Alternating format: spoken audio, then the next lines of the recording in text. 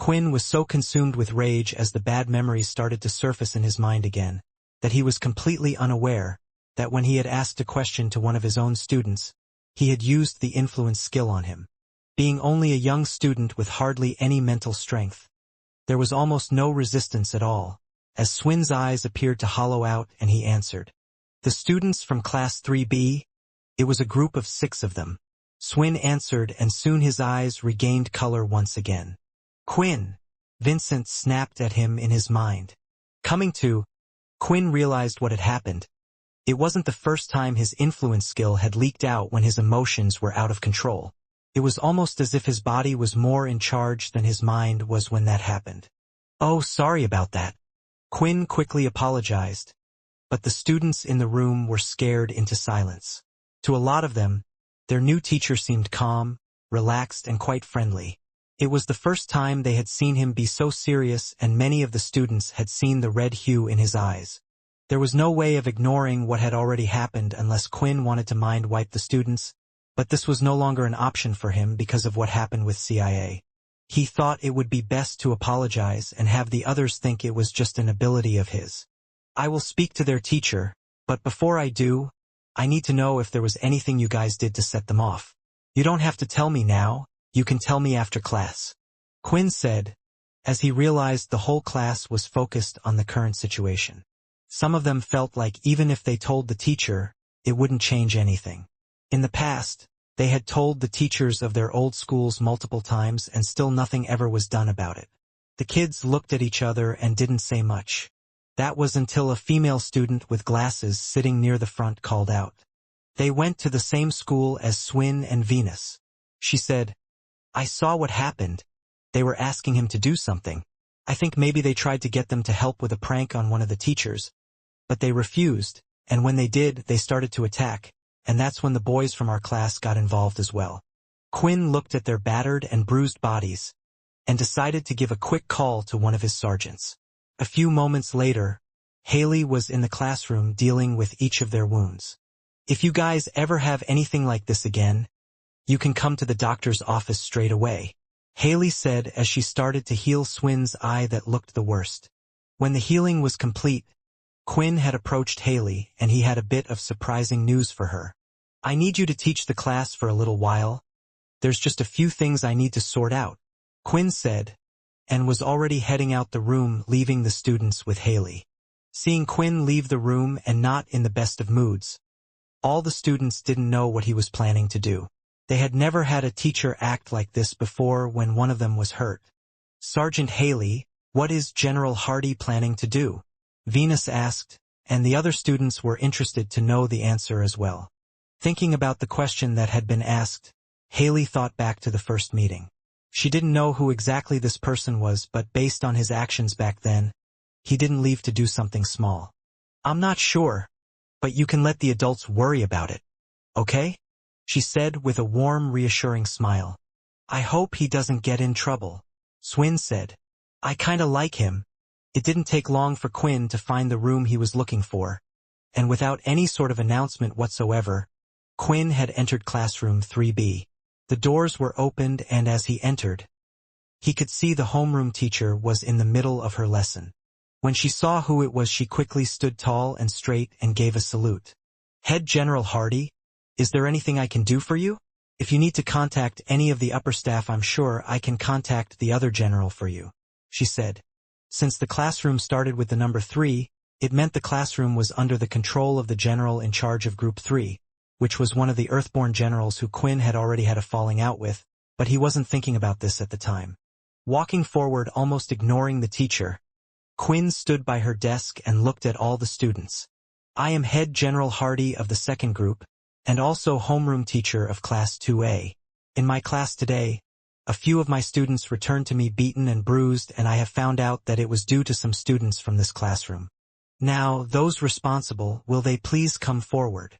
Quinn requested in a deadly serious tone. However, his request seemed to fall upon deaf ears, as no one replied and the students looked at Quinn like he was a madman. General Hardy, the teacher called out to him softly. I understand that this is quite the problem, but it's in the middle of class. Was there really a reason for it to be interrupted for this? If you want, I can ask my students if they saw who was responsible and deal with them myself. The teacher was already annoyed due to how Quinn had basically ignored her and taken over her class, and now he was still interrupting her. There were certain procedures that needed to be followed, and she didn't think it was right for another general to come in and interrupt her class like that. Of course, they wouldn't just volunteer to come forward. Not getting the answer Quinn wanted, he made a fist and slammed it on the desk, which immediately crumbled beneath him. The teacher immediately took a step back and almost panicked. Damn, that's right. I heard these people from the cursed faction are crazy. I need to get some help, she thought. Although Quinn could have used his influence skill to find out who was responsible, even if he did, what could he do? These were still students, and Quinn wasn't exactly going to beat them to a pulp. That wouldn't solve the problem. This is a warning. I will not tolerate those who choose to abuse their power. Fights will break out every now and then, but just because someone doesn't want to do what you want, or you try to force them to do something and they refuse, these acts are unforgivable. As Quinn had finished giving his talk, the door was opened once again, and this time, Head General Inu had entered the room, and immediately saw Hardy in front of him. What are you doing here? This is not part of your group, Inu asked. Not saying anything, Quinn started to walk towards Inu. Don't worry, I'm just leaving, Quinn said. Inu wanted to say something, but when the two got close, he quickly moved out of his way. This time he wasn't forced to, but felt like if he didn't, he would have been again. As soon as Quinn was out of the room, Inu approached the teacher to find out what exactly happened. While in the class, the group of 6 students who were responsible were sitting next to each other towards the back. Hey, what the hell? Could you believe what they told their teacher? Why would they do that? I don't know. But even if they did do that, I thought it was a surprise that the general himself would come in. Why does he care about them? You know what we have to do, right? We just have to make sure those guys never say something about this again. But what happens if the head general finds out? What if they tell him again? We could be in serious trouble. Don't you know, the ones that are responsible for our punishment will be our head general, and with my connection and family sponsoring all his military projects, we will just get a slap on the wrist. Besides, who really cares about those low levels? They aren't ever going to help us in the war against the Dalki. They need to know their place. On his way back to his class, Quinn's anger had calmed down a bit. However, his main worry was he wasn't quite sure about what he had just done. He wondered if it would even act as a deterrent for the students to stop fighting. He knew from experience that even if a teacher gave a telling off to the students directly, they would just carry on doing the same thing again and again. As long as there was no real punishment for those students, then this would just carry on happening. The school would never expel the students as long as they had an ability that was deemed needed. Should I talk to Oscar about it? But could he even do something? What would be the best course of action? Quinn wondered and had finally entered his classroom once again. Haley had done quite a good job taking over, as she stood in front of the class. Everyone seemed to be keenly listening in on her, and he wanted her to continue while he was trying to think of something. But as soon as he entered, all the students' eyes were on him and they were far too distracted. So instead, Quinn walked to the front. Thank you, Haley, for covering for me, Quinn said and turned to the students. I just wanted to talk to you all. What happened today with your fellow classmates is not okay. Maybe you have seen it happen many times before, but why should people get hurt just because they have been put in an unfavorable position? If there are any incidents like today, or if any of you get hurt, I want you to tell me. If you can't confide in me, then confide in Haley here. She might be good at healing the wounds on the outside, but we can't see the wounds on the inside. There was silence after Quinn's speech from the students, as they didn't really know what or how to reply. Hey, you're getting a bit cheesy with your speeches, Quinn. What do you want them to say? Vincent said, trying to tease him a little, but knew Quinn meant well with his words. Luckily, the students didn't have to react to what had just been said, because the bell had gone off, and it was time for their final lesson of the day. For Quinn as well, it was time for him to go ahead and teach his beast weapon class. Some students from his class couldn't help but talk about how strange Quinn was acting and how strange he was as well. It was weird because it seemed like he was even more caring about certain things than his parents. The sad truth was this wasn't unusual either. The kids' parents knew that even if their child were getting abused, they were unable to do anything about it.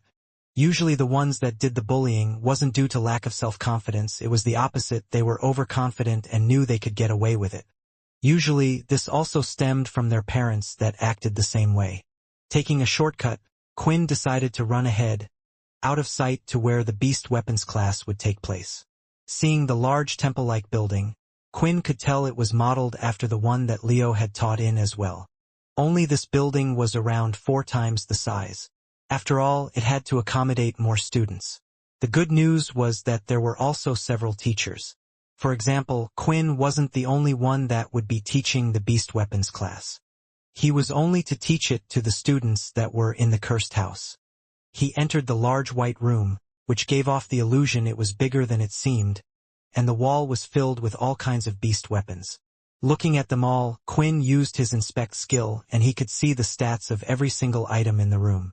This really does bring back memories.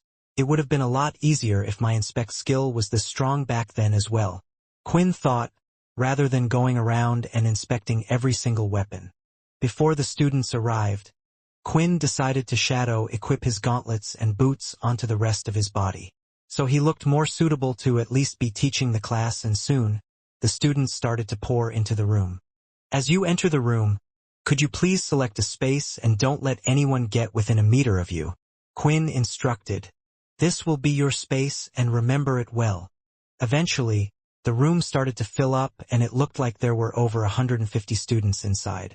There would have been more, but Quinn had seen some students step into the room and when they saw who was teaching quickly left as if they were disappointed. Ah, it's taught by him. Maybe I should go to the elemental class instead. Some students spoke. Students were free to go between classes for the first few weeks anyway, as they decided what they wanted to excel in, so Quinn didn't really mind it. What pleased him the most, though, was the students from his very own class had come right to the front where Quinn could see them. Venus and Swine were both looking at him carefully and staring at the equipment on his body. What was a surprise for Quinn was that Shiro had entered as well and was standing beside them. Oh, I thought since he wanted to be in the Greylash family, he would have joined the elemental class, but I guess since he doesn't have an ability there isn't much he can do. Quinn thought. General Hardy, what level are those gauntlets on your arms? Swin asked. I've never seen gauntlets so bright red before. Quinn looked at them and realized he still had the Emperor tier gauntlets on him. Although they had gathered some legendary tier crystals, they weren't the right crystals to produce an ideal weapon for himself. I guess they do need an upgrade at some point, there at the Emperor tier level. Quinn replied. Hearing these words, Swin placed his hand on his chest and grabbed Venus before he fell. Emperor tier. Does that mean you've fought against some Emperor tier beasts before? Venus asked. Quinn didn't mean to blurt out the first part, but the cat was out of the bag now about his weapons, so he just went ahead and nodded. Of course, not all the students were as excited about this. If someone was capable of killing an Emperor tier beast, they would have at least been known, however Hardy wasn't. So they could only assume he was given those weapons, lying about them, or had fought with his faction to obtain them. Students were shaking their heads, clearly regretting the choice they had made. Now that all the students were ready, Quinn decided to start the lesson. He first went into explaining the different tiers there were and how some beast weapons had active abilities. Those that didn't would still need to be activated to gain a stat boost from the items themselves, however. He briefly went over all of this information and soon gave a display. Touching the ground made of concrete with his fingertips, he made a fist. With just his strength alone and no abilities, he grabbed the concrete, leaving markings on the floor, making a ball. This small demonstration alone was able to get quite a few of the kids pumped up and ready to try things themselves. In similar fashion to Leo, he had done the same thing as him, saying to all the students that they were free to try all the weapons on the wall, to find which one suited them. The students quickly began to take weapons down from the wall and try them at will. Walking around the room, Quinn kept a keen eye on a lot of them, and even at one point a stray whip looked like it was about to hit another. The student tried to pull it back, but Quinn had caught it in time, before it had hit another. Whoa! Calm down a little there. Make sure you know your surroundings. Think about it. If this was a fight, you wouldn't want to be hurting your own allies now, would you? Quinn said. The student apologized and went ahead to select another weapon. That's when Quinn noticed that there was one student who hadn't selected any weapons at all, and standing on his own, it was Shiro. Too much choice? Quinn asked. I thought it would be best to pick a weapon that would go well with an ability, but since I don't have an ability. Shiro stopped there. Well, you can always change your weapon, you know? Or you could do something similar to me. Quinn said. One of the reasons I selected just gauntlets wasn't because I was good at fighting with my fists. It was because even with them, if I wanted to, I could grab and use another weapon. Back then though, Quinn had mainly selected it due to it giving his blood skills a boost, so he understood why Shiro was struggling. The more he started to remember about the past, the more Quinn was thankful for having the system. Teacher, I remember what you said before, Shiro replied. About how you used to be a level 1 with no ability. Shiro grabbed his arm, like it was in pain, and Quinn remembered he had a marking there before Haley had healed it. Based on what the girl was saying, it was only Venus and Swine that got involved with the other classmates. So it meant Shiro was one of the ones from his class that tried to help. I wanted to ask, did you ever get bullied? Did I ever get bullied? Quinn chuckled. Of course I did. But back then there wasn't anyone that would stick up for me. At least not at the beginning, but I found some people that helped me along the way, and I really meant what I said. I will help you as well. Shiro's hand was shaking slightly, as if he was holding back something. He wanted to speak but couldn't, and he soon ran off and went to grab one of the weapons off from the wall. That kid Quinn reminds me a lot of you, Vincent said. I know, and that's a problem. Outside, not too far from the beast weapons class, a group of 6 students were patiently waiting. Are you sure they are in here? One of them asked. Trust me, I have my connections, they said. Swim and Venus had signed up for the beast weapons class. Once this class is over, it's the end of the day, and this is the only path someone can take from the beast class to head back to the dorms. We need to make sure they learn to listen so they never ever think about telling the teacher again. Although Quinn was a little worried about Shiro, he seemed to be doing better after their small talk. He tried out a few of the weapons as intended, but it still didn't seem like he found something that he was used to yet. It was either that, or Shiro was still holding out to learn the Grey Lash ability. Shiro, if you dived in when you saw your classmates were in trouble, you're going to do the same thing again. As sad as this is, without any strength or an ability, it might be impossible to help them. Quinn thought. Maybe there is something I can teach him which makes it so he doesn't have to learn an ability. Quinn, are you thinking of teaching the kid chi? You know what will happen if you do that, right? Vincent questioned him. I know, the military are already interested in it since Pure mentioned it, but I was debating whether it was something I should attempt to teach others anyway.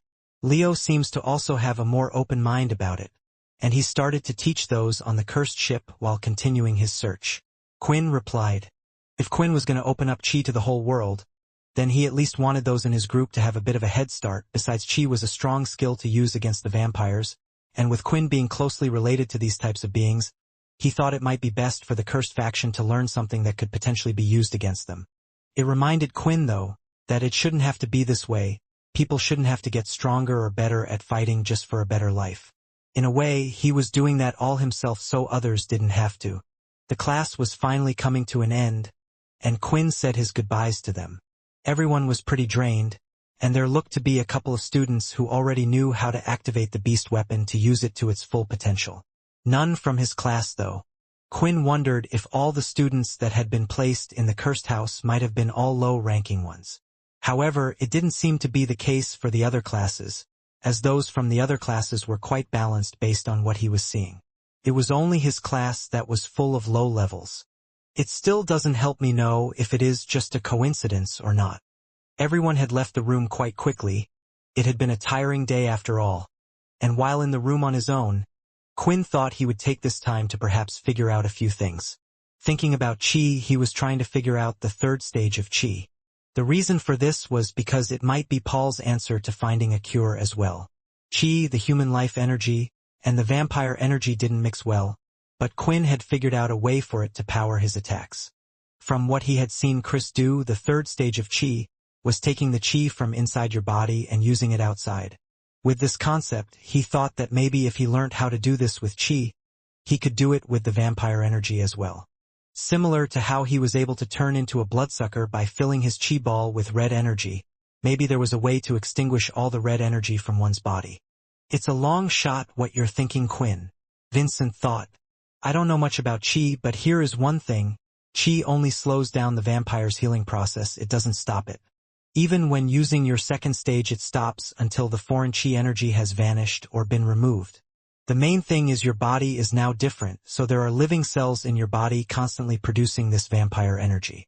Yes, you might be able to get rid of it temporarily, but eventually it will come back. Although Vincent was a much smarter man than Quinn was, at the same time, even he admitted he didn't understand everything about chi, so Quinn thought he would give it a shot. Besides, even if it didn't work, it was another weapon he had in his arsenal. Meanwhile, both Venus and Swin were happily walking back from their class together. They had stayed a little bit behind because they wanted to ask their teacher a few more questions, but it looked like he had a lot on his mind, so they decided to leave it for another day for now. Still, they were excited and couldn't stop talking about all the weapons they had both tried. I liked the spear the best. It really felt like I had a really long arm, Venus said, as he thrusted forward, imagining a spear in his hand. I wanted to try on some armor as well, but I guess that will be another class, Swin said. Maybe we can help you practice. A voice from behind was heard, and soon they felt their heads being pulled under one's arm by a few people, and being dragged along to a different location. Erlen, you're here, Venus stuttered. You're. Shut the hell up, Venus, Erlen said as he chucked Venus from under his arm, across the floor. Soon after, Swin was chucked on the floor by his side as well. As the two boys looked around, they could see that they had been dragged between two large buildings, between the beast weapons class and the dormitory. There was a pathway with a glass roof over them that allowed them to see the orange sky created from the sunset, while they walked to their dorms. With it being the end of the day, there weren't many students left that would walk this way, and there were only the students from the beast weapons class that would come this way to head to their dorms, which meant it was unlikely they would be seen. Looking up, Erlen's face had a creepy smile. He had black rough spiked hair, and the five behind him were his usual followers he always had throughout school. You of all people, Venus, I never expected that you would tell the teacher about what happened. Doesn't your dad work for my company?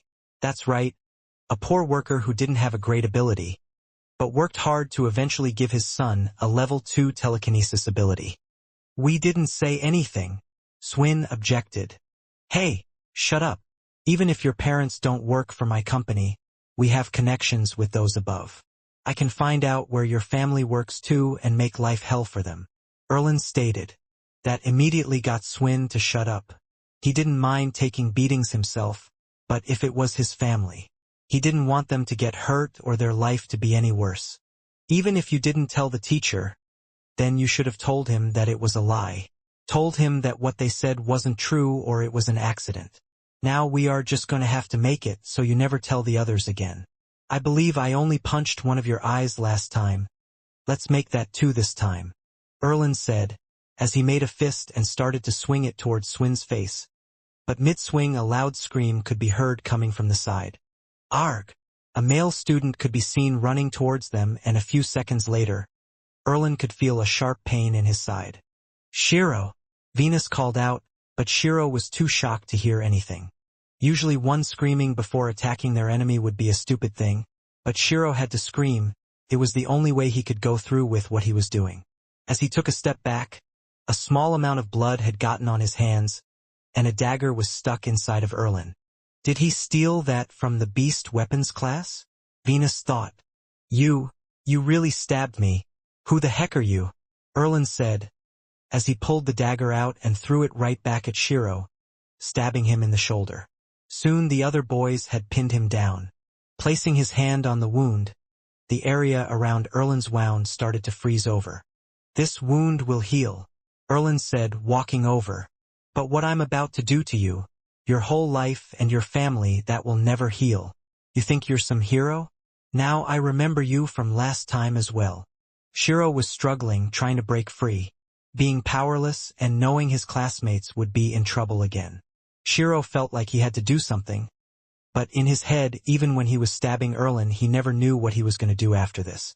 Maybe I deserve this after all. What the hell was I thinking?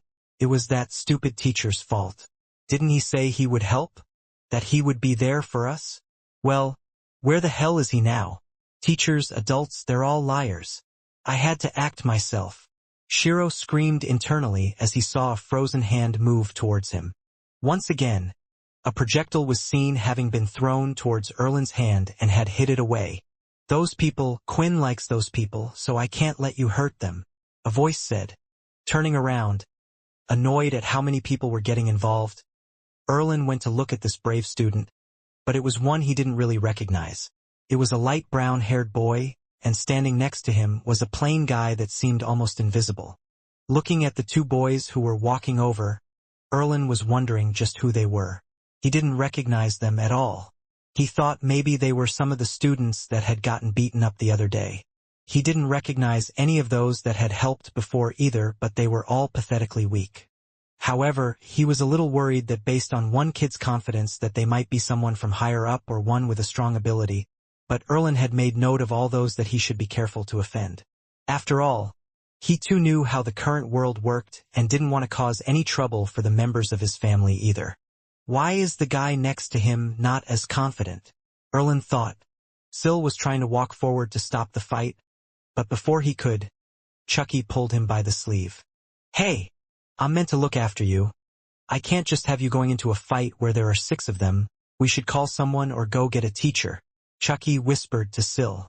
It wasn't that Chucky was afraid of the students. After all, he was an adult that had gone on far more frightening things, such as battles with deadly beasts while being in a faction. But he was a careful person, and having to fight while protecting another, he didn't know how hard it would be. This was the first big mission he had been given by the cursed faction, and he wanted to make an impression. Although, unknown to him, Chucky wasn't selected for any particular reason. It wasn't because he was good or strong or had a good ability, it was due to his young-looking face. There weren't too many in the faction that would pass off as high school students. Chucky, Sil said for a second, I don't like your ability. And after saying this, he had his hand held out as if he was asking for something. Reluctantly, Chucky handed Sil a round black ball from around his waist, a similar size to an egg, while keeping some for himself. You don't want to kill someone. If you can, avoid doing that as much as possible. Once you do, you can never go back. Sil said. Kill? I wasn't planning on killing him. I just wanted to make sure that he could never sleep in his dreams again without thinking about me, Erlen shouted. Chucky started to chuckle hearing this. Whoa, if you just wanted to ask him out, you didn't have to go through all this trouble. There are other ways. Chucky couldn't help himself but say. Now in his hand, Erlen had formed 2 spears made of ice, and had a frown on his forehead looking at the 2 newcomers. Looks like we need to deal with some others first, Erlen said, throwing out the ice spears at both of them. Soon the other students started to move as well. The first thing Sil did was throw the black egg towards the spear, and when it hit, the spear completely shattered and fell to the ground. The same happened with Chucky's throw as well, but soon the others would be upon him. What should we do? They came here to help us. Should we help them? Swin asked. Venus wasn't too sure. The last time people from their class got involved, it ended in all of them getting beat, and the other kids now stayed clear of both Venus and Swin. They were honestly quite surprised to see Shrio come and help them again, and now 2 other students from the class. Why are so many people helping us? Venus asked, wiping away his frightened tears. When he looked up, Sil was tapping them both on the shoulder, but he was looking straight past them and at Shiro on the ground. Those words I spoke before, they weren't aimed at him, they were aimed at you. Remember what I said. Sil spoke, and soon turned around to all those that were ganged up on him. All 6 of them, including Erlen, had them surrounded. We have no choice, we have to fight, Swin said, standing up. However, Sil held out his hands, and a few seconds later, 2 of them were lifted off the ground. Putting his hands together, both of their bodies crashed into each other with such force, and flopped to the floor after. Straight after that, he lifted another one and slammed him against the glass ceiling. causing it to crack above and soon let go, allowing him to drop to the floor. Then when several ice spears came towards him, Sil held them mid-air, throwing them back and hitting them against an ice wall that Erlen had made. Whoa, wait, what is this telekinesis ability? It must be close to level 8 to be able to lift things so heavy, Swin said, knowing full well due to him having the same ability. Now this is an ability I like, Sil said.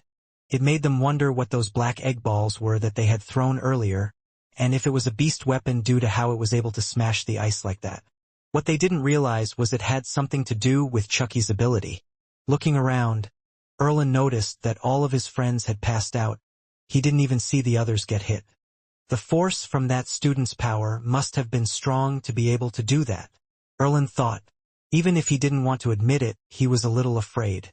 He had never heard or knew of someone with such a strong telekinesis power in the school. Hey, look, you don't want to hurt me. You know my dash before Erlen could finish the sentence. He felt a strong thump at the back of his head and his eyes went white and fell to the ground. No one wants to know about your dad. Standing behind Erlen, Chucky could be seen holding one of the black balls in his hand. Where did he come from? Venus asked. Yeah, I didn't see him in the whole fight, Swin replied. Chucky could hear every word the kids were saying, and although he hated to admit it, as soon as the fighting started, for some reason everyone's attention had gone straight to Sil, and they were completely ignoring Chucky. He practically was able to run up straight behind them without anyone noticing and had hit the back of Erlen's head.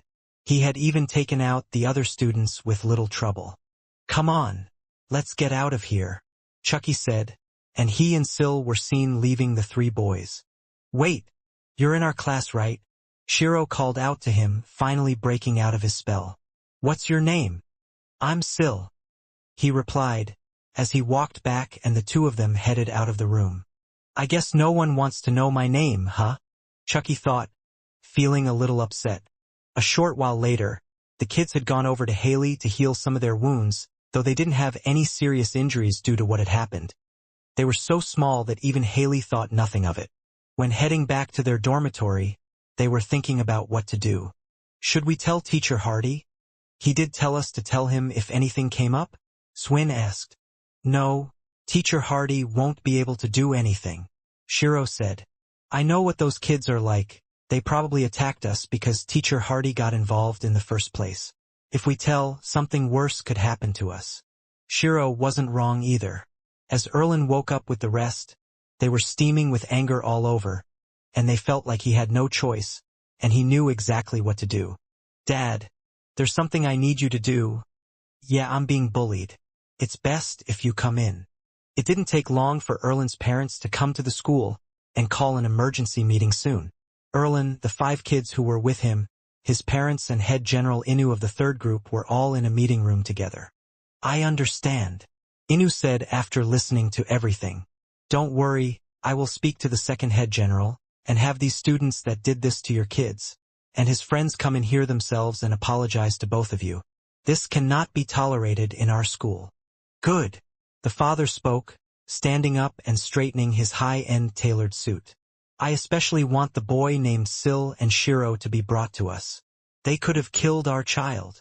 2 names in particular were mentioned with great detail from Erlen when he told his story. Towards the end of the fight, as everyone was leaving, Erlen had managed to regain a little bit of consciousness, and while Sil was still there, he didn't want to get up off the ground. But he had heard the name of the student that had been spoken at the end, and he was sure to remember it. Looking away from the parents, there was a smile on Inu's face. He had been waiting for a way to get back at Head General Hardy but didn't know how, and he thought that this was now the perfect opportunity. Thank you, kids of Class 2A, and especially you Sil and Shiro. The next day, in the early morning, the 2 kids Venus and Swin who were staying in the same room together woke up dreading heading into class. Based on how Erlen had acted before, they were worried that he might already be planning his next move, and they had seen this happen with other students in the past. Maybe if we get close with that Sil kid, Erlen will stop messing with us? Venus thought. He couldn't stop thinking about what great power Sil had displayed. How he had completely overpowered a strong ice user. He was calm throughout the whole fight, and didn't get a scratch on him. They were surprised that such a strong student was in their class, even more so that he would help them. No, I can't get him involved. What if Erlen tries something worse? Venus thought, and at that moment Venus noticed that he had a ton of missed messages from his parents. Before, in the old military bases, there were only certain periods when one could get in contact with their families.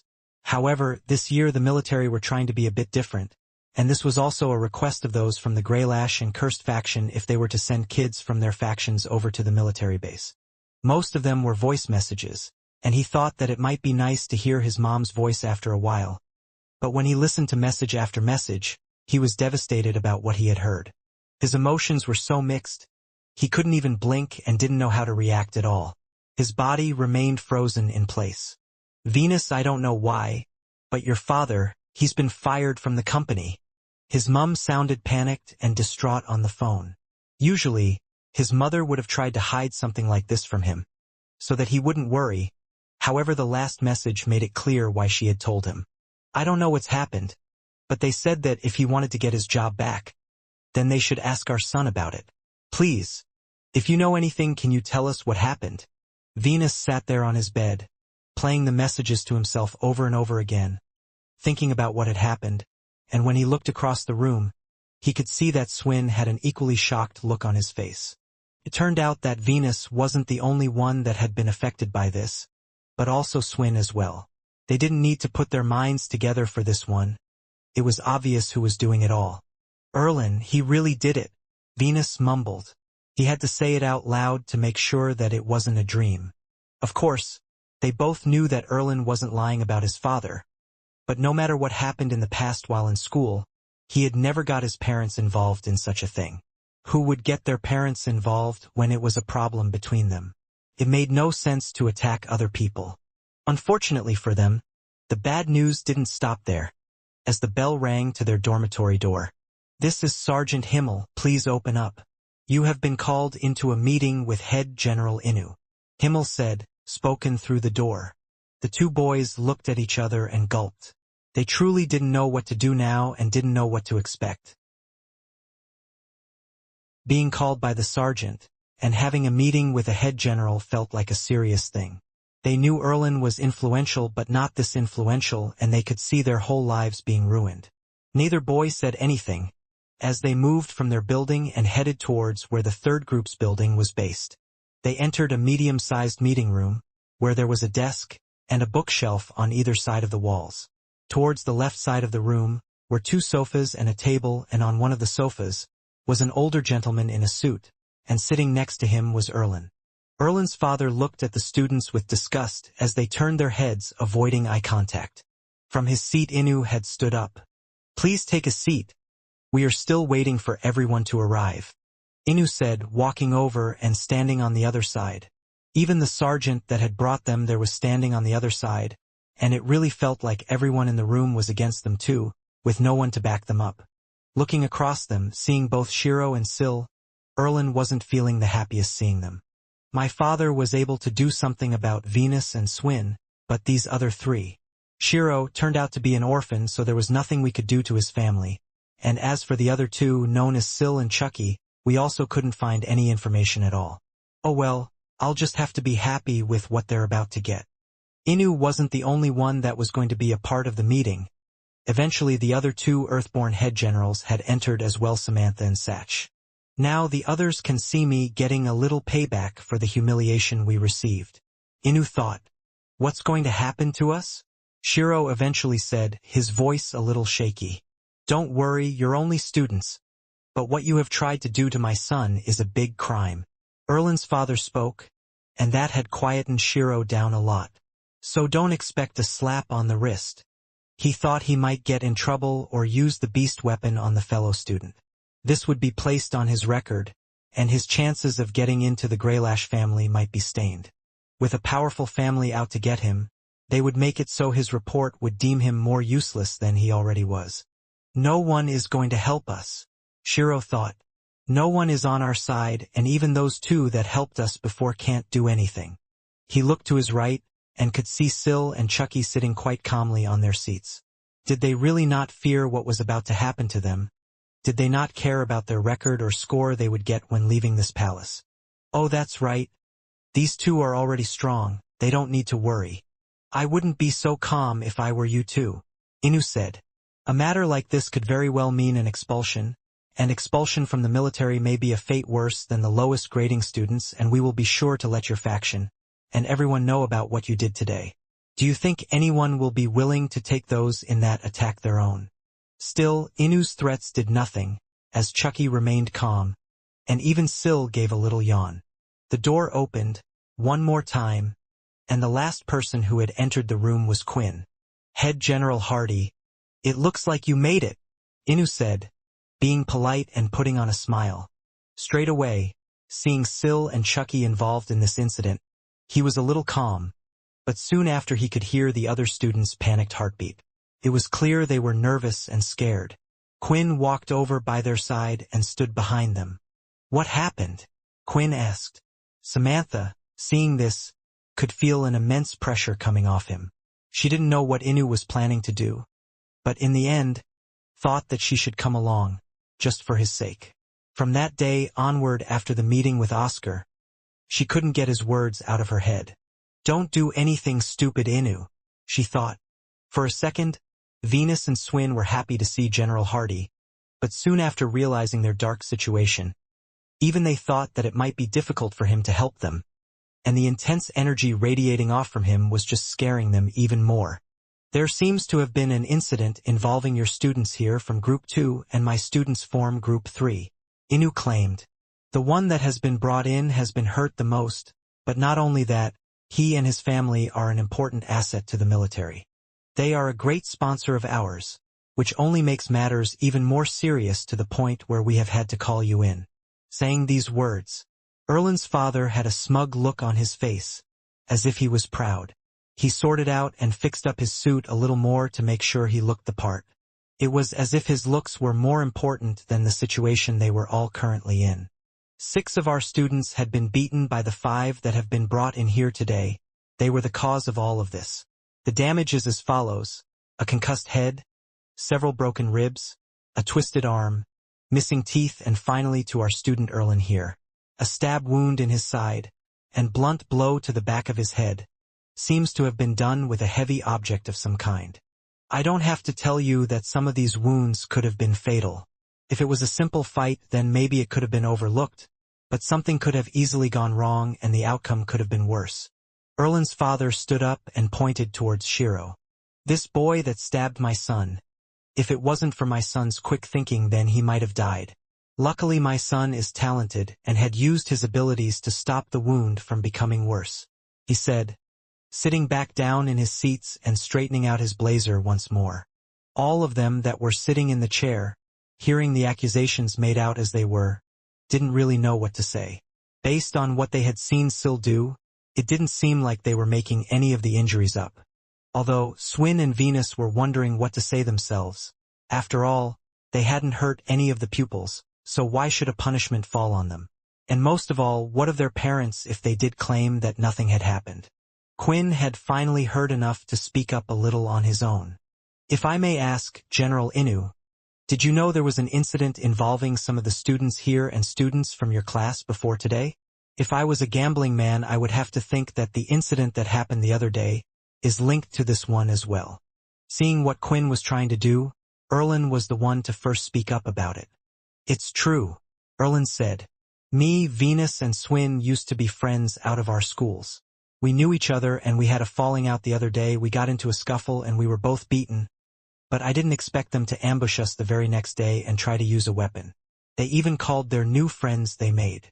Erlin was putting on an Oscar-worthy performance, making it look like he was the victim in all of this. Quinn could imagine if it was another general, due to the other family's position and connections with the military, they would take their side. Looking over to Chucky, Quinn could see him shaking his head, calming what they said wasn't true at all. Seeing how his son seemed to be quite upset at what happened, Erlin's father stood up in anger.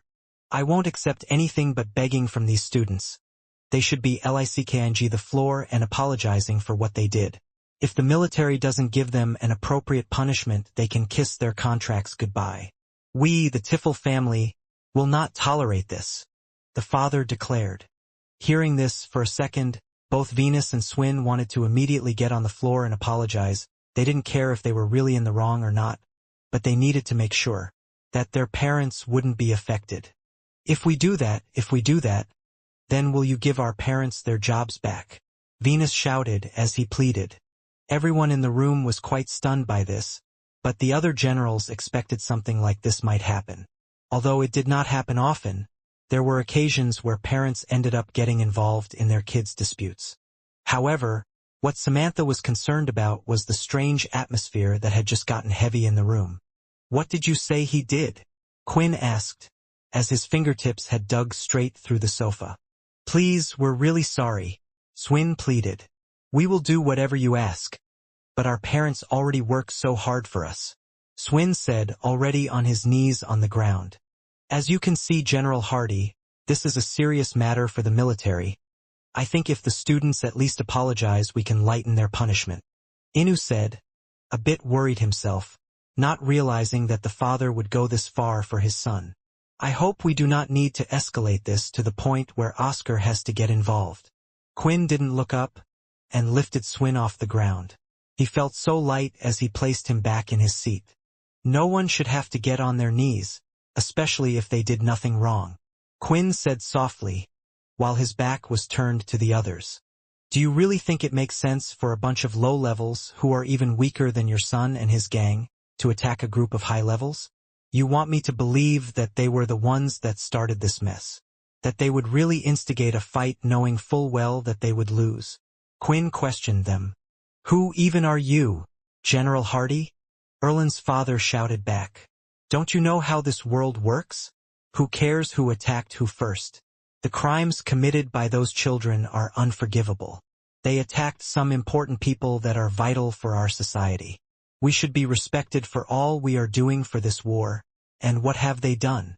They dare to even attempt to attack us or argue with us.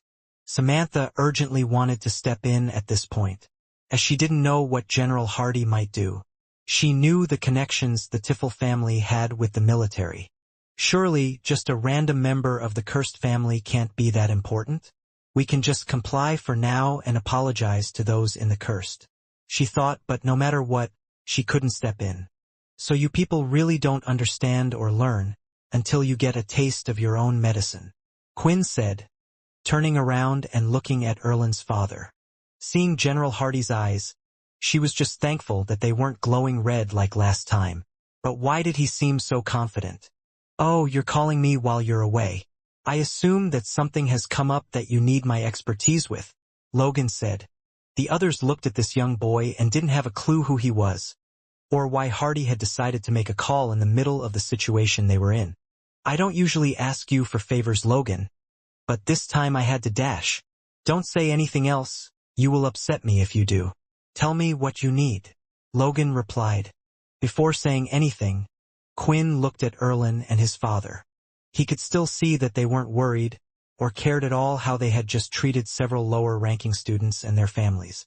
Look into a family called the Tiffel family for me, please, Quinn requested. Some typing was heard, and it didn't take long for Logan to bring up their information. It looks like the family has a lot of connections with the military. They own a lot of manufacturing plants that mostly help produce the mechs for the military, amongst other things. What's the problem with them? Are they causing trouble? Logan asked, calmly. How long would it take to bring them down? Quinn asked. Hearing these words, nearly everyone in the room was stunned. The kids, the generals, and even Erlin's father. However, they all assumed it was merely a bluff. I think I can gather what has happened. Let me sort it out, Logan said, and the call had ended there. You think your little fake call is going to scare me? I've had enough. Call the Supreme Commander immediately, Erlin's father demanded. However, a few moments later, his own watch started going off. Looking down, he could see it was an important call that he had to take. Sir, we have a problem. Our company, we've been bought out, the caller said. How is that possible? Our group would never have sold. They had no choice, sir. We no longer have access to any of our systems or databases. It was a complete takeover that happened in seconds, but somehow they managed to halt production immediately. An offer was then made from the Green family that they wouldn't allow us to continue production, complete our contracts unless we sold. Even if we wanted to do anything we couldn't, and sir, I'm afraid I have even more bad news. The first decision the new director had ordered to be done was to get rid of all the executive staff and other directors. Soon there was more bad news as the Tiffel's personal accounts were taken over, and multiple pings from his accounts were being sent to him. What is happening? Erland's father panicked as he went on the floor, grabbing his hair. Everything was hitting him at once, and he was slowly beginning to make sense of it all. His stomach was churning and his head started to spin, and the only comfort he had was being on the floor. Looking up, he saw Quinn, who was looking down at him. "Please, it was you, wasn't it? I'm sorry, he shouted. Quinn stared at the man on the floor, who was almost begging, and stepped away before he could grab onto his feet. "Father, I don't understand. What's happening?" Erland started to panic. A ping was received on Quinn's watch, and it was a message from Logan. "Your company and all of its productions will continue to operate as normal. However, you nor your family will no longer own it anymore." Quinn read. Turning away, he left the man. "Come on, let's go," Quinn said, as he walked out of the front door. Syl and Chucky stood up following him out, and the other students quickly followed close behind. Shiro couldn't believe what he had just seen happen. Why would a general get so involved in all of this, just for a couple of students? Taking down a corporation of that size couldn't have been easy. As Quinn left that door, everyone was thinking, who the hell was this person? On the cursed ship, Sam was doing his daily duties, reading the reports sent in from all the different planets they now owned. Sorting of the beast crystals, allocating trade, seeing what was made, and he even had to decide who in the cursed faction would get what equipment first. Since the attack on the forgery that happened on the cursed ship last time, he had told those in the forgery to make equipment for themselves first. They needed something just in case of an emergency. Even though Alex could now use the shadow ability, it wasn't enough and they needed to be careful. So strangely at the moment, there were some of those in the forgery with legendary tier armor. Sam continued to look through all the reports, which was done at the command center. He liked working here because it was where one could see the vast space out from the glass window. That's when he noticed that he had received an additional report compared to usual, and it had come from someone who he didn't typically get reports from. This one was sent from Logan.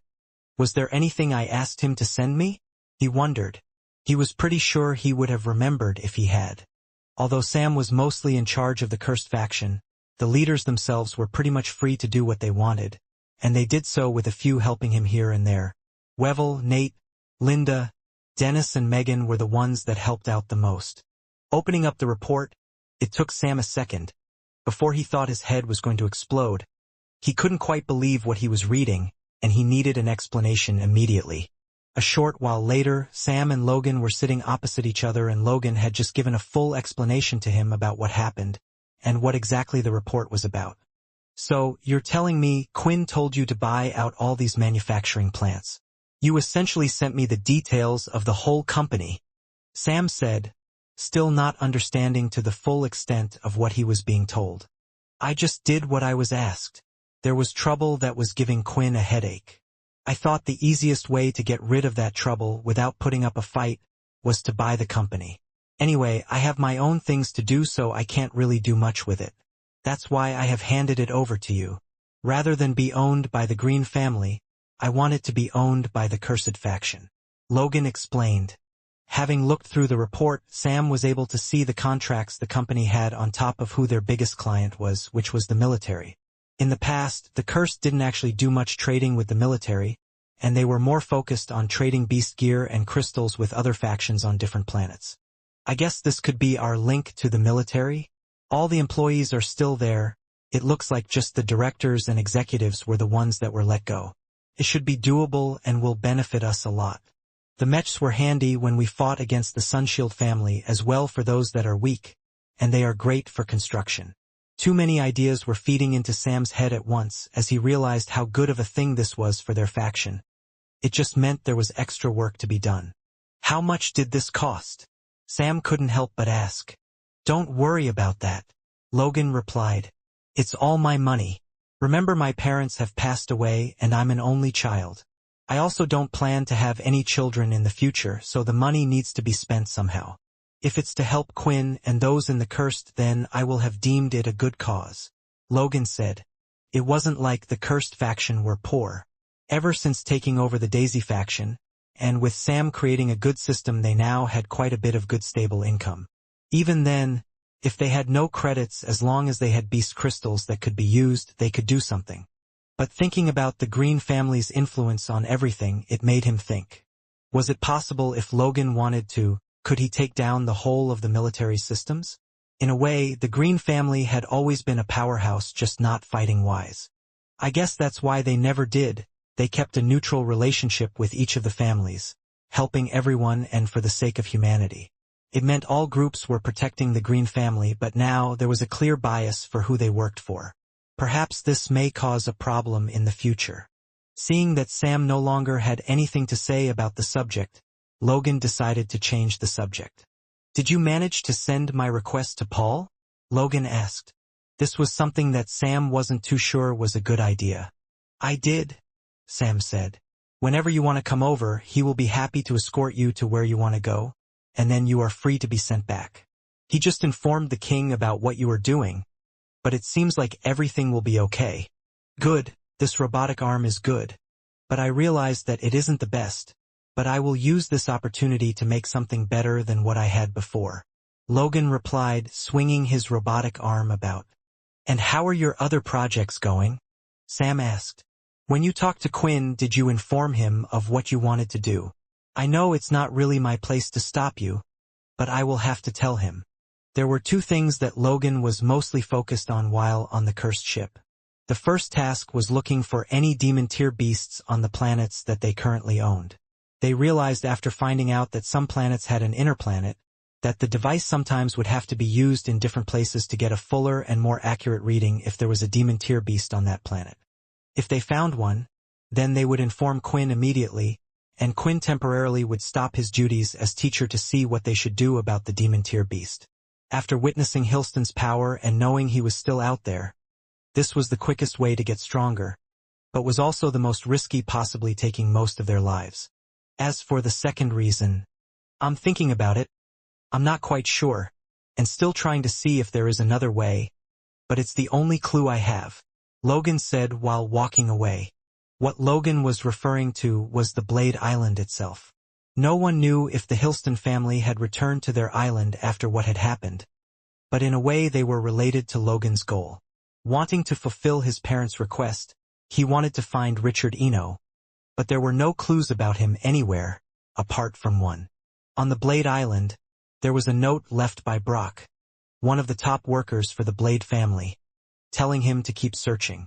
Logan had a feeling that he knew where Richard Eno was, and there was a reason for him being on the island.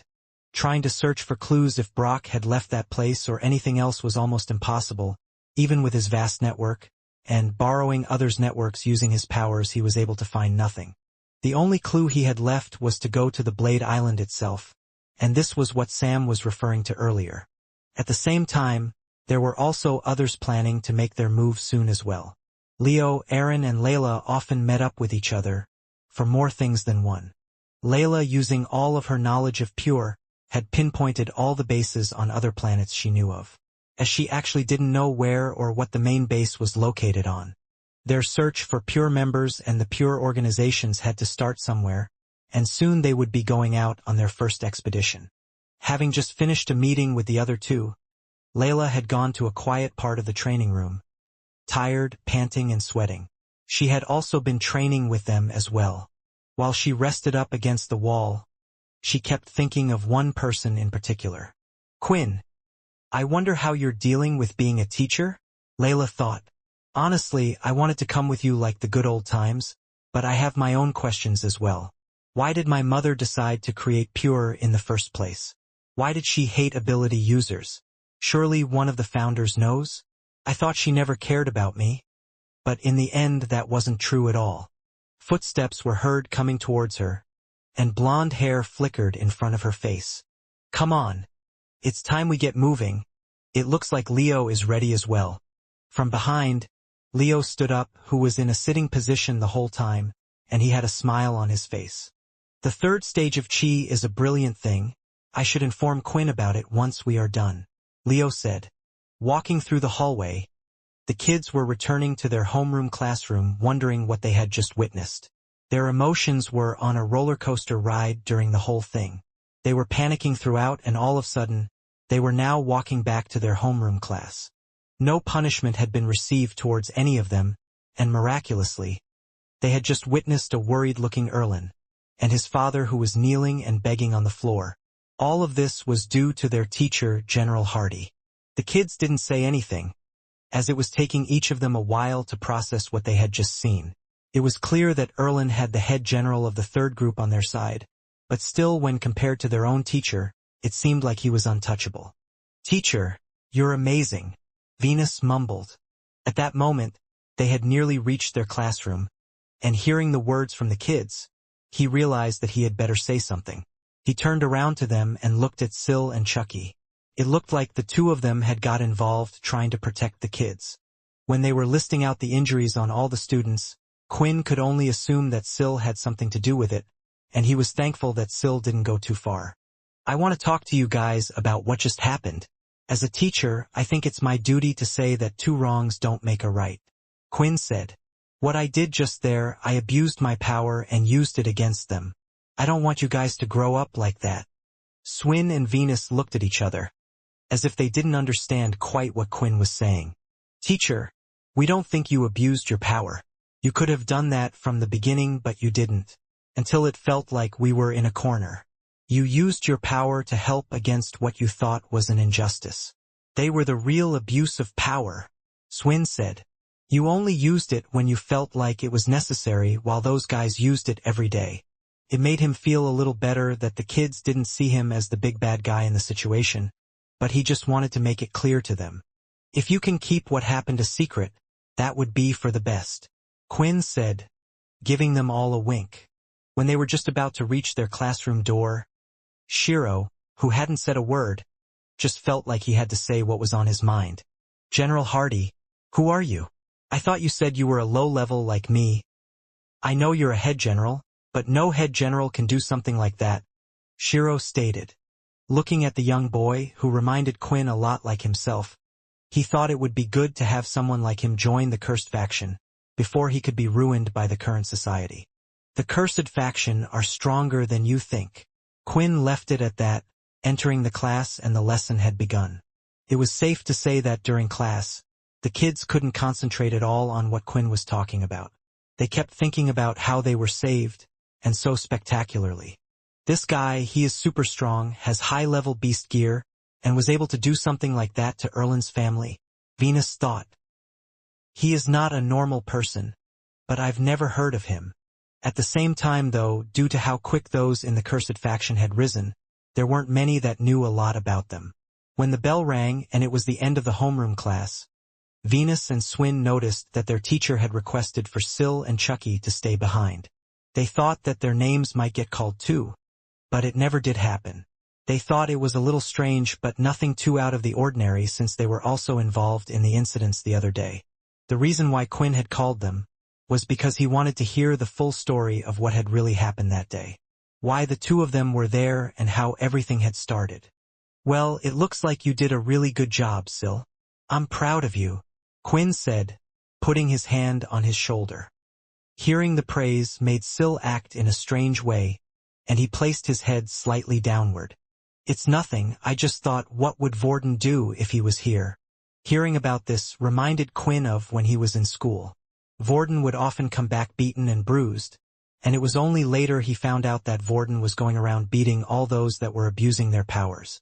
"Yes, and hopefully Vorden will be back soon. Remember what you need to do," said Quinn. However, hearing the full story, there was one thing that was concerning, and it was Shiro. The fact that he had gone so far as to take a weapon from the beast weapons class, and pretty much had committed to wanting to kill Erlen and dealing with the consequences later. This isn't a good sign. It reminds me of how Peter was at one point. If he gets a strong power, he could very well attempt to use it to get revenge on all those that bullied him, Quinn thought. Although Quinn had to admit when he was younger, he had harbored these same thoughts as well. But he realized that most of the time it wasn't the individual's fault, but rather a problem with the whole system. It was a change that would take some time to achieve. Later that day, when it was the school lunch break, Venus and Swin were both looking for somewhere to sit. After the incident, most of those in their class were still trying to avoid them, afraid that they too would get attacked by Erlin and his gang if they got close to them. They didn't know about the extraordinary events that had occurred, and they were fighting everything in their body to hold it in. That's when they spotted Shiro sitting on his own and decided to sit with him. The three of them now, although didn't have much in common before, now all shared a certain bond, and had one thing they loved to talk about: their favorite teacher, General Hardy.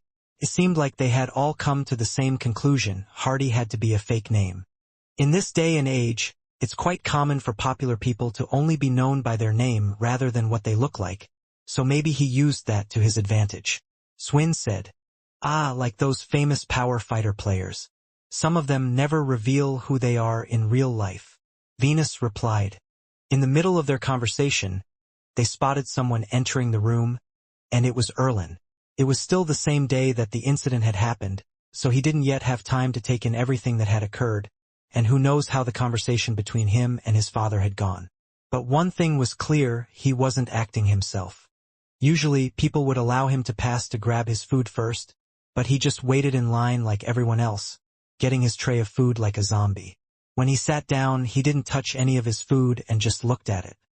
His eyes were puffy and red as if he had been crying the whole time, and the side of his cheek was red. Quite possibly, after finding out what happened and everything his father had built up, he had put the blame on his son for losing it all, and was now dishing out punishment on him. It was hard for the others to feel sorry for him, though. They had years of abuse, and their injuries were far worse. They were just hoping that Erlin would learn from this. After what had happened today, there was another group that was stunned by what they had just seen. In Inu's room, Inu, Samantha, Satch and Haley were all sitting down together. I just got an update from the company. It looks like all the contracts are going to be continued as per usual, Samantha said. Also, it seems to all be true. The Green family has taken over the company and now it belongs to the Cursed faction. Who would have thought? Satch said. The Green family and the Cursed working together. The person who Hardy called. I've seen him before, Haley mentioned. When the fight was going on for electing the next big power, he was there along with the Bree family, working with Mona. Does that mean that the Cursed faction took him in after the Bree family disbanded? Inu asked. I'm not sure, but the Cursed family seem to have a lot more allies than people think on the surface, as you can see. Haley said, wondering herself as she knew her father, Paul, an ex-head general, was also part of the Cursed faction. Everyone still underestimated the Cursed faction, due to them being the newest addition to the leaders' table, but it was quite clear with their allies and consuming the Daisy faction, they were bigger than anyone imagined. I think I'm starting to understand why Oscar told us to try to get the Cursed faction on our side, Samantha blurted out. Hearing this, set the other two aback a bit as well. They were hoping that Oscar might be a help to them, but if Oscar cared about the Cursed faction, then they might not see eye to eye. Yes, but did you see how he is acting? He acts like he owns the military, and that he can come and do whatever he likes. Inu shouted. Calm down, Satch said. You had your chance and you failed, but I think I have something up my sleeve that might do the trick. He might have a strange ability and connections, but he has never fought us directly. I think we can figure out something. Later in the school day, it was time for the students to head to their classes, and currently Syl and Chucky had decided that they would hop over to the elemental class. The other day, they had joined a mental ability class, and today they had switched to another one. The two of them decided that they would continue to switch between classes while Syl would try to copy as many different abilities as he could. The goal was to try and find someone that could possibly help Syl bring the other two back. Although it was unlikely they would find anyone in the elemental class that could help, they wouldn't leave any stone unturned, and this seemed to be quite the easy class for them to join. The elemental class was filled with students and was always the most popular class in school. Students would attend it regardless if they had an elemental ability or not. Some just wanted to see displays of the most powerful abilities, while others were there to make connections with other families. However, in the bright dome-like room, standing on top of a square stage structure at the very back was a special person. The usual teacher of the elemental class had claimed to have invited a special guest. Quite a young-looking gentleman was standing by their side, and he was covered in white robes. The special guest was one of the head generals who was part of the Greylash family, named Robin Greylash. Because of him, the already popular class was filled with even more students, and it looked like that's when Chucky noticed that Shiro from their class was here as well, standing at the very front watching keenly on the demonstration. "Come on, Sil. You're not going to get a better chance than this?" Chucky said. "All of these people here and they're paying attention to the speech. I know you don't like approaching people, but here you can touch whoever you like." When Quinn had called them after class, he had learned of what happened, but on top of that Chucky had a question of his own. Just who was Sil? Sil had been able to copy his ability, and then soon after used the telekinesis ability. He was so strong and powerful.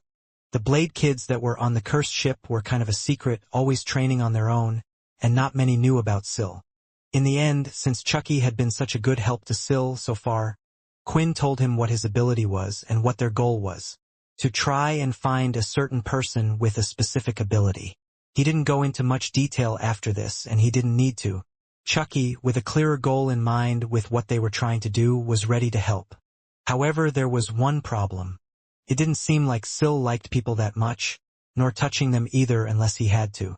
In the last class they were in, they tried to think of several ways for Sil to touch others without it seeming weird. The easiest way was through an introduction and handshake. Whenever it came to this part though, Sil just wouldn't stick out his hand, or say his name. It made the situation awkward, eventually causing the other person to leave. So now, seeing how things were, Sil could just go through crowds of people touching them. "Okay, I'll try," Sil said, convincing himself it was something he had to do, if he wanted to get Vorden and Ratton back. The two of them were at the very back, and not wanting to make eye contact or make it awkward, Sil started to walk through the crowds of people while the speech continued. While doing so, he would let his hands out and brush it past each person as he walked by.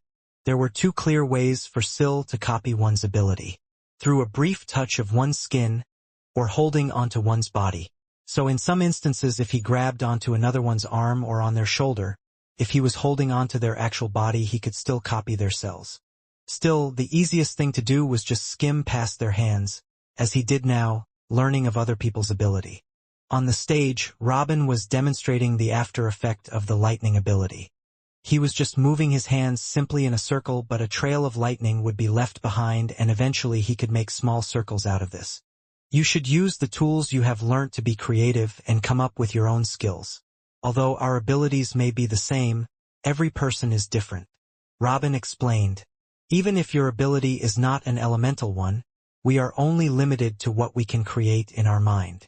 There are two constant enemies you will face, one being the Dalki. They have a permanent form that we are used to, but with their human-like bodies and extreme strength they can adapt to the situation they are put in. At the same time, you must adapt as well. As for the second enemy, those are the beasts we face nearly every day. Aggressive in nature as they attack on sight, but more importantly, they come in different shapes, sizes, and abilities. If you have utilized everything in your arsenal and still cannot defeat it, then you need to adapt and create something new. To do that, you must all treat your abilities as part of your body. This is in the middle of his talk, Robin started to stutter as his concentration was losing focus. But it wasn't because he was nervous or shy, it was because there was a distraction happening in the crowd. A light brown-haired boy was making his way through the crowd of people, lightly pushing others aside as he walked by. It was a big distraction since he was the only one that was moving, but what was even worse, it seemed like the boy was uninterested in the lesson. He wasn't looking at the stage, and was just zigzagging through the crowd of people as if this was his goal. The rings of lightning he had created disappeared, and now a single finger started to spark blue. Now, once your ability is like a part of your body, you will have absolute control like so, Robin said, as he pointed his finger into the crowd and decided to fire a very small spark of lightning. Still going through the crowd, Sil wasn't paying attention and was just focusing on his task. No, that ability won't help. How many Earth users are there? Sil thought. Suddenly, he could feel a few hairs on his head stand up, and when he finally lifted his head, a blue spark of lightning had hit him on the forehead. His whole body stood shaking in place from the shock. For a short while, the others, seeing his body shake, had decided to move away from him. Did he just hit a student with his lightning? Some of the students watched in shock. Is that Sil and Chucky? He thought as he looked at them. Chucky immediately went over to grab Sil, but then his body too was shaking from the shock, and eventually it had stopped. In order not to cause a panic, Robin quickly informed the students what had just happened. Don't worry, I didn't use a large amount of force. This skill isn't one that will cause a lot of damage, so it won't injure the student badly. However, it will paralyze a person for a few seconds. Turning his attention towards Sil, Robin spoke his next words directly to him. Although, I do have to say that if you are not interested in the lesson, then rather than be a distraction, the two of you should leave. When the two had finally recovered, Sil's and Chucky's hair was both a little frazzled, and Sil kept his head down. Sil, are you okay? Hey, answer me, Chucky said, but Sil just continued to look down. The two of them hadn't been with each other long, but from the brief encounter they had before, he was worried. No, he isn't planning to. Chucky was preparing for the worst. The crowd of students who had attended the elemental class for the special demonstration never imagined that they would have witnessed an actual skill being used, and against another student at that. However, what was quite surprising was while Chucky had only gotten second-hand aftershock from touching Sil, he was down on one knee. As for Sil, he had remained standing. Doesn't hurt my arse, Chucky thought. I feel like my whole insides have been fried. His immediate reaction after receiving an attack like this one was to pay back the person that had dealt it. Maybe there were some that would be frightened, but Chucky's natural response was to fight. However, he knew who Robin Greylash was, one of the strongest members of the Greylash family, whose name had spread quite far and wide. If he was to do anything, it would be pointless, which was why, based on his own feelings, he couldn't imagine what Sil was feeling or would do. He was a person who was a little unstable. Looking at Sil, it seemed like the worst was coming true, as Sil raised his hand towards Robin, with an open palm, and looked at him. The students weren't stupid. If anyone did this, it only meant one thing: Sil was planning an attack. He can't be thinking of attacking a head general? Shiro thought, watching from the side. Although he didn't know Sil. Sil had saved him that day, and he had seen some of his strength. However, he couldn't imagine Sil beating a head general, and one of the strongest members of the Greylash family who had the strongest ability in existence. Chucky, who was by Sil's side, was having the same thoughts as well. He tried to get up, but his legs didn't seem to listen. When trying to move his leg, it was as if the muscles in his arm would activate instead. Is this the general's skill? Then how is Sil able to move? Chucky thought. The truth was, it was the same for Sil, but with years of training different types of ability, he had quickly worked out which muscles had switched to which parts. If moving his leg moved his right arm in a certain way, then he would just do that. Sil, think of Quinn, we can't cause a scene, Chucky desperately said, thinking it was the only words that would calm him down. For some reason, there was one person that Sil always responded to, which was why he thought this might work, and a few seconds later, Sil was seen placing his hand down. Through the whole ordeal, Robin had a smile on his face. He wasn't frightened when the student raised his hand. Good. Now if you want to stay, I hope there won't be any more distractions, Robin said, and continued on with his show. Chucky decided to move him and Sil to the back to check if he was okay. His body could now work, as it seemed like the effect of the lightning was only a temporary effect. The students were now also staying clear of them, afraid Robin might just lash out at them again, which meant that Sil could no longer touch the other students. Maybe we will get another chance another way, Chunky thought. Surprisingly, there was one person from the crowd that did approach them, and that was Shiro. Is he okay? Shiro asked. I'm fine, like he said it didn't hurt, but it was annoying, Sil replied, folding his arms. Even if it didn't hurt, he was clearly frustrated. The speech continued from Robin and his demonstration was about to finish, so he decided to end the show off with a big bang, and started to show many different spectacles and skills, moving himself at the speed of lightning, creating thunderbolts to hit certain cards that he threw in the air. It was more similar to a magic show, but it had done its job, and the students were impressed, including Shiro. I see, now I understand why the head general agreed to do a demonstration even though this is the Cursed House Elemental class. Chucky thought. He wants to win over the students, so when they choose to select a group to join, they will choose the Greylash family. Smart move. The demonstration was finally complete and Robin had a few last words. Now remember, although I said imagination is the most important thing, there will be things that I have shown that are just not possible without the Greylash family ability. After all, that is why our ability is the strongest ability in the world. The students were ready to give a round of applause until they were interrupted once again. That's not the strongest ability in the world, a voice shouted. When they turned around to see who spoke, they saw that it was none other than the student who had been attacked. Oh, I see, it was the boy who had interrupted me before. Well, if you think it isn't true, then do you mind giving me an example? Robin asked. At this point, Chucky didn't know what to do, but at least he thought a fight wouldn't break out this way, or he hoped. Hearing these words, Shiro, who was next to them, was reminded of something General Hardy had said to him, about how there were other strong abilities out there as well. Of course, Sil replied. The Earth ability is well known to be a weakness of the Lightning ability. If an Earth user and a Lightning user were of the same strength, most of the time the Earth user would win. The students also knew about this as well. They had seen this happen at the Interbase tournament last year. At the finals, it was an Earth user against one of the strongest Greylash students, and the Earth ability user had won. They turned their heads, waiting for an answer from the teacher. I'll give you half a point for that answer. Although what you say is correct, when it comes to cultivating, the Greylash family is more advanced and has many skills. To put it simply, for every great Earth user out here, there are about 10 Greylash family members that could match them in strength. On top of that, the cap for the Earth ability is far lower than what one can do with the Lightning ability. No Earth user, even the Supreme Commander Oscar, has been able to match up to our leader Owen. Robin replied. This is why I say Lightning is the strongest ability there is. The students then turned their heads, as they waited for Sil to reply next. There are still other abilities that are stronger. What about the Shadow ability?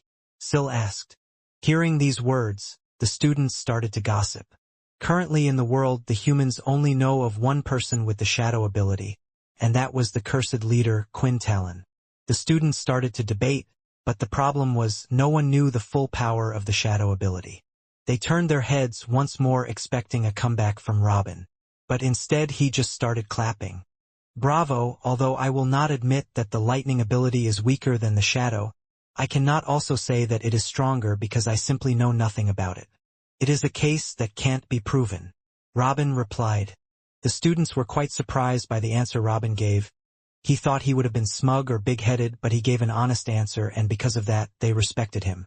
Enough arguments. Let's get this lesson started, Robin said. The students spread out and started to practice their abilities, while the teachers and assistants would go around giving pointers. Some students were even able to do a light spar with each other, as there was a doctor on standby in the class in case anything happened. During this, Sil wanted to attempt to ask some of the students for a light spar, so he could use their ability. However, as soon as he moved, a certain someone had approached them, and it was none other than Robin. When he approached Sil, he held out his hand as if waiting for a handshake. I would like to apologize to you. I had hit you with my skill out of anger, but I should have known to hold back. You are only students, of course you will talk and misbehave.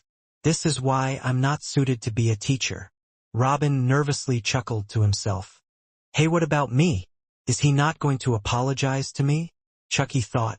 Well, at least this guy seems to be quite nice. I guess not all generals are bad people. Taking his hand, Sil decided to give it a shake. On top of this, I would like to give you a little personal lesson.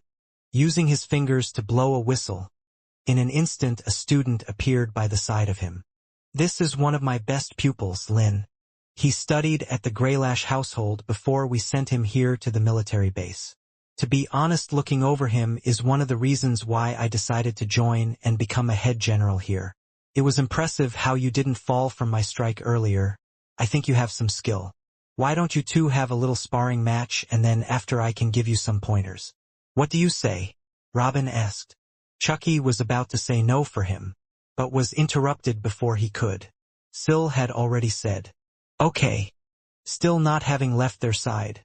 Shiro was amazed that the head general and one of the top members in the Greylash family was willing to give pointers to Sil. Because of this, he decided to stay close, with hopes to somehow prove himself to the Greylash family. Both Sil and Lin were about to get ready in position, but before he did, Sil turned around and looked at Robin. "I didn't finish answering your question before. I said that there were abilities stronger than the Greylash family, and one of them is mine." Just when Chucky was beginning to think that perhaps the center of attention would no longer be on them, Sil went ahead and said those words. A few students around had heard what was spoken as they were already looking in their direction. After all, it wasn't every day a famous head general would attend class like they had done. After seeing who was brought over and the words of a sparring match, nearly everyone around had practically stopped focusing on their own skills. "Quinn, I thought you were giving me an easy job when I first met you. But this task is a lot harder than I initially thought. Now I know why you wanted me to keep an eye on him," Chucky thought, but looking at Sil walking away and getting ready for his fight, he couldn't be mad at him. "Well, that was a cool line you said at the end, so I'll forgive you. Now let's just beat this student and get on with the task." While Robin was making sure the area was clear and stood towards the center of where the two were fighting, another visitor had joined the room. Walking in, wanting to have a look at how the class was going, was the head general of one of the Earthborn, Samantha. She too had heard that one of the Greylash generals was having a demonstration today. Unfortunately, due to her own duties in her own group, she couldn't appear at the start of the class, but still decided that it would be best if she popped down to see a first-hand demonstration of a peak Greylash family member. It was at that moment that she spotted him with two boys as if he was about to referee a match. "Wait a minute. Isn't that the boy that Inu brought into the meeting?" Samantha recognized, but didn't think much of it, and decided to stay by the sidelines and watch the sparring match play out. Robin looked to his right, where Sil was. "Ready?" he asked, and then looked to his left, where his personal student Lin was as well. "Ready. Alright, so you say your ability is stronger than that of the Greylash family. Let's see if you're all talk." Robin thought. As he swung his arms down to signal, it was the start of the fight. In an instant, both of Lin's hands were covered in lightning, and placing them together, the first thing did was fire them off like a lightning bolt right towards Sil. The activation speed of his ability is amazing for a kid at such a young age. The Greylash family seemed to have gotten stronger since their new leader. Samantha thought. "I heard their leader had passed down some of his personal techniques. It seems they have been put to good use." Seeing how Sil had gotten hit by something similar last time, most of the students saw no hope for him. Even Chucky was a little worried. Lifting his hands up, Sil was calm as ever as he brought up a wall of earth from the ground. When the lightning strike had hit, it smashed the top layer, crumbling it to pieces. "My lightning strike won't be stopped by just any mere wall," Lin thought until he saw the impact it had made. His strike had only managed to crumble off an inch deep off the wall. How high is this person's earth level? Wait, an earth ability? Shiro was so shocked he blurted out the question. He truly didn't have a clue what was going on. The last time he saw Sil fight, he had used telekinesis, so how was he able to use the earth ability? Soon though, the wall started to move like a wave, and it wasn't the only one. The whole ground had formed into giant waves of earth. Lin tried his best to fire stronger lighting attacks, but when it hit the giant waves of earth, it looked like it would do nothing. Seeing this, he tried to use his speed to outrun the wave. Turning right, there was another wave taller than himself coming his way, and it was the same on the left. How much earth can he control? Lin started to think. Seeing all this, there was only one thing he could do, and running straight towards it, he covered his whole body in lightning. Jumping off, he spun his body around, spinning forward, making his whole body into a large lighting bolt. One of the signature moves of the Greylash family. Although I haven't experienced it myself, I have seen it in action a few times. Samantha thought. Still, that boy. How can he control so much earth? What everyone else around failed to realize, although what Sil was doing didn't look too impressive. Controlling this amount of earth at once would require a huge amount of MC points. Points beyond that of a level 8 user.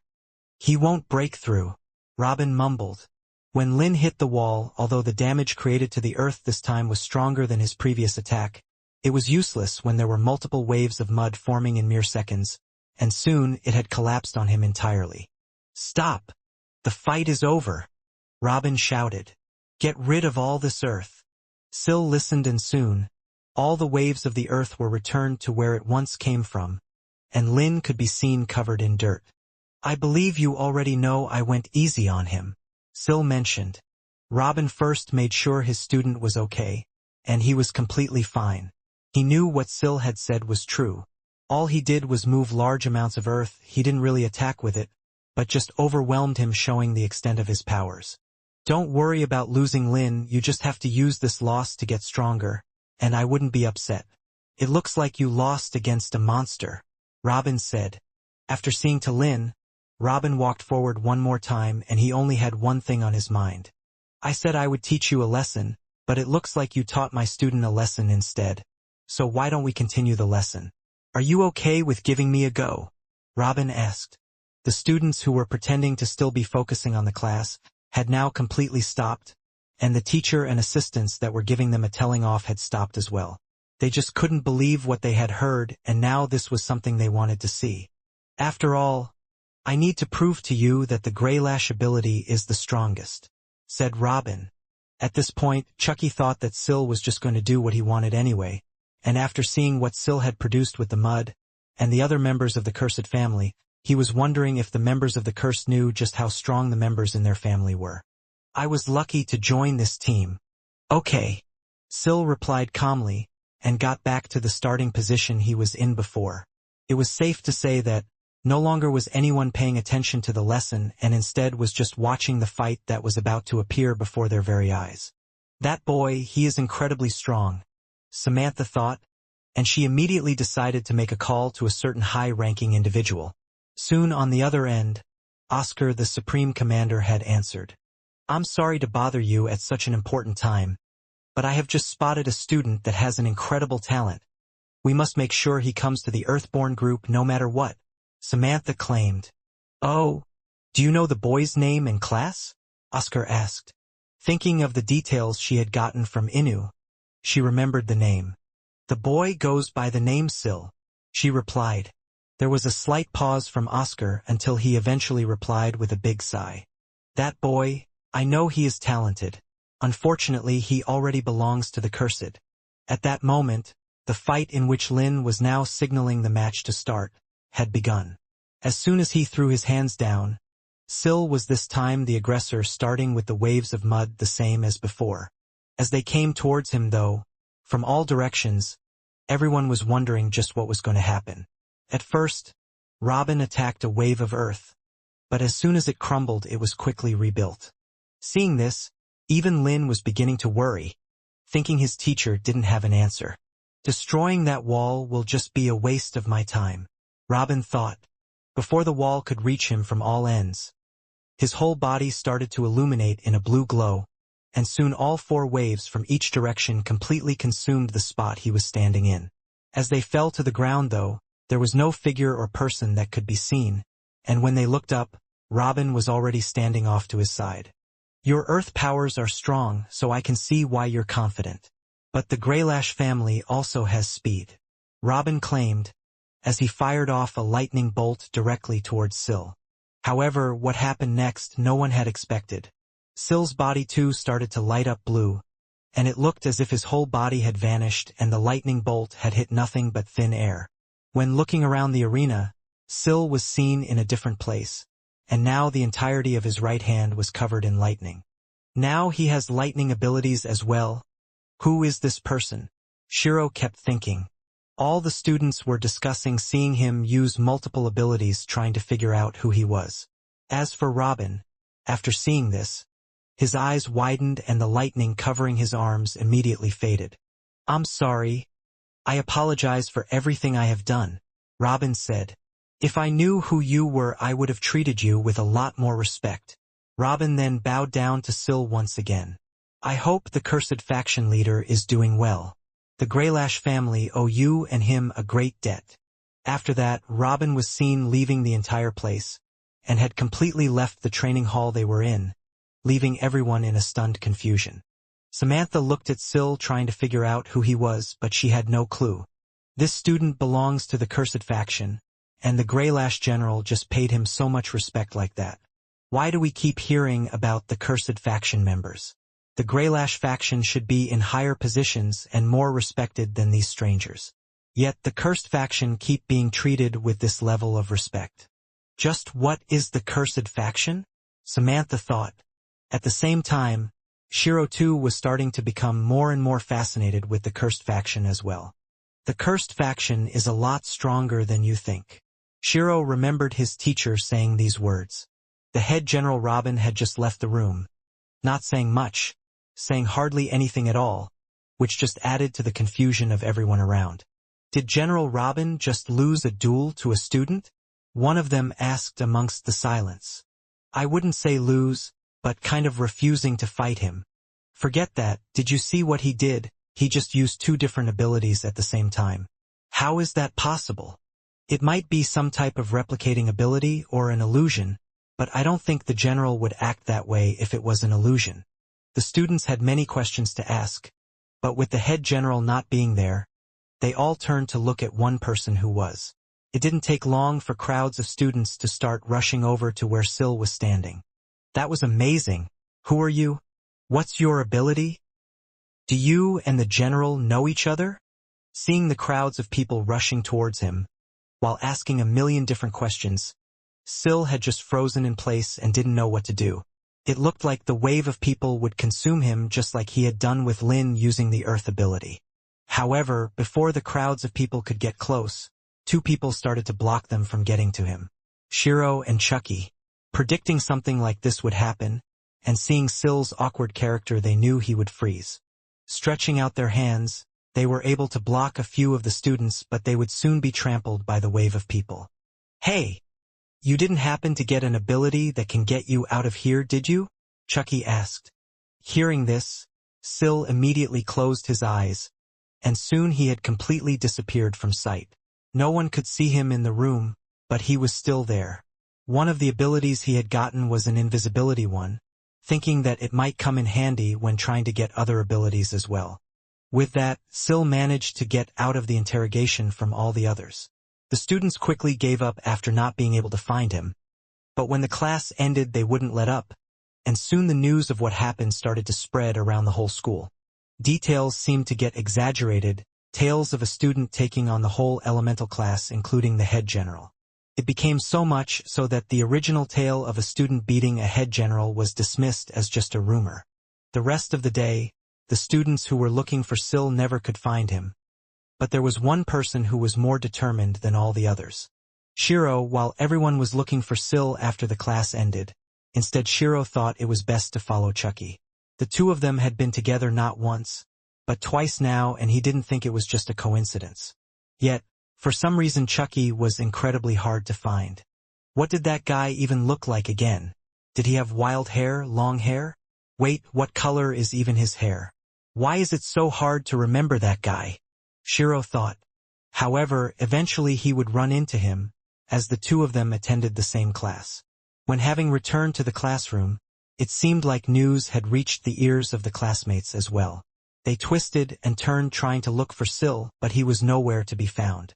Hey Shiro, is it true that Syl beat Robin Greylash? Venus asked, approaching him with Swin. The two of them always seemed to be together like another pair. Not quite, the two did have a match, and the general all of a sudden forfeited, so I guess you could say he won. Shiro replied, but this wasn't why Shiro was interested in Syl. It was his ability. Somehow he not only had the Greylash ability, he had another, which meant there was a way to learn abilities without being a part of that family, Shiro thought. Or a stronger ability. Eventually, Chucky had gone into the room, but the lesson had begun. It was tutor time, so Quinn only needed to take registration and catch up on what all the students were doing or how their day was going. "Teacher, where is Sil?" one of the students asked. "Sil is sick for the time being," Quinn replied. Hearing this, Shiro was starting to think something was up. Hardy is part of the cursed faction, and at the end, Robin said something about saying hello to the cursed leader. Is Sil already a part of the cursed faction? He started to think. Maybe Hardy is covering for him. Shiro didn't want to admit it, but the cursed faction was getting more interesting by the second. When class had ended, Shiro decided to stay behind. He waited and saw that Chucky was waiting as well. In the end, everyone had left the classroom, and now only Chucky and Quinn were left there. "Shiro, do you need help with something?" Quinn asked. "I wanted to speak to Chucky if possible. It's about Sil. I know you guys are working together. You're all a part of the cursed faction, aren't you?" "Including Sil," Shiro claimed. "You don't have to lie to me, and I just wanted to say thank you. Sil saved me back then, and I wanted to know more about him." Both Chucky and Quinn looked at each other for a second.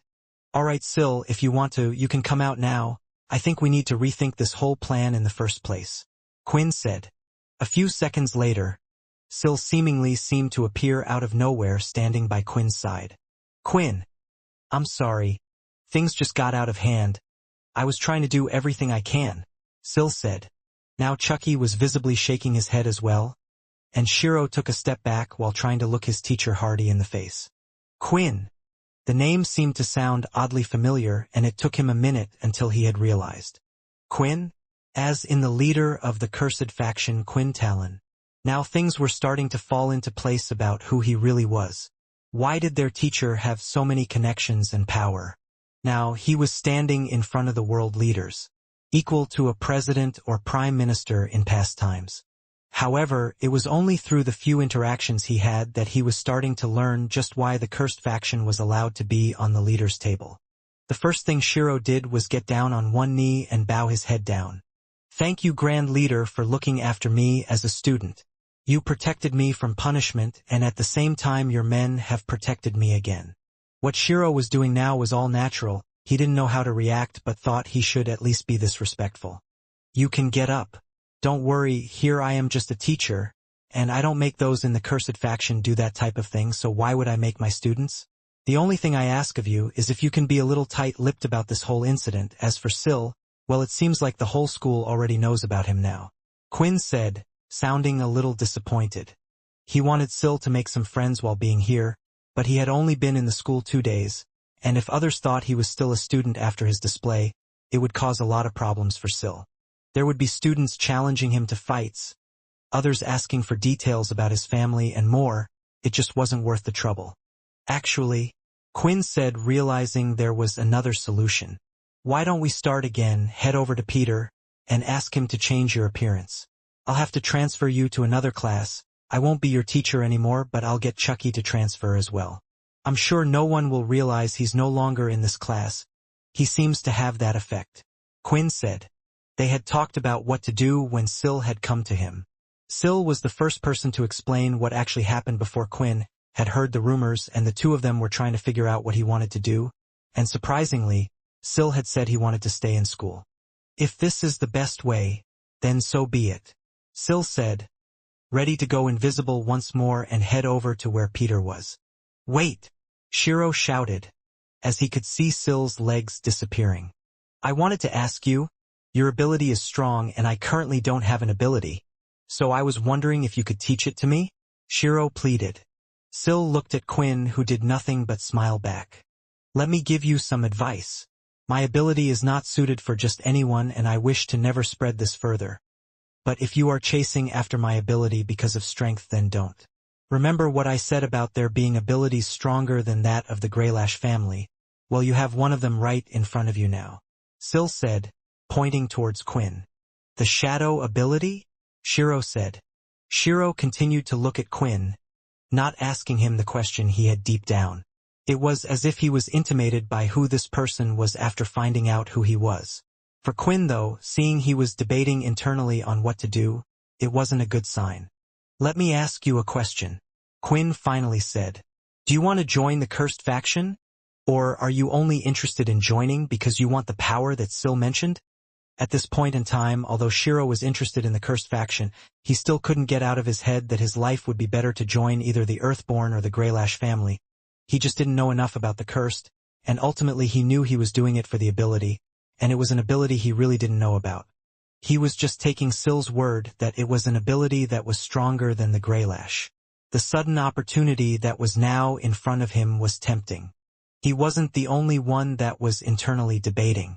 Honestly, even though Sam had suggested trying to teach humans the shadow ability to further help increase his soul weapon, Quinn wasn't sure it was a good idea for one reason. The ability Shadow Link. It was a worry that was always on the back of Quinn's mind, that the shadow users could travel to one another at any point in time. In this case, there was one thing that Quinn did learn that was important when deciding on who to teach the shadow more than anything. Loyalty. Someone like Arthur was able to even take others with him, so if Quinn ever made another enemy that knew the shadow ability, if they weren't loyal in the future it could cause a problem. With the vampires that had been turned, at least there was a connection that would make them loyal on a surface level. Looking at Shiro and based on the fact that he hadn't answered quite just yet, it seemed like he was yet to make a full decision. "I'm sorry for wasting your time."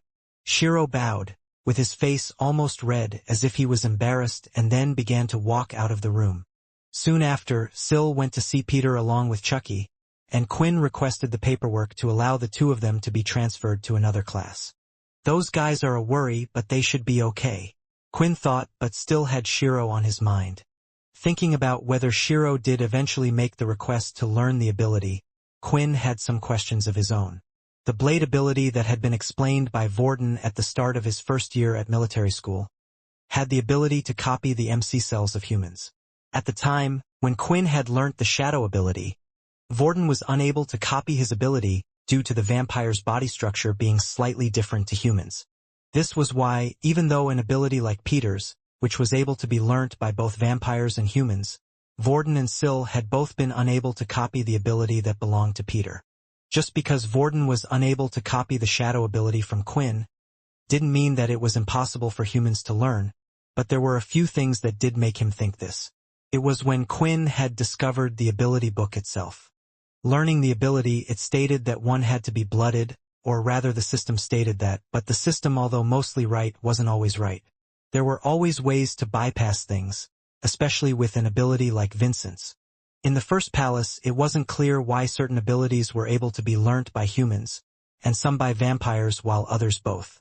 It was clear more research needed to be put into this, but it just never happened due to humans not knowing about this and vampires not caring. "Maybe I could be the researcher on this subject, with your help, of course," Quinn said, talking to Vincent. "And I suppose Shiro will be your test subject? Careful with what lines you are treading on," Vincent warned sternly. Another reason why Quinn doubted one could learn the shadow was because the ability book was discovered locked up on its own, and Quinn had assumed at the time it was due to them not being able to find a person that was able to learn the ability. Was that really the case though? Maybe they were attacked at the time when they had just discovered the book, or maybe it was at a higher level than the person was capable of learning. Thinking about this, Quinn wondered if he was to teach Shiro, would it be best to teach it himself like he did so with the others from the cursed faction? Although they were able to learn the ability, it was learnt at an incredibly slow pace. "Vincent, if there was one book found there, then shouldn't there be others, and are there lower-level shadow books?" Quinn asked. "I'm afraid you are asking the wrong person, Quinn. The Punishers were always treated as a separate family. What they did was down to them. To be honest, the other families haven't even created books for their abilities. There might be one book in secret in their possession in case the family dies out, but there wouldn't be multiple copies. Perhaps when Arthur was going into his slumber he had decided to do this, or it was a request made by someone else. It was too bad that Quinn, now with Arthur being against him, was unable to ask the person directly. However, it did mean there were chances that there were other shadow books out there, and they would have the proper cultivation techniques and methods to teach one the ability. Even if he couldn't use it to teach Shiro if he decided to, he could use it to improve the others in the cursed faction.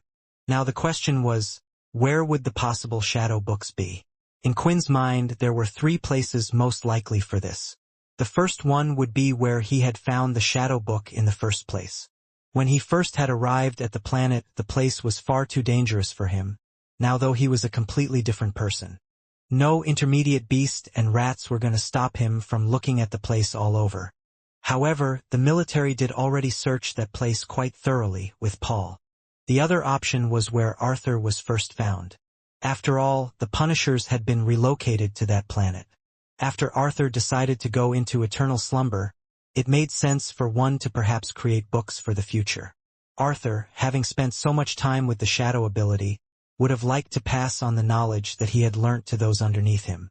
Maybe he even felt the same way as Quinn and wished to teach it to all the vampires that had left with him. Thinking about going back there is a little worrying though.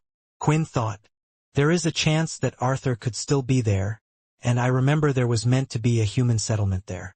The more Quinn thought of Arthur's past actions, he just couldn't think of him as a bad guy. Ever since waking up, all he had done was help Quinn and help humans. It hurt him inside to know something had changed in him. Well, I guess that leaves one more place. The 14th castle. The castle that originally belonged to the Punishers and was still standing in the vampire world. It didn't take long for Quinn to take action. There weren't too many important matters in the school. He enjoyed his time here, but he still trusted Helen and Peter to deal with whatever mess came at them. Well, maybe not Peter, but he would at least inform me, Quinn thought. Quinn had decided to contact the 10th castle directly, and in doing so he had gotten in contact with Paul. He had made his request clear, that he wanted to briefly return to the vampire world for a short time, in order for him to search the 14th castle. Although, he thought that he might be able to do this without much trouble anyway. He didn't want to waltz in unannounced, especially since it was something to do with the shadow users. He was sure Bryce and the others might be on high alert after his little warning message. Surprisingly, it didn't take long for them to get an answer back either. The request had been accepted. Quinn could go back to the vampire world in order to search the 14th castle. However, there was one restriction that was placed. While he was to search the castle, Bryce wanted someone to attend with him. So what's your answer, Quinn? If you want, I could ask that I go to your place. You don't have to come back here. Paul said over the call. No, it's okay. I don't think it will be a problem and I have nothing to hide anyway. Quinn replied. I would like to search for it myself. I'm sure there might be some things that will need my ability, and I can handle Kaz, don't worry. As stated before, Quinn, being in the position he was in, was free to leave as he wished. Even if he had classes to teach, such as the homeroom class and the beast weapons class, he just needed to inform them beforehand, and that's exactly what he did. To his surprise, the person who would be taking his homeroom class was Haley. Honestly, Quinn was quite happy with the choice, considering how well the class had reacted to her the last time she had taught. On top of this, he remembered the times when he was at school and would often have to come to the medical room. Haley never seemed like a bad person, and anyone who was a doctor for the students had to be a caring person, or at least he hoped so. Healers were highly sought after, and it would have been easy for her to get a position at any top faction. Perhaps she had other reasons as to why she had chosen to stay with the military, like her father being a head general at the time. Still, she had even been there when Peter and Layla were injured and tried to help the best she could. But he didn't know if that was just because she was actually Paul's daughter. As for the person who would be taking over the beast weapon class, Quinn didn't know who that was, as he didn't recognize the name, but thought it would be fine if it was only for a few days anyway. He didn't plan to stay on the vampire planet for long. Not after he had just come back.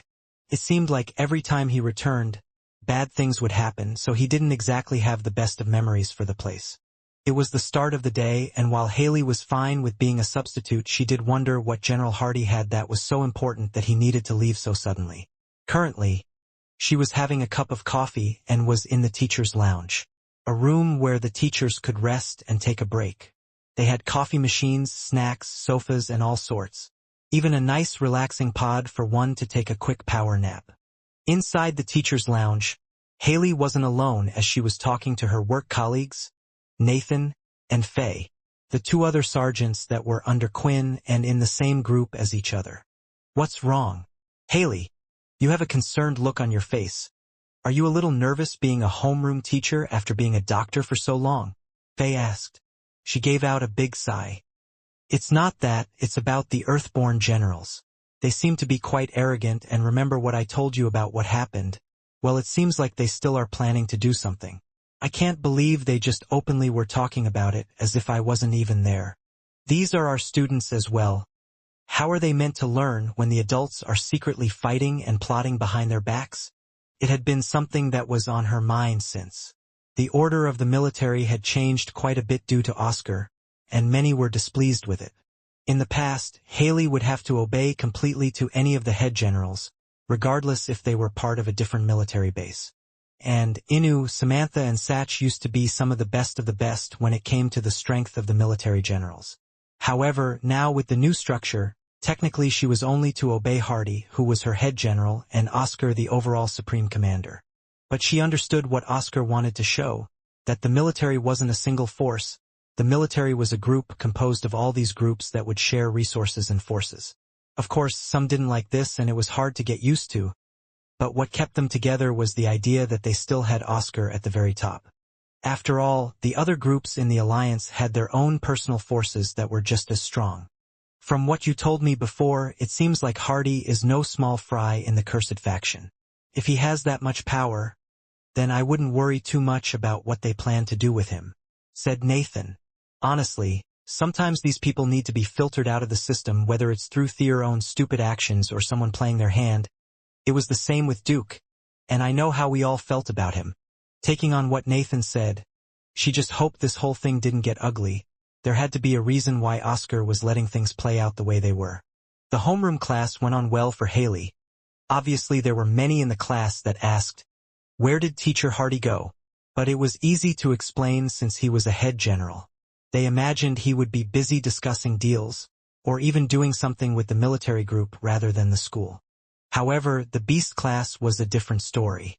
For Quinn's replacement, they had grabbed a teacher from one of the other groups in the Earthborn who went by the name Aiden. It wasn't that he was a bad teacher, although the students still hadn't found that out yet.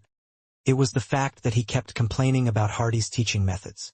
"How could he just let you all try out any weapons you like?" Aiden puffed.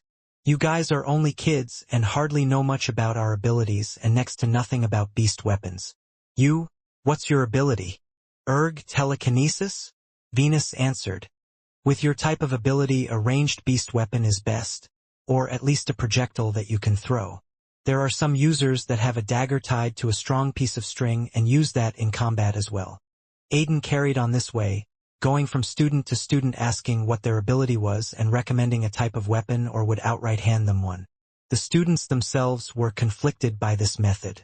Some of them were struggling with picking a beast weapon to use. After all, there were so many and they liked that someone told them what was best. While others didn't like the fact that they had been shoved a weapon that they didn't particularly want, even if it suited their ability. It was two different styles that left the classroom divided, and there was one particular problem when it came to one student. "And what ability do you have?" Aiden asked.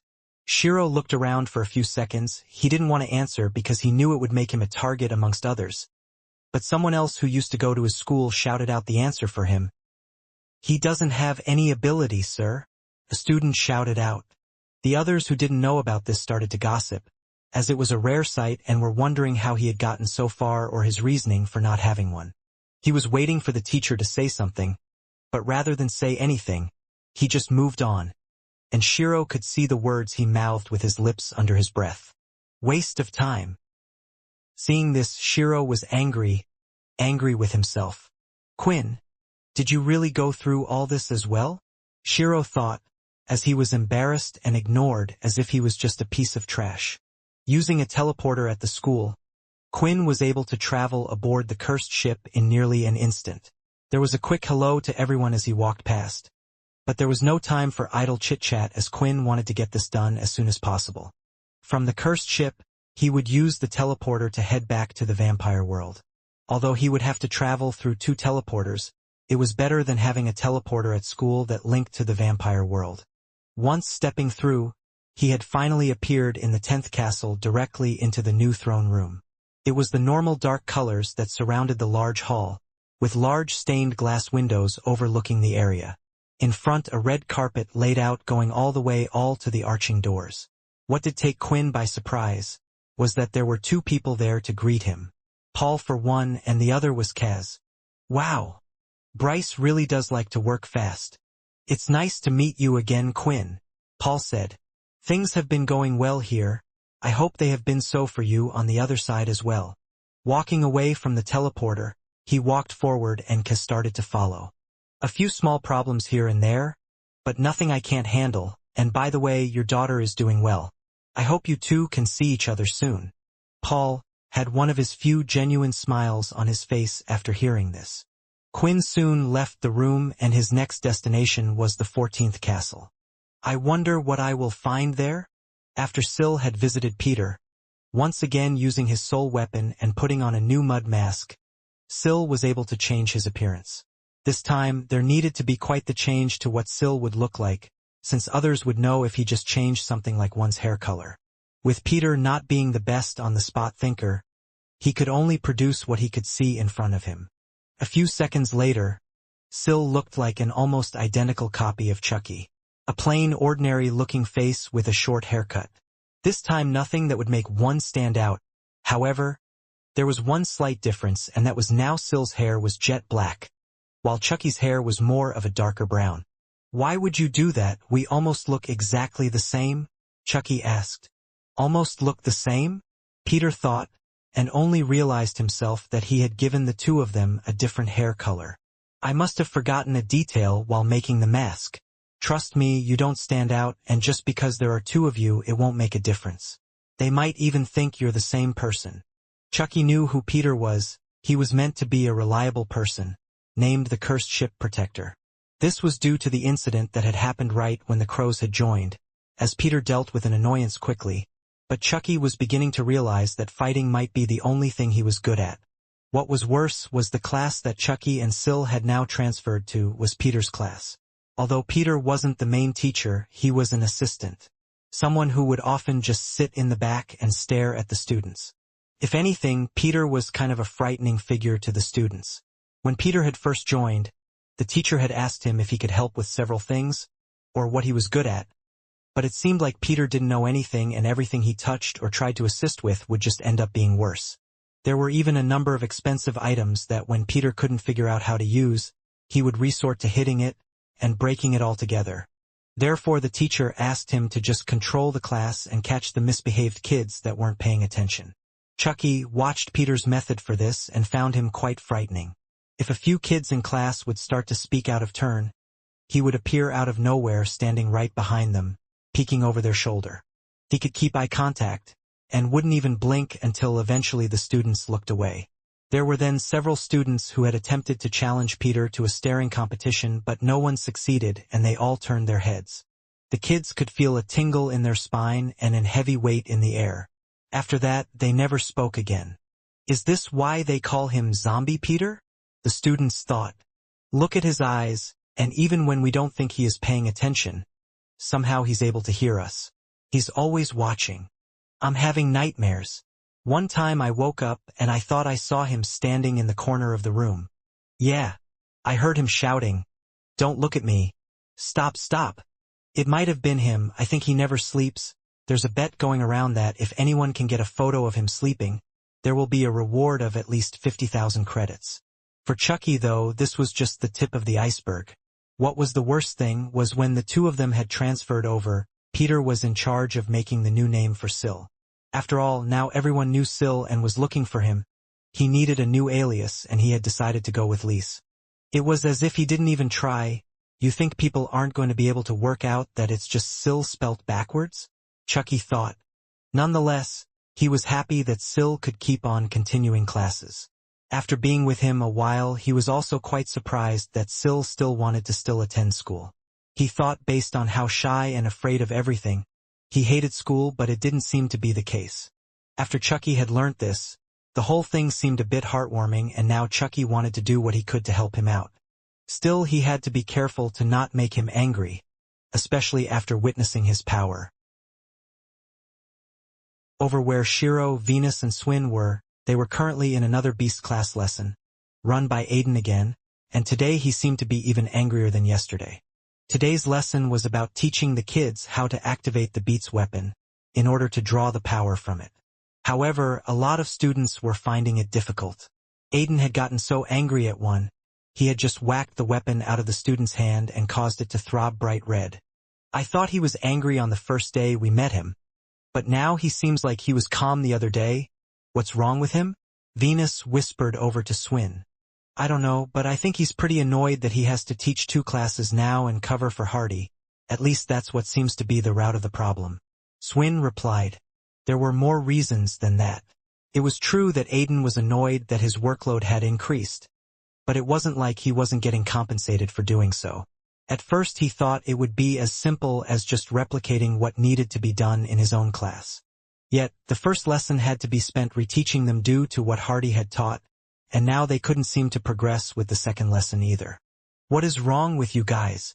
The other classes have already all learnt how to activate the beast weapons and now are moving on to the next stage. Aiden complained. What Aiden didn't know was that a lot of the students that were attending General Hardy's class were actually from Class 2A. Knowing that they had weak abilities, or their MC cells could never be improved upon, they had decided to take the beast class. On top of this, his demonstration in class, his speeches, had actually inspired a lot of them. So a lot of low-level students who were slow or weak were attending the beast class. Aiden was thinking that it was due to Hardy's bad teaching, not realizing this was the case. Still, at least Aiden did carry on teaching them as he should, and a light slap on the wrist here and there from anger was as far as he would go. I feel bad for Shiro? Swin whispered while the 2 of them were pretending to try and activate their weapons. They too didn't really understand the concept behind it, and were avoiding the teacher afraid of getting a slap themselves. At the same time it seemed like the teacher was avoiding them. However, there was one person he didn't even try to look at even once, and that was Shiro, who had been left on his own since Aiden had become a teacher. He was on his own trying to learn how to activate the weapons, and unknown to everyone else, he had already succeeded, but Shiro wouldn't brag, because he knew it wouldn't get him anywhere. I'm one step closer to proving myself. If Quinn and Syl won't teach me their ability, then I still need to show through handwork that I can be put to use, Shiro thought. When class ended, Aiden rallied up all the students and just shook his head as he looked at them all. Out of the 150 or so students, only 25 were able to activate the weapons, which was appalling. Due to how slow others were at learning, it took some time for him to even go around to reach everyone. Before he knew it, the class was over. Look, I'm not trying to be an angry teacher, but I just don't want you guys to embarrass yourselves, Aiden said. After next week, all the beast weapon classes are going to have a joint class, and we're going to have a little competition. Based on how well you do, you will be awarded points that will go towards your cursed house. Honestly, if you guys go out there now like this, you're all going to be slaughtered. Some of the students were nervous after finding out about this news. They already felt bad not knowing how to activate their weapons, and learning this just gave them more pressure. Usually in sparring matches, including beast weapons ones, they were allowed to use their ablates Oswell to simulate true warfare. Maybe this is my chance to show myself if all the other generals from the other groups are going to be there, Shiro thought, while Venus and Swim had another thought. A week's time, I hope General Hardy is back by then. Otherwise I feel like we're going to get nowhere with this teacher. Maybe he can teach us a few things. Our whole class is going to become a laughingstock, Swin thought. Hardy, just what are you doing? While Quinn was at the 10th castle, he didn't want to be seen by any of the others.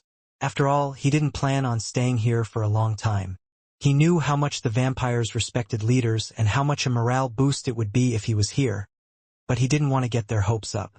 Learning that everything was going okay and there had been no problems was enough for Quinn. Bryce didn't inform the others of my return, did he? Quinn wondered, as he walked down the castle stairs with Kaz. It had been a while since the 2 of them talked, but ever since the fight with Bryce and the time he had spent with her, he felt like the 2 of them were now on neutral ground. At least no longer enemies that were trying to rip each other's throat out. I don't know how much I'm permitted to tell you, Kaz replied. However, I will say that Bryce seems to be doing more than he is allowed for you. Something like this would usefully have to be voted on by the council, and then the king would get a say, or the king can ask for a vote, but no such thing happened. This agreement for you to search the castle is a secret. Although Quinn wondered why such a thing needed to be kept a secret, he was fine if it did. He would rather not have the other family members know what he was doing in the first place. Because of this, Quinn carefully used his shadow travel to move between the 10th castle to the 14th castle. From the outside, it was an impressive piece of work. Nearly all the castles looked identical apart from 3. One of them being the king's castle in the center. It was larger than the others but still fit in style. The other was the castle they were staring at now. Rather than being created with rugged spikes and Gothic features, it had a more classic castle feel with several cylinder towers and long walls. One of the most noticeable things were the giant black chains that would lead up to the very top of the main castle. Do they have a particular use, or are they just for show? Quinn asked. Isn't that what you here to find out? Tess replied. She stood there looking at Quinn as if he was waiting to do something. But even he didn't know where to start. The last castle that looked different from the others was now the 10th castle with its new and improved upgrades from the system. Before approaching the door, a voice in Quinn's head was heard. Careful, Quinn. Remember the tower that Arthur had slept in last time? He had set up a trial for anyone who dared to climb it. Perhaps there is something similar in his castle. Vincent warned. Taking the warning on board, Quinn proceeded cautiously. Has anyone else entered the 14th castle since Arthur and us? Quinn asked, remembering there was one time that Quinn had been brought along, and that was when he had learned of Arthur's tale as well. As I said before, usually with these types of matters a vote would be cast. After all, one leader entering another's castle is the equivalent of declaring war. Whenever a vote would take place, the result was always the same: to leave it be. You see, some thought that maybe going inside the castle would activate something. Warn the Punishers out there that something was up, and the one thing many of the vampires didn't want was for them to come back. While others respected the Punishers and thought it should be left untouched for their rightful owners. Now, Quinn was starting to understand why Bryce had decided to agree to all of this behind their backs. But as long as it benefited Quinn, he wouldn't care. Going up to the door, Quinn could see the normal strange lock-like combination. One that was on all of the other castles. You don't happen to know the code, do you? Or got it from Muka? Quinn asked. Hearing this answer, Kaz didn't reply, but she was kind of disappointed. It didn't matter though, because with the skill shadow travel, one was able to travel on the ground and they could get past any wall. Another frightening thing about the Punishers to the other vampires. After using shadow travel one more time, the two of them popped up in the castle, and the automatic light crystals started to light up as they entered each room and walked down each hallway. Although the outside might have looked different, the inside of the castle reminded Quinn a lot of his. Untouched, and used and not lived in. The search through the castle was quite a tedious one, as there were many rooms and the whole place was vast and large. Quinn would have liked the help of others, but couldn't trust someone else in case they missed something, and at the same time, Kaz wasn't leaving Quinn's side even for a second. Luckily, Quinn found that with his system, using the inspect skill would usually show him if there was anything worth looking at in certain rooms. Going through each of the floors, searching them physically and using his inspect skill, Quinn was finding it hard to find anything. It would make sense. When the Punishers left this place, they probably took everything important with them. Eventually though, near the top floor, Quinn had stumbled across something. It was either a library room or an office. It was hard to tell because there was a desk, but the room was filled with books from side to side.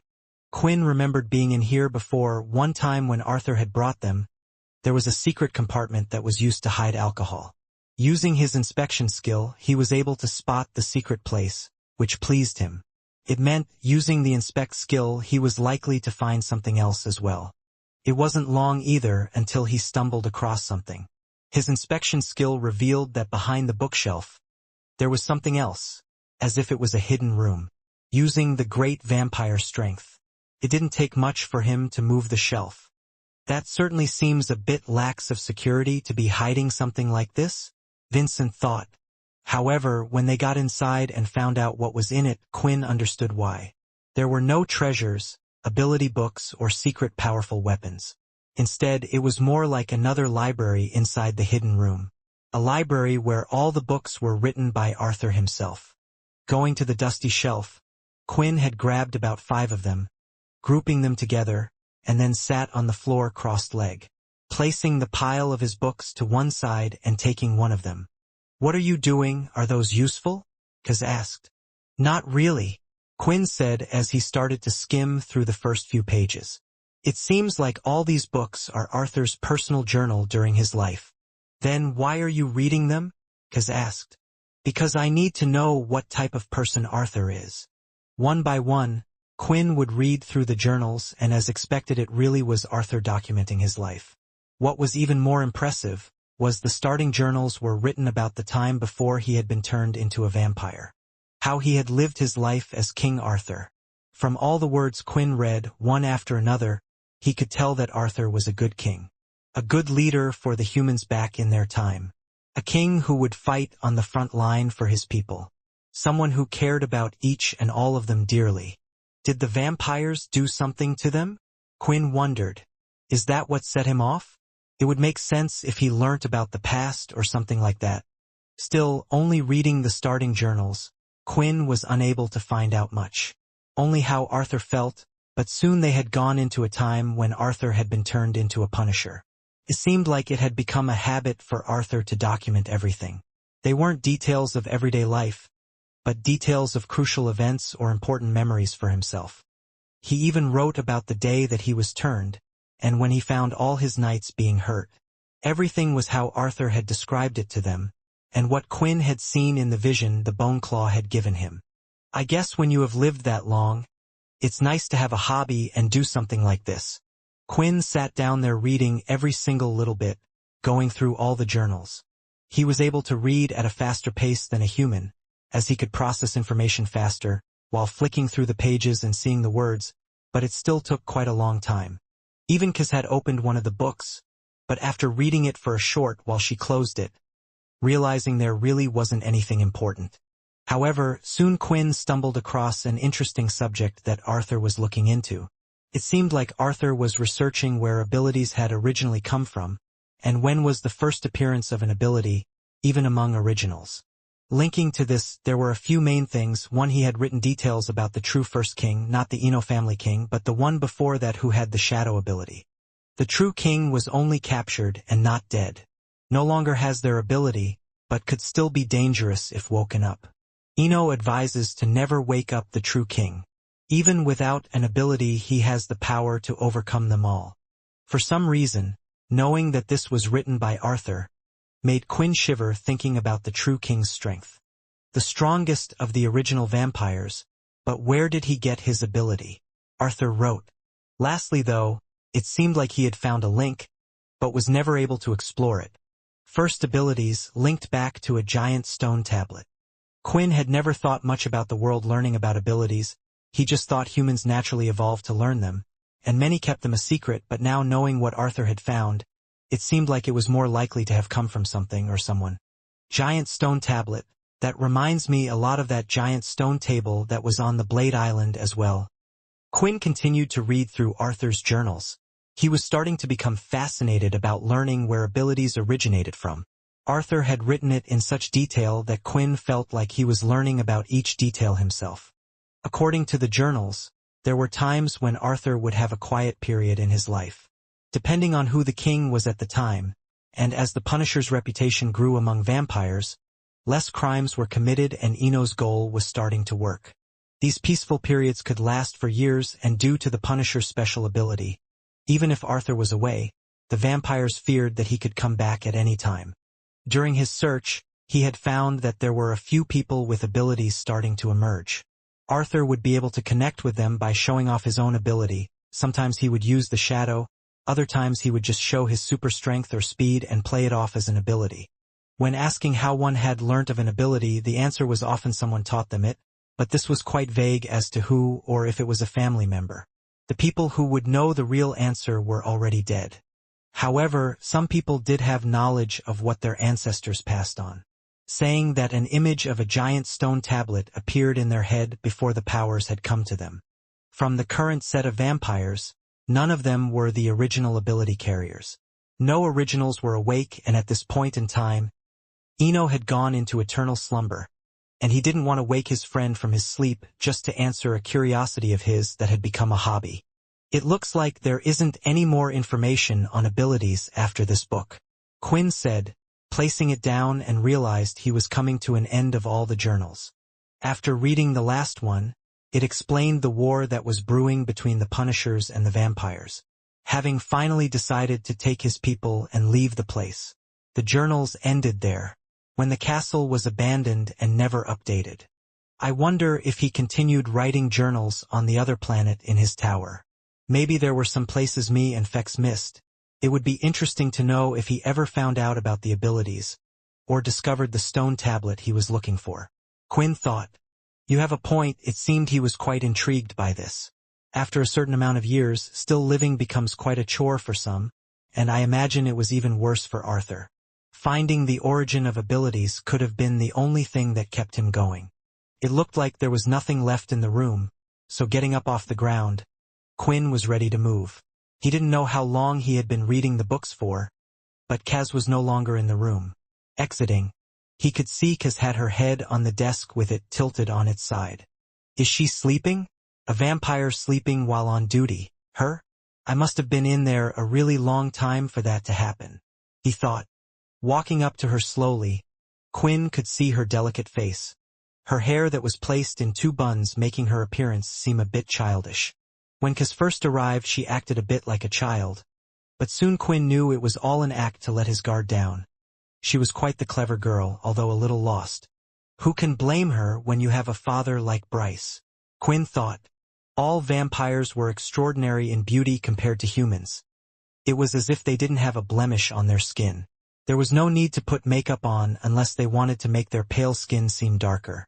Looking at Kaz's face, he thought the same thing. I think she would look better with her hair down, Quinn thought, as he got closer, but a crack in the floor caused her to spring up. What are you doing?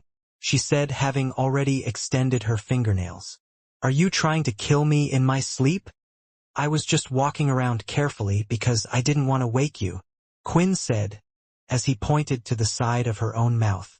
Kaz then could feel something on her chin a little wet and realized that she had dribbled a little while in her sleep. Come on, let's get out of here, Kaz said, storming out of the room. Isn't it her job to keep an eye on me? Quinn thought, but admittedly thought the whole thing was quite cute. She is a woman who is many years your age, Quinn. Vincent chuckled. First Helen and now Kaz.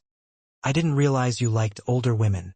Wouldn't that mean you had also dated a woman who was many years younger than you? Quinn snapped back. Careful. That's your great-great. So many great-grandmothers you're talking about. Hearing this just made the whole thing awkward, and Quinn continued his search, seeing that Kaz was outside the door waiting for him. The search from room to room on each floor began again, and it truly looked like it had been cleared out. What was strange, though, was some items seemed to have been moved recently. Is there a way for Arthur to return to this place as he wishes? Quinn asked. As I said, I really don't know much about the Punishers at all, but perhaps there are skills that the system does not know of, and things Arthur created himself. Hearing this, Quinn was now a little on high alert. From the dust having been moved in certain places, and other things in other places, it certainly looked like someone had been here not too long ago. If Arthur had returned, was Quinn ready to fight him? Thinking about this, his body started to feel a little sore, from the dreadful beating and state he was left in last time. Kaz also seemed to be a little uneasy, and Quinn was wondering if she was speaking through Jill, communicating this all back to Bryce. Nothing of interest was found, even in the throne room, which looked like every other throne room.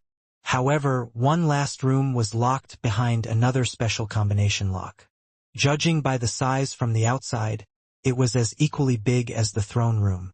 What's wrong? Is something inside? Kaz asked. No, I just find it a little strange that this room is locked, Quinn said, as he used the shadow travel and took them inside. Getting out of the shadow, the first thing that caught his eye was another throne. Each castle had one like before, but this one was different.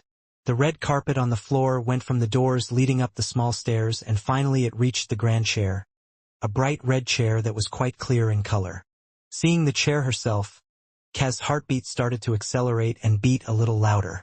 A thought had crossed her mind, but she was unsure what the chair was. Quinn using his inspect skill on the chair, he too was truly shocked. A throne made completely of blood crystals. How many vampires were killed to make that thing? It wasn't just a chair that had been crafted using blood crystals, like a blood weapon would be. It was as if thousands of blood crystals had been fused together to make such a chair. That man is sick, Kaz couldn't help but say. How could someone happily sit on a chair every day that reminded them of what they had done? Is he proud? No, Quinn knew that wasn't the case from the journals he read. Kaz was right about one thing, it was a reminder to himself what his cruel job was. In his journals he felt like a villain at times, and the vampire sometimes saw him that way, and he had to stick to that role, even convincing himself. Something was drawing Quinn to the chair. He started walking towards it, and was fascinated by the red color glow. He didn't know what it was about the chair that was drawing him in. Then when he had reached the top of the small platform, he looked at Kaz, who looked back at him strangely. First Quinn slid his fingers across the armrest. He could feel an energy, but it was trapped inside the crystal. Then finally he decided to sit in it. The 14th castle has been abandoned. The castle wishes for a new leader. Would you like to accept the title, Leader of the Punishers? When Quinn had decided to come to the 14th castle, he expected to find some secrets. Either skill books or maybe learn more about the shadow.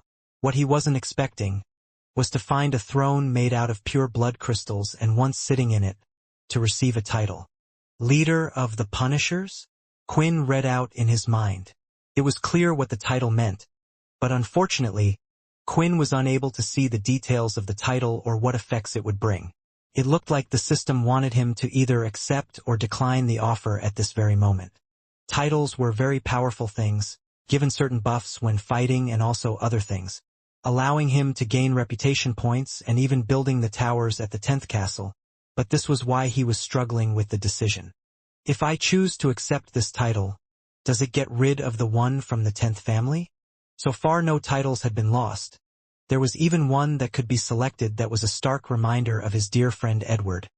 However, it could never be used to its full capacity now. Still, it seemed this one would conflict with his others, but perhaps he could just switch between them when needed, like the 10th title. I believe the system will possibly warn you like in a game. Vincent chimed in. Think about it, when you select yes on this title, it should proceed by saying, accepting this title will get rid of XX title. I played quite a few games in my past. Vincent is a gamer, and he's clearly proud of it. Quinn thought, honestly, if the 10th title did disappear, it would only be in the system anyway.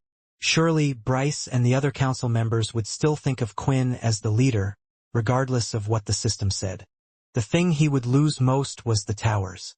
At this point, Quinn was leaning towards accepting the title, and he had nearly selected yes, but there was one last thing that was troubling him. What will happen to Arthur? What will he think? Will he know I have taken over his castle? Or will he think I have decided to become a part of the Punishers and part of the vampire settlement? In the end, it was this thought that caused Quinn to push yes and accept the title. Arthur was coming, and he needed every bit of help and power that was needed. The title Leader of the Punishers has been granted. You have unlocked the 14th Castle Area Zone. Reputation points will be granted based on how fellow Punishers respect you. The store can now be used in the 14th zone. As soon as Quinn accepted the title, the seat started to light up slightly, and Kaz was getting ready to get out of the place, but soon the light dimmed and disappeared. In Kaz's eyes, not much had changed, but quite a few things in Quinn's system had been updated. The first set of rewards were similar to what Quinn got when he had received the 10th title. He got reputation points that were based on how people from that family looked at you, although he wasn't sure what Punishers meant. Did it include Arthur or all those that he had taught the shadow skill to? The good thing was it looked like the reputation points earned from the 10th leader title could be used to build things in the 14th zone. On top of this, the titles were able to be switched out to each other. There was no loss of the 10th leader title. Maybe it's best not to build anything for now.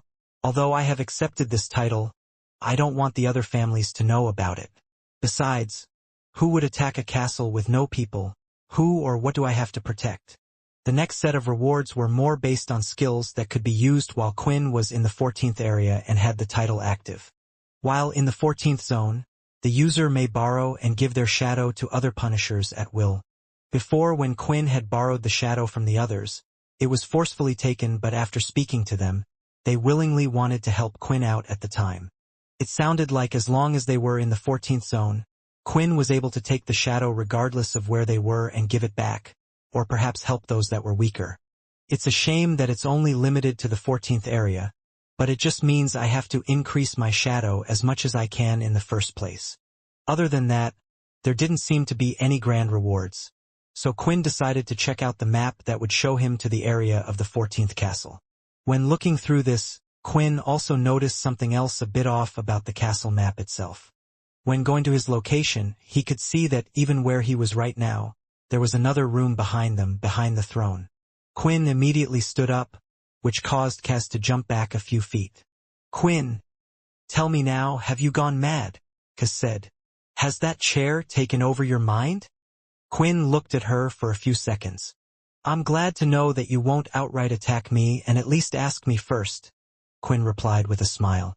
Walking up to the wall behind the throne, Quinn could see a giant rug-like material that had been hung behind the wall.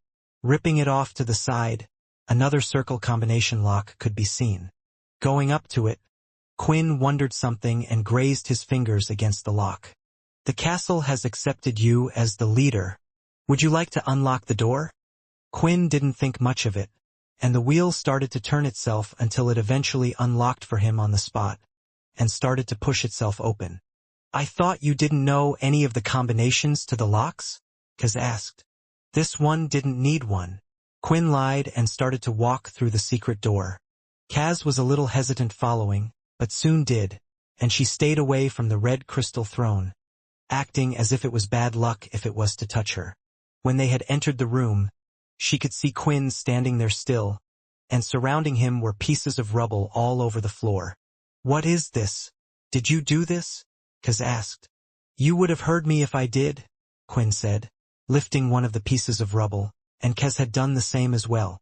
Quinn didn't know what he was expecting, but he wasn't expecting this. It seemed like the room had several walls that had certain things written on them, or illustrations, but it had all been destroyed and quite recently as well. With Kaz and Quinn trying to put pieces together, they could tell they were illustrations and writing, but it seemed like pieces were either missing or had been turned to dust. After getting most of the larger pieces together, Kaz had figured out what it was. "Damn him!" Kaz yelled. This was a training room, one that would teach the others how to use the shadow. Some of the other leaders have rooms like this as well, but it's useless like this. Quinn had thought the same thing. The words didn't need to be written down in a book, but it looked like all the techniques that Arthur had learned over the years had been drawn out and explained on the walls of this large room. In the past, it was a quick way to teach one your ability. You would lock them in a room, and with all the illustrations and text with no distractions, the person would get into a certain state. They would feel as if the words and text from the walls were coming out to them. Vincent explained. Why did he destroy it? Did he think the other vampires would come back and try to learn the powers? Was he stopping them from getting the shadow ability, or was he stopping me? Quinn thought. However, perhaps Arthur was missing one important detail about Quinn. He didn't know Quinn was different to other vampires, and different to the other punishers. For he also had the system. Inspect. Details of each piece of broken rubble were seen, and the system started to fill up a small progress bar. Gathering information about the shadow. You have successfully learnt more about the shadow. New skills have been unlocked. Although Quinn still was unable to teach others the shadow properly, he had gained far more than he had expected from this little trip. Whatever you were hoping to do, Arthur, I'm catching up to you. After using the inspect skill on the pieces of rubble, Quinn had gained 3 new shadow skills in the system. He wondered if the entirety of the walls was present, and hadn't been destroyed if he would have been able to extract more information from the room. Perhaps the system only gave him the skills it could figure out from what was there. Some large pieces are missing from the wall. Did Arthur take them with him so they couldn't rebuild it back together like me and Kaz was doing? Which means the other pieces of the shadow might be with Arthur, But why didn't he just put all the pieces of the walls into his dimensional storage? Some things certainly didn't make sense, and there was always the chance that it wasn't Arthur as well. But who else could enter the 14th castle and would know about all these secrets? Looking at Kez, she was frustrated. She was still trying to put pieces together, but some of it was just small pieces of dust. She wasn't paying attention to him, but Quinn wasn't going to try any of the skills out right now. He would do so in his own time, away from the prying eyes of others. I've learnt that I never know who will be my enemy in the future, Quinn thought.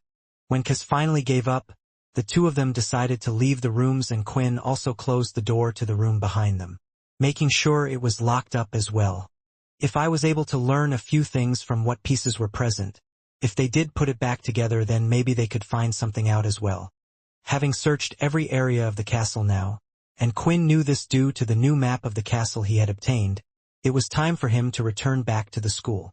His work was complete, and he would have to try to figure out another way he could teach the others the shadow.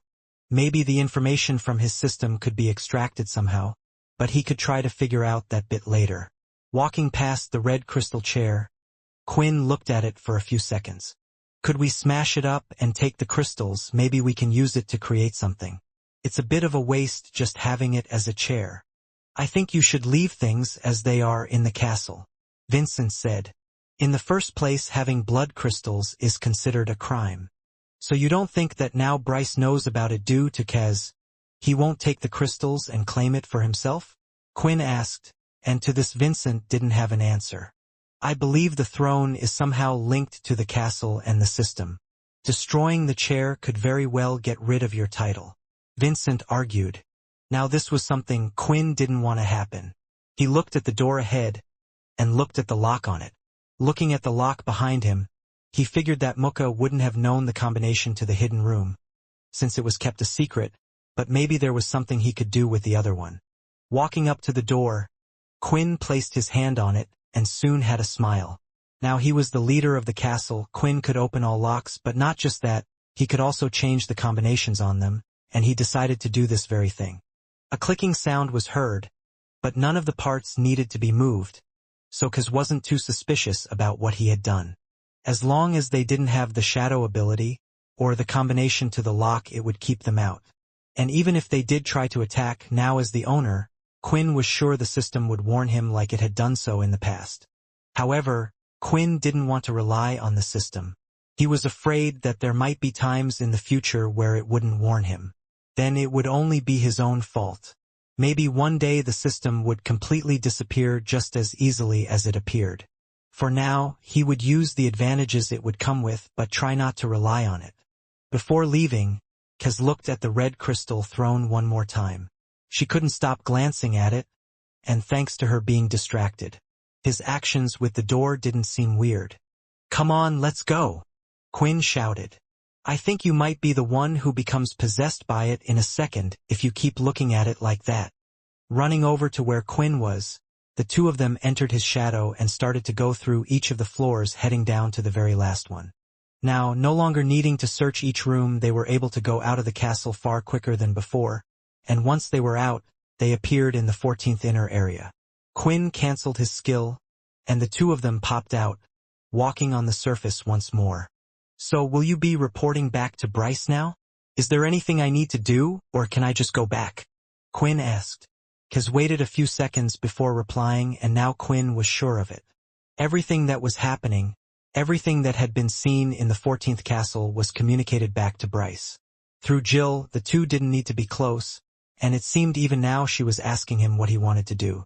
You are free to go back. If there is any trouble, we can get in touch with you, and we will keep your knight, Paul, informed and updated. Kez answered. Just as the two of them were about to part ways, a strange black smog in the air was heading towards them. It moved as if it was alive, searching for something, and once it found what it was looking for, it latched on to a destination and headed straight towards the two of them. That smog looks the same as when the Bone Claw is summoned? Quinn thought. And sure enough, when the smog had reached an area around 15 meters away from Quinn, it descended to the ground and the fog started to form into the Bone Claw it was. It stood there with its long dangling arms and its giant body. Hey! Isn't that your familiar? What's it doing coming here now? Kaz thought.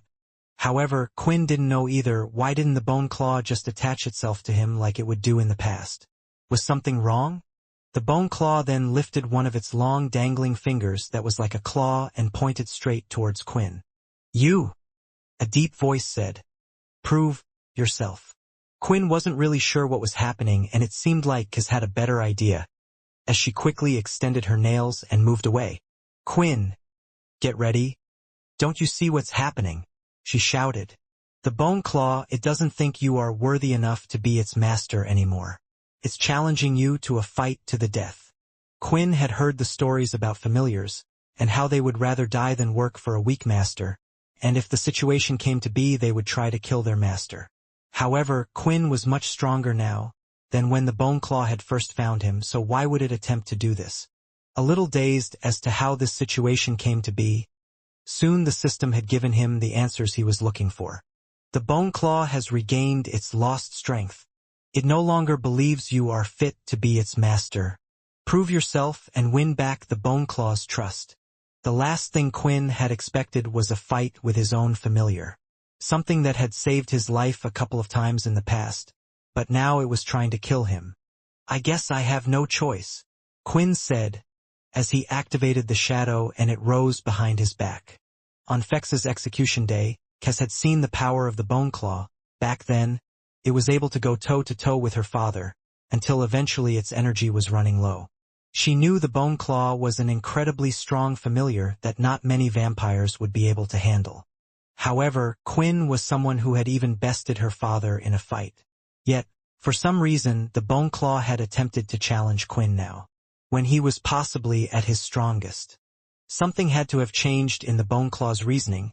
Is Quinn's desire from before no longer matching up with its? Or did something happen to the bone claw to make it feel this way? Finding out the answer to the question wouldn't help the situation. What she needed to do right now was decide if she was going to help Quinn or not. Is the bone claw underestimating me? Quinn thought. It has been a while since we separated from each other, and I assure you I have gotten stronger. Or perhaps it considers me weaker than its last master. Shadow equip. Not wanting to underestimate the fight, Quinn made sure to put all pieces of beast gear on his body, and that included the red Oni-type mask on his face. Making the first move, Quinn cast a shadow path along the floor, heading straight towards the bone claw. If I slow it down, then I can actually hit it dead on, and for the first time ever I don't have to worry about killing you, Quinn thought. As long as there was still a connection between Quinn and his familiar, it meant that if the familiar was to die, it simply wouldn't be able to be summoned for a while. The shadow path was one of the slower skills of Quinn's, and seeing the attack coming towards the bone claw, it simply entered one of its black portals as it opened and disappeared before the shadow could hit it. A strong claw came out towards Quinn's right side, but the shadow was able to move from his back to stop the attack. However, Quinn was unaware that somehow the bone claw was now attacking from his right side as well. He had no choice but to lift his arm to block the attack head-on. The claw scraped and hit his gauntlets. Damn! That attack is strong. I can feel the whole blow through my body, Quinn thought. He knew he couldn't rely on just his vampire strength to push it back, and started to concentrate and form his second stage chi towards his forearm area, and eventually pushed the claw back. When Quinn regained his composure, he could see the bone claw was once again far away.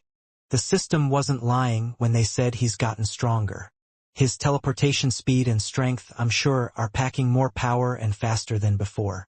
If he keeps teleporting everywhere, how am I meant to get him? None of my blood skills will work. Kaz, who was standing at the side, was watching it all carefully. She wanted to step in as she had made the decision herself to help Quinn, but she saw what the bone claw had done.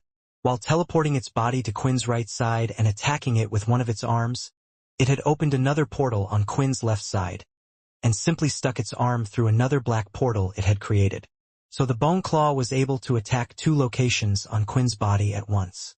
What was even more frightening was, as soon as Kaz took a step forward, another black portal had opened up in front of her, and a large dangling claw had appeared, grazing her arm, now throbbing with pain. It was a clear warning for her not to get involved. Trying to trap the bone claw, Quinn decided to open up a shadow dome, covering both of them. Whenever he needed to fight a person one-on-one, Quinn would use this skill, and similar to the bone claw, he could equally go wherever he wished in the shadow using shadow hop, seemingly appearing out of nowhere. Thinking he had trapped the bone claw, Quinn was getting ready to plan his next attack. But before he could, the bone claw created another portal, and now he was nowhere to be seen. "It looks like he can also teleport outside of your dome," Vincent said. It looked like he was right as well, as his shadow MC points were going down by the second. MC 1200/1260, MC 1170/1260, MC 1140/1260. Each hit from the bone claw was taking off 30 MC points, and it was rapidly going down as he had the dome up. Closing the dome quickly, Quinn could see the bone claw just outside where the edge of it would be. "Screw you," Quinn said, opening his hand showing the palms and then closing it in a fist. The next second the bone claw had completely disappeared. Shadow lock skill activated. "You know that won't stop him for long," Vincent said. "I know, but I just need time to think. I can't hit him with any of my blood skills, otherwise he will just teleport everywhere, so to be able to hit him I have to slow him down." It certainly was a strange fight for Quinn, although he didn't feel like he couldn't beat the opponent in front of him. It was the most trickiest fight he ever had, and just as Vincent said, it looked like the shadow lock didn't hold the bone claw at all, as he seemingly appeared out of nowhere. "So you can teleport out of that as well?" Quinn thought that perhaps the bone claw would start to attack the shadow space, but there was no need for that. Still, trying to come up with something that could hit or slow the bone claw down, it looked like it was time for the bone claw to attack instead. It didn't move from its spot and was still roughly 10 meters away from where Quinn's position was. Moving its large arms, each time a black portal would appear in front of it, and at the same time, another one directly in front of Quinn's face. He whacked it away out of instinct, seeing the long dangling finger. He can attack from that far away. But the attacks weren't over, as the bone claw kept striking the air around him, and the attacks would appear in all sorts of different places around Quinn, from behind, from above, and below. It was as if Quinn was playing the block game again, striking each of the attacks and avoiding the more dangerous ones, but there was a huge difference between this and the block game. The strikes from the bone claw were heavier than ever, and he could see the endurance of his equipment were going down by the second. Damn it! Alex worked hard on these. Now watching Quinn block the attacks desperately, Kaz began to realize something. Quinn's combat skills for a vampire leader were quite poor. He had strong blood skills, but they were powered with a strange power and simple. Perhaps one of his biggest advantages in fights was due to people not fully knowing what the shadow could do. However, here where his shadow and blood skills didn't work well against an opponent, one would be better off trying to use their hand-to-hand combat. But the bone claw, who just did fast simple attacks, was able to overwhelm him. Through the barrage of attack, Quinn could see the bone claw was unmoving, apart from its arms, and he saw this as an opportunity. He moved his shadow to block the majority of the attacks, leaving only a small hole, and through that hole a single finger could fit through. Blood bullet. Firing off a blood attack infused with chi through the small hole made in the shadow, he could see it becoming a success. The blood bullet was the fastest attacking skill Quinn had. If he couldn't slow it down, then this would just have to do. The bullet went right through its shoulder, and a cloud of black smoke started to appear where the wound was meant to be. Did that really do nothing? Quinn thought. He came to realize that this time, Quinn wasn't fighting against a beast or a vampire, where chi-infused attacks would do damage or the beast would feel pain. This was a different enemy altogether. The next second, the bone claw disappeared and a large scratch was made towards his back, going through Quinn's armor and reaching his skin, tearing it easily. His shadow was too preoccupied with the attacks at the front, and he hadn't moved it behind him in time. Is Quinn really going to lose? Someone who defeated my father, and Cindy with the absolute blood skill, to a familiar, Kaz worriedly thought. Just what was this familiar that was able to cause so much trouble for Quinn? I really didn't want to do this, and I didn't think I would have to use it again so soon. After all the work I did to get the shadow, and now I have to use it against you, Quinn said, as he placed his hand on the ground, and all of the shadow sank, spreading out. Soul weapon activated. Shadow overload. Standing by the side, Kaz knew straight away that Quinn had done something. As the last time he had fought with Cindy, he had done the exact same thing. When Quinn's soul weapon was active, a faint purple glow would appear around all of the shadows Quinn used. One of the main benefits of using the soul weapon shadow overload was the fact that Quinn could now use the shadow as he wished without the need to worry if it would run out or not. However, this wasn't the reason Quinn had decided to use it now. The Bone Claw's teleportation speed was far faster than before. But there were more than just one benefit of using the soul weapon. Quinn's soul weapon would also improve his casting speed with the shadow when using skills, and the general movement of his shadows. Not that I'm going to need it, Quinn thought as he held out both of his hands, and started to create a dome of shadow over the Bone Claw. The Bone Claw would teleport out of it the same as he did last time, but seeing where it was now, Quinn would quickly summon another dome over it again, in an instant before it could react. It looks like my guess was correct. Although the Bone Claw was able to teleport out of the Shadow Dome, it wasn't able to attack at the same time, and it didn't seem to know exactly where it was teleporting to. It seemed like it would take a few seconds before it repositioned itself and noticed where Quinn was. While in the dome, the Bone Claw was unable to see, so it couldn't focus where to place its black teleporters. The only thing it could do was look in a certain direction in the dome, and cast a portal to the other side to escape, and soon, when it was busy coming out of one of the shadows, Quinn was appearing directly behind it through his own shadow with a large hammer strike of his own. However, the Bone Claw was fast, as it managed to create a large portal the same size as Quinn in front of him, and sinking through it, Quinn was redirected to another place, causing his hammer strike to strike one of the buildings in the inner castle area nearby. A loud bang was heard as his fist went through a building wall, and a couple of the ones behind it crumbled to the floor. Still, Quinn wasn't worried. Compared to last time, he had more MC points to play with. What he didn't realize was although Shadow Overload allowed him to use the shadow as much as he wished, he could still only control slightly more than his MC points allowed at one time. With his MC points above 1,000, Quinn was able to control a larger amount of shadow. Having created several domes, he was still able to protect himself using the shadow. So you seem to be quite the quick thinker. But I have a lot of tricks up my sleeve, Quinn shouted as he fired out a blood bullet into one of his shadows in front of him, and it appeared behind the Bone Claw, going through its forearm. This was a skill that was too quick for the Bone Claw to react to, and when it turned around it could see several circle shadows floating in the entire area. Quinn had spread them around, hovering as if they were landmines all over the field. I think I've got the hang of how far you can teleport at once. Try teleporting somewhere, and you'll run into any of these, Quinn said, as he activated a disc with a razor edge, covered in the shadow. If I throw it into any of these shadows, I can redirect it to try to follow the Bone Claw, and I can also throw blood swipes and even escape through them as well. In a way, Quinn was using the shadows as a better version of the teleporting skill that the Bone Claw could use. Quinn was able to go through one shadow, and appear out of any of the shadows hovering about at any time.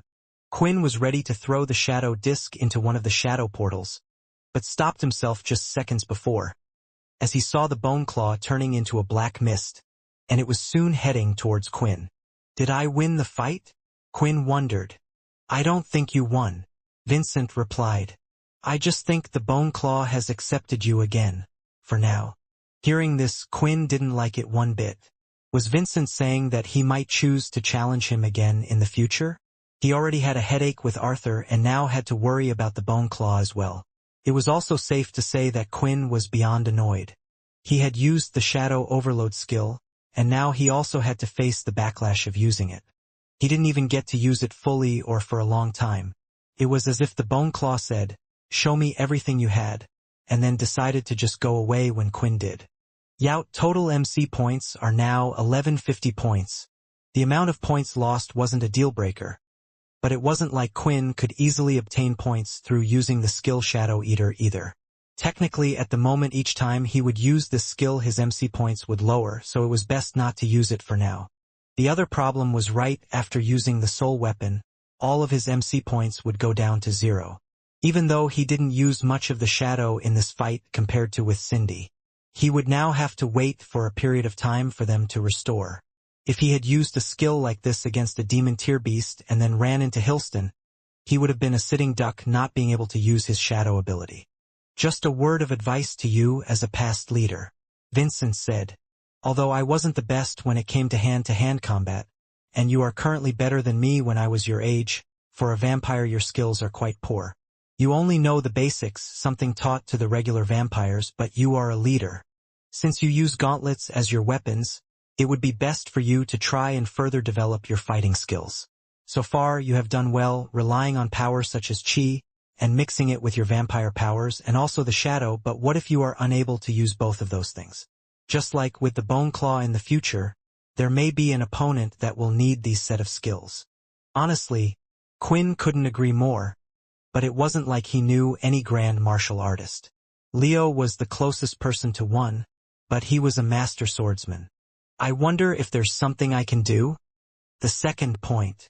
Vincent continued, although we have already discussed this, it's about your blood abilities. It's all well improving your blood control, but just like with the shadow, you need to learn more advanced blood skills. They are currently quite simple. Couldn't you teach me, since you used to be a great leader and all? Quinn said. I guess I could give it a go, but through words alone, it would be hard. It would be best for you to see the skills yourself. Maybe you should get friendly with one of the leaders at some point. Vincent half-jokingly said. Still, Quinn didn't think Vincent was giving him enough credit. Quinn didn't show the Bone Claw everything he had, and there were even the new shadow skills he had yet to test. Seeing the Bone Claw disappear like so, Kaz was relieved, but witnessing Quinn use his special power again, she truly did feel like she was looking at one of the strongest vampire leaders. Even if he was lacking in certain areas, no one could deny how strong he was. Well, let's forget about that little thing, shall we? Quinn said, looking back at Kaz. Let's get back. The incident with Quinn's familiar wasn't something that needed to be urgently reported. Since it was his own familiar and didn't involve others, no one had even seen the fight, but Kaz still reported the matter to Bryce. After all, she was loyal to him as he was her father and even more so her king. Although Bryce didn't think much of this, and was far more interested in the reports she had made earlier. You may leave now, Kaz, you did a good job. Thank you, Bryce said, sitting down on the king's throne. When Kaz left the room, out from the side as if he was almost invisible, Tempest stood. You heard about the wall, right? Bryce asked. Do you think you will be able to restore it to its former self? Perhaps we might not get the whole thing, but we should learn something. But I'm wondering what you plan to do with such a wall? Tempest asked. I hate the shadow, but everyone has to admit their power. But the reason why so many people disliked the shadow in the past was because it belonged to the Punishers, a force equal to that of the king. This is something that should have never happened. It's time the king had its set of own shadow users. Bryce smiled. I bet Arthur will be pleasantly surprised to see them when he returns. And how do you expect to get past the doors without informing Mukka? Tempest asked. Oh, don't worry about that. I have more power than you think. Actually, you might already know. Otherwise, I doubt you would be standing by my side. Upon returning to the cursed ship and hearing nothing terrible had happened at school while Quinn was away, he was in no rush to go back just yet. He had time to think about what Vincent had talked about. One of the most critical things Quinn had to worry about was getting stronger for the future enemies ahead. One of the easiest ways was to improve something he was severely lacking, and one of those was his combat fighting skills. He never worried about this much before, but did try practicing a little when he had no abilities. I remember those days. Quinn started to reminisce. I thought watching a few martial arts movies and copying them would make me some skilled master, and then I would just get blasted with a green energy blast. Yeah, no karate chopping skills are going to stop that, Quinn thought. However, things were different now. Quinn had a body that could put fighting skills to good use, just like the other leaders did. Checking his system, Quinn could see the tutorial zone that displayed Vincent's lessons in the system. Do you have any more of these? Quinn asked. I mean, I don't, but honestly, I think you're beyond anything that I could teach you through a video. At the moment, you have a body that would be good in any martial art. However, what you need is something that would actually be good in fighting against ability users. This I'm not the best at. Hearing these words while on the cursed ship, Quinn went looking for Leo. Although he was a swordsman, he did know the martial art taught by the military quite well, and perhaps there was someone he could recommend. While searching high and low around the ship, Quinn couldn't find him anywhere and eventually ran into Sam, walking through one of the hallways. "Quinn, you still haven't returned. You know the students will miss you," Sam said. "It's fine. They have a good teacher. I was actually looking for Leo. Have you seen him anywhere?" Quinn asked.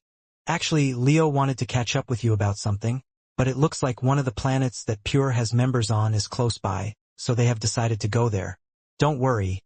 They took Nate along as well, just in case there is any trouble."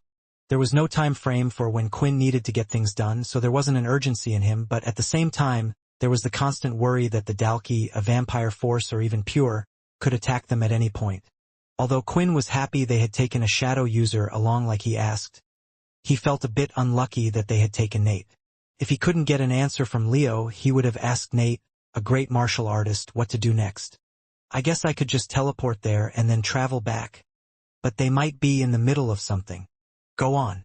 I can see you have something on your mind. What do you want?" Sam asked. Quinn explained what he wished to do, how he wanted to improve his martial arts skills. Thinking about it for a while, Sam eventually gave an answer. "Do you remember how the two of you first met through the Power Fighters game? Well, there was a reason why Nate would constantly play it. Even for him, there were plenty of strong people there. You have to remember not everyone likes the limelight. Some people have strong abilities or are just strong that they choose to hide their powers when they join a faction. Before the Civil War, although it was normal for others to fight and such, strong people didn't often fight each other due to fear of how much destruction and death it would cause. Do you think the Greylash family ever fought against the Bree family, or the Sunshields without people getting hurt?" Hearing this, Quinn thought it would be quite interesting. He hadn't played the game in a while. When he first started out, he used the game often to test out his blood abilities that could be used with no restrictions inside the game. "I suppose if I play again, I can just not use my blood abilities. Before, I was obsessed with the EXP, not that it would do anything for me now. But now I can just fight against ability users, just using my fists. If I lose, it won't really be a problem." Quinn thought it was a great suggestion and thanked Sam before leaving off to play the game. There were quite a lot of pods on board the Cursed faction, as the game had always been popular with people, including the Cursed faction. However, there was one person he thought he should meet before playing the game, asking if he could work out some personal request for Quinn, and that was none other than Logan. He was inside his usual research room, a room that was given just to Logan dedicated to him to work on whatever he needed. It didn't take long for Logan to turn it into his own personal room, as it was filled with what Quinn could only describe as useful junk all around the room. He was careful to use the word useful, because often, things that looked strange and that he didn't understand would be quite helpful. A lot of the stuff in the room was brought over from the many locations the Green family owned, the projects his family were working on before they had passed. "Quinn, that's you, right? No one else has as light footsteps as you do. Also, I heard from Sam that you have just returned from the vampire world. Did he tell you about my request?" Logan said as he was wearing some strange goggles and using his robotic arm, but soon the goggles started to deform into the tiny spiders and created some shoulder pads instead. "Request? I didn't know you had one? I was actually coming to you to ask about something." "What did you want to ask?" Quinn wondered. Logan looked at Quinn for a few seconds and didn't say anything. "Logan, please, you already helped me a lot. Remember, even with the current situation, anything you need that I can help with, I will do it," Quinn said. Then, as if Logan was waiting for Quinn to say these words, he gave a reply. "Great, then I wish to go to the vampire world and go to the lab out in the mountains. I will take my leave tomorrow and make sure to take one of the shadow users with me. I will also take Borden along for protection so you can't complain. A leader wouldn't go back on their word, right?" For some reason, Quinn felt like he had just been tricked. This is what happens when you have people smarter than you helping you out. Quinn thought. "What do you want to do there anyway?" Quinn asked. "I plan to visit the lab so I can clone myself a new arm. The lab had the ability to create a clone of Vorden. That's how I accidentally made Borden. So I should be able to create a hand for myself if I study the equipment myself. Logan replied as if it was no big deal. Wait, what happens if you make another, like a Logan Dalkey? I know Borden turned out to be okay, but we can't guarantee that another one will be, can we? Quinn said worryingly. Don't worry about that. There isn't enough energy to create another Dalkey. That was the problem in the first place and part of the reason why Borden is so unstable. Leave the thinking to me. If I tried to explain anything to you, then it would just be pointless. Fighting is your strong point. This is mine, so leave that to me. Although Quinn didn't like it, visiting the vampire world last time, it seemed like everything had calmed down quite a bit, and as long as someone like Linda who knew the shadow went along with them, then Quinn could be there if there was any trouble. As for Borden, he was as strong as a leader, so no one would mess with him. Talking about fighting, there were a few things I wanted to ask you about. Quinn discussed his plan and how he would like to join Power Fighters one more time, but he had some special requests. Sure, I can do that for you. As you know, the game ranks you based on your traveler rank. So you want me to put you as an A rank traveler, correct? That shouldn't be a problem. As long as you keep winning fights, the system will naturally put you against the higher travelers and then you will enter the ranking system. Ranking system? Each time you win, you get ELO points, which will rank you up and down, putting you in the top 100 of the Power Fighters game. This is only available to travelers rank B and upwards. Win enough times in a row, and you will eventually get put in the top 100. It sounded like Sam's suggestion was turning into a good idea, and there was even a goal to aim towards now. Wow, an online ranking. Who's at the top? Is it someone I know? Quinn wondered. Being in the position he was in now, surely the top would be filled with people he had seen or at least heard of. Not really, at least I don't know who they are, Logan replied. You have to remember a few things. Fighting in the game, although meant to simulate real combat, isn't the same. There are differences.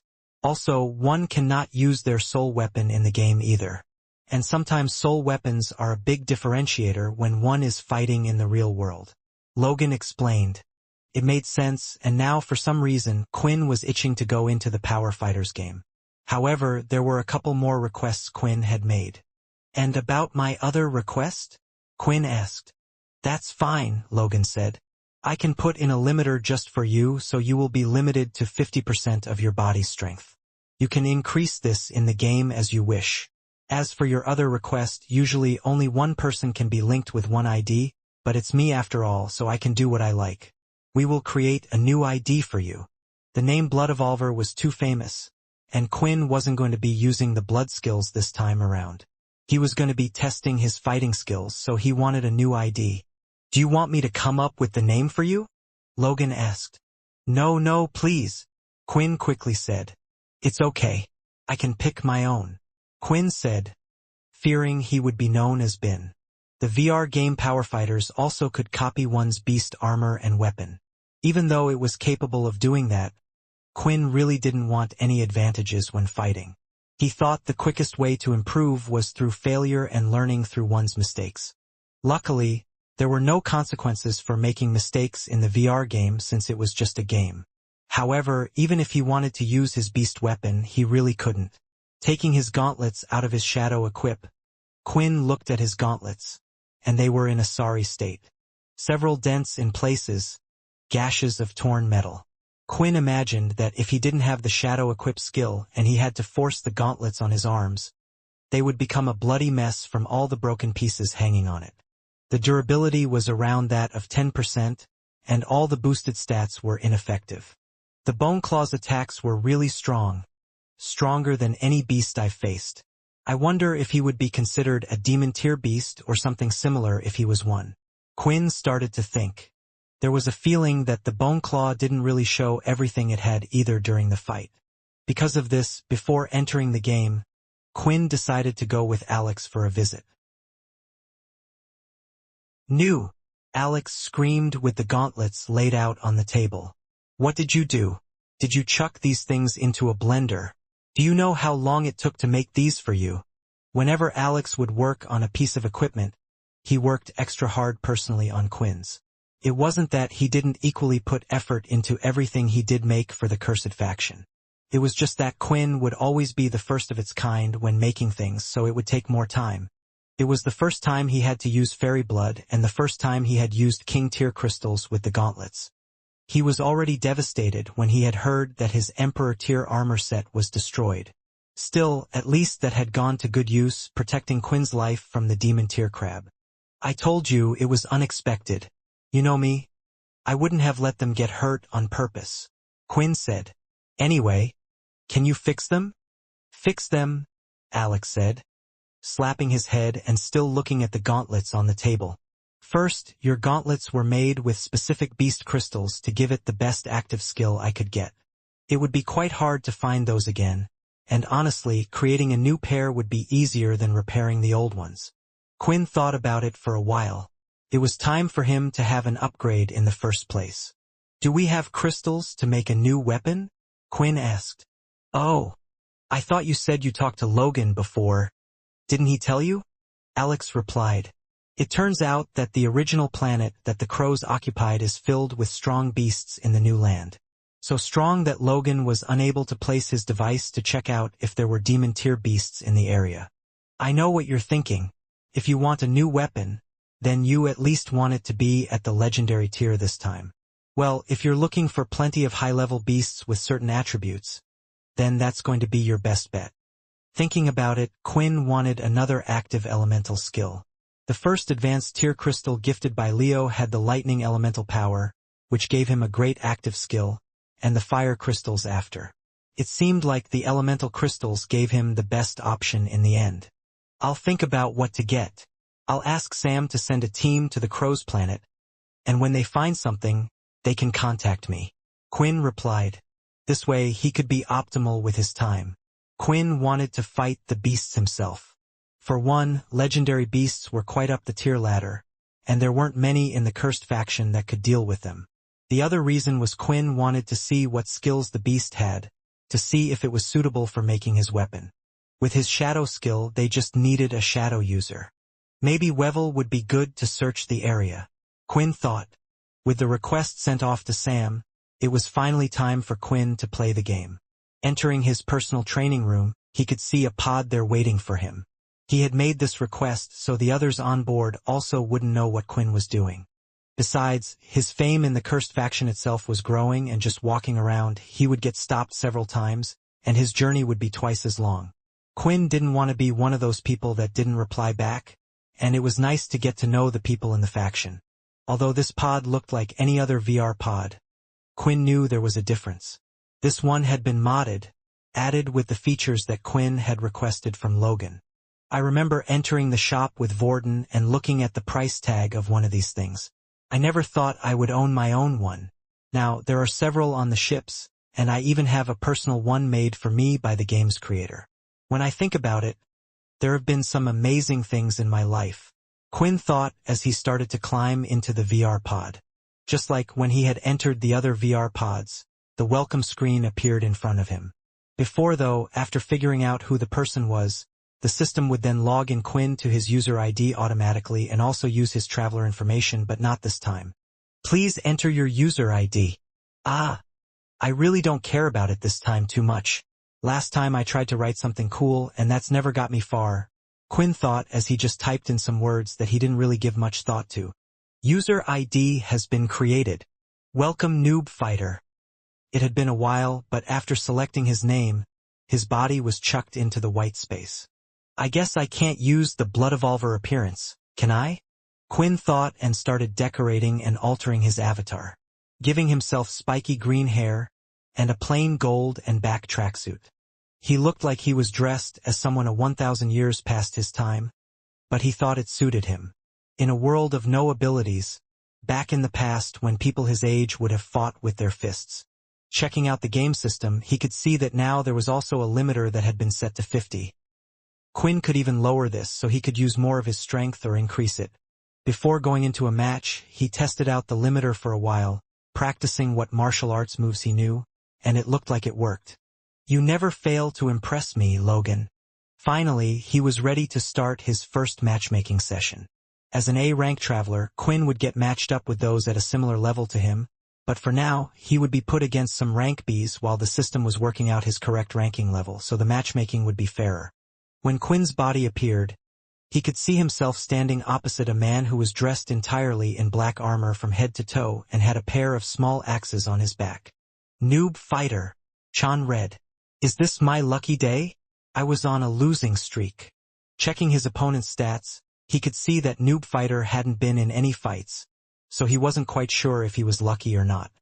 I guess it's his first time playing, and I can take advantage of that.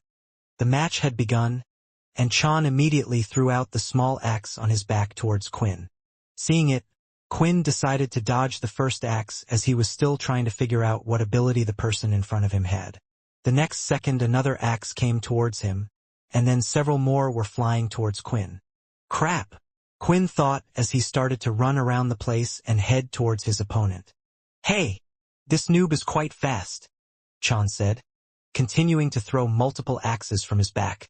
Although he only had 2 on him, his ability allowed him to copy and produce the same beast weapon he last touched. He continued to throw them towards his opponents. When the 2 got close, Quinn managed to duck a wild swing from Chun and hit him in the stomach.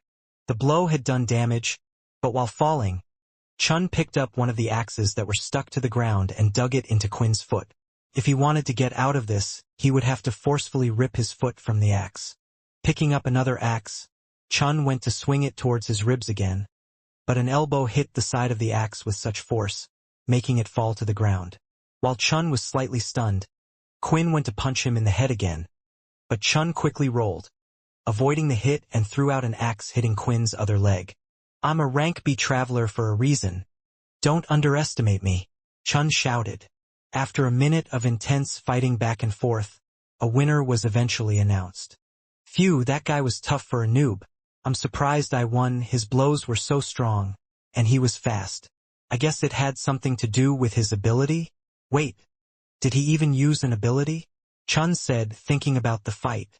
Meanwhile, Quinn was back in the lobby and looking at his game screen. So my first fight was a loss, huh? Well, I guess setting it to 30% was too much to start with, Quinn said, after getting the go-ahead from Quinn that he was now allowed to travel to the vampire world. Logan wasted no time making preparations. In fact, he actually already had everything he needed with him packed away in a special robotic backpack. He would carry this on his back with the support of his little spiders, making it pretty much weightless. It was as if he always knew Quinn would say yes, but he was not to go on his travels alone.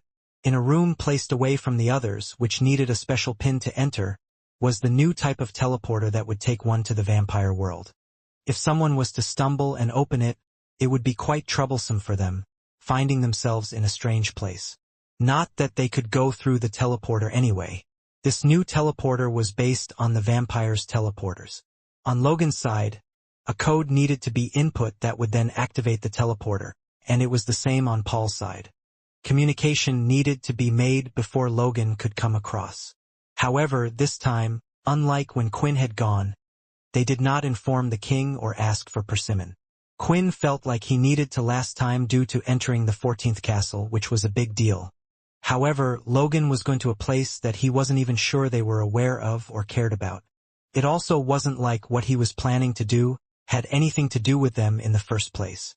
Standing by his side were the 2 that would be coming with him for this short journey. Hopefully, you can make some more of that green serum for me, Borden said as he hopped onto the right side of Logan's shoulder. I can try, but I wouldn't count on it, Logan replied, knowing that there was hardly any energy left in the large tubes. As for the other one, she seemed a bit nervous to be coming along. I kind of understand why you brought Borden along with you, but why did you choose me and not one of the others? Linda asked. Logan looked Linda up and down as if it was a pain to explain to her, but letting out a sigh, he did so anyway. Have you and I ever talked before? Logan asked. A few times on occasion, but I don't think we have ever had a full conversation, Linda replied, trying to figure out what his point was. And that is exactly the reason why I have brought you. Me and you haven't talked before, so we have nothing to talk about, which means I can get on my task with peace, said Logan. Linda didn't know why, but she felt a little hurt by that comment. But Logan was just upfront and honest from what she had heard from the others. Speaking what he thought, sometimes it was better to have a person like this, rather than someone you didn't know what they were thinking, like Kaz. Thinking of the vampire world made Linda think of her. She still held a grudge against her for what she had done. With the preparations done and the very small chit-chat made, all three of them went through the teleporter, finding themselves at the 10th castle.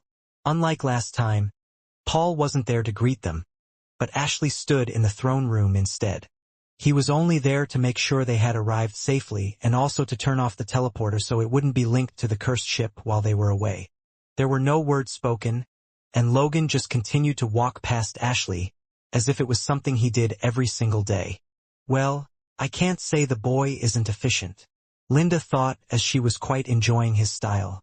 A few sprays of the special scent were placed onto Borden and Logan. Now they had no worry as they walked through the vampire settlement. Compared to before, the dark streets were full of market stalls, vampires talking and eating irregular meals at their restaurants. It seemed like an old city in the human world, and Linda found it relatively peaceful. If we had seen this and experienced this when we first came, then maybe our opinion would have been a little different, she said. What was most impressive was how quick they were able to recover as well. Soon though, leaving the settlement, they would walk through the forest, and from there, it was time to head to the mountain where the lab was found. While walking through the forest, there was a single incident that occurred. It was when a snake-like beast came dangling from one of the trees. It swooped down on them. Linda was ready to get in the way, but when the snake reached a certain distance, a claw-like machine came out from the top of Logan's back and held it in place. Then a blaster formed around Logan's arm, and he fired it a few times, eventually killing the snake on the spot. Even though the kid isn't like us, he seems to be quite powerful with all his little gadgets. I guess he isn't just the inventor of the ship, Linda thought.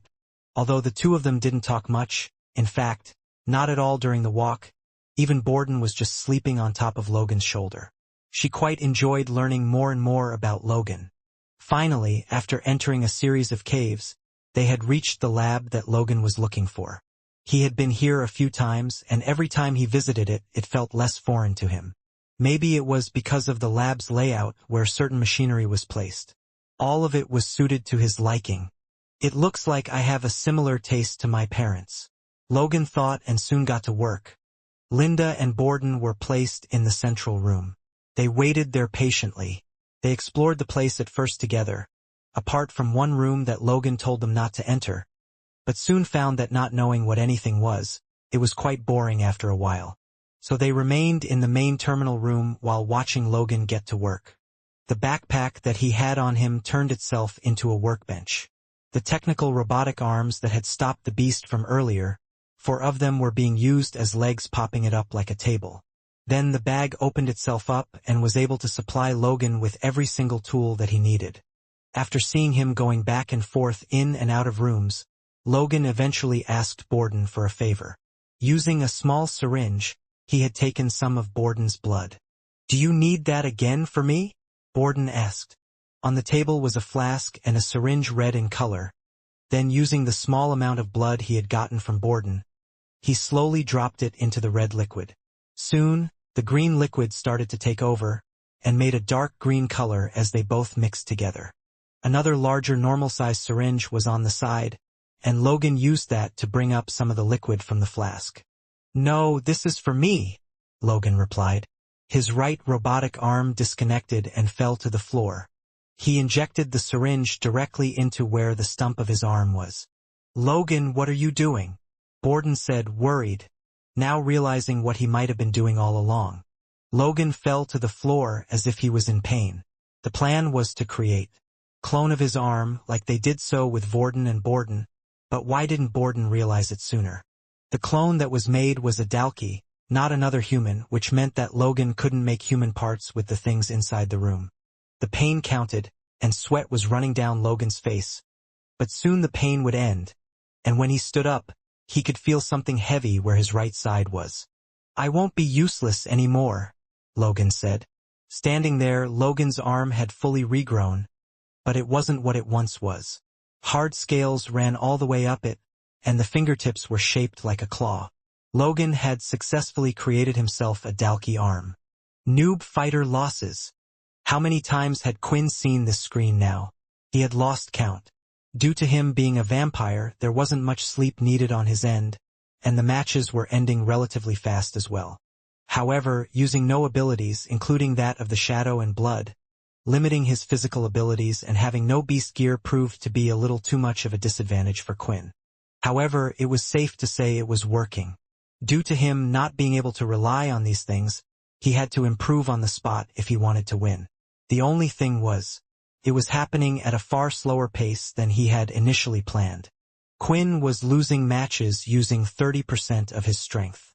He thought the first few matches his opponent might have been just strong, and eventually he would find a way to beat them, but he never did and was getting tired of it. In the next few games, Quinn decided that he would increase the limit by 5% each time until he eventually would win. At 35%, his first match had hardly lasted longer than the others. He had, unfortunately, run into a speed user who was faster than him. With Quinn's current set of fighting skills, Quinn felt useless and was just frustrated. Soon after, he raised his stats to 40%. In his first match at this stage, he had lasted longer. His opponent had a growth ability, allowing them to grow the size of any part of their body and what they were touching at any point in time. At this stage, Quinn was able to time his flash step perfectly to avoid the more vital attacks and had hit his opponents with well-timed hammer strikes and kicks, damaging the body well, and eventually got a win. It seemed at 40% the increase in strength had significantly helped, but this wasn't what Quinn was hoping for. He stayed at the 40% range and eventually won a few fights, but after winning a few fights in a row, the matching system had put him against some tougher opponents, and Quinn ended up losing again. When he had reached a stalemate, Quinn raised his stats once more to 45%, thinking maybe it would change the outcome. Which it did, but not for the right reasons, going back to his old ways of relying on speed and strength. It seemed like the same pattern was occurring. Whenever Quinn would get stuck, he would just raise his limiter to beat his opponents, and eventually, he had raised it to 50%, winning 9 fights in a row.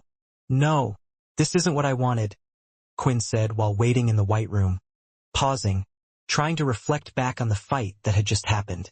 "I haven't really learnt any new fighting techniques, have I?" "I would say so, but at the same time, I can't blame you for raising your stats," Vincent replied. "It hasn't been all for a lost cause.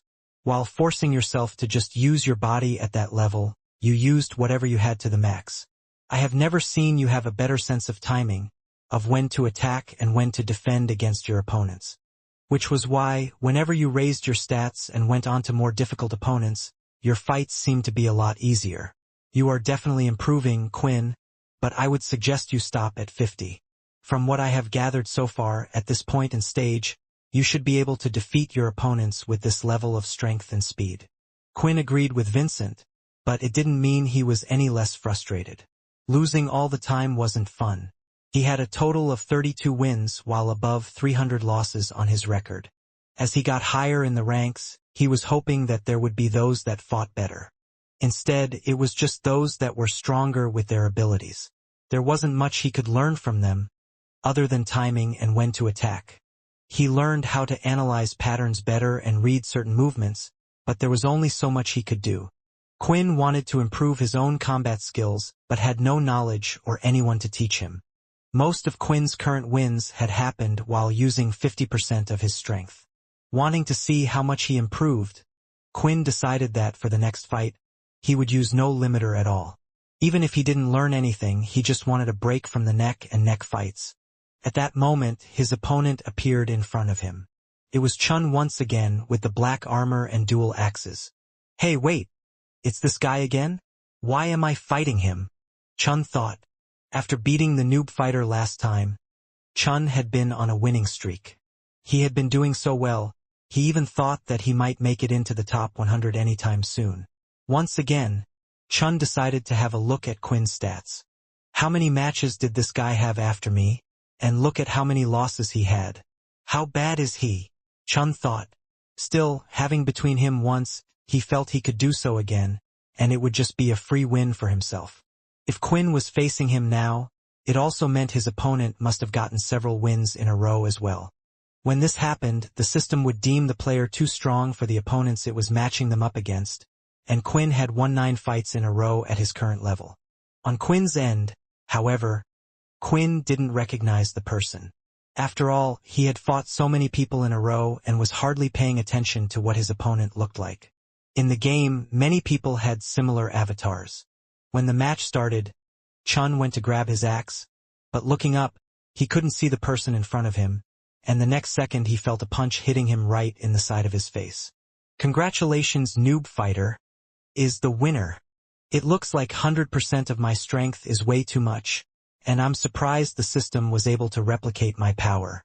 Still, it felt good to do that just once. I was starting to feel a little weak," Quinn said with an almost devilish smile on his face. What just happened? Chun thought. Did the game bug out?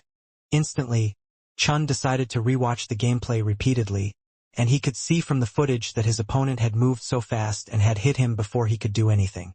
That guy! I knew he was hiding an ability. You have now entered the rankings. You have now taken the 100th spot. This was indeed quite surprising to Quinn, that using 50% of his strength with no abilities, he could take one of the top 100 spots. Although he was a bad fighter, he had enough skills to beat most strong opponents through what he knew. But still, I'm going to be fighting the strongest of the strongest. They're properly even stronger than any rank 1 on this game. I should at least be able to get this far, Quinn thought. After reaching rank 100, Quinn was planning to take a small break. But then, there were quite a few requests for fights that had been sent his way. What is all this? Quinn thought as he was reading all the messages coming towards him. Soon he realized it was due to the public leaderboards. Now that Quinn was ranked a 100, anyone could see his name, select him and send him an invite. I guess one more fight won't hurt, Quinn thought. Looking through the messages, Quinn noticed that some of them had their rankings in brackets next to their name. The numbers close to him had asked for a match, but Quinn went through and looked for the highest number that had requested him to fight as he could and could see one of them stand out above the rest. A person who was ranked 50, and also had the name Martial Art God. Now, someone with a user ID has to be good at fighting, right? Why don't we have a little go? Quinn thought as he sent his request out. Due to Chun having just lost his fight seconds ago, he was frustrated and had looked up to the noob fighter he had lost to. Then when he saw the 100 ranking by his name, he felt like he could feel blood pouring from his ears. Wait, what? Why is the martial arts god and this guy fighting against each other? Who accepts a match from someone 50 ranks above you?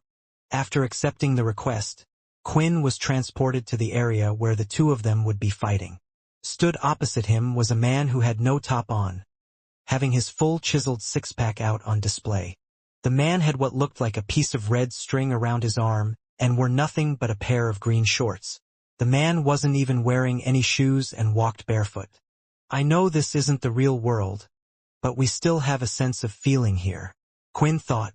It was true that the VR made one feel as if they were really there and they even felt slight pain. Although the pain sensor was set at an extremely low value and the pain felt was nothing like one would experience in real life. Instead, the computer would sometimes have to just guess how one's body would react when taking a hit. Quinn also noticed that the stages for spectating that would often be empty were now full of spectators. Something that hadn't happened until this fight. I haven't seen this many people since I was the Blood Evolver, Quinn thought, looking around. There were many people who would often watch those that were top-ranked. People liked watching battles between two strong opponents, that's just how it was.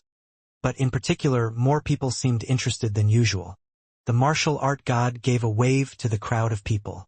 They all cheered in response as if it was something that he had done 1,000 times. It was routine for him. Even if that noob fighter was able to surprise me and got the upper hand, he won't be able to deal with the gatekeeper, Chun said as he watched from the sidelines. This was another name that was given to the martial art god. The reason why he was called the gatekeeper was due to his rank, being placed at 50. All those above the rank of 50 constantly faced each other and the ranking remained unchanged for a long time. Whereas many would fall when meeting with the gatekeeper, staying above rank 50. It's been a while since I have seen a new person enter the 100 rankings, so I thought it was best to introduce myself to you first. See if you are worthy. The martial art god said. Is this guy role-playing?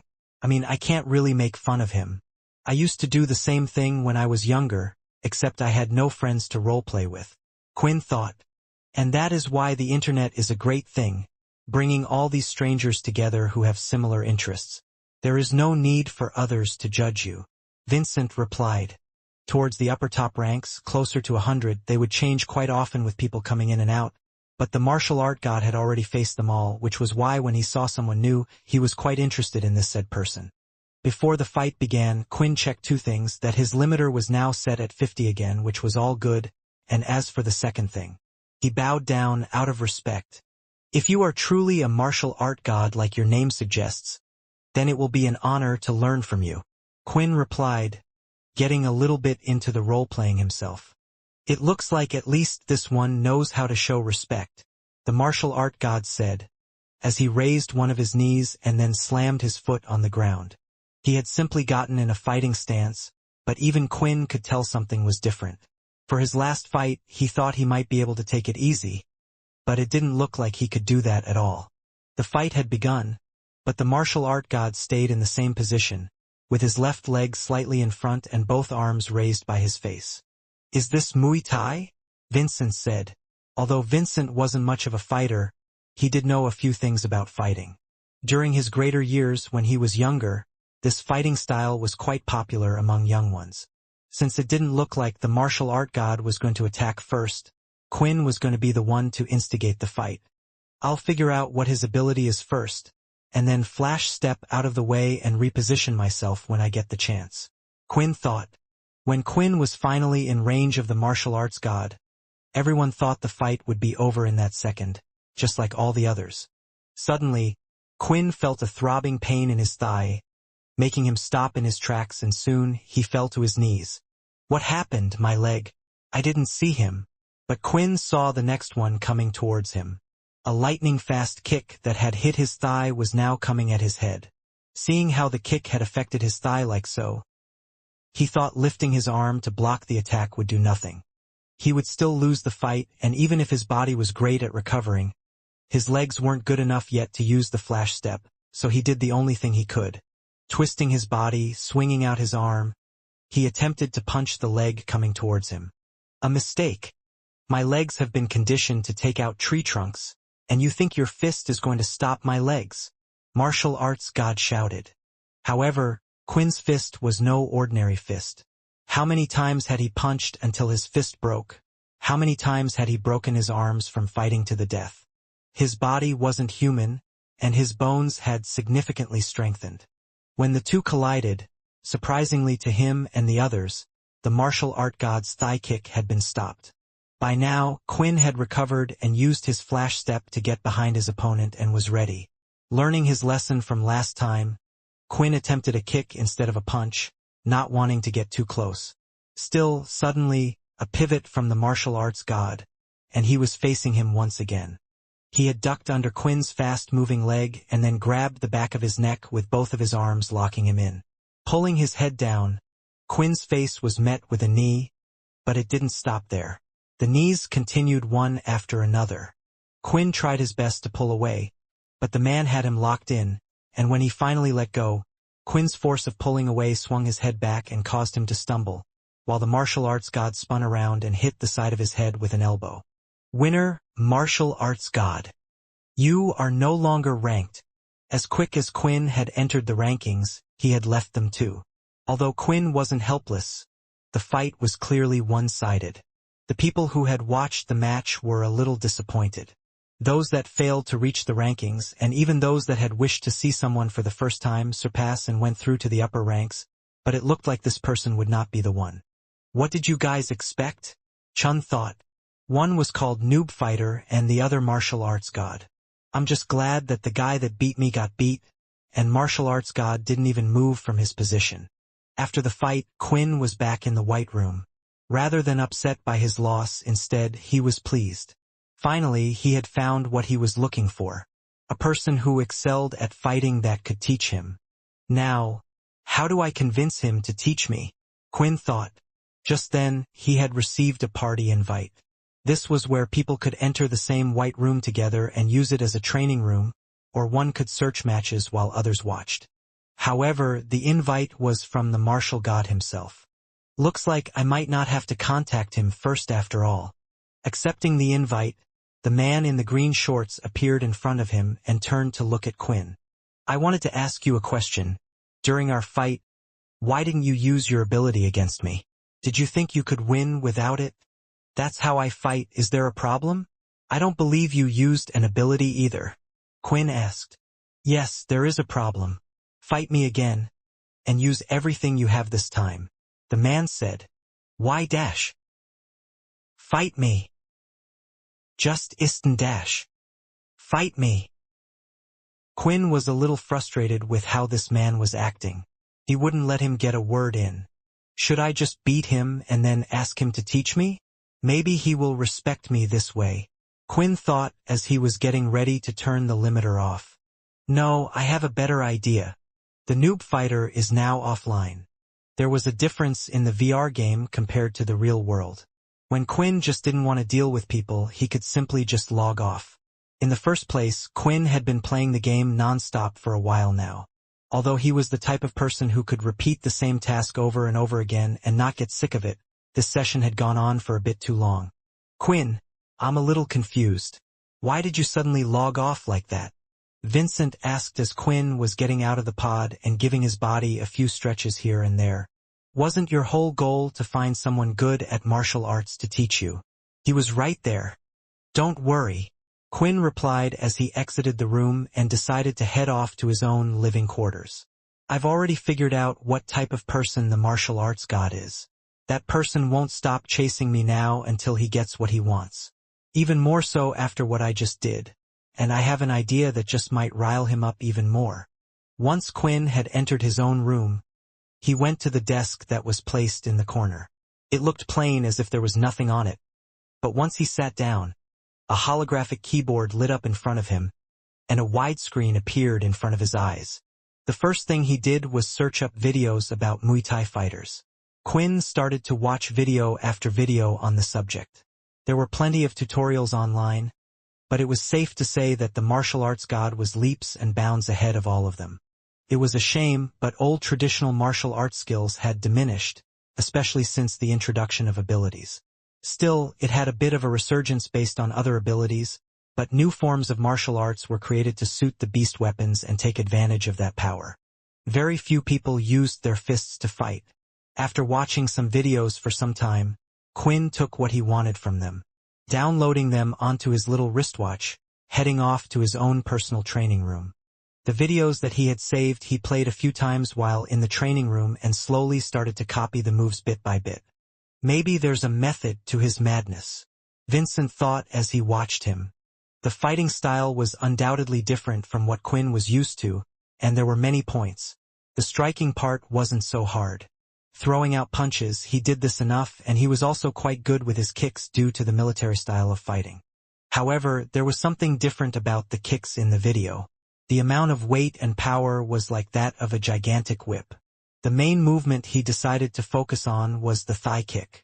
Having experienced it himself, he knew how effective it was. The other points of fighting style, such as using the elbows, knees and grappling, were a little harder for him to grasp without a fighting power, and just through a video he couldn't get the right feeling, as Fex would say. Quinn went through each of the movements of the thigh kick slowly and made sure he was standing in the same stance as the person before him. He also remembered well the viewpoint of the martial arts god.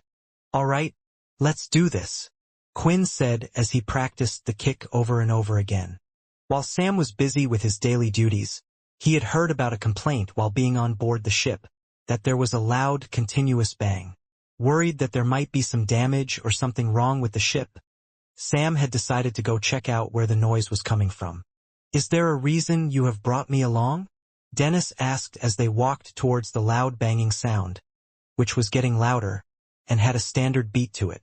Haven't you seen those alien movies? Sam chuckled nervously. Maybe a beast snuck on board the ship and slowly is starting to turn everyone or is running through the vents. Although Dennis would have liked to poke fun at this, It seemed like Sam was genuinely scared, and everyone had their fears. Finally, they had located the noise of the bang, which had led them to outside a locked door. Isn't this? When opening up the door, another loud bang was heard, and a breeze was felt on both Sam's and Dennis' faces, pulling their hair back a bit. What they could see was Quinn drenched in sweat, so much so that there was a pool of water behind him, but he seemed incredibly focused, and his back right leg was all tensed up, that the veins were showing running up his calf like a root of a plant. His leg was a foreign part of his body. Lifting it up, Quinn threw his leg and twisted his hips as hard as he could, and once again, the loud bang was heard. Quinn was throwing out his leg so fast, with such force it sounded like when one would swing a real whip. Imagining what would happen to someone's leg at the end of that, Sam gulped. "I think I'm ready," Quinn said with a smile, only noticing the two of them now. "Why do I feel like something like his has happened before?" Sam said, and left the room so Quinn could continue doing his own thing. An announcement was made so no one would worry about the banging noise anymore. He would also request Logan to attempt to make the room more soundproof in the future. "You keep getting stronger, Quinn." The next day, when Quinn logged into the game again, he didn't get a request from the martial arts god. When checking his status, it seemed like he was in his own fights, which was to be expected since the top rankings fought all the time. Still, Quinn wanted to get his attention another way. Searching for a game after having come out of the 100 rankings, for the third time, he was matched up with someone familiar. This guy again, Chun thought as he saw who his opponent was. He had been having a good day, since he was on a winning streak again, and from his calculations, he only needed to win 1 or 2 more games before entering the top 100 rankings. "Okay, whatever. This time I'm going to be prepared for you," Chun thought. When the match started, Quinn decided to stay in position and just waited for Chun to make his move. He threw a few axes his way, but Quinn would avoid them. "I know you have an ability, so I'm not going to do what I did the first time," Chun thought as he took out both axes from his back and held them in his hands. "I'm quite skillful at using these bad boys in my hand," Chun thought, running forward, seeing that the noob fighter was just staying in the same position. With the first downward strike, Quinn Flash stepped behind him, and the kick that he had been practicing 1,000 times was ready. He wasn't at full strength due to the limiter set on his body, but everything felt the same. Coming out like a whip, his leg had hit the back of Chun's thigh. If it wasn't a game, he felt like his bones would have been crushed, and the system deemed it so as well since he could no longer move. With him on his knees, as soon as Quinn's leg was back in position, he let it fly out again, this time hitting Chun's head. Winner, noob fighter. After that kick, the match was over in an instant. Again, what the hell is wrong with that guy? He beat me twice now in 2 different ways. Chun screamed. He's a curse. That guy is a curse. He shouldn't be called a noob fighter. He should be called a curse fighter or something. Chun continued to scream, but it was pointless. And what was that kick? Hoping to rub off some of his bad luck on the player, he decided to follow his matches, and what he proceeded to see next was a massacre. The noob fighter won his next 4 matches, only using mainly 3 moves. A flash step to avoid his opponent's blow, a kick, and sometimes a punch or 2, but they were used primarily for blocking. Soon, Quinn found himself rising the ranks, reaching rank 90, and had once again caught the attention of the martial arts god. Vincent had been watching Quinn throughout the fights and was just wondering how quick he was able to progress. "Quinn, I'll say this again. Even though you think you have no talent, I believe you always did. It's just that you never had the body to quite show that talent. You have created a deadly kick without even realizing it. Once you have finished and learnt these skills to their most potential, I can't imagine how powerful they will be, adding in the vampire aura and the chi you have learnt as well," Vincent thought. Finally, it was time for Quinn's and the martial arts god's rematch. At the same time, the name of the noob fighter was starting to spread. Inside his office, Oscar was sitting down waiting for his daily reports. What's this?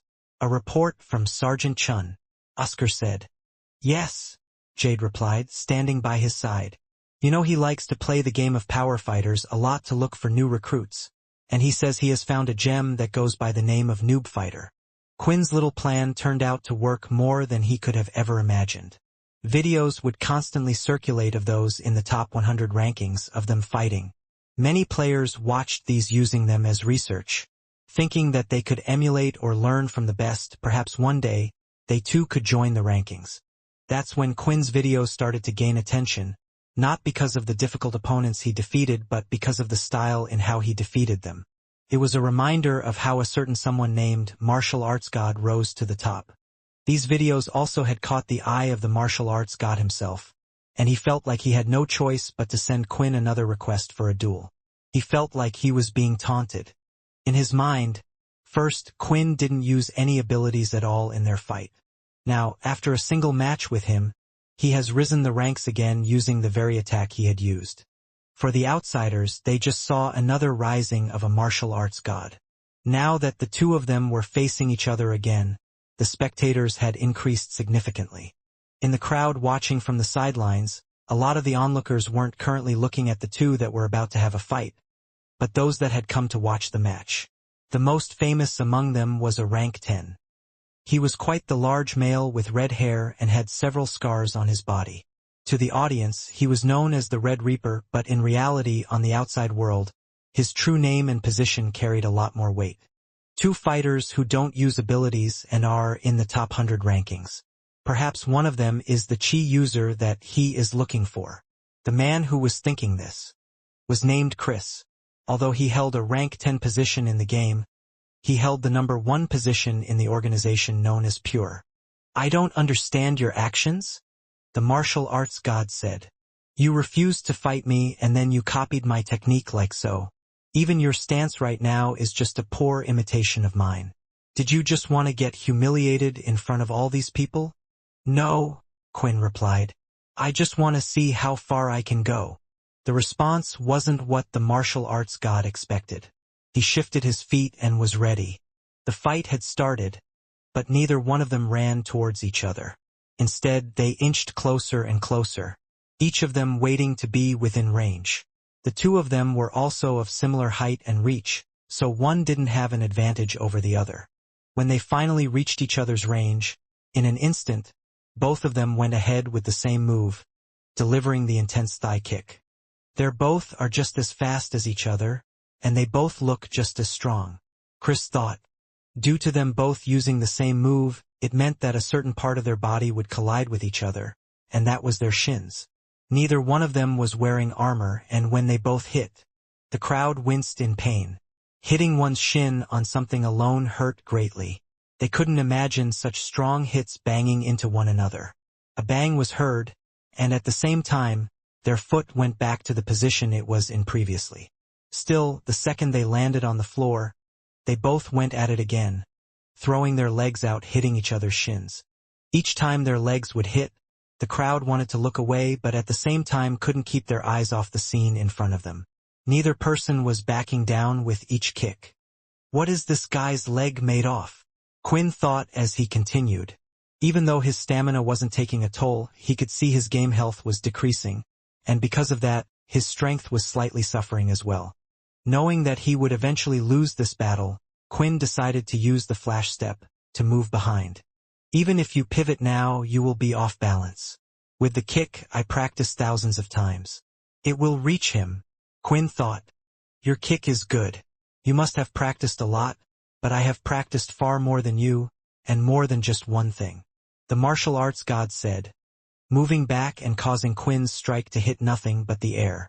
Soon after, Quinn felt another kick hitting his back leg, the only thing holding up. He was off balance, and his body had been swept off the floor. Soon he saw the white ceiling. Rolling off the floor, Quinn was ready for a close confrontation, as he knew the martial arts god was going to use this opportunity to clinch or do something else, and Quinn was right. As he got up, he could see him upon him and desperately threw out a punch, which was grabbed by the martial arts god. Pulling Quinn towards him, he elbowed him in the face, then pulled his arm out, slamming down at the joint, popping it and breaking it. Right after a kick to the knee caused his leg to come out, and standing on top of that leg, the martial arts god lifted both of his elbows and slammed them down on top of Quinn's head. Winner, martial arts god. For the second time, Quinn had lost, and the crowd cheered in response. That fight, although the noob fighter isn't using any type of ability, I could be wrong, but I think the martial arts god was. He would have never won this unfair fight unless he had chi, of course. Chris thought, smiling to himself, wanting to seek out this noob fighter.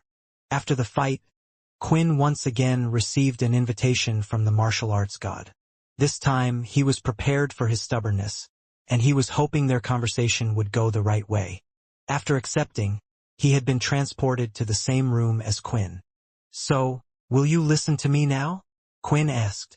Ignoring everything he said, he asked his own questions. "Are you really dedicated to not using an ability?" he asked. "For this game, yes, I want to only use my fighting techniques. I saw your skills and was hoping to learn them myself." Quinn admitted, hoping it was enough. "I hope I impressed you today with my skills."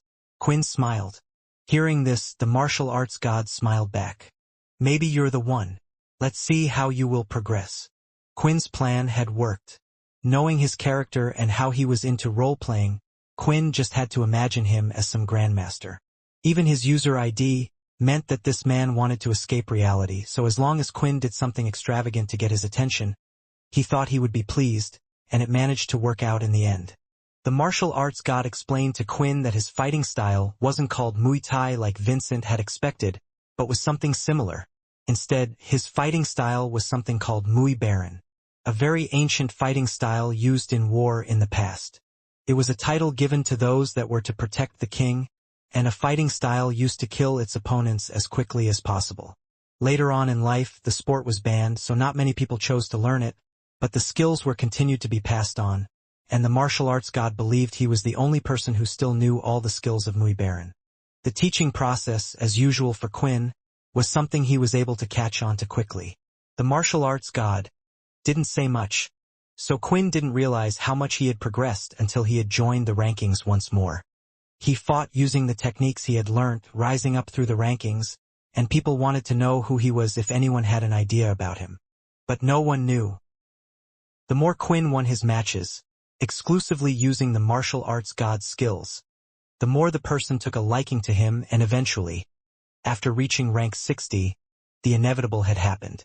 For the third time, Quinn had been matched up with the martial arts god, who had been his teacher for the last couple of days. It was unknown to those in the game that the martial arts master had become Quinn's teacher. They just suspected that the noob fighter was some genius who had picked up the same fighting style. So what happened next came as a surprise to everyone. "I forfeit the match," the martial arts god said. "I know when someone has surpassed me, and I know when someone has decided to limit themselves when fighting." Although Quinn didn't know, during the first fight, the martial arts master realized something that Quinn didn't himself. His movements were slightly awkward. It was as if he wasn't used to the speed he was fighting at. He didn't know why, and he didn't know how, but the noob fighter was never fighting at full strength against him. It was because of this, and after seeing him learn the thigh kick so well, he wanted to see how far this person could go, whether they could go past the wall he had hit. "I have taught you everything now. My wish is for you to keep going up the ranks and reach the number 1 spot using what I have taught you.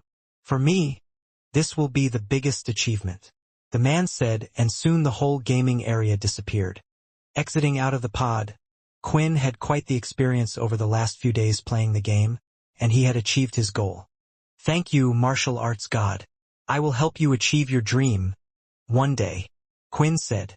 "For now, I have some students that need looking after." Little did Quinn know how right he was. Before leaving the cursed ship, Quinn did his usual, getting an update status from Sam on things that were happening with the cursed faction. After all, he was already on the ship to talk to them in person rather than through communication devices.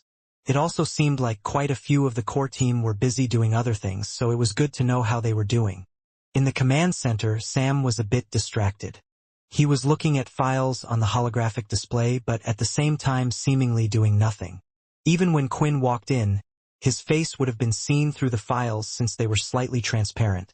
But Sam continued to stare at the screen blankly. "Is everything okay, Sam?" Quinn asked, approaching him slowly. There were a few times he had seen him like this, but now Quinn was starting to wonder what could have happened that made him this way. "Oh, Quinn, yeah, everything is fine. I think anyway." Sam replied, gulping as well. He was a complete nervous wreck, and he had sweat running down his face. I think it's too hard to explain. Why don't you just go see Logan? It seems he has come back from his little trip. Just don't attack him. Now Quinn was really intrigued because Sam was simply making no sense. With the way he was, he wouldn't have been able to get a clear answer from him anyway. Don't attack him. Why would I ever attack Logan? Quinn thought, walking ahead to the research lab. When entering, he could see Logan busy working away as usual, and at the same time, he had his robotic arm covering most of his right arm, although it did seem a little bulkier than usual. Didn't he want to get that fixed? Quinn thought. The next second, Logan found himself dropping several items due to his larger clumsy right robotic arm. Before it could fall to the floor, Quinn whisked to his side and caught several small parts, placing them back on his workbench. It seems you keep getting faster every time I see you, Logan said. This arm is a little difficult to control. About that, said Quinn. Why did you make a bigger arm? Weren't you going to replace it? A few seconds later, small little parts of steam were seen escaping from the robotic arm.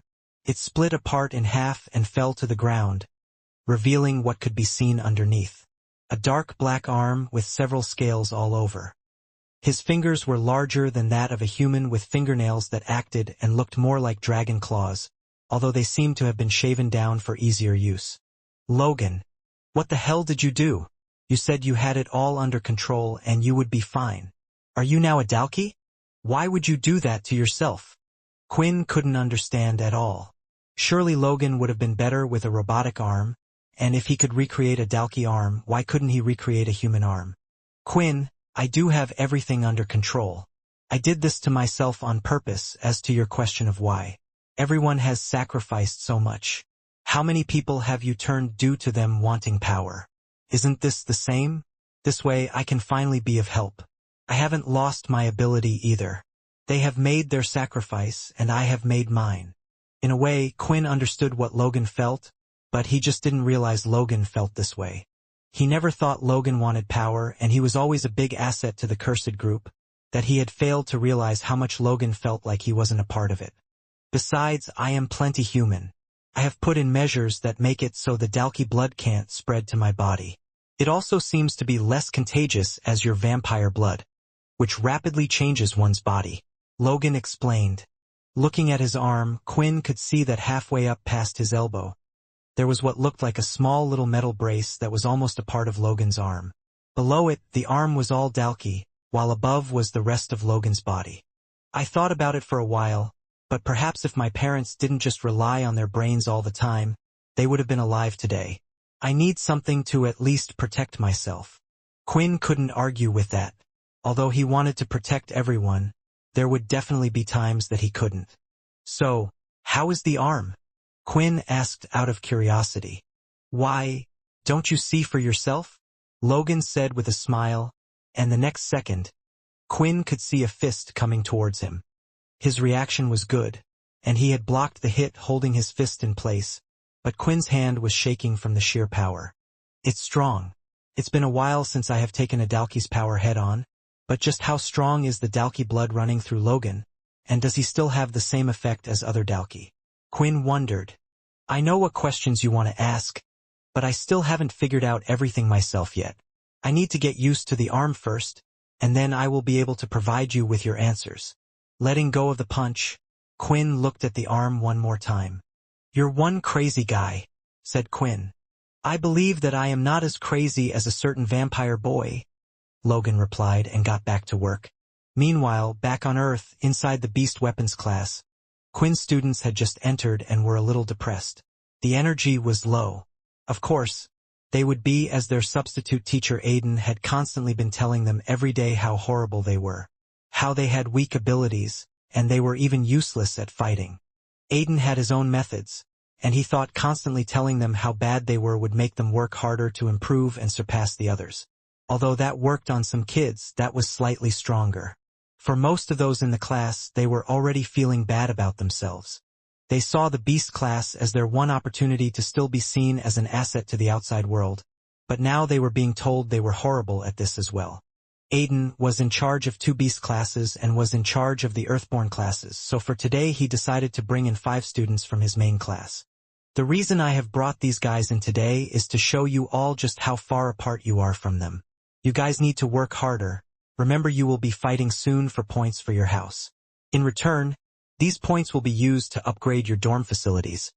And those who contribute the most points for their houses will be gifted with high-level beast crystals. Just as he had finished his speech, it looked as if Aiden had gotten a call. What happened? He shouted over the receiver. He quickly walked over to the 5 students that he had brought with him. All right, I have to go for just a short while, but I'm going to leave you in the hands of Zhen here and the rest of them. Show them what you got, Aiden said, quickly leaving the room. The kids stayed in their positions, waiting to see what the kids up front would do. There were 3 boys and 2 girls. Zhen looked the most confident out of all of them. He had bushy but straight eyebrows, and his hair was neat, sticking outward slightly to the side. He had a pair of strong shoulders on him and always had his beast sword by his left side. As for the others, one of the boys who were with them was Erlin, who was no longer his former self. His eyes looked dead and didn't even look like he cared that he was there. All right, everyone. You heard what the teacher said. But let's be honest. What can we really teach you in such a short amount of time? Zhen said, raising his shoulders. Let's face it, if you choose to fight, then you will only get a beating, and the last thing we want to do is be called bullies. So I have an idea. There will be 3 groups, the Earthborn group, the Greylash group, and yours at this event. So what I'm going to ask of you guys instead is to just lose convincingly to us on the day. We won't hurt you guys when there is no need to, and you can let this just be a competition between the Earthborn and the Greylash group. What do you say? He asked. When speaking, Zhen didn't say these words in an arrogant tone. Instead, he was talking as if he was genuinely concerned for the students and was doing them a favor by coming top with this deal. Because of this, a lot of the students were starting to think it was a good idea. They didn't know the strength or skills of the other students taking the beast weapons class, but due to how much Aiden complained about their skills, they thought it was a lost cause. Are you really that strong? A voice from the students said. You don't even know if we are weaker than you. You just looked at us and assumed. Besides, isn't this military training for fighting against the Dalki? Do you think we can really just say to them it's okay? We will let you win? No, we can't. We fight so we can get better. Shiro said. The smile on Jin's face stayed present. I just wanted to help you guys. He said. You don't need to take us up on our offer. And about what you said earlier. Let's see then, why don't we have a duel if you really think we are on the same level? Maybe you are right. And I was just being too cautious. As Jin said these words, Erlin walked forward and grabbed Jin by the sleeve. Don't do it. Leave that kid alone, Jin. Trust me, it's not worth it. You don't know what will happen if you mess with these kids. Pulling his arm away and out of Erlin's grasp, he whispered in his ear. You've changed, Erlin. I know you were some big shot in the elemental class, and I don't know why you decided to move into the beast weapon class, but me and you are not the same. I don't rely on my family's power, Jin said, walking away and up to Shiro. Erlin started to shake again, not because of what he thought Jin would do, but because of what he feared Hardy might do. Hey, you 2 girls. You saw that I took no part in this, right? Make sure you remember this, Erlin said. In the beast class, Erlin and Jun seemed to be having a disagreement about something. Shiro had confidently walked up to the walls and went ahead, grabbing a pair of dual short blades. One held in each hand and walked to the center of the room where everyone had already spread out. To Jun, it was clear that he had accepted his challenge, and he too decided to ignore the warning given and walked out to the center of the room. There was no officiator, no ref for this fight, just a match between students who were using beast weapons. Hey, don't you think we should try to find a teacher or something? This could go bad. There is no one here to stop the fight if anything happens, Venus asked. Venus was with Swin as usual, and the 2 of them looked around the room to see if anyone else was going to get a teacher. At the same time, they were worried if they left, that things might just get out of hand, and backup from the 2 of them was needed. If anything happens to Shiro, we have to back him up like he did for us at that time, Swin replied. Pulling out his own sword from his sheath, Jin held it in his hand. It was made with good quality materials. The hilt's beast parts showed that it was most likely an intermediate weapon. Compared to all the basic tier weapons that had been placed on the wall, this was quite an achievement, as it meant that this was Jean's own proposal weapon he had brought in. The swords were something between that of a short sword and a long sword. Not too heavy, but still carried decent range, ready to be held in both hands for extra power, or a single hadn't for more options and flexibility. Activating the beast weapon, new energy was felt moving into his body. He was now stronger than before. Activating a beast weapon to be used to its full potential and gain its stats didn't always show a sign. However, some weapons would light up when active. They even had beast training balls that would change color once they sensed the person had activated them already. Seeing the weapon in Jean's hand, Shiro's confidence swayed a little, but he gripped both of his swords tightly and knew he had to have confidence in himself. After meeting with Quinn and Syl, Shiro's opinion did change a little. He no longer worried about which weapon would suit the ability he would get, and just tried using the best weapons or weapons he could at the time, and that's when he had found the dual swords. Activating two of them gave a slightly better boost compared to other weapons, and although the strength given when using them wasn't much, the speed made up for it. The fight had begun, and Jean was seen walking up confidently to Shiro, as if he didn't have to worry about a single thing. Let me show you the difference between our class and yours. There is a big difference between us. We know how to use the active skills in our weapons. This alone gives us a huge advantage, Jean said, using his top speed to dash towards Shiro. To the students watching, this was impressive, and it was the first time those from Quinn's class had seen a beast weapon fully active. This is how much speed one can gain from beast weapons? A student asked, but was more amazed at the same. However, when Jin got close and swung his sword, sharp, fast, and confidently, what he didn't expect was it to be blocked by one of Shirt's swords, and before Jin knew it, the other hand that was free and had a sword was swung at his side, hitting him against his armor. Even though he was wearing armor, the strength of the strike hurt him, and Jin couldn't help placing his hand over where he had been hit. You lied. You already know how to activate your best weapon, Jin complained, still holding onto his side. I never said that we didn't know how to activate the power of the beast weapon. Hearing Shiro's reply, they had an idea of what had happened. Although Jin had activated his, and he should have had more power and strength, so did Shiro, allowing him to block the attack and hold it. You, Jin said, placing his other hand free forward. Do you know why I only hold my weapon in one hand? So I can still use my ability. Before Shiro could move, he felt something wrapping around his arms and legs. Soon he couldn't move at all. The vines wrapped around his arms tightened until he eventually dropped both swords, no longer being able to use them. I'm really going to enjoy this, Shin said, with the same smile he always had. Throwing out his fist, he had the sword guard covering his knuckles and hit Shiro right in the face, giving him a bloody nose. Then, he continued to punch Shiro on his sides and went back to the head again, as if he was a boxing bag. Hey, stop! What are you doing? Venus ran out, and so did Swin straight behind him. He ignored their words and didn't even care if they were about to interrupt. Shiro looked almost unresponsive, but when Jun threw another fist until it was eventually stopped by Erlin himself. Holding onto his arm, it started to freeze quite quickly. You need to stop, Erlin said. What the hell are you doing? Jun asked. I'm protecting you. I'm protecting all of us. Please just stop hitting these students, Erlin pleaded. Jin looked into his eyes for a few seconds, and he could see worry. This person who is this strong was worried about something, but what were they worried about? He thought. Because of this, Jun decided to stop, letting his ability go and dropping Shiro to the floor. I guess there is no need for us to show you anything, Shin said, walking back to the others. You already have someone that knows how to activate beast weapons, so why don't you ask him? Soon, all 5 of them had left the room, and Shiro was left there on the floor. A busted lip, probably a broken nose and a few ribs, with only Venus and Swin by his side. The students didn't really know what to do or what to say to Shiro, but they actually thought for a brief second when Shiro had gotten the first strike in, they had a chance, but it all quickly vanished.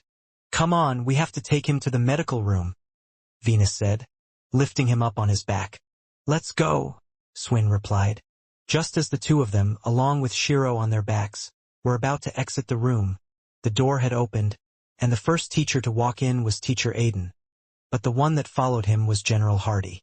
"Hardy, you're back," Venus said with a smile. For Quinn, he couldn't keep his eyes off the injured person who was on Venus's back. The main thing was the smell that was coming off his body. Even a single drop, he knew the student was bleeding.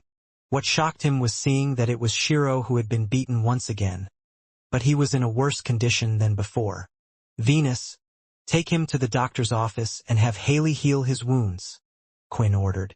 "As for the rest of you, I want you to tell me what happened now." Hearing everything, Quinn wasn't angry.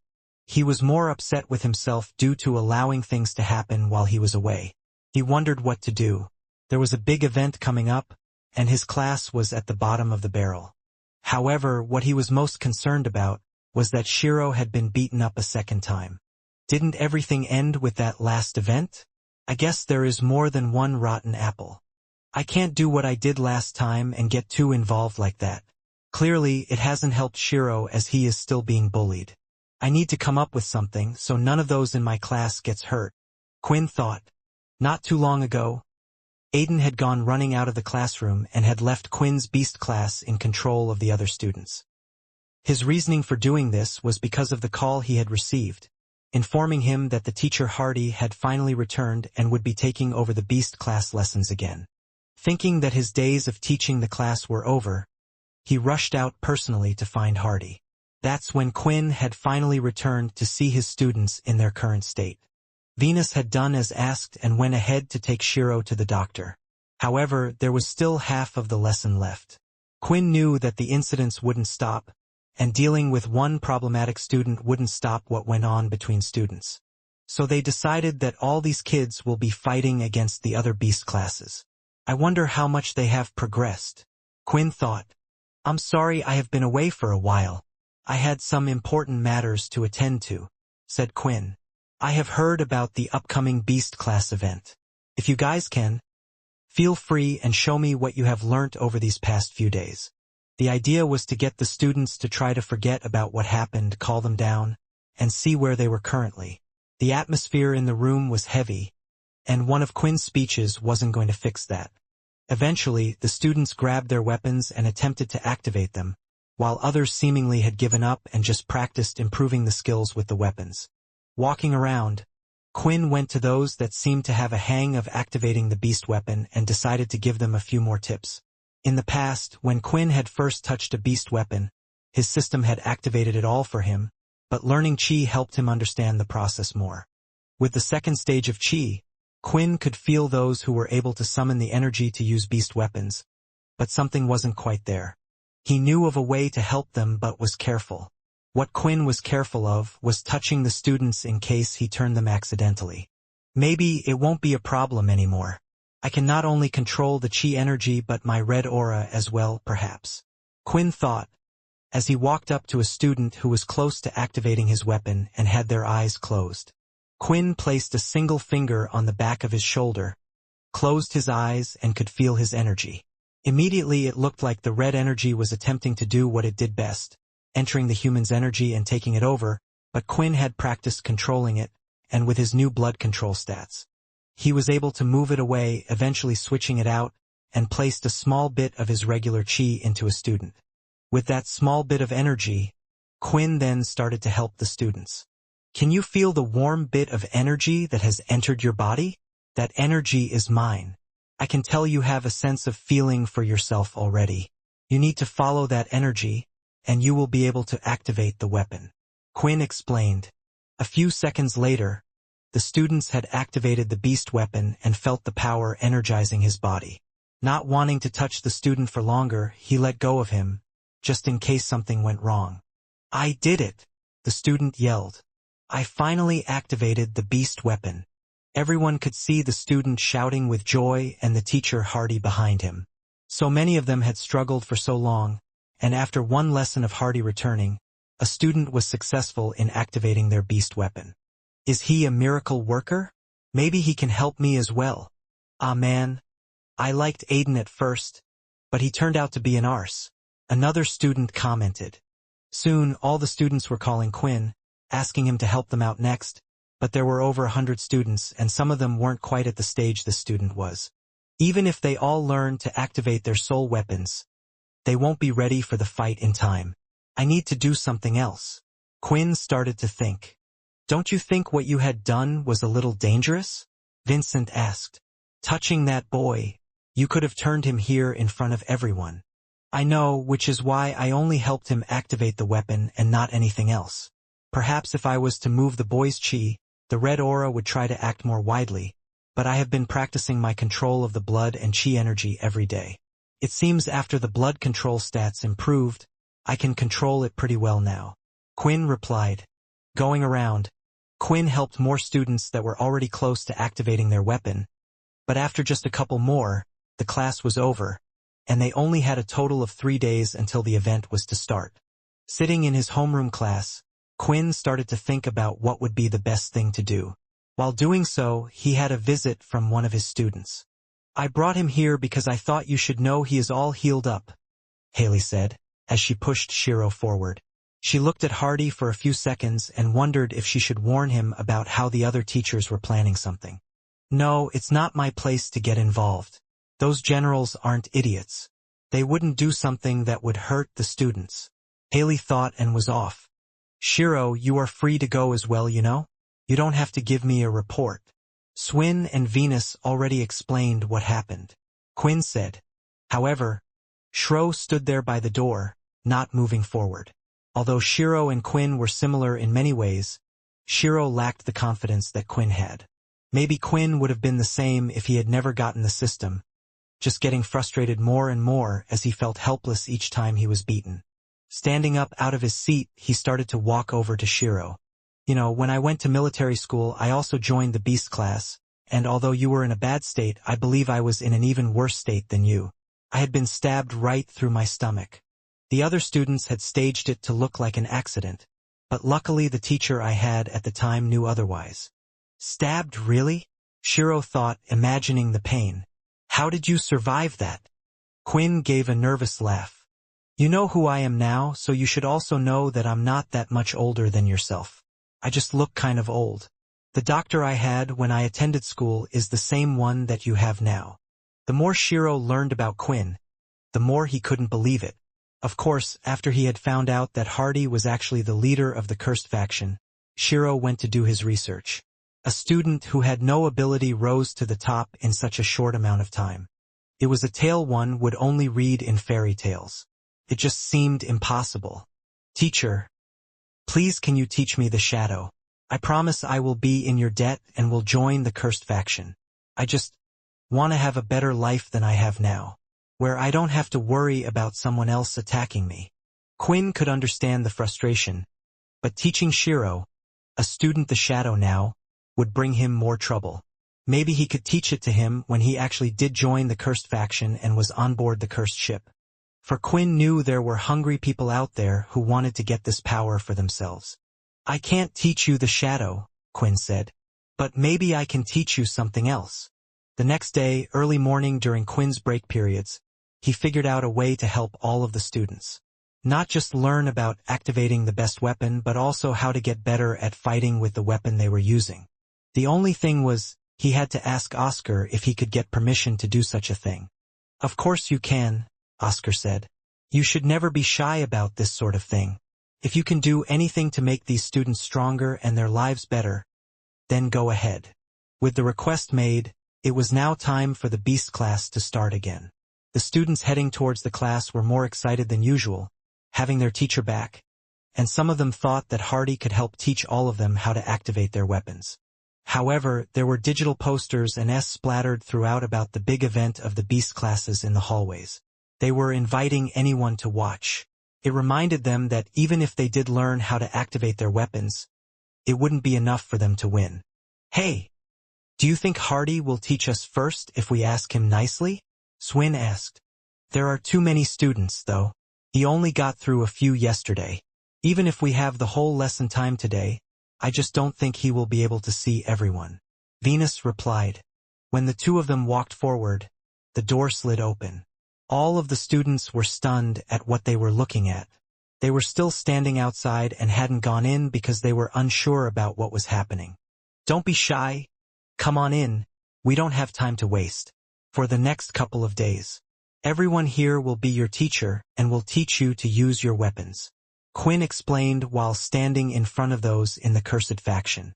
Quinn had decided to invite those in the cursed faction that were excellent at using beast weapons, and they would teach the student one-on-one the best way to use them.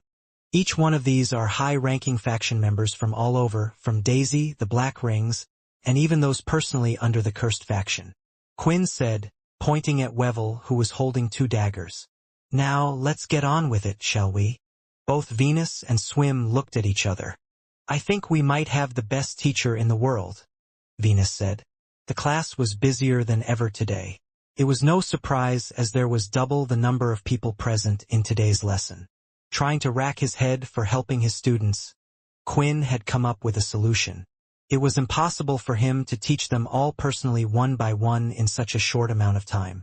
This was often a problem when teaching a large group. Different people learnt in different ways and at different speeds. He would need to decide whether to just move on and forget about those that didn't understand or focus on the talented students. If he did that, it would just be him going against everything he was working so hard for. Instead, Quinn asked Sam for a favor this time, to send over the best beast weapon users that the cursed faction had. Surprisingly, or rather unsurprisingly at this point, Sam had gone beyond what Quinn had expected him to do. There were more than just those on the cursed ship that was part of the cursed faction. A message was sent out that their leader was asking for the best of the best beast weapon users across all of the factions that were under the cursed group.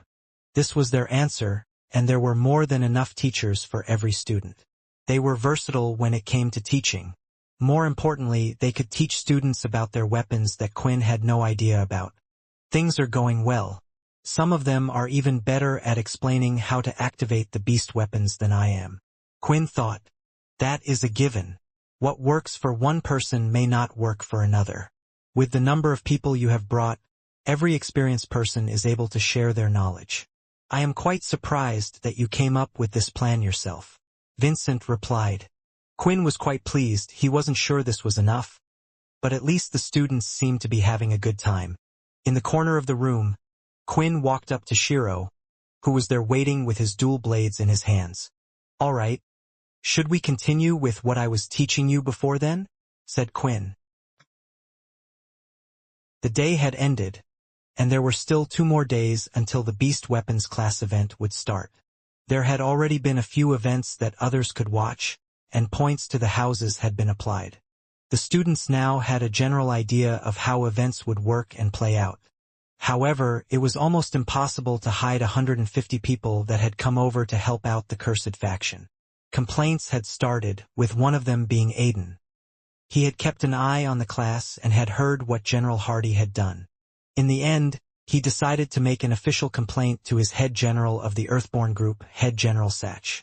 "This is unfair," Aiden complained. "My students haven't had professional help and personal tutoring from others.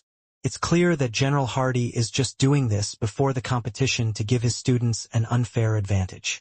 You have to speak to the Supreme Commander about this." General Satch was relaxing in his own office. He was twiddling with a toothpick in his mouth, trying to control the split part of his tongue, and soon broke the toothpick in half. "Oscar won't do anything. It seems he already received permission beforehand. Oscar claimed that it was something that we could have done to help our students at any time as well and thought it was actually a good idea. Remember, we are not attempting to fight against each other. This event is just in good spirits for the students." "Are you really that worried that your students will lose?" Satch asked. "Skills take years to learn. There won't be much that they can learn in just a couple of days. I would know better than most." They weren't the only people displeased with what was happening either, as the students from the other classes felt it was unfair. All of their complaints had fallen upon Aiden's ears. "Teacher, can't you do something like that for us? Invite some of the strong ones from the military?" "Yeah.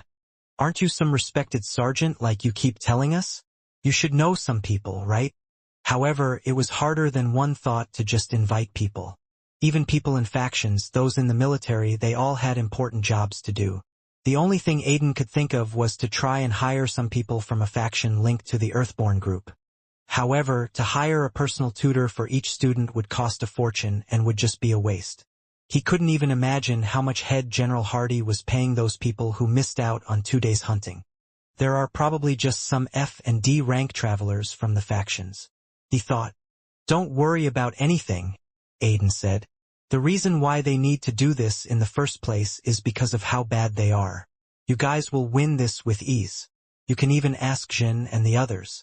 They saw what they were like. Jin nodded confidently. Teacher Aiden never heard about what he had done.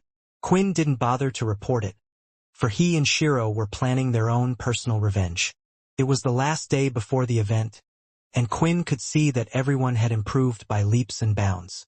Having a personal tutor was like a shortcut, making sure the students didn't make the same mistakes they did when they were younger. The most important thing was that they were all experienced fighters, teaching them fundamental ways of fighting. Are you sure what you've taught me is enough for me to beat an ability user and one for the top ones as well? Shiro asked, losing a bit of self-confidence as the days leading up to the event were upon them. Of course, I can't guarantee you will win, Quinn replied. But that is the same if you had any other ability.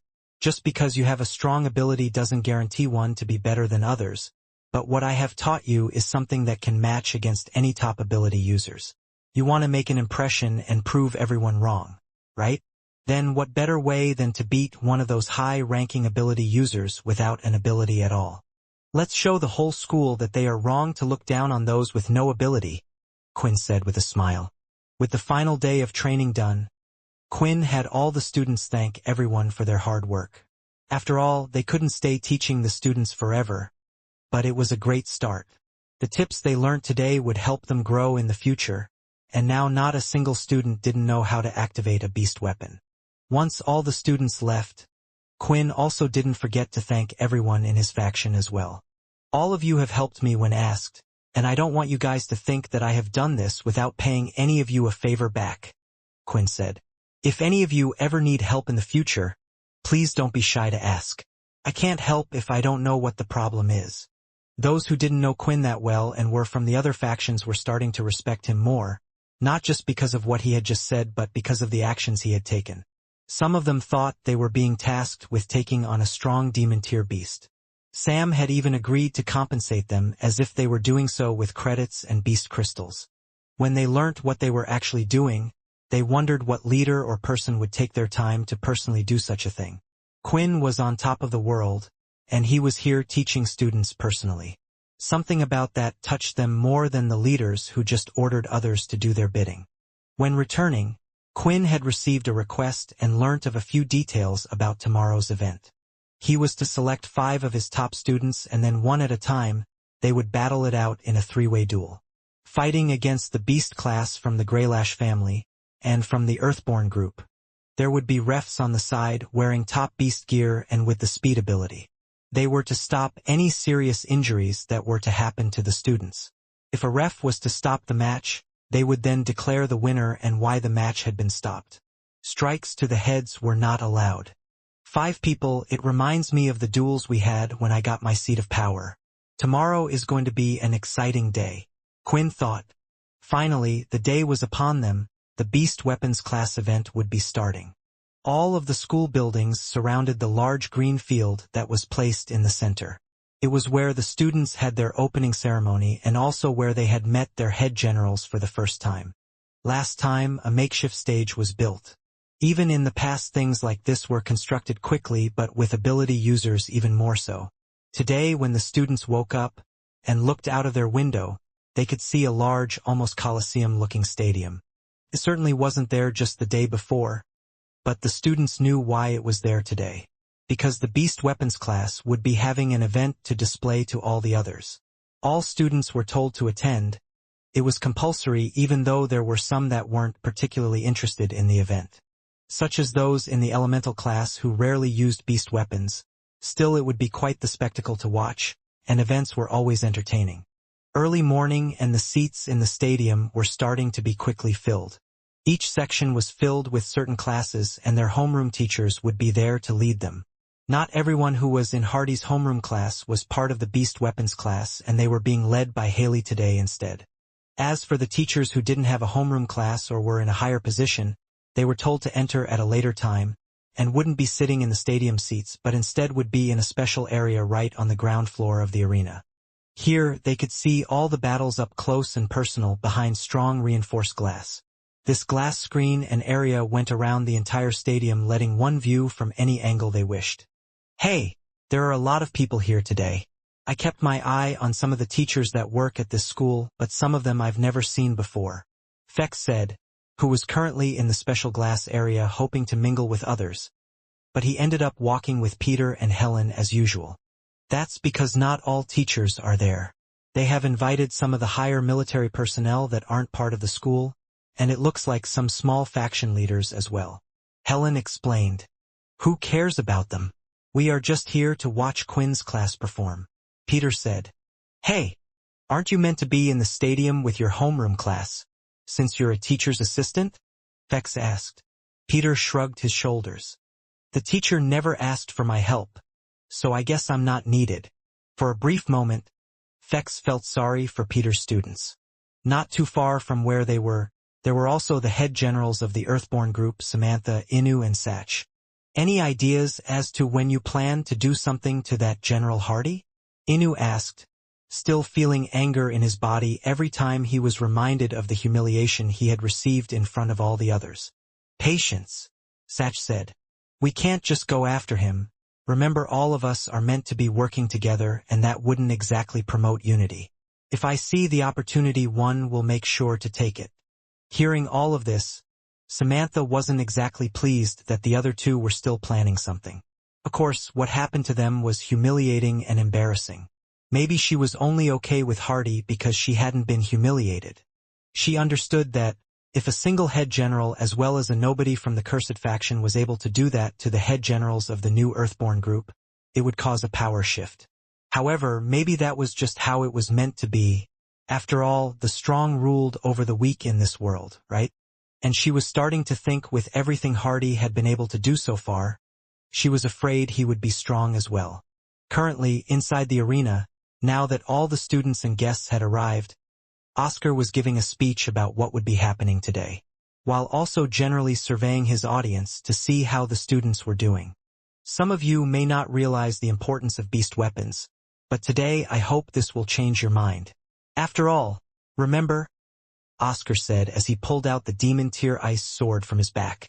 It was because of these beast weapons we are able to match the Dalki in strength. The students were amazed as they saw Oscar bring out his Demon Tier weapon. It was as if they were looking at a grand treasure. Although some students didn't care much for beast weapons, a Demon Tier beast weapon was something that everyone could respect, because it even increased Oscar's strength greatly even though he was an elemental user. Now, let me introduce you to the 3 teachers of the beast weapons classes, Oscar shouted. The first one to walk out onto the arena floor was Aiden, and behind him was his class of beast weapon users. They had literally come out from the arena floor, as a hole in the ground was seen, and slowly rising to the top was him and his students.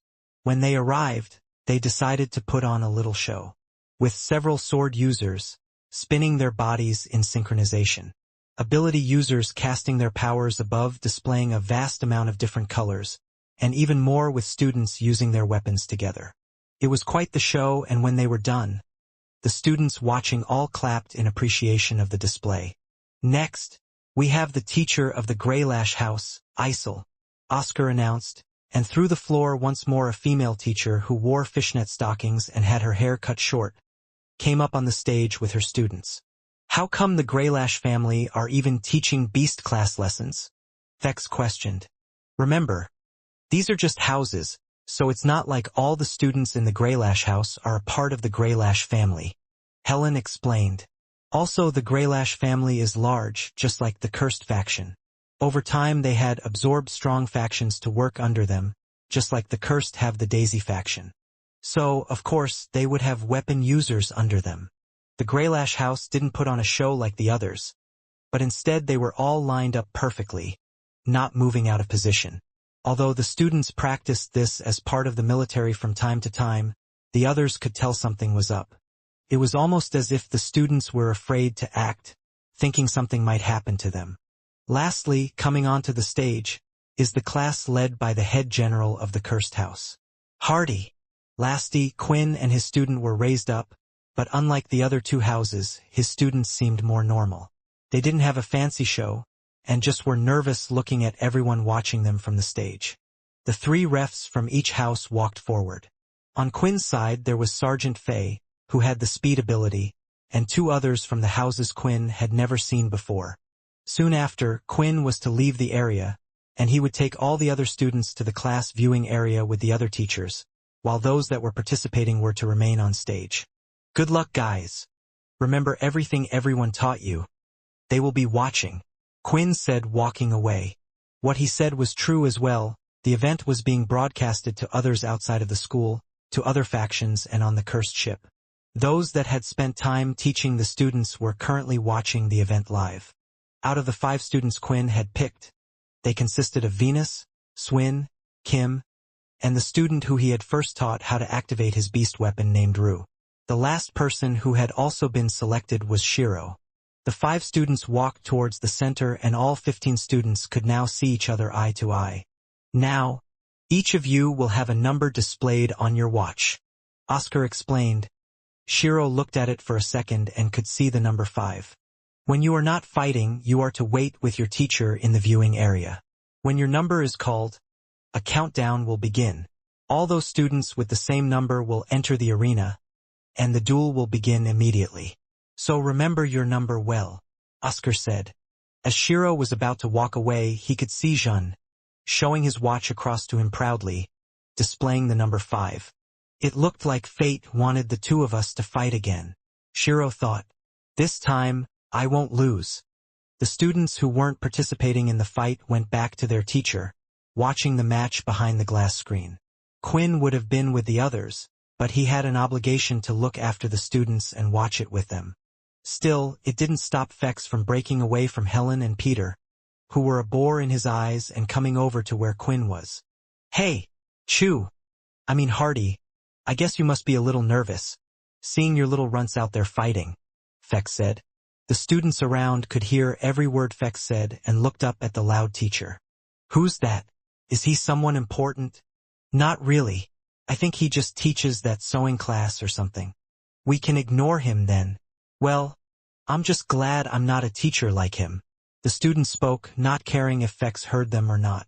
Hey, my sewing class is great, Fex said, but seeing all the students looking through the glass screen ignoring him, he knew it was pointless to say anymore.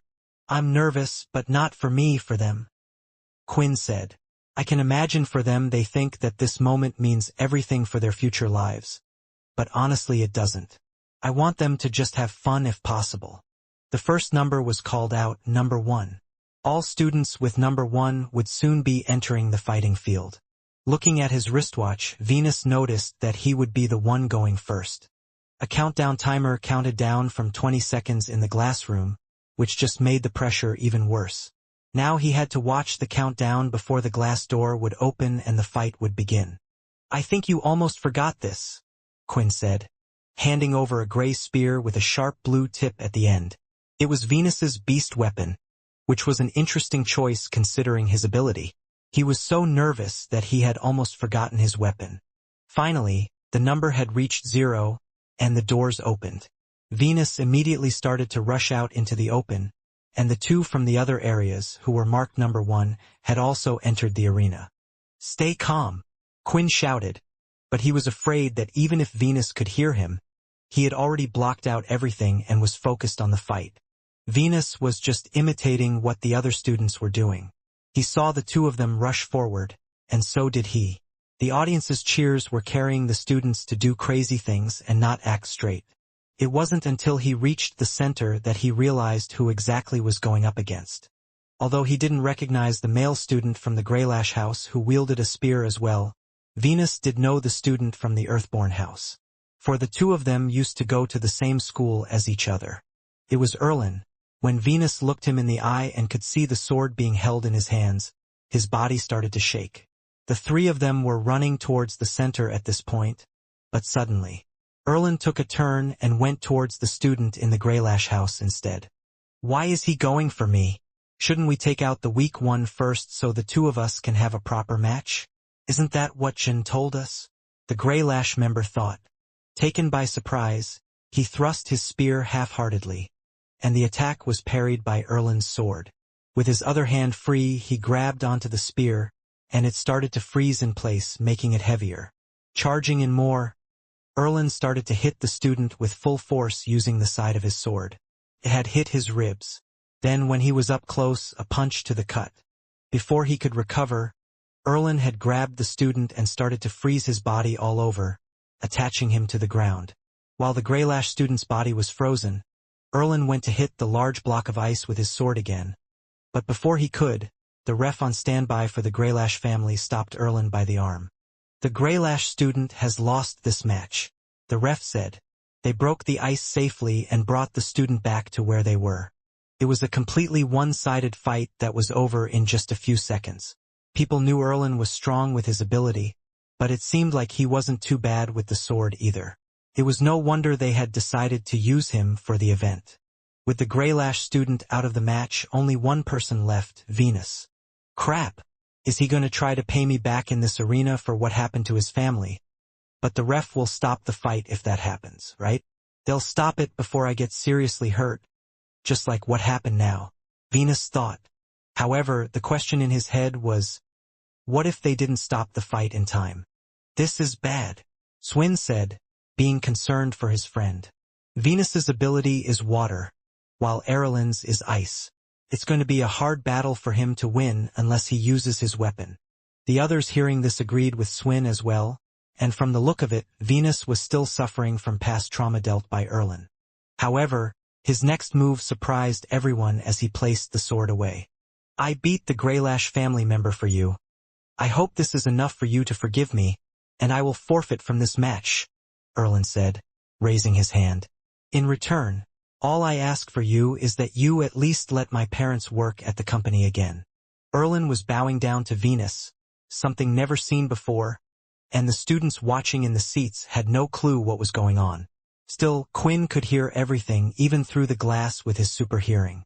They don't have to be in the same position they were in before. It's just they built that company up from scratch, and I can see it's killing them every day to not be a part of it, and it was all my fault. Please, I'm sorry. I don't know why General Hardy looked out for you or what your relationship is with him, but please ask him this favor. Erlen went on his knees, and he placed his head on the floor, begging him. Honestly, Venus didn't know what to do.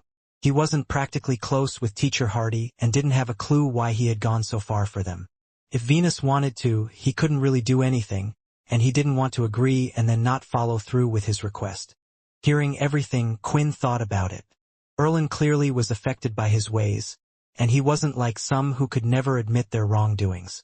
People could change, and in this instance what Quinn was most impressed by was the fact that Erlen didn't seem to be doing this for his own benefit, he could tell. Erlen was asking for his parents more than anything. Lifting his head off the floor, Erlen knew that maybe Venus couldn't do anything, but he couldn't ask Hardy. Sometimes asking those you did wrong or the cause of this would make it worse. Just as he was about to walk away back to his group, he could see a thumbs up from Hardy himself in the distance through the window. Wait, is that thumbs up for me? Erlen thought. Venus was still looking away from him, so it couldn't be towards Erlen. He then pointed at himself to make sure, and he could see Teacher Hardy giving him a nod. How could he hear me through the glass and from so far away? He thought, but it didn't matter. The emotions started to build up in Erlen about how stupid he had been. In his whole life, he had gotten away with everything he had done. He had never suffered from the consequences until that day he had learnt a lot. Thank you, Erlen shouted, bowing down and heading back to his classmates. Ladies and gentlemen, it looks like we have a winner, Oscar announced to everyone's surprise. The boy who looked nervous and did nothing had won, giving the first win to the cursed house. I don't know who you are, Hardy, but thank you, Erlen thought. When Erlen returned to his classmates, it was safe to say that he wasn't exactly welcomed with open arms. They couldn't hear what he had said, and were all confused why he had quit the match. When Erlen went through the glass door, he had returned to the others, and everyone was staring at him. "Tell me now, Erlen," Aiden shouted. "Why didn't you attack the student from the cursed house and just forfeit the match like that? Did Hardy pay you off?" With everything going on and what he had seen and learned of Hardy so far, Aiden was starting to think he was just some person who had money. One who had reached such a position in the faction due to connections or something else, and now he was suspecting that Erlen had been paid off as well. "I just thought I was going to lose a lot more if I attacked him," Erlen said, walking past Jin, who glanced at him from the corner of his eye. Erlen had wholly ignored him going forward. This just rubbed something inside Jin, and soon he turned and grabbed Erlen by his collar, lifting him in the air. Jin was quite a tall student and had a macular frame. Picking up Erlen wasn't hard, and Erlen's feet were just tiptoeing off the G. Wednesday. Jin, clam down. "We aren't the only ones here," Aiden said as he started to panic and looked at everyone looking around them. Technically, the glass tube was connected all the way around the arena. Although all three houses were placed in separate parts, one could walk through the whole glass area and see all the other teams. This meant there were plenty of people walking around at this moment that weren't students or teachers. Seeing the teacher panic like so, Jin let go of Erlen's collar. "Just remember that we are all part of the same house. Your actions affect the whole team. No one will want someone like you to join if you're not a team player. You're selfish," Jin said, looking away. "I know I am, which is what I'm trying to fix, and my family is more important than a bunch of fake friends at school," Erlen mumbled, but no one had heard him. The next fight had progressed, and the student known as Rue from the cursed house was called and the other number twos. The fight was underway, and something strange seemed to be happening. Those in the Greylash house as well as the Earthborn appeared to be ignoring each other and focused entirely on Rue. It was as if there was a pact made between them before the match. What managed to take them by surprise was how much more skillful Rue was than they thought. He was being overwhelmed by two sets of attacks but had held his ground for a while until eventually, Faye intervened and declared it a loss for the cursed house. "That's not fair," Venus shouted. If they hadn't tag-teamed Rue like that, then he would have had a chance at winning. That's what many people thought as well. Upon his return, Quinn would make sure to give him the praise he deserved for doing well. With Rue out of the picture, the other two fought, and it was a slim win, but the Earthborn student managed to claim victory. The results were 1 win to the Cursed House and 1 win to Earthborn, with 3 matches remaining. Even if there was a clear winner, all matches would progress for experience and the event, so Shiro knew he had to fight either way. He just was hoping that his team would win before then, so the added pressure wouldn't be on his shoulders. Despite having lost twice in a row, the teacher for the Greylash house looked unfazed, and when number 3 was announced, a smile appeared on her face, as a female student had entered the stage. "The first match the Cursed were only able to win due to us forfeiting, and the Greylash have some skilled people but not enough to pull this win. We have this in the bag," Aiden thought. However, when the match started, the female student from the Greylash family threw her sword in the ground and opened up both of her palms. She fired a lightning bolt hitting the students from both families. Then picking up the sword, she ran forward, placing it against the student's neck, causing him to forfeit and did the same with the other. Should that even be allowed? Vex wondered. I mean, she didn't really win using her beast weapon skills. She just used her strong ability. It was true, but using an ability wasn't against the rules, since they were hoping to promote some use of weapons along with an ability.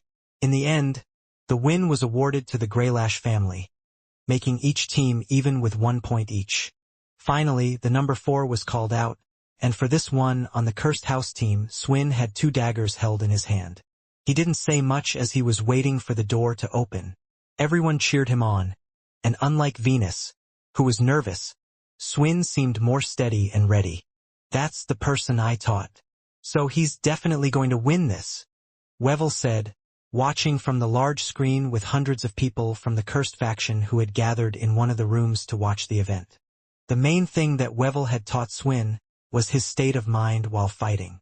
Just like last time, the student from the Greylash family and that from the Earthborn family had gone after the cursed house. It was obvious what was happening at this point, to where the others were starting to discuss if something was up. The stadium started to boo. After all, a lot of the students were part of the cursed house and wanted them to win points for their team. One of the fighters from the Greylash family was using a staff that they were able to extend and shorten at will. It was a weapon that worked well with the person's ability. This person extended it hoping to hit Swin in the stomach, and at the same time, the student from the Earthborn group leapt up in the air. The two of you may be working together, but you don't know how to work together, Swim said, throwing a dagger off to the side, completely missing the Greylash student. Then with his other dagger, Swin had hit the staff slightly upward so he could protect himself from the large axe the other student was using. The axe fell down, hitting the pole. The other student was getting ready to retract the pole when he felt a tap on his shoulder. You have been eliminated. Stop fighting at once. The student turned around, confused, only to see that the referee had a dagger held in their hand. Swin didn't miss, but using his telekinesis, he was able to control the dagger and aim towards the student's back, attempting to pierce the heart. Swin, being confident that he would have the Greylash student eliminated from the match, straight away went forward to the Earthborn student. Rolling on the ground, going past the student's legs, slicing him on his way. He quickly stood up and stabbed him in between his shoulder guards again. There was a wild swing of the axe, but leaving the dagger stuck in the student's shoulder, Swin let go and ducked down. During the fight, Swin had retrieved the other dagger using his ability back from the referee and charged in straight away again. Idiot! Running straight at me, the Earthborn student shouted, swinging his axe down. But while it was mid-air, with his hand held out, Swin started to use his ability to dig the dagger deeper into the student's shoulder. It caused immense pain, and for them to stumble missing with the axe swing. At that point, Faye held Swin's hand in the air, so the last dagger wouldn't hit, intervening with the fight again. I think it's safe to say that the student from the cursed house is the winner, Faye said in quite an angry tone, wondering why the referee from the Earthborn house didn't intervene. Oscar agreed with the decision, and in the end, the cursed faction had been awarded their second win. The cursed house are the winners, Oscar shouted. Cheers from the crowd and those watching in the glass room were going crazy. It was the same on the cursed ship as well. Swin had done far more than anyone had expected. He was just like Ventus, a nobody with a weak ability, but he had defied the odds by defeating two students at once. I guess you're a good teacher after all, Linda said, hitting Wevel on the shoulder. Linda still couldn't control her strength well, so Wevel was rubbing his arm from the pain, but he didn't care much, for he had this overwhelming feeling seeing a student of his win. It was a warm and fuzzy feeling he had never felt before. With the cursed faction now having 2 points, they were the only possible winners of this event or a sudden draw. It had been a complete turnaround and was unexpected by most. Still, the event would continue on with the final number being called number 5, which meant Shiro and Jun would finally be meeting. Are you sure he will be okay? Vincent asked. You didn't really teach him much from what I saw, at least not enough to beat a strong ability user. Oh really? Is that what you think? Quinn replied. I guess I really didn't teach him much, but that's because of him, not me. Go surprise everyone, Shiro. In his hand, Shiro was holding onto both of the dual blades tightly. His hands were slightly shaking, showing his nerves.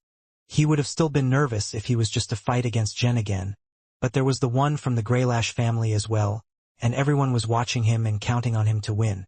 If what I think is happening, then as soon as this door opens, both of them will come charging in at me. Shiro thought. Can I do it? You are stronger than you think, Quinn said. His final words as the countdown had ended and the glass door opened. Rather than rushing in, Shiro decided he would observe the situation from outside. As he decided what to do, it would be his thinking time, but then what he saw next came as a complete surprise. At first, the student from the Greylash group came running forward, and Jintu seemed to be walking, trailing behind. There was a concerned look on the grayish student's face as he noticed Jin not doing anything. Still, as they continued to run forward, they were suddenly stopped in place, feeling something tug against their leg. Looking down, they could see a root had wrapped around their ankle, making it hard for them to move, and when they lifted their head, a blade was already pointed at their throat. "Forfeit this match now," Jin said. Gulping, the student did as asked and gave up. It was a victory that was even quicker than Erlin's. "You didn't think I would let anything ruin our little reunion, did you?" Jin asked. "You must have known that this would happen if you decided to participate again. I wonder what your teacher was thinking, sending in someone like you. Maybe he has a screw loose in his head as well." Jin continued to taunt. Shiro didn't let it get to him. Maybe in the past it would have, but he was too focused on his breathing right now. Taking in a deep breath at the right time, he charged forward, cutting the distance between the two of them far quicker than Jun had expected. He quickly got in a stance seeing this and soon was parrying the attacks from Shiro away. He hit them one by one, not having time to recover or get a solid footing to strike back. What's going on? His attacks weren't this strong before, and he wasn't this fast. Is he wearing beast armor? Or is it something else? Jun thought. Eventually, Jun had found the root that he had grown from earlier that had been used on the Greylash student. He was able to quickly cause this to rise and grow in front of them, blocking the path between the two of them. Shiro cut down a few branches, but the tree was growing at a fast rate, creating more different components that would wrap around. Still, he continued to attack them one by one, hitting all of the branches and not losing his breath until the entire root was destroyed. Once again, Shiro charged in, and this time he delivered a powerful blow hitting the sword, making Jun's arm feel numb. A hit was made towards the side of his chest, but a clanging sound was heard as metal struck against metal. At this point in one's school journey life, it was rare for a student to have beast armor unless they had a strong family backing, and it looked to be the case here. Still, even with the armor on, the damage could be felt. It even chucked Jin's body off to the side. Quickly wasting no time, he built up giant tree trunks, wishing to get more distance between the two of them. What is going on? Is Jin running away? The students wondered. But isn't the other person just using a beast weapon? I haven't even seen him use an ability. Wait, that's that kid called Shiro, right? I don't think he even has an ability. Word was getting around about Shiro, and now they were wondering if the reason for his vast improvement was due to the beast weapons itself. I don't understand. You didn't teach the boy chi, did you? So how did he get so strong? Vincent thought. He had watched him, so he was sure he had never taught the kid chi. You're right, I didn't teach him chi, but I helped his body figure it out for himself. Quinn replied. This is all because of Shiro's own talent.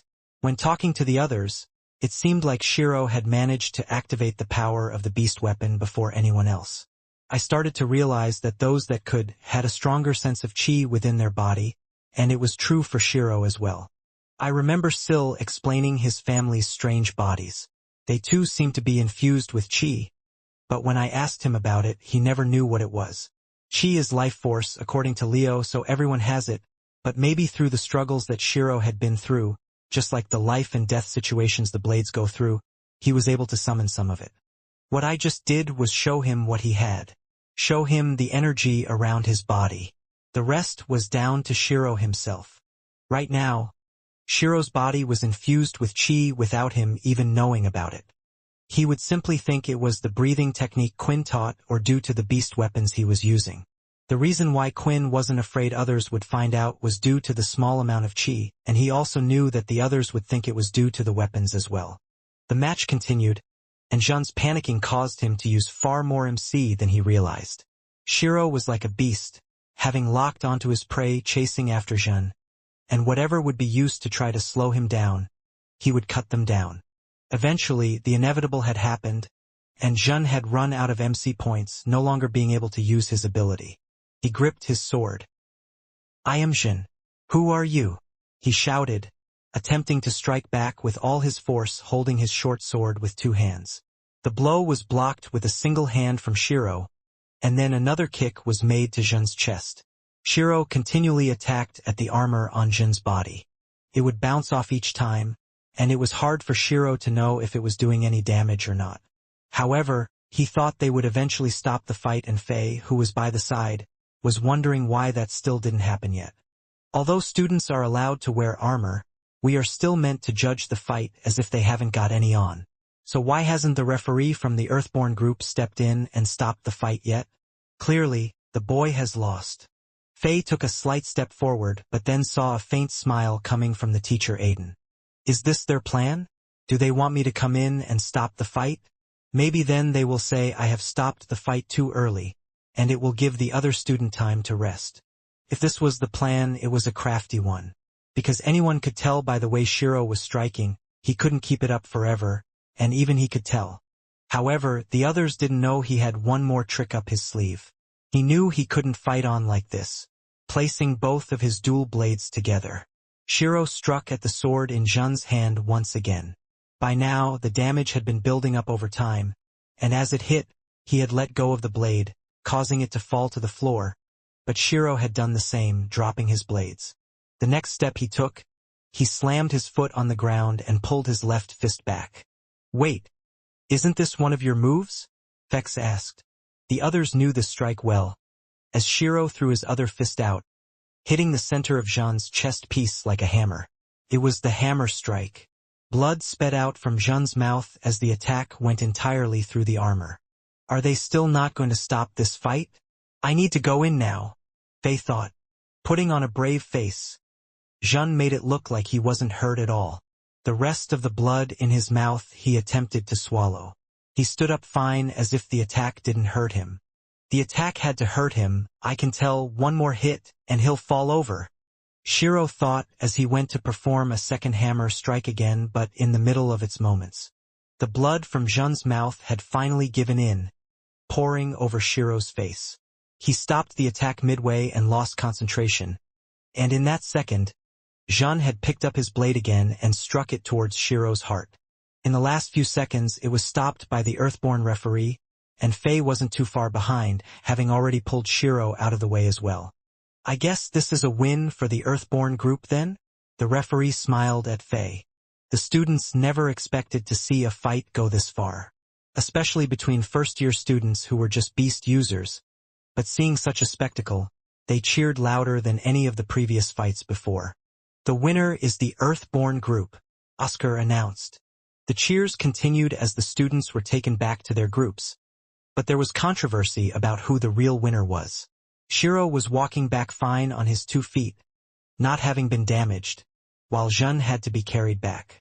I lost, Shiro said as he walked through the glass doors. Hey, are you crazy? Of course you won that. They should have stopped that fight long ago, Venus said, trying to encourage him. For the first time, Venus and Swim weren't the only ones talking to him, as everyone started to rally behind Shiro. They stated that he had clearly won the fight, bringing a smile to his face. The real question was, now that there was a draw between 2 groups, what would happen next? Everyone, as you know, there are 2 points awarded to the Cursed House and 2 points to the Earthborn House. I have just been given a suggestion from the Earthborn leaders that maybe we should make the tiebreaker a little more interesting. But I want everyone's opinion here about it. How about for the final point, we have the 2 teachers of each class face off in a duel? Oscar asked.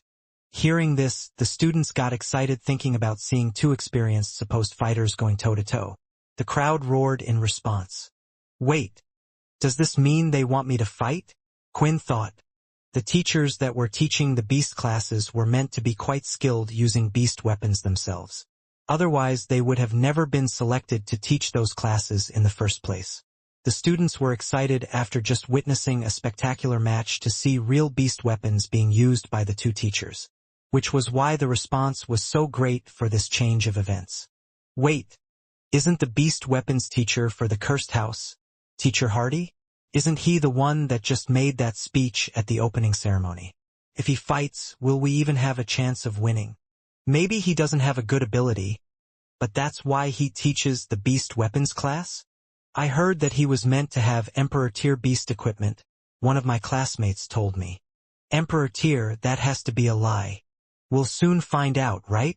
Behind the glass area, all the students were looking at their teacher, Hardy, wondering if he was going to take part. They had mixed thoughts about whether he should go and fight or not. They had grown to like him as a teacher after he had helped them all so much, and they had seen him do some amazing things. But whether he was a good fighter was a different question altogether. What they were more concerned about now was if their teacher went out there and lost, the others would say bad things about him. "Hardy, you don't have to fight," Venus said. "Yeah. Can't you call and ask Webnovel to come and replace you? You have the connections and called him before, right?" Swin asked. The students continued to comment on their worries, and Quinn soon realized why they didn't want him to go out and fight. They were worried about him, all of them. "Don't worry, guys. I will go and get a win for the cursed house," Quinn said. Even if their teacher's words were confident, they couldn't shake this uneasy feeling. They had seen the other teacher, Aiden, show off his skills. While teaching them, he had shown off so many times during their lessons. "Wait, he said he had Emperor tier beast equipment, right? So he should have better beast equipment than Aiden, so there is a chance he can win this," Venus thought. Then, he saw Quinn go over and pick up a pair of basic tier gauntlets and place them on his arms. At the moment he didn't have any gauntlets on him since giving the ruined ones to Alex. "Didn't you say you had Emperor tier equipment? Why are you just using the weapons we use?" Venus asked. "My equipment is a bit damaged at the moment." "Don't worry. These will do," Quinn said, putting them on. They felt light, as if he was wearing nothing, but in this situation he thought it was a good thing anyway, since he would most likely need to hold back in the fight. Walking out from the glass door, the students still cheered, as they had expected Hardy to not participate. Even if he didn't win, they at least honored the fact that he chose to not run away, although many in the cursed house thought it was a loss already, especially after seeing the equipment on his body. Damn, I guess that stuff about defeating Emperor tier beasts and having Emperor tier equipment was a lie then, the students thought. At the other end, Aiden walked out from the other side, but he didn't have a beast weapon or any armor on, and he wasn't alone.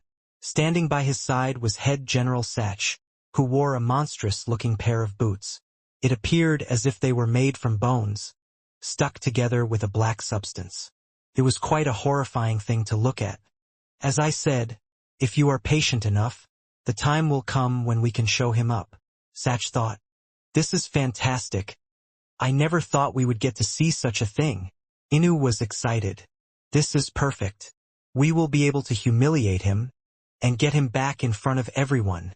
Samantha wasn't too sure about that though.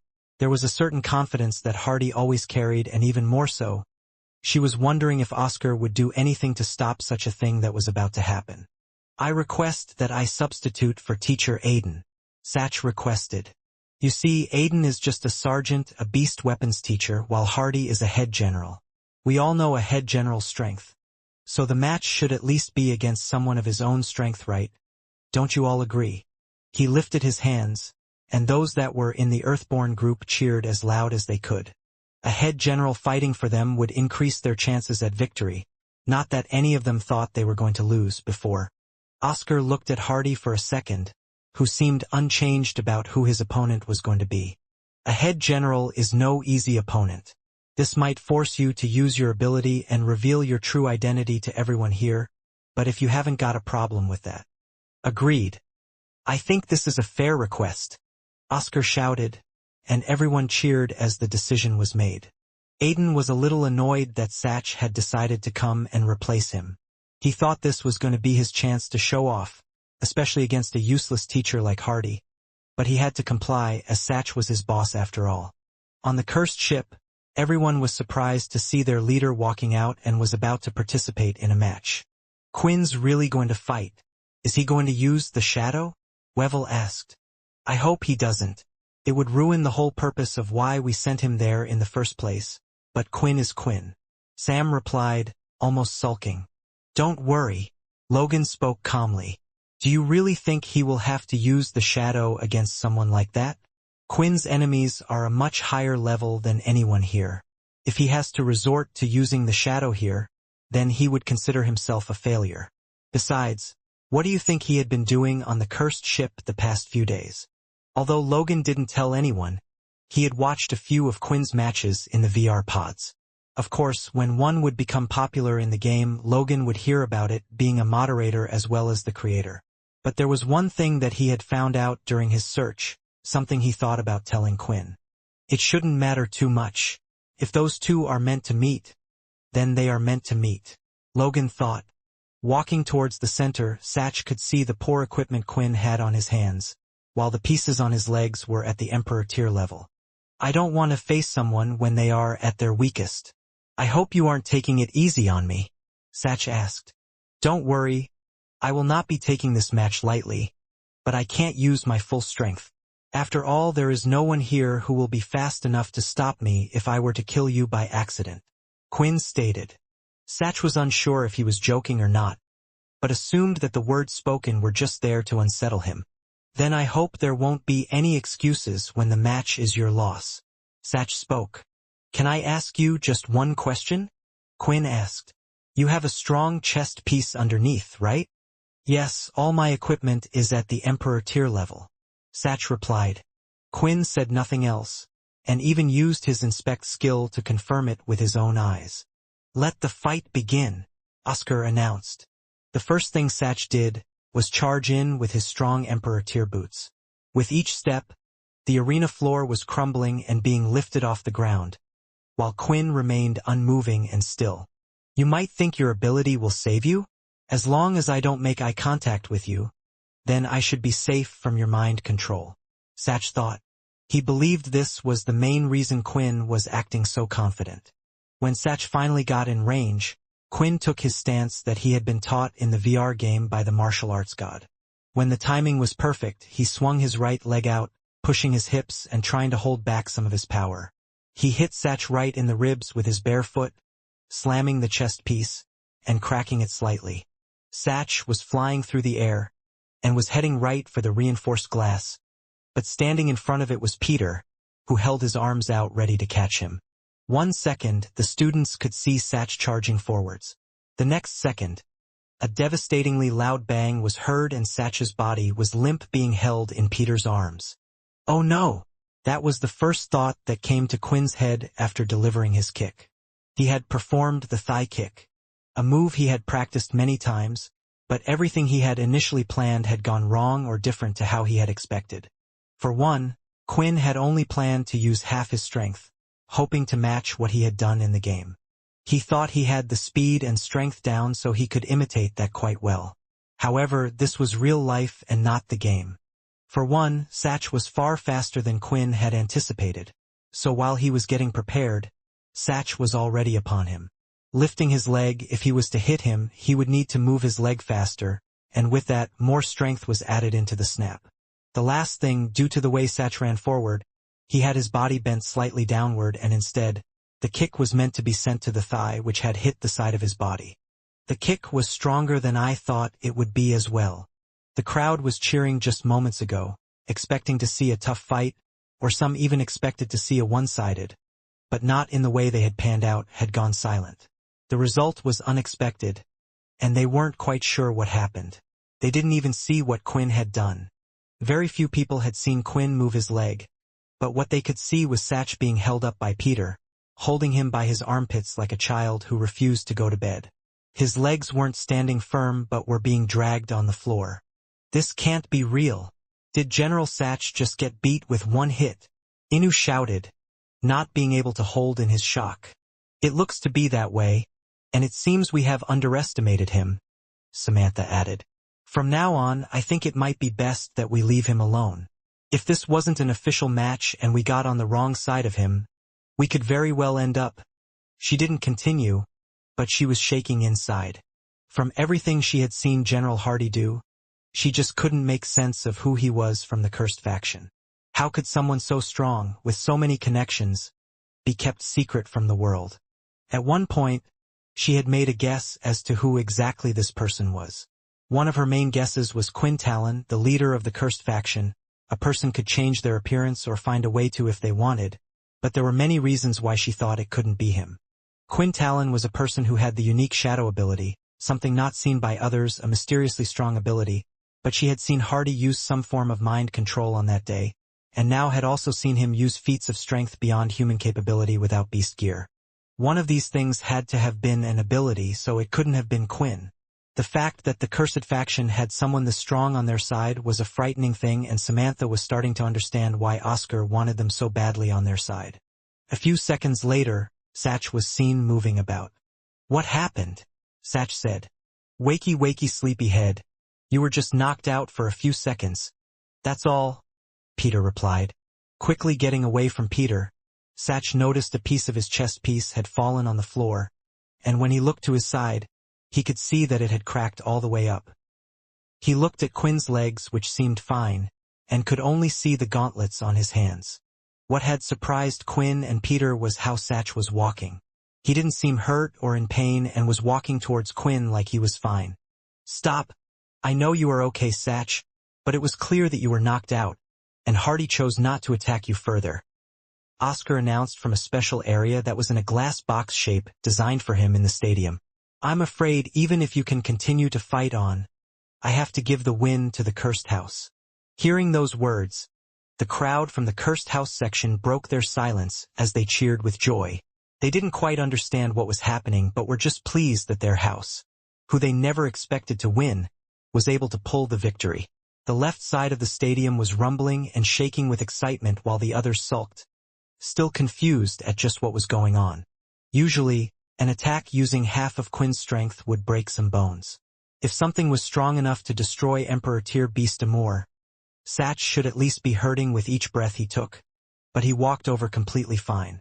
He stopped about 2 meters away from Quinn and smiled. "It seems the two of us got off on the wrong foot. I just want to apologize for what I did," Satch said, still having the biggest grin in the world. Based on his scary-looking appearance, Quinn found it a little creepy, and with the sudden change in attitude, it felt like he was talking to a different person. "You know, I always knew you were holding back. I just never knew by how much. It's why I never chose to fight you, but I guess now I know. I'm glad I picked the right person." Satch walked up to Quinn and placed his hand on his shoulder. Quinn could tell there were no longer any intentions for him to hurt him, so he let it be. "I hope you can make my dream come true," Satch said, walking off to his side, leaving Quinn standing there in the center of the arena. Why do those words sound so familiar? Quinn thought when it had finally hit him. Those words about making someone's dreams come true were spoken by the martial arts god. Wait, that person is the martial arts god. The green-haired split-tongued dude? That can't be possible, Quinn thought, as his mind was blown away. But their personality from when we first met and the person in the game. They're like two different people. Even his movements just then. "Do you remember what I said to Quinn?" said Vincent, about how it seemed like the man was role-playing.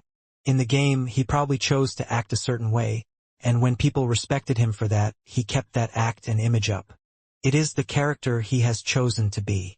There were a few things the others didn't know about Satch, but he was actually recruited from a recommendation from Sergeant Chun after playing with him in the game. Only Oscar knew his skills with the Mui Baron, but he also was able to fight in several different styles, and he had done so in the past against others. He never chose to display his Mui Baron skills against others. When asked why, his answer to Oscar was he didn't want to kill anyone by accident. It was a martial art meant for killing. Of course, there were some moves that could be used, such as the thigh kick that Quinn had performed, but moves like that could be part of any martial art. Another fact was he had also been discovered by Logan, who had checked the game logs. When he found out Quinn was training with the martial arts god, he found that it was linked to someone in the military base but didn't know who. Now that Quinn had found this out, and how he managed to beat his gaming teacher in the arena with one hit, he wondered what rank he would be in the game if he allowed himself to use his full strength. "Inu, I won't be taking part in your schemes anymore. Everything that happened to us that day was deserved by us," Satch said as he went ahead and joined Samantha. Inu couldn't understand what was happening. It was as if Satch had been hit by some enlightenment when he had been kicked. So what if he's strong? So what if he has money? There have to be ways to get at him, Inu thought. I must now call to the end of the event and thank Hardy for a spectacular ending. The winner of today's event is the Cursed House. Oscar shouted and looked at Quinn as he had headed back to all the others. Quinn, you managed to do that without any beast gear on? How many secrets are you hiding? If we want to win this war against the Dalki, we are going to need your help. There was a brief moment when Quinn returned to his students, where he could celebrate the victory with them. Walking through the glass door, unlike the others who were stunned and didn't know what to say, his beast class immediately gave him a cheer seeing their teacher. Hardy, you were always so coy about your strength. Why didn't you tell us how strong you were? Yeah, you just went on with that lame speech at the opening ceremony. You could have just kicked a rock and smashed it to pieces or something. So what's your ability? Or is that all to do with beast gear? For the military, these students had an odd relationship with their teacher.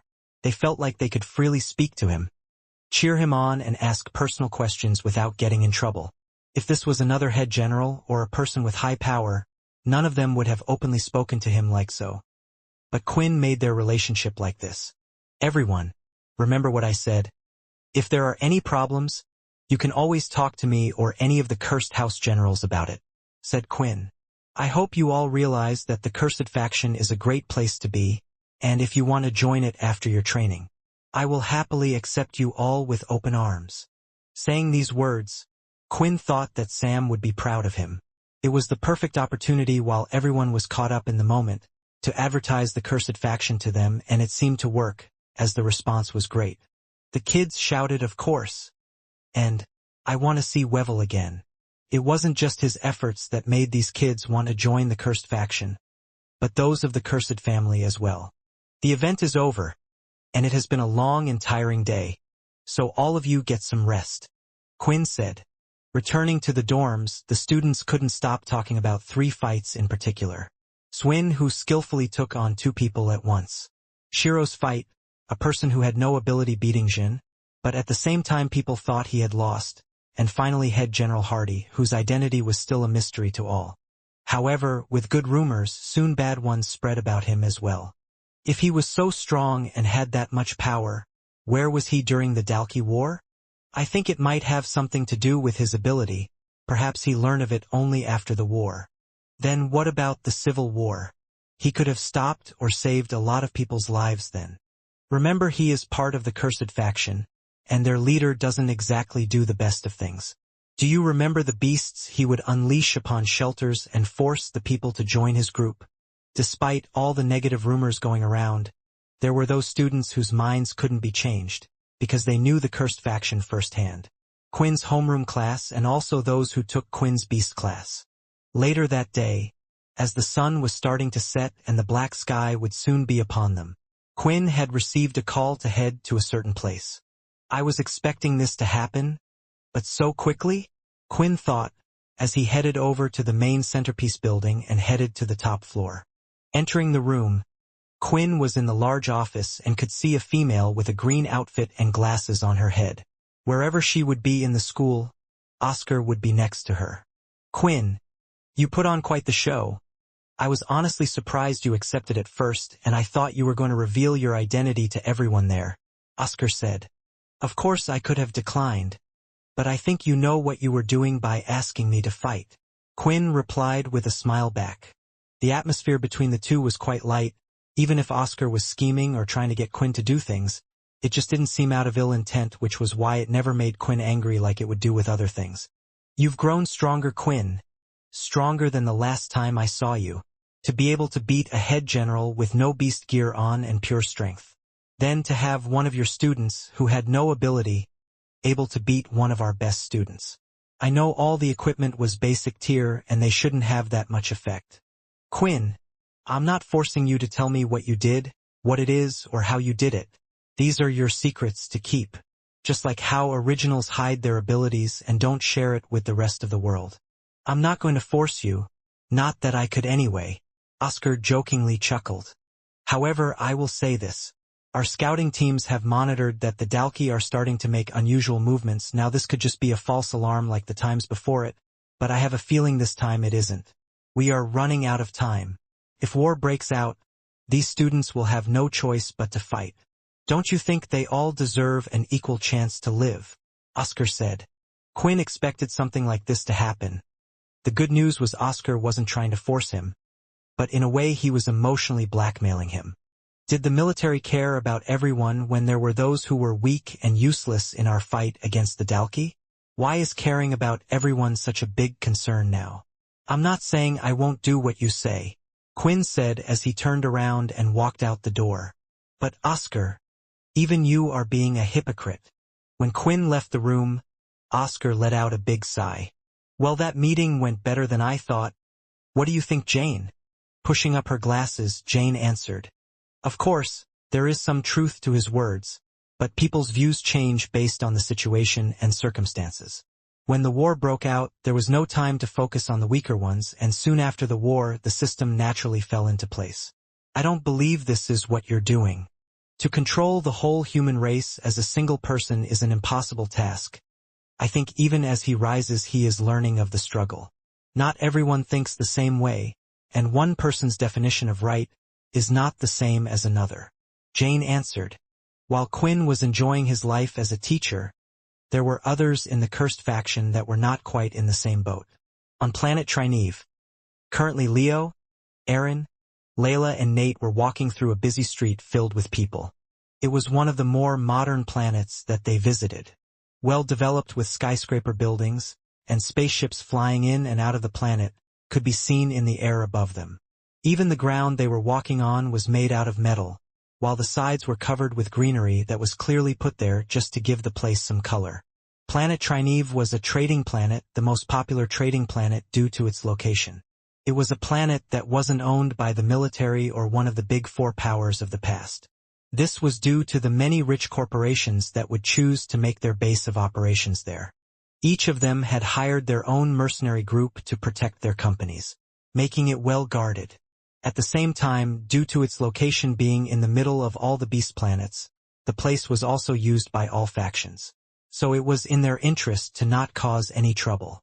Pure has to do trade just like everyone else, so they have quite the base of operations here. Layla explained. I wouldn't be surprised if they take a cut, or are even protecting some of the big merchants in exchange for things, but here is where we might be able to find out the most information. After all, whatever they get here, they have to send it back to the base somehow. They are here, Leo said. I can sense strong chi users all around us. Those from the cursed faction had been roaming the trading planet for a while now. The three young ones, Aaron, Nate and Layla, were treating it as a nice little break. It was good to not worry about things and just enjoy looking at the shops and everything else the street was filled with. After all, Quinn had stated that if they found out anything, they should contact him first before acting, which is why they weren't so uptight and worried. Layla, who had learned a lot about the planet when she was at Pure, explained to them what she knew and why Pure had even chosen to establish such a place. The atmosphere was still relatively light until Leo had mentioned that he could sense chi users in the area. Ever since learning the second stage of chi, and now after figuring out the third stage while using his ability, he could sense others around him to a finer degree and from a greater distance. Chi users. Doesn't that mean that they are in the higher rankings of Pure? Aaron asked. How many of them are there? At the moment, I can sense 2 people, and they are about to head into that grand hall over there, Leo explained. The 4 of them were standing on a busy shopping street, and at the very end of the street was a large building. A hall that many people were entering and leaving, but those that were entering seemed to be dressed somewhat differently compared to the rest of the public. The auction house? Layla said, wondering what members of Pure would be doing heading into there. Doesn't it make sense? It might not be their base, but maybe they want to buy some expensive beast crystals or something else. Nate commented. And we don't really know if they are high-ranking users in Pure. Don't you remember they said that they would eventually be teaching all their members chi? What you say is correct, but I assure you, these aren't weak members of Pure. Not unless they have managed to learn this level of chi quickly. Leo said, noting that it wasn't impossible as one student of his had learnt it at an extremely fast rate. Leo started to walk forward and head into the auction house while the 2 girls decided to follow. Wait, Nate called out. What are you guys doing? Don't you remember what Quinn said about how we should notify him if something happens? Layla and Aaron both looked at Leo for answers as they had decided to just follow his decisions while they were with him. I promise I will notify him if the matter turns into a big one, But these two won't be any trouble, Leo said as they continued to walk forward and try to enter the auction house. At first, the four of them were stopped just outside the entrance by two guards. All of their weapons and armor were being kept in Nate's shadow space as to not make them suspicious and seem like they went a threat. Still, the reason they were stopped at the gate wasn't for a reason like that. Instead, it was because they didn't exactly recognize them as their kind of clientele based on what they were wearing. Not just anybody can come into the auction house. The public can get an advanced booking if needed, the guard said, who was wearing decent beast gear on his body but no weapon, making them appear to be elemental users. Don't worry, Leo replied. We are here from the cursed faction, hoping to buy a few things. The two guards looked at each other and were unsure about what to do. The cursed faction was one of the great powers. However, people tried to claim they were from all sorts of groups just to get in. The problem was the cursed faction was relatively new, and no one knew of their identities well, especially of the higher-ranking members. Knowing this, the guards would ask them to come back at another time, when they had proof or at least could confirm their identity. However, just as they were about to speak, they had received a message. Let them in. A voice spoke into their ears. A second after, they had no trouble and were let in. The place was filled with expensive things, the floor and walls made of marble, a material that was harder to come by these days than chandeliers. The whole city smelt like money, but this place was a little over the top. Following the Chi users, eventually they were placed in the auction house. There were several seats and many people wearing strange masks to hide their identity. Maybe we should have put ours on as well, Nate commented, and when he turned to look at the others, he could see they all already had their masks on, and he was the only one who hadn't put on his yet. What the hell? You guys don't tell me anything, Nate complained. The group was on a higher level, looking down at the stage. They were in the standing area since all of the seats had already been filled. But the good news was that the Chi users who they assumed were from Pure were also standing. The auction had begun with an announcer coming onto the stage, and items were called out one by one. Beast crystals and beast weapons were the most common items being bidded on, and they were of quite a high level as well. The next set of popular items were ability books and skill books. Seeing all of this and how much money was being thrown around, the young kids felt it was quite a sad sight to see. Books that should be available to everyone and anyone were being hoarded and not shared by these rich people. Once obtaining one of these books, they could make as many copies as they wished, or none, causing the price to rise or keeping the power. So much money is being spent here. There are too many zeros that I don't even know what number that is, Nate said. Looking at the screen above that would show the number as the bidding increased. Whoever owns this place must be getting quite the profit then, Aaron said. The two men from Pure didn't bid on a single thing, and it looked like they were communicating with someone on the other end as each item came up. However, whatever they were looking for never did appear, and when the auction ended, the two men left as well. Leaving the auction house, they followed the two men, hoping to find out where they were going. They walked through the shopping district they had come from and saw them enter a few shops before coming out again. So, what's the plan? Nate asked. We can't just keep following them like this. This is getting us nowhere, he complained. Still, they continued to follow the two men and moved closer and closer as they tailed them, which was just making Nate more nervous that they would be found out. He couldn't understand what Leo was planning on doing. In the end, the men left the main busy district and started to head out to the more quiet areas. Finally, they could be seen walking into a jungle area that took them away from the city. This is it. This must be a Pure hideout. It makes sense for it to be all the way here, Nate thought. When the group followed them into the jungle, they could see the two men had turned around and held weapons in their hands. One with two scimitars, while the other and a large silver chain in his hand. Why are you guys following us? Do you know who we are? One of them said. You thought we didn't know? That's why we brought you out here. I knew we would get found out. We were following right behind them for so long, and we didn't even try to not make it look obvious, Nate complained. What kind of plan was this? What are you talking about? Aaron looked at Nate. This is the plan all along. Out of their own will, they have taken us to a quiet place, where we can ask all the questions we want. Of course, we know who you are, Leo answered.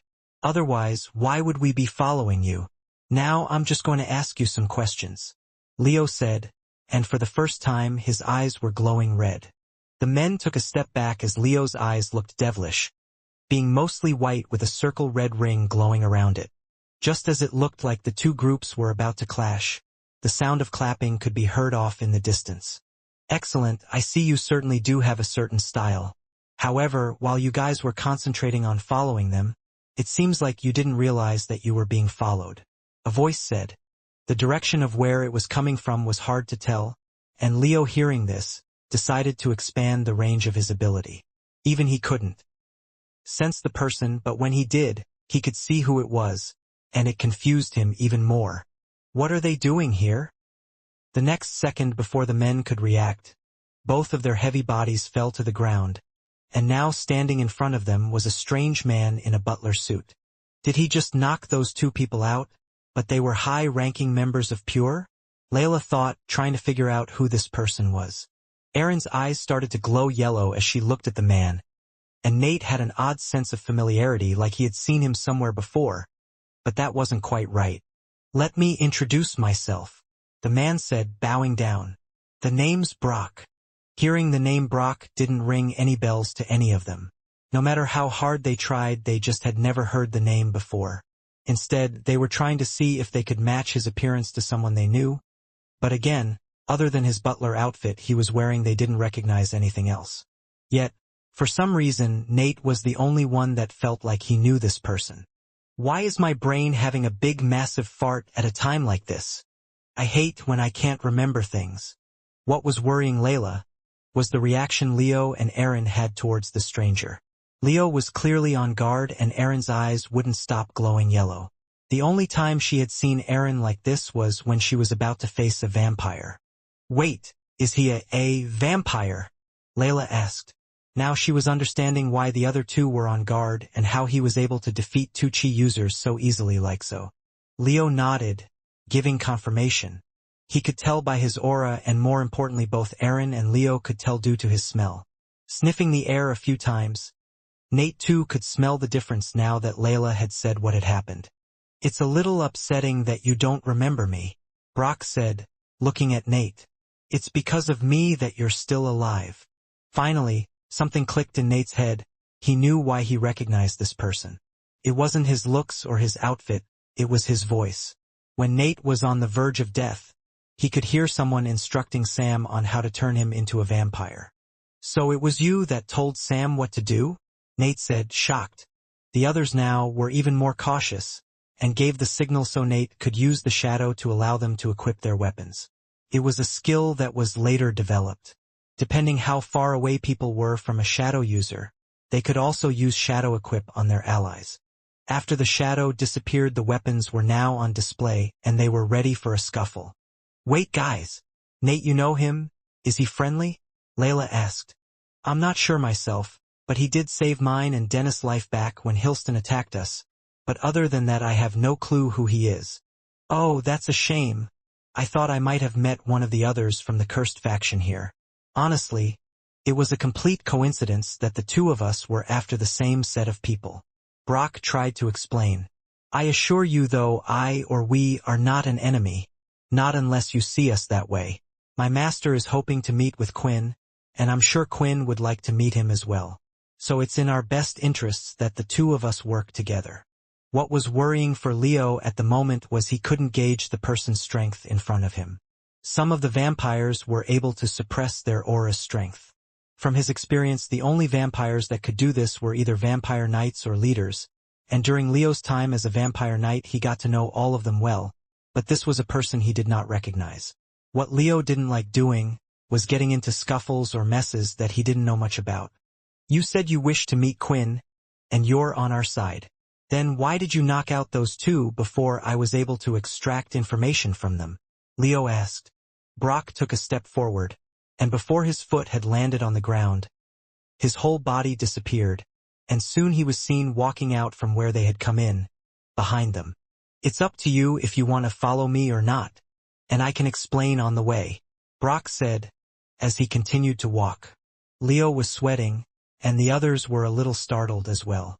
The level of skill that was being shown was that of a vampire leader. They knew that if this person wanted to escape, or not be seen, he could have well chosen to, which made them trust the stranger a little. "Can you tell us?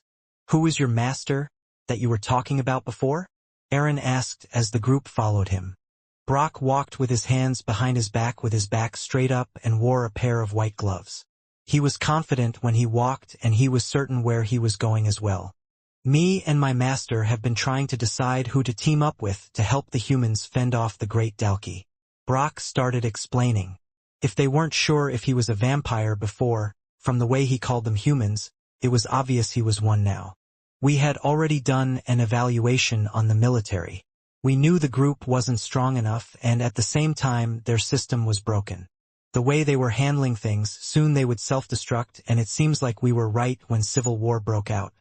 However, what we never expected was for the human race to recover from the civil war and be more united than ever before. For what we have found, it's all due to you guys from the Cursed faction. You were what our calculations never predicted. Still, before that, we had originally thought about the idea of teaming up with Pure. They had a much higher chance of defeating the Dalki. They were confident and seemed to never worry about them as a threat, so we tried to find out why. They showed us many different things, but it still felt like they were hiding something, and along the way an option to team up with another had come up that wasn't there before," Brock said, glancing at those still following behind. "We wanted to look into Pure a bit more, and it turns out they were hiding something. Through my own investigations, it led me to this place." Before they knew it, in another part of the jungle, the group had reached a large facility that looked almost like a factory.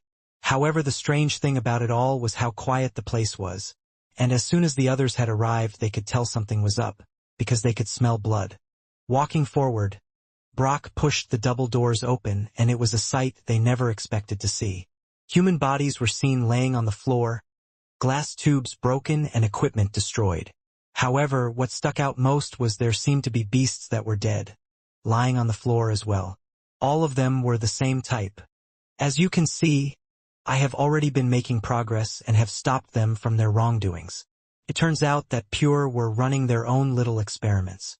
They were trying to create their own type of beasts, a beast that would listen to them. When I arrived, I found that they had strapped many stray members of the Bree family. They had been trying to extract MC cells or use their powers to control the beasts. With cloning technology, they wanted to create something that is completely loyal to them. Pure was doing all this? But how? They couldn't have known about this. My mother would have never let this happen," Layla shouted in disbelief. When an organization gets too large, sometimes not everyone knows what is going on behind the scenes. Brock replied, "Your mother could have very well known nothing about this. Still, we decided that this needed to be stopped. After all, it would be horrible if humans were the ones that created the next Dalki, wouldn't it?"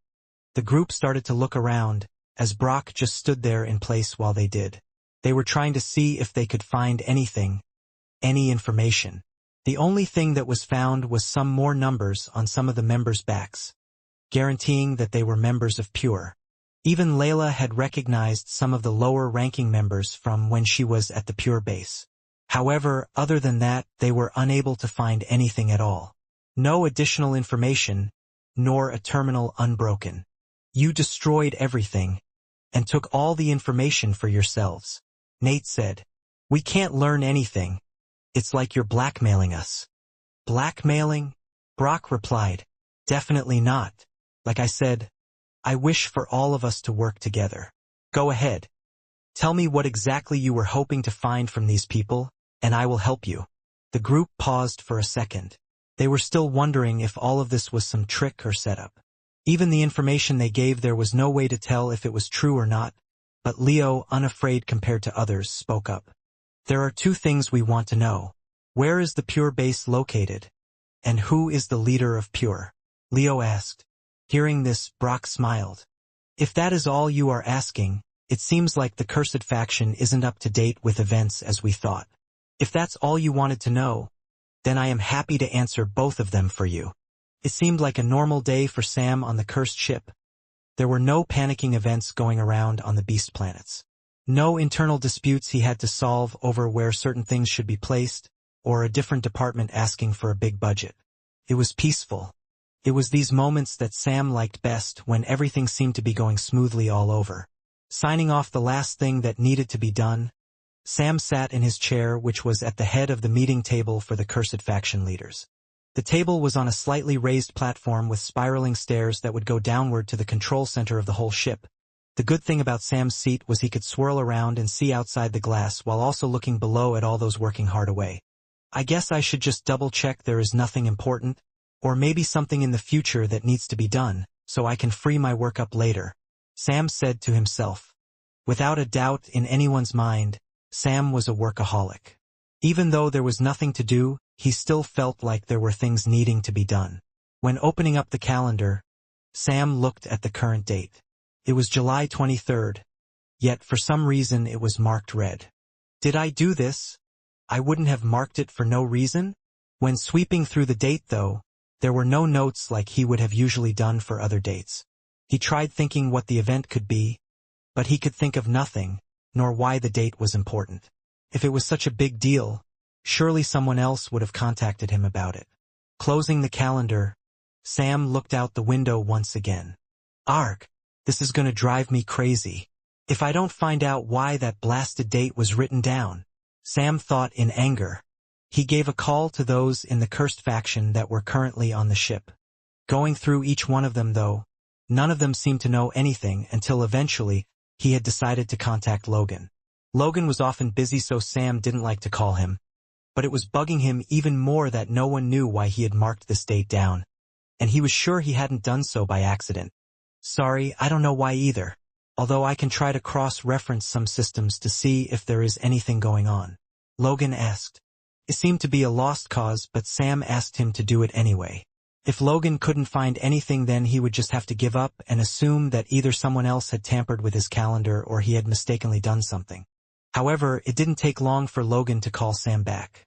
I believe I have found the reason why that date is so important. When cross-referencing those things, I looked for all events on our field to do with that date. I then matched it to events related to those in the cursed, and sorted them by dash. Logan?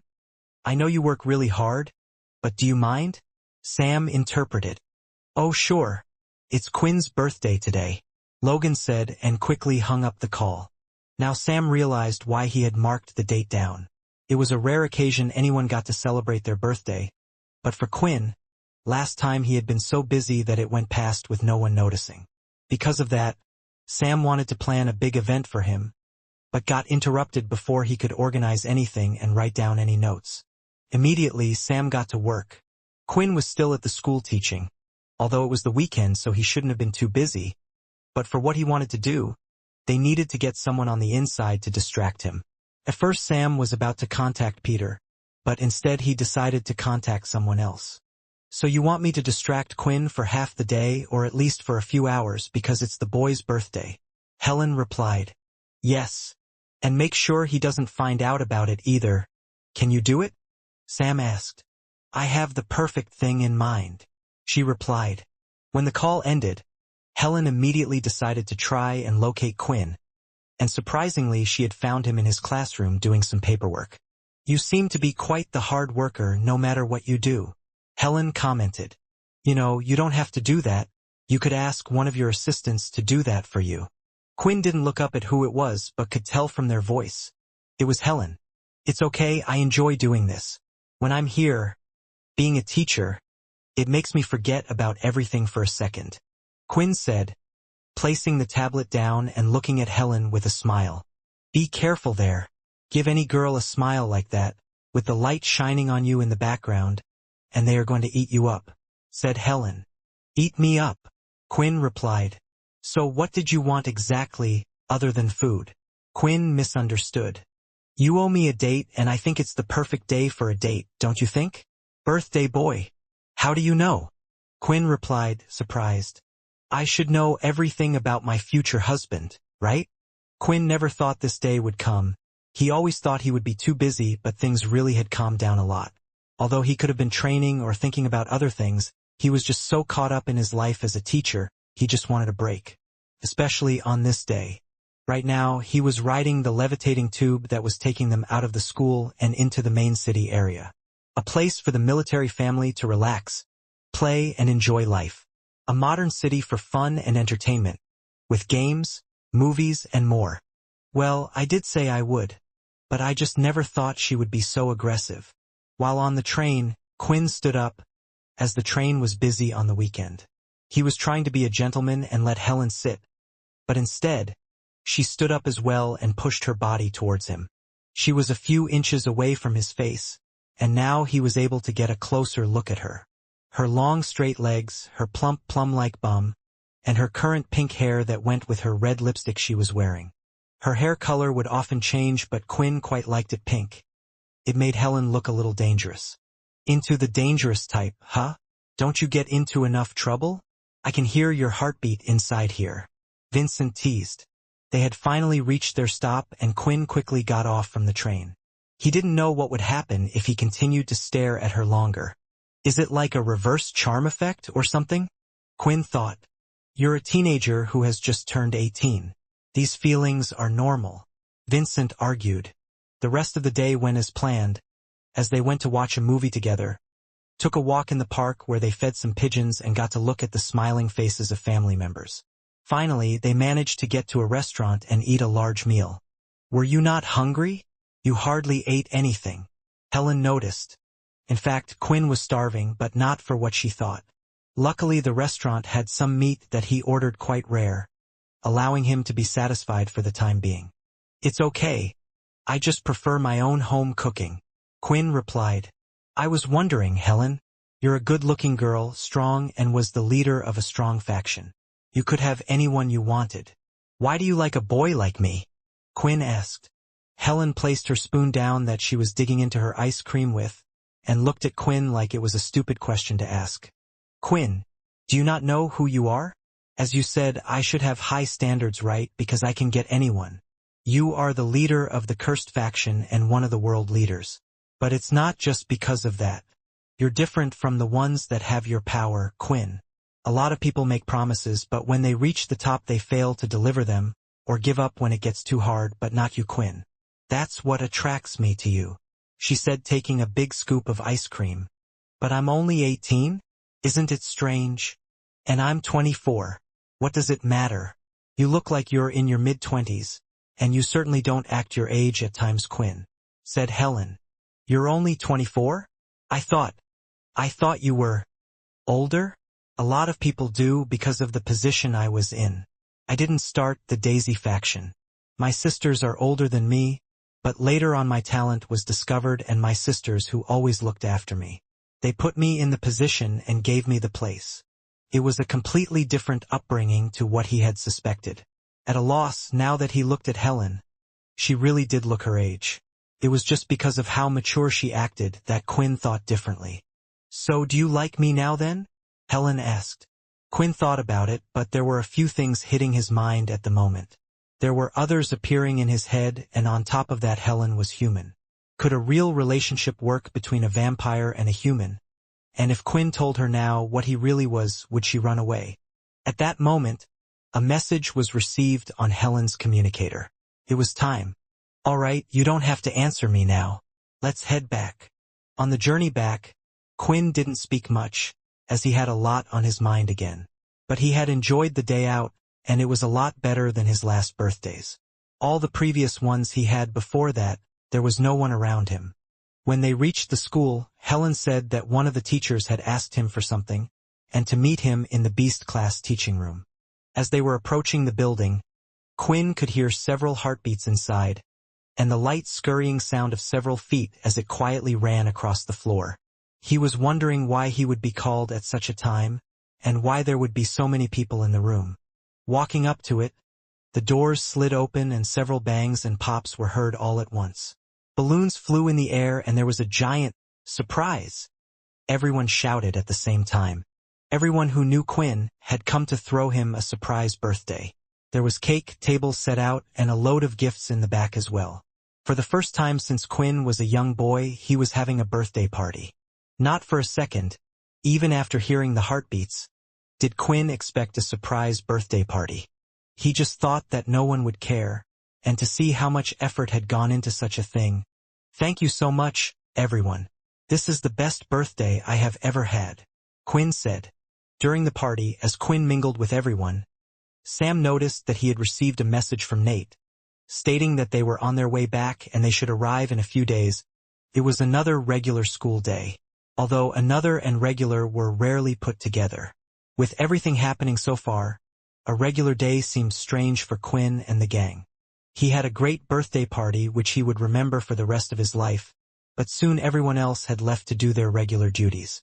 I guess it's a good thing that they can work so well without me, Quinn thought as he reminisced about yesterday. In the homeroom class, he noticed that the students were full of life and excited unlike before, and none of them seemed to be covered in bruises and marks. What happened to Erlin had gotten around, and seeing Swin and Shiro put on a great display of skills made the others no longer view their class as weak. Although it wouldn't completely get rid of the problem, all of Quinn's actions so far had certainly helped. Still, there was one thing he was debating about, and that was teaching the students Chi. Is it really a good idea to teach everyone it? Just like abilities, there are some that are talented in Chi and others that are not. It might just cause another problem, Quinn thought. You have to remember there will always be others that are better at certain things. Some kids are better at writing while others are better at maths. This might be something that you just can't stop. And remember, Pure might be teaching all their members soon. The military at the moment is weak, Vincent explained. Yeah, but you can't kill someone with maths, I think. My point is, if I teach these kids Chi and it gets out of hand, it will be all my fault. It was a tough one for Quinn to figure out. He agreed with both Oscar and Vicnant's reasonings. Everyone seemed to think it was a good idea to teach others Chi, at least for their own sake. Maybe I should wait to counsel Leo when he's back. It still doesn't feel right for me to just teach others without asking him first, Quinn thought. In the school, the students were currently having their lunch break. Syl, with his new disguise looking like Chucky, didn't stand out anymore. As expected, it was as if he was an invisible person. This was good for two reasons. The first, no one would attack them. Before, when others learned of Syl's ability or thought he was a weak boy, people would try to take advantage of that. But they couldn't even remember Syl was in their class now. The second reason, being invisible, allowed them to attempt to copy as many abilities as possible, but the ability that was needed or one they thought would help was just never found. The two of them were sitting opposite each other on a table alone. Chucky was taking a bite into his sandwich, as if he had no worries, while Syl was ripping up the pieces of bread and eating it slowly. This kid, he's usually in a mood, but today, Chucky thought. Hey, I don't know much about what we are trying to do, but we will find the ability you are looking for eventually. We have Logan, who has access to all the databases. So any new abilities that are recorded, he will be able to find out. And Quinn is one of the world leaders now, so getting information will be easy. Hearing this, Syl just nodded and continued to shove a small piece of bread into his mouth. Chucky's attempt at cheering him up had failed. A few seconds later, Shiro, Venus and Swin were seen taking the seat next to them. Ever since Syl and Chucky had saved them, they had been thankful, and if they saw Chucky on his own, they would come over to sit with him, even though they didn't know who the other person with him was. The three boys were excited as they seemed to have earned new fame. Passing students in the hallway would talk about them all the time, which was a first for all of them. After excitedly talking and boasting, they noticed the boys' depressed mood. Hey, is your brother okay? Venus asked. My brother, Chucky replied back, and he noticed they were talking about Syl, since his appearance was now similar to his. Oh yeah, he's just upset about not getting something. Shiro would guess, based on the fact that this boy had the same demeanor as Syl and was hanging around with Chucky, that this was Syl. He wanted to do something to cheer him up. After all, the words Syl said that day had really hit him. I wonder what type of life Syl lived to think like that, Shiro thought. When Syl looked back at him, he turned around to avoid eye contact and knocked his carton of juice on the floor. Going down to pick it up, something had gone past at the table, and due to Shiro ducking at a particular time, the object had whacked Syl right in the face. What the hell happened? Did someone just throw something at us? Venus said, looking at where the object was thrown from. Shiro, let's fight again right now. A boy shouted from across the canteen hall. I'm sick and tired of everyone saying I lost to you when I won. Come on, if you're so strong we can fight right now. Jin shouted. With how students were talking about Shiro and the others, whenever they saw Jin it was the same, but they didn't speak positively about him and instead thought he had received a fake win.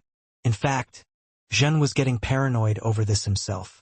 While walking around he thought he could hear everyone talking about him, lips moving into the words winner and loser, and he thought they were being directed at him.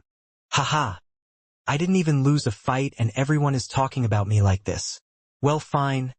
I know exactly what to do, Jin thought, as he carried around with him one of the practice beast balls for activating one's ability.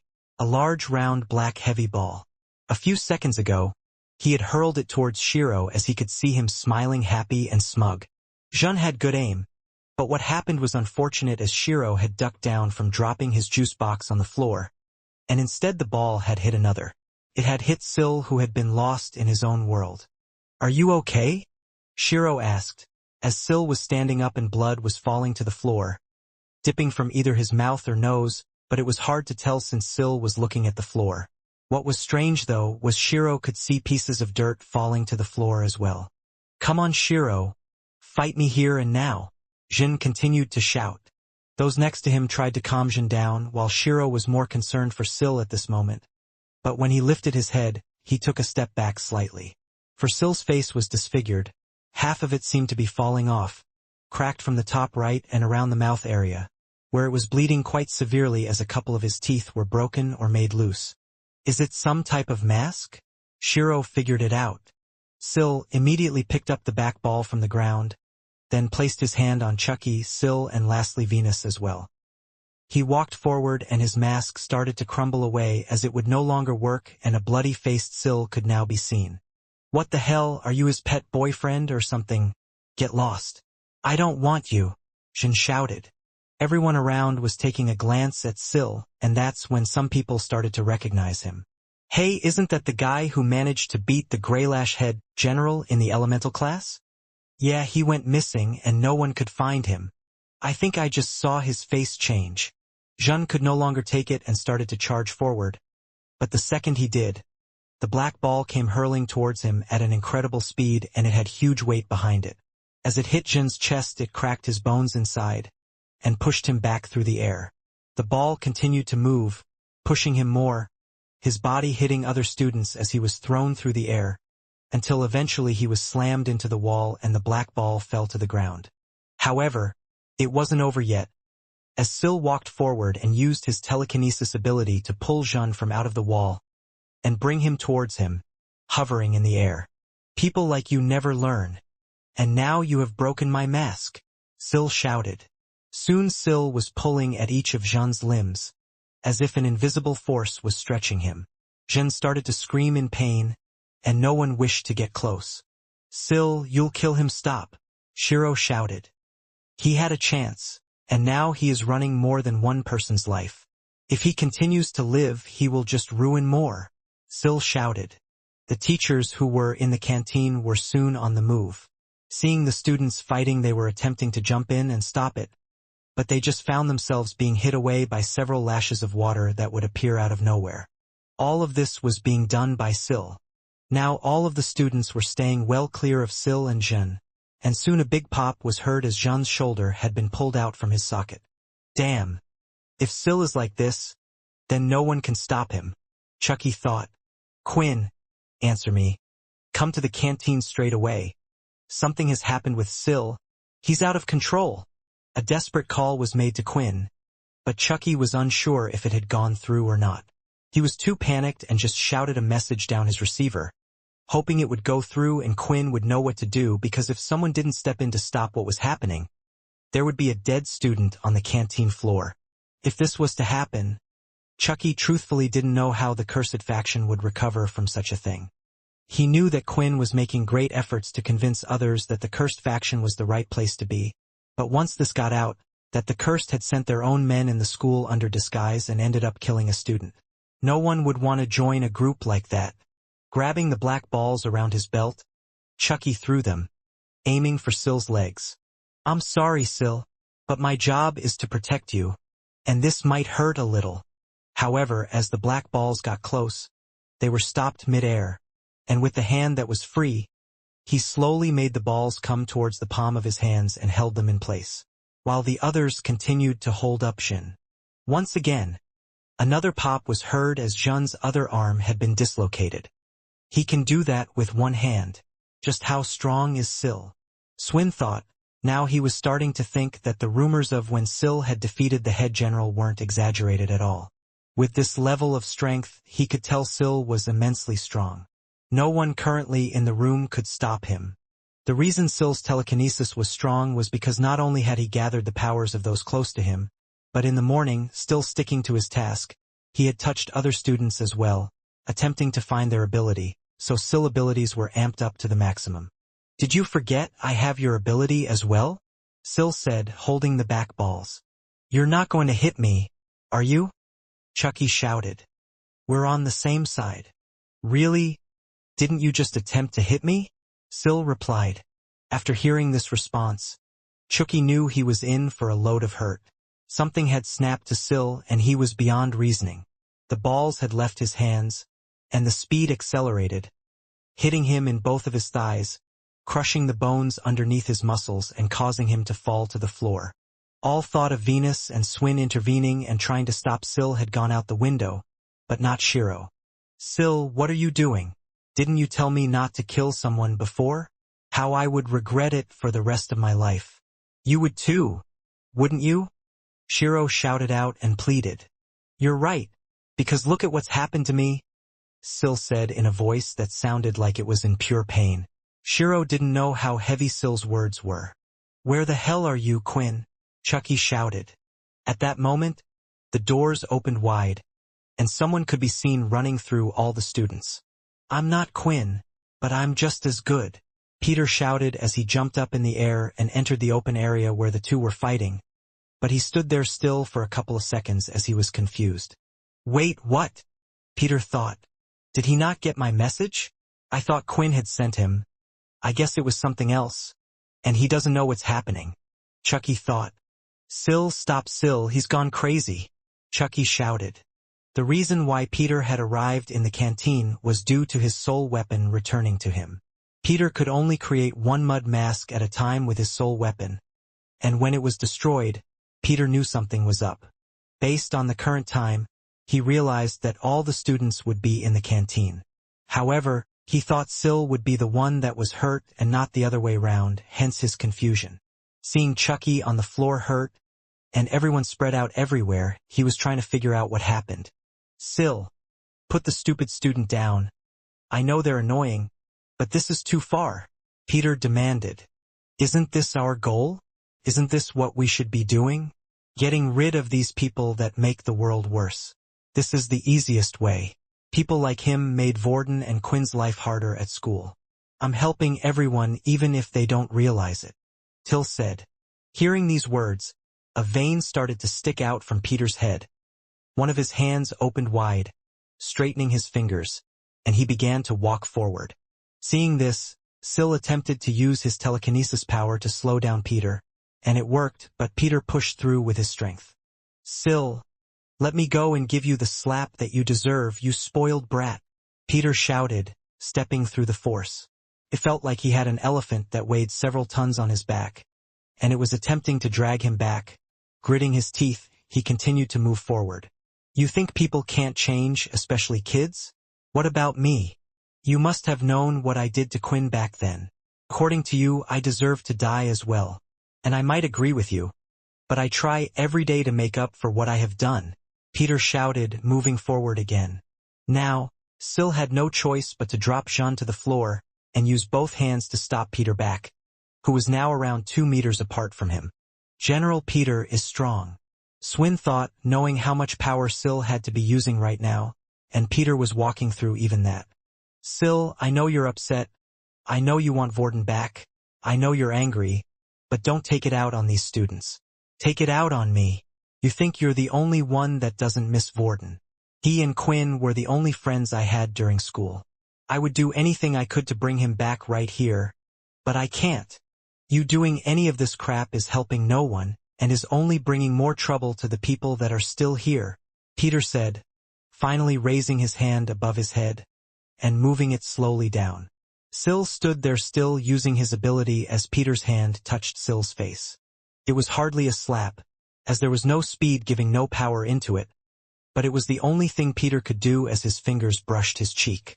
"Syl, stop it now," Quinn said, having rushed in. Everyone seeing General Hardy now arrive were relieved, but after hearing the rumors and witnessing Syl's power, they were all still afraid. Quinn looked at Peter, who was still, and the student on the floor. He couldn't imagine what happened, but when he looked at Syl now, his face was full of tears. Did Syl do all of this? Did I make a mistake thinking that he was ready to be with other kids? I thought that bringing him to school would make him better, but it might have made him worse. I shouldn't have forced him into a situation he didn't want to be in. Part of this is my fault. I'm sorry, Quinn. I don't know why. Syl managed to blurt out and finally dropped his hands.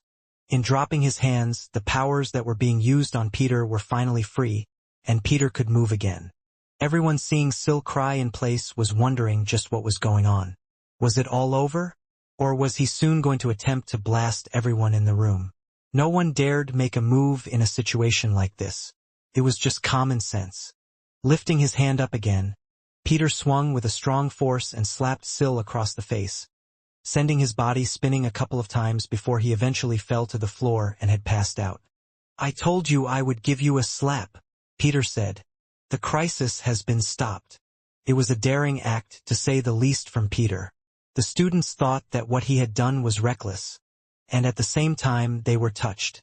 For Peter had risked his life getting in the middle of a crazy student to save all of theirs. A round of applause had started as the students thanked him for saving their lives. However, there was one little slip-up that had occurred. That was the one that defeated the head general, right? Well, I kind of believe those rumors now. He could have killed everyone. Was he really going to pull Jin's limbs off? Thankfully, General Peter was here. The cursed faction really has some strong people. Speaking of, did you hear what Syl said at the end? He was saying sorry to Quinn. Quinn Dilphus? Wait, you don't think he was saying sorry to the cursed faction leader, Quintalon, did you? And he was looking at. A few of the students had caught on to what Syl had said at the end. Many people were named Quinn, but the one person he was looking at when he said these words was General Hardy, when he had entered the room. It looks like my luck is up. What else can I do now? Quinn thought. However, before he had revealed himself to all the students, another person had a brilliant idea. Did this student say Quinn?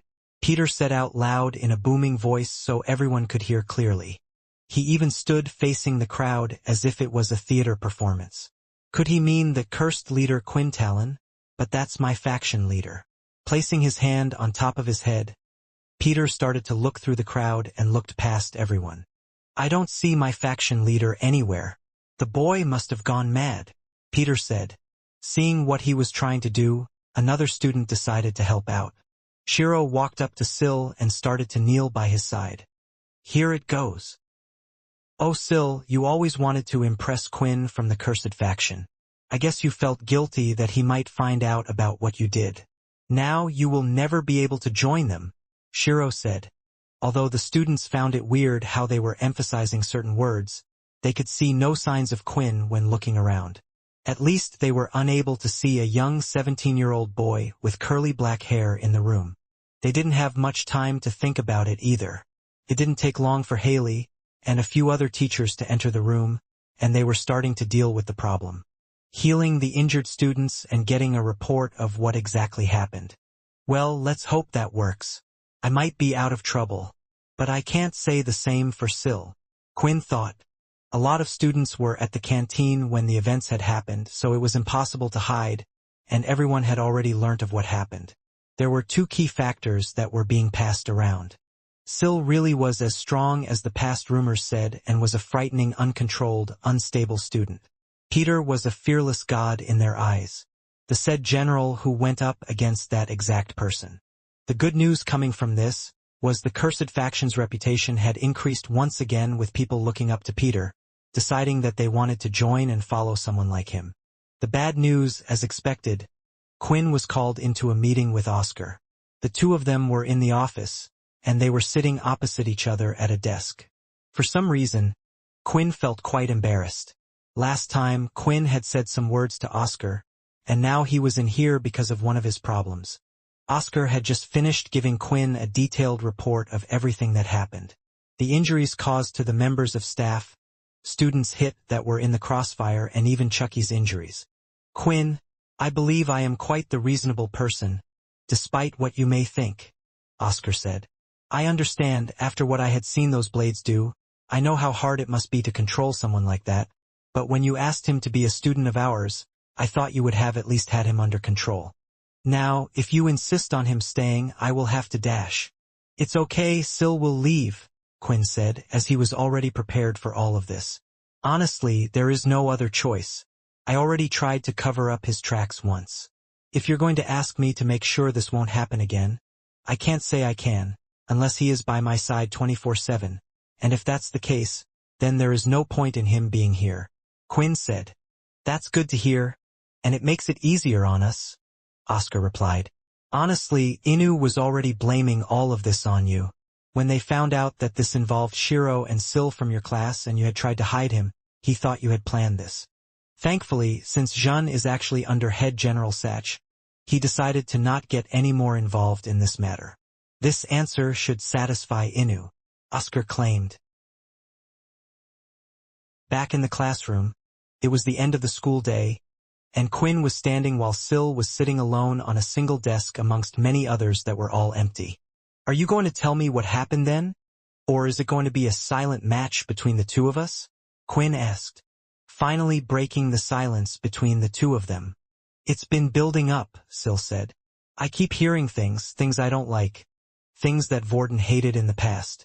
Things that Ratton would have dealt with if they went too far.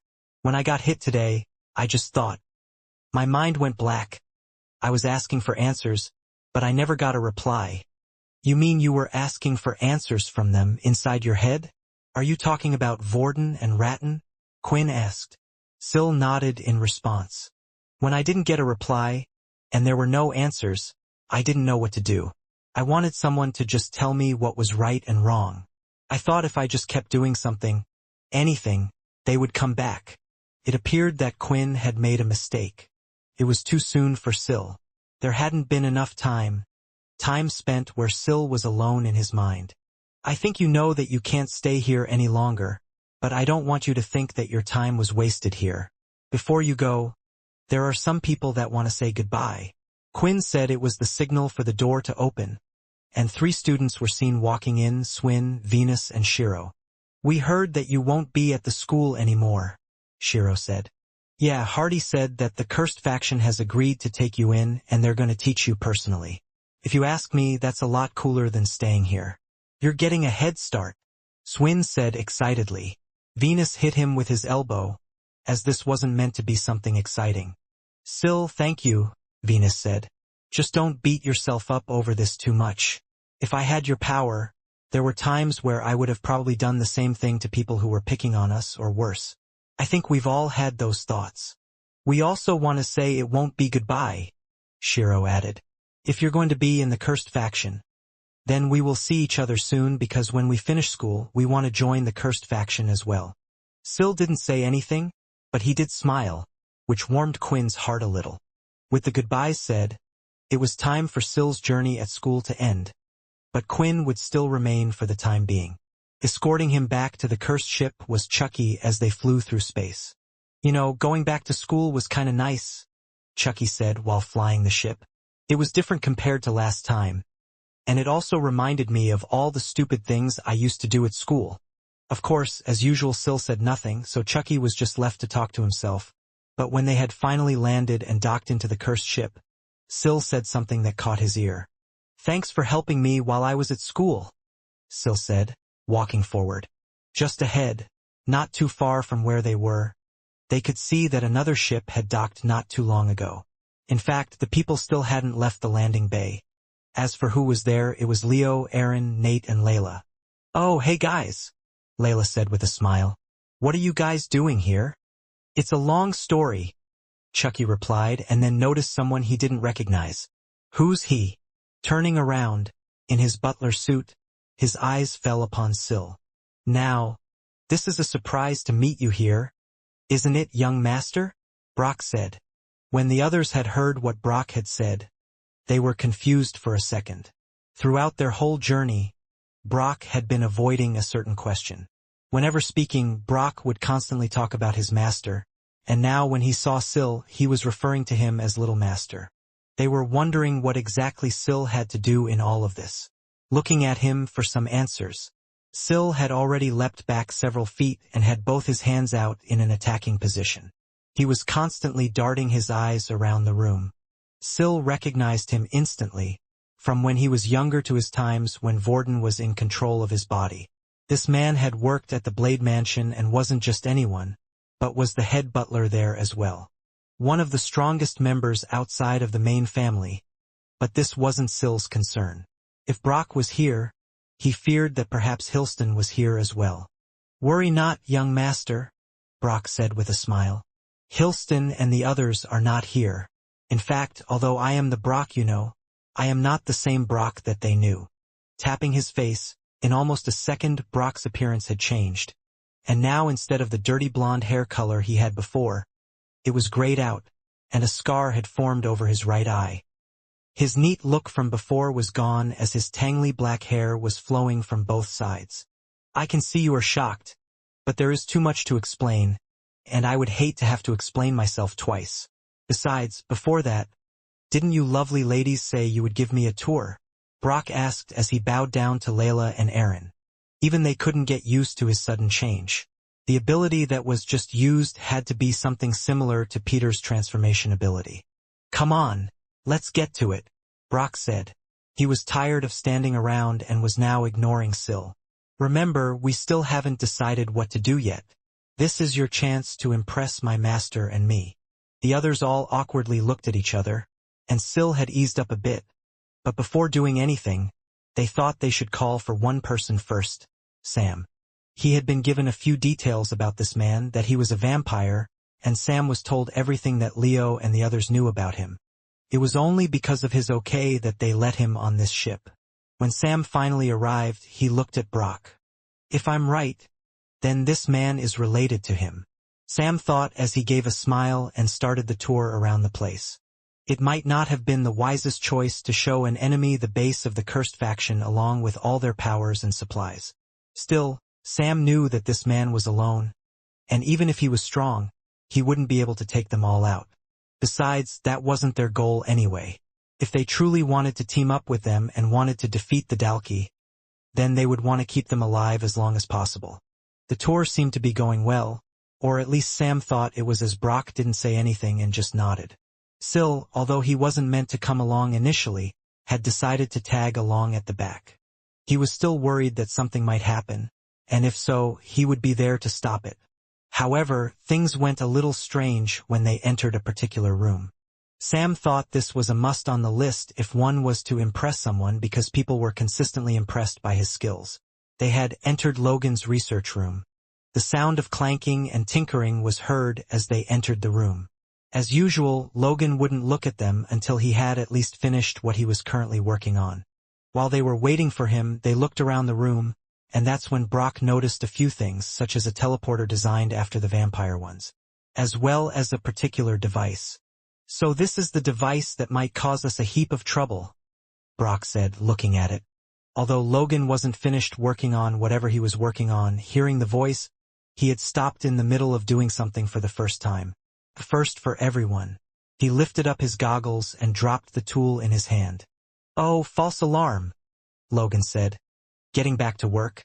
I guess we have both changed a bit since you last saw me, Brock said and tapped his face again to change it back to his butler appearance from before. After having just picked up the tool, Logan had dropped it again. Brock from Blade Island. Is Eno with you? Was Logan's first words. Sam and the others didn't quite understand why Logan had said this, but it looked like Sam's guess was partially correct. Brock did have something to do with Eno. Wait, is the master he keeps referring to is Eno? The same Richard Eno that Quinn has been looking for so long? Layla figured it out. Back when Logan was on the Blade Island, he had been set free by Brock and even told where to go to escape the island. He didn't understand then, but he did know that Brock was trying to keep him going. He told him to search for Richard Eno.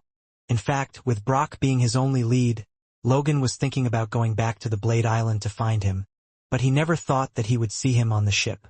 I guess now you all have too many questions to ask that we can't continue our wonderful tour, Brock said. Very well, you guys have been patient enough. Let's have a little chat, shall we? Inside the command center, for the time being, the place was cleared. All those that would usually be sitting away at their terminals had been asked to take a break. This ship could mostly run on autopilot anyway, and Logan was there if anything serious happened. Not everyone in the Cursed Leaders had been called, only those that were present at the time. Sam still didn't know what information should and shouldn't have been shared. So currently present was Nate, Leo, Aaron, Layla, and from the other group, Sil, Sam, and Logan. I know you have a lot of questions, and I know a lot of you are interested in who we are, so I would say please hold any additional questions you have until I have at least told my whole reasoning for being here, and again Sil, as I told you before, you can relax. I assure you I am not part of the Blade family. In the first place, I am a vampire and always have been. However, my relationship with the Blade family is genuine, and I know everything about you, Vorden, Ratton, and all of the other kids at the temple. The piece that they finally needed was here. Logan wanted to know the truth of why his parents trusted Richard Eno, and what they have exactly been doing this whole time. First, I think it's only right of me to answer the questions you have about Pure first.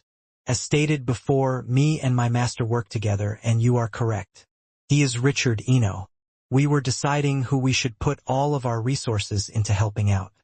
After all, the humans' strongest forces were divided, and while they should have been fighting together against the Dalki, they were split. So Eno had no choice but to stay out of the limelight for a while, figuring things out as they went along. Also, there are far more moving parts than everyone here at the table probably realizes. One change could affect a whole leap of change going on.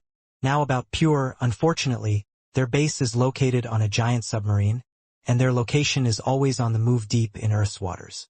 However, now that I have provided you with this information, then I'm sure you can figure out a way to track them. At least Logan can. If he could finish creating that demon beast locator, he can create something that would be able to find a device as large as a submarine. As for the other question you had, I'm sorry about this, although we do know the answer, I do not. That will have to be a question for Richard Eno, as he is the only one that has personally met him. I only follow what he says, so I only know so much. Clenching his hand, Leo was a bit annoyed by his answer. He was expecting to find the person but now was told to wait even longer. However, after taking a deep breath, he realized being impatient would change nothing. He had waited so long, and finding out if his suspicions were correct or not wasn't a big deal. He would continue doing what he had been doing, assuming it was that person. Now, what I'm about to tell you all next is very important, so listen up. This is about the Dalki, the vampires, and the humans. If I was to ask you the question of who the strongest human in existence is, what would your answers be? Brock asked. Don't worry, you can speak. Oscar, the Supreme Commander, Aaron said. Owen Greylash, Nate answered. Quinn, Layla shyly answered. Quinn is no longer human, Leo answered. For this question, I would have to have faced every human in existence to know it. No, you are all forgetting someone that we don't even need to fight to know that they are the strongest human. Hilston Blade of the Blade family, Sam said. Correct, Hilston Blade, the Blade family, Brock said, looking at Sil. They play one of the biggest roles in all of this, and they don't even know it. After meeting Brock and finding out who he is, or who he was as well, Sam had his suspicions that the Blade family would be involved in all of this somehow. Due to Brock working at the Bald family. The fact that he was using some sort of disguise and how long he had to have been there for it just made sense. Richard Eno just didn't seem like the type of person to do things on the whim. Everything he did, everything that happened was done with caution. In a way, it reminded Sam a little of himself, but the difference was, while Sam was playing chess with one opponent, it felt like Richard Eno was playing with four at the same time, and each one of the moves he made was intertwined with the others. We as a group over the years have worked very hard to make sure that we have eyes everywhere. Brock continued to explain. We have eyes in the human world. We know everything that happened, from the start of the Civil War to before most of you here were born. We have kept eyes in the vampire world. We know what happened with Quinn and Fex. However, we are unable to get involved so much there. Last, we even have eyes in the Dalki world as well, which is why we have decided that we can't just sit back and watch to see how this plays out. We have to act now.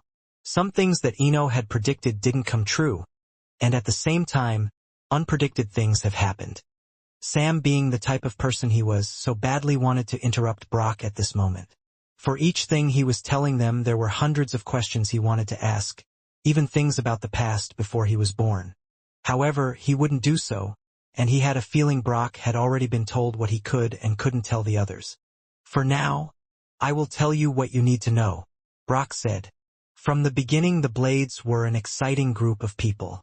From generation to generation, they had the goal that was passed down of becoming the greatest human ever alive, and even before abilities, they had somewhat achieved that goal with their super being bodies. They would even give vampires a run for their money. However, our interest in them grew, not when they had discovered their ability, but when they had discovered a giant stone tablet. Hearing this, Logan and Syl knew exactly what they were talking about. Anyone who had been to the Blade Island would. For the giant tablet could be seen when approaching the island, and Syl had grown up on the island itself. That tablet was special. I thought it was just a giant rock? Syl interrupted. Brock didn't give him a telling off, but instead smiled at Syl. It seemed like Syl probably was the only person who would be able to interrupt Brock without him making a fuss over it. That rock is more special than any of you know, but again, the details about that will not benefit you in any way, Brock said. What is important is that the Blades decided to set their base of operation around the giant tablet, building a castle and a place to call home. Due to them finding the tablet, Eno had kept their eye on them. On top of that, they were extraordinary humans that seemed to keep getting better by the second. At the time, the tablet was important to Eno's research, and what he wanted to do was keep an eye on it. So he asked me to personally infiltrate the Blade family. With my abilities, it was an easy task to do. I could change who I was at any point. My main goal was to keep the Blade family a secret so no one would find out about the giant stone. I believe I did my task quite well, silencing anything about them, and as generations passed, it became a practice within their own family to keep it a secret, even though they didn't know who or why someone was doing it before. However, this didn't become an important factor until a later time. Brock turned to Logan. Logan, if you have discovered the base, then I believe you already know the answer to how the Dalki were created. From a great demon tier beast that was shaped like a dragon. I don't know if you know the details. Still, the demon tier dragon originally had 2 heads, and it had a special ability, allowing it to split its body into 2. The vampires had only managed to capture half a demon tier beast, and that is why the Dalki are incomplete. Logan knew most of these details already thanks to the logs his family had left him. It seemed he was correct, and the reason the Dalki were attacking Earth was due to the search of the other half of the demon tier beast. The Dalki have been searching for the other half of the demon tier beast. That is why they haven't given up on attacking, and they never will until they run out of their lifespan. That other half of the dragon one day had actually arrived on Earth, and the people who had dealt with it were the Blade family, before anyone could even attempt to see it. But they didn't defeat it. Instead, it's under their control and is still at the Blade Island. Wait, Logan interrupted. We were on the Blade Island.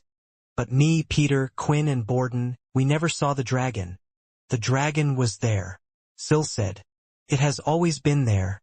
They keep it by the giant tablet. Now Syl understood what Brock meant. The Blade family just saw the dragon as a pet. They had no idea that the Dalki were after it. One half of the dragon is in the vampire world, one half in the human world. The Dalki already have found out about the one in the vampire world. However, they still do not know the location of the one in the human world. Brock said. The Blade Island was meant to be kept a secret to all except a small few. But then someone had gone searching for the Blades. Someone that shouldn't have known about them and succeeded in finding them. The others could only guess that this was referring to Quinn. Now, with Hilston in control of the blades, he no longer cares about hiding himself from the world. Even worse, our line of protection is no longer there. That day when Hilston went to search for you, Sil, I was on board that ship as well. I knew that the blades had decided that they would no longer be hiding themselves, so we needed to come up with a new plan. I was the one that had chosen to advise you, Sam and Paul, on how to turn your companions. At the time, I also took Mona from the Bree family. She is safe with us. We did so because if need be and we need someone else to move the dragon, there needs to be someone who can control the dragon and copy her abilities. At that moment, everyone on the table looked towards Sil. Even Mona didn't have the power to control a demon-tier beast, which meant the only person that could was one that had an ability as strong as that of Hilston. The fact that Mona was still alive and was with Ino came as a shock to a lot of them, and they needed time to take everything in. You have always been an interesting person, Sil, and we have also kept our eyes on you, just in case something like this has happened. The only thing we didn't expect was Hilston to lose that day and go into hiding, and for you to be taken away by someone else. The Dalki are going to move soon, and we need to protect the dragon at all costs. When Brock said he had a lot to talk about, he wasn't wrong. Still, there were many things everyone wanted to ask him. Logan wanted to ask about who killed his parents, what their relationship was, but before all of that, Sam had another question before everyone else. I don't think we have the right to go ahead and be making decisions on our leader's behalf like this. I know everyone wants to ask questions, but there is one person that needs to be here, and that's Quinn. Sam said. He should know about all of this. Brock started to smile again. I'm afraid I have already told you everything that I can say, so any question you do wish to ask, I will be unable to answer them. However, if you wish for me to clarify on some things that I have already spoken about, then feel free. As for Quinn, you do not need to worry about him. I'm sure Ino and Quinn will be talking right about now. And when everything is settled, they will either return here together or apart. Quinn had been in a bit of a somber mood after what had happened to Sil. He couldn't help but feel bad for his situation, but there was really nothing they could do for now. In a way, he also didn't think that just bringing back Vorden and Ratton would help things. It would undoubtedly stabilize the situation with someone as powerful as him, but from the way Sil spoke, Sil was the original owner of that body. At any point in time, he could take over if he wanted to. So if in the future, even with Vorden and Ratton, something terrible happened, Sil would still need help.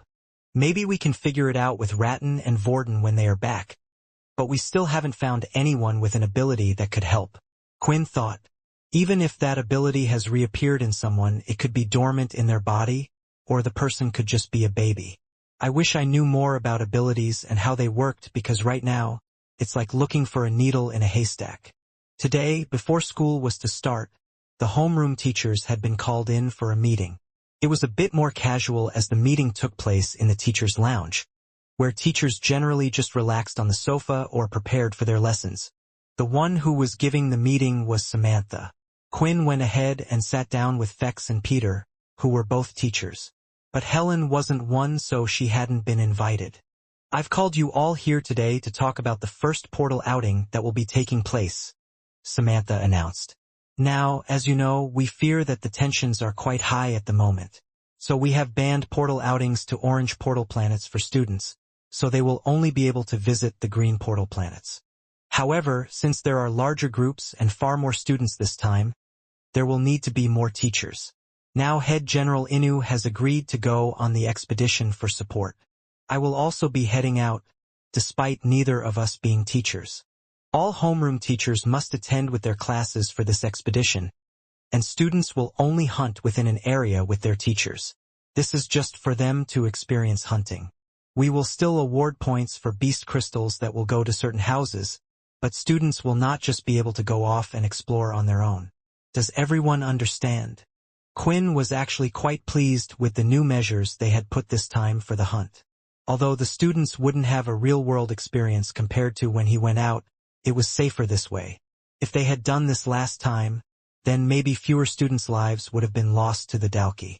Are other teachers allowed to come on this trip if they wish? Fex asked, raising his hand. I don't see why not. The campus will mostly be empty, so if you wish, you may. Samantha replied. Fex was happy that at least he wouldn't be left out of this one. With the meeting over, Quinn returned to his class and delivered the news. After doing so, a lot of the class was quite depressed. What's wrong?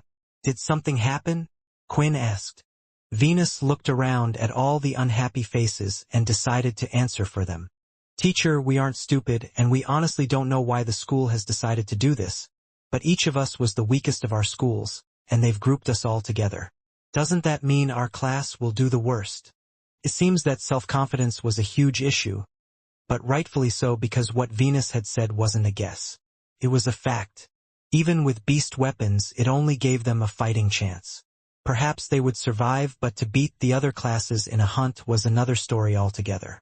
On top of that, not everyone in Quinn's homeroom class was part of the beast class. Only about half of them attended, so they were in an even worse position. Okay, listen up, if you want to get stronger.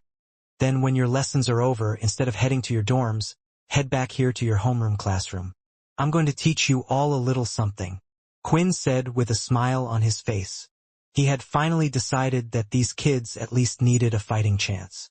Oscar was right, it would be best to prepare everyone for the war upon them, but there was a problem. Teaching everyone chi wouldn't change the balance. The strong would possibly just get stronger, making the gap between students stay the same.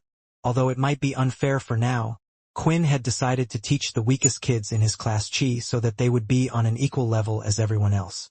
I think Leo will understand what I have done, Quinn thought.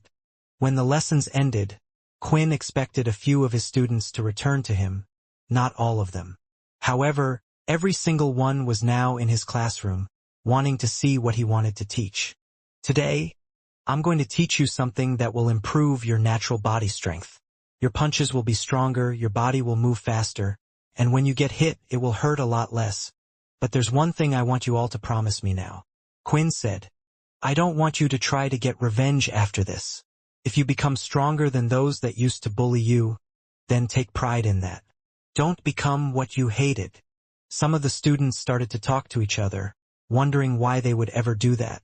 But Quinn knew that some people would, and he hoped when they were put in a similar situation, they would think back to what he said right now. Also, it's safe to say what I'm about to teach you all should be kept a secret. Otherwise, others outside of this class might abuse the power. Quinn explained. What I'm teaching you all today is called Har. When teaching the kids chi, Quinn had chosen to rename it to Har. His reasoning for this was that he didn't want the military to know what he was doing just yet, or pure members.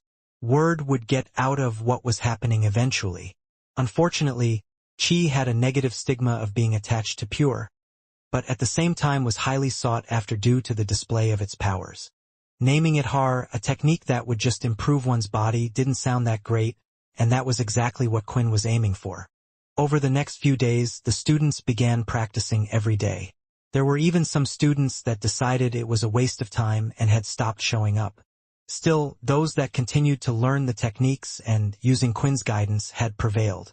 It was finally time for the class to go out on their first outing. Quinn looked at his class all geared up, ready to go through the green portal, while Peter and Fex were by his side. Ready, class? Quinn asked, and they nodded. Going through the teleporter, when they arrived, it was a place that Quinn recognized quite well. The shelter was larger than it was before, but there was an unforgettable feeling of the planet. Do you remember this place? Peter asked. How could I forget? It was where we first ran into the Dalki back then. Quinn whispered back. It was a primarily desert planet all over, and the orange buildings made from sandstone stood out. In their memories, an unforgettable place. Samantha made sure everyone was present from Quinn's class, and then they would head off to a specific hunting area together. Classes were sent in hour intervals to not overwhelm the hunting areas and give everyone an equal amount of time. While Peter had decided to go off with Quinn and the students, Fex chose to do a bit of exploring. I originally came here to explore what human life is like, and all I've done is hang out at schools. Let's experience real human life, Fex thought. Walking away from the training area, and he headed to the main shelter center. where the place was filled with shops and merchants, but what Fex was looking for was something else. That's it, this place called a bar? There's meant to be some really good drinks in here, Fex said with a smile, but he stopped for a few seconds as he pushed the door open. No, it can't be. Why do I smell a vampire here? And it's not Quinn. The destination had been set for Quinn and his students to leave. He had been given a map and was to guide them to a certain area. On the map one could also see the other areas and the other users with a map as well. Some of the other areas were fairly close, with the borders touching. Quinn was a little worried that this might cause some trouble, but this would always be the case with how many classes were hunting on the same planet. It was vastly different to before, when Quinn had to do his assessment. In the past, one would have to do everything on their own, from researching the best areas for hunting to gathering the map themselves. He had learned a lot from those days, but it looked like the military were fast-tracking things with the new students and being extra cautious. Once researching the area, Quinn was then to start a device that would time them. Then, the students in his class in groups of 5 were free to hunt. Hey, won't this be a little unfair? Shiro complained. I mean, what happens if there's just more beasts in the other area? The other teachers have assured me that they have attempted to make this as fair as possible, Quinn replied. However, I do have to admit that it's nearly impossible to make it entirely fair. Take this as a lesson, Shiro. Nothing in life is completely fair. The students got to work and were fighting basic tier beasts. Some of them were frightened of the beasts unable to preform well.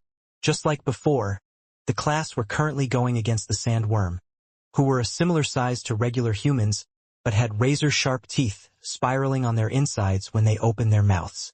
What surprised the students was the fact that they fared better than they had expected. Even when scared, they were able to dodge the oncoming attacks, and using their weapons they were able to tackle the beasts with ease. Looks like they are using chi quite well, Quinn said, as he felt a bit relaxed compared to his uptightness from before. I have to say I am quite surprised as well, Vincent added. The chi that you have taught them isn't so noticeable when they are fighting. I suppose when you used it, it had more of an explosive effect due to combining it with your blood powers, but with the kids, unless they were to physical show off their superhuman feats, it doesn't stand out too much while giving them an edge at the same time. Yes, Quinn replied. We can actually thank Shiro for that. I noticed it after his fight that no one really seemed to notice his change so much. Students and others are used to seeing incredible humans due to the beast gear, and beast gear isn't always visible on the outside. Of course, this would be different if I was to attempt to teach them the second stage of chi, but there is no need for that. At the same time, I feel if they are relying on chi, then it means that they will no longer focus on their abilities when they need to. Shiro, Venus and Swin were doing well using a combination of their abilities. Venus was using his ability to lure the sandwormers while Shiro would then pluck them into the air. Lastly, the one that would attack them was Shiro with his dual blades. The other 2 students in their group would be protecting the ability users. Swin and Venus could also use weapons if need be when they were in trouble. While Quinn was in the middle of watching this, he had heard a massive scream come from his left side. In an instant he had appeared by where the screaming student was, and could see that a worm had latched onto a female student's arm. Quinn quickly, with his bare hand, dismembered half of the worm's body. Then grabbing onto the other half, he used his second stage of chi to create a very thin layer around where its teeth would be. It was like one was putting a thick piece of cloth under the teeth. Now Quinn could safely pull it off and curse the worm with his bare hands. Are you okay? Quinn asked. He could then see that the worm was unable to pierce through the student's armor. The girl was completely fine, but she had just screamed from fear. However, what Quinn didn't realize was that he had just gone from one side of the hunting area to another in an instant. Hey, wasn't General Hardy on the other side of the hunting area just now? How did he get here so fast? I don't know, maybe he ran, or he was actually closer than we thought. No, I'm sure he was just with Shiro and their group, and they're literally on the other side. Hearing these comments, Quinn just noticed what he had done. Damn. I guess I'm still worried about the students. My own experience from last time is affecting me. Quinn wasn't relaxed at all. This place had brought a lot of bad memories for him, and he just couldn't shake the feeling that something was going to happen. over where Fex was at, B decided to enter the bar anyway. Inside the place was dimly lit and there were tables with stools placed all over. It was meant to be designed similar to the bars around 1,000 years ago. The people inside all looked to be middle-aged men, with a few females here and there. However, he wasn't in the happy mood he was expecting to be. Instead, Fex was on guard. For the smell form earlier was coming from this very bar. Fex looked around, but he mostly let his nose lead him, and that's when he found himself at a table with 2 dark red sofas either side. A man wearing a type of cowboy hat could be seen covering most of his face, and he had a drink in front of him. Without saying anything, Fex sat down opposite the strange man. Before, I would have probably dragged you from the bar and taken you back to the vampire world myself, Fex said. But the new me is going to ask what exactly you are doing here. There are a lot of human students on this planet, and as a teacher, if you're going to cause trouble, I can't just turn a blind eye. The man took a swing from his drink, and then placed the glass down. He then lifted his hat a bit, so he could have a look at the youngster opposite him. You seem quite strong, for someone so young. But if you think you could drag me out of this place, you would have to be dreaming, the vampire stranger replied. Then he took off his cowboy-looking hat and placed it off to the side. It was a vampire with a twirling gray mustache and long gray hair in a ponytail could be seen. Seeing the vampire clearly, Fex didn't recognize him at all, and it was blatant by the look on his face. The man then lifted up 2 fingers. It looks like either the vampires no longer teach about me no more, or you aren't one to study. The man said, I was never the studying type at school, but I can tell by your smell you're just a regular vampire. Fex said, Now, I'll ask you again, what are you doing here, or do I have to take you back myself? The man picked up the glass one more time and took a swig until it was empty. Then with the glass he slammed it on top of Fex's hand that was placed on the table. The glass had crushed Fex's hand, showing the man wasn't messing around. Very well, why don't you teach me a lesson? I wanted to get an idea of how strong the new generation are anyway. Time was going by quite quickly for Quinn, and now he was more cautious about when he would use his skills, or at least his full power. At the same time, he took this as an opportunity to practice himself. With the second stage of Qi, he was able to sense others' Qi more clearly, and could even stretch it out from his body. However, he couldn't separate it from his body, which was what Quinn assumed was the third stage of Qi. Quinn was careful, closing his eyes, listening and watching his surroundings. Seeing the flow of everyone around him, if a student's energy was disrupted or afraid, he could tell they were more likely to make a mistake compared to others. These are the ones that need help the most, and if I can help them before there are any problems, that will be great. Quinn thought, acting before needing to act. It also seemed like the students had mostly forgotten what he had done, since they were far too concerned with the task at hand. As time went on, the student became better at hunting beasts. Hey, I think our group may be able to do something and get a decent spot, Venus said as they were taking a break, looking at everyone around them. There was another advantage Quinn's class had over other classes, and it was the fact that they could hunt for longer without stopping. Some students had already figured out that when their MC cells were up, they could fight with Qi instead, and when their Qi was depleted they could switch to their MC cells to defeat the creatures. Of course, not everyone could do this, as others needed both Qi and their abilities to defeat the basic tier beasts, and although Quinn thought this was an advantage, it really wasn't, as those with a higher level ability tended to have more MC points to use their ability for longer in the first place. The good news was that Quinn had to get involved less and less with his students as they gained more confidence. However, that didn't last forever. As people were actively defeating more beasts in certain areas, they were becoming more scarce. So, Shiro and his group decided to move towards the outer edge of the hunting area. After all, this wasn't just a competition between classes, but even in their classes, their groups would receive a certain amount of points. When going towards the edge, they found what they were looking for and continued their hunt once again. The 5 of them were on a large mound of sand, killing sandworms rapidly, when something unexpected had happened. A worm from their left side leapt in the air towards them. The worm seemed to already be injured with wounds on its body, but not wanting the beast's teeth to dig into his flesh, Shiro ended up cutting it on the spot. "Hey, that was ours," a group of kids said, yelling as they ran over. But when they saw who was on the mound, they stopped for a second and started whispering to each other. "What do I care?" one of the boys said as he walked over. "The beast was already nearly dead and was from our area, so hand over the crystal." Like a magnet, Shiro and the others seemed to attract trouble. "Wait, were you guys attempting to steal it?" another boy said, coming up from behind, and could see a girl from their group had already carved the crystal and had one in her hand. "You know you're not meant to get involved with the other hunting areas. I'll tell you what, you hand us 3 crystals for that one and we'll keep quiet about this whole thing," the boy said. The girl's hands were shaking and she had pulled out 2 more crystals from her pouch and was ready to hand it over to the other boys, when Swin stepped in front of her, blocking their path. "No, if you had just asked for 1 crystal, then we might have given it to you, but you can't just bully and demand a crystal. We won't be pushed around anymore." The boys started frowning as if they were annoyed at what they heard.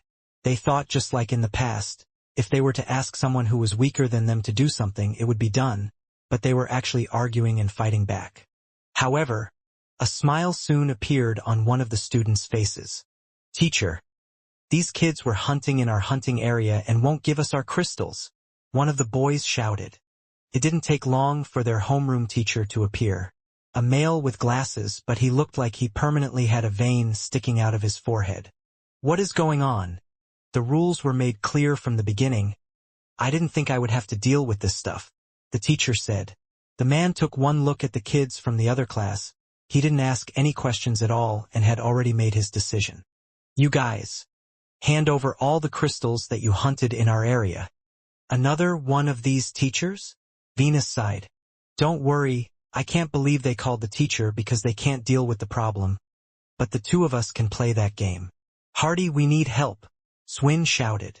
A gust of wind blowing up the sand in the air flew about everywhere. They covered their eyes to see a figure appear through them, and Hardy was there.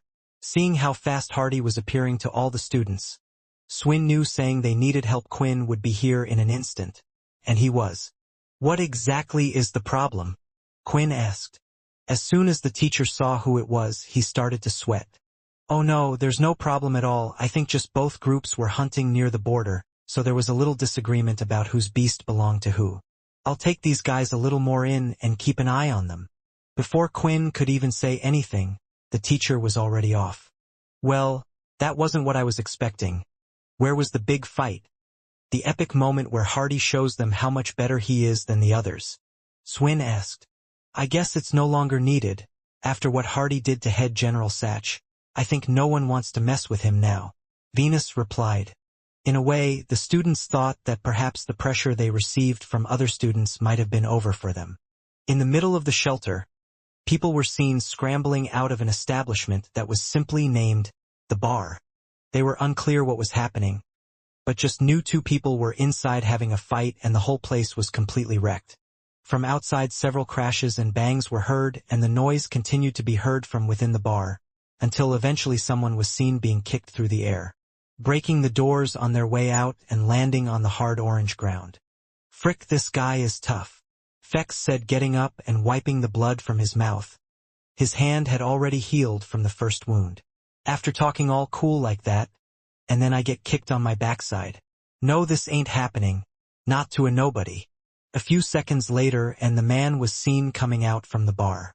"Whoever the owner is, I'm sorry for all the damage we have caused. I promise to pay it in full whenever I can." "Hey everyone," Fex shouted, standing on his 2 feet. "You're kind of distracting staying here. Do you mind if you scoot out of here a little bit, so I can take this guy on?" Fex said. "Oh, still haven't given up. It's good to know that the new generation have heart.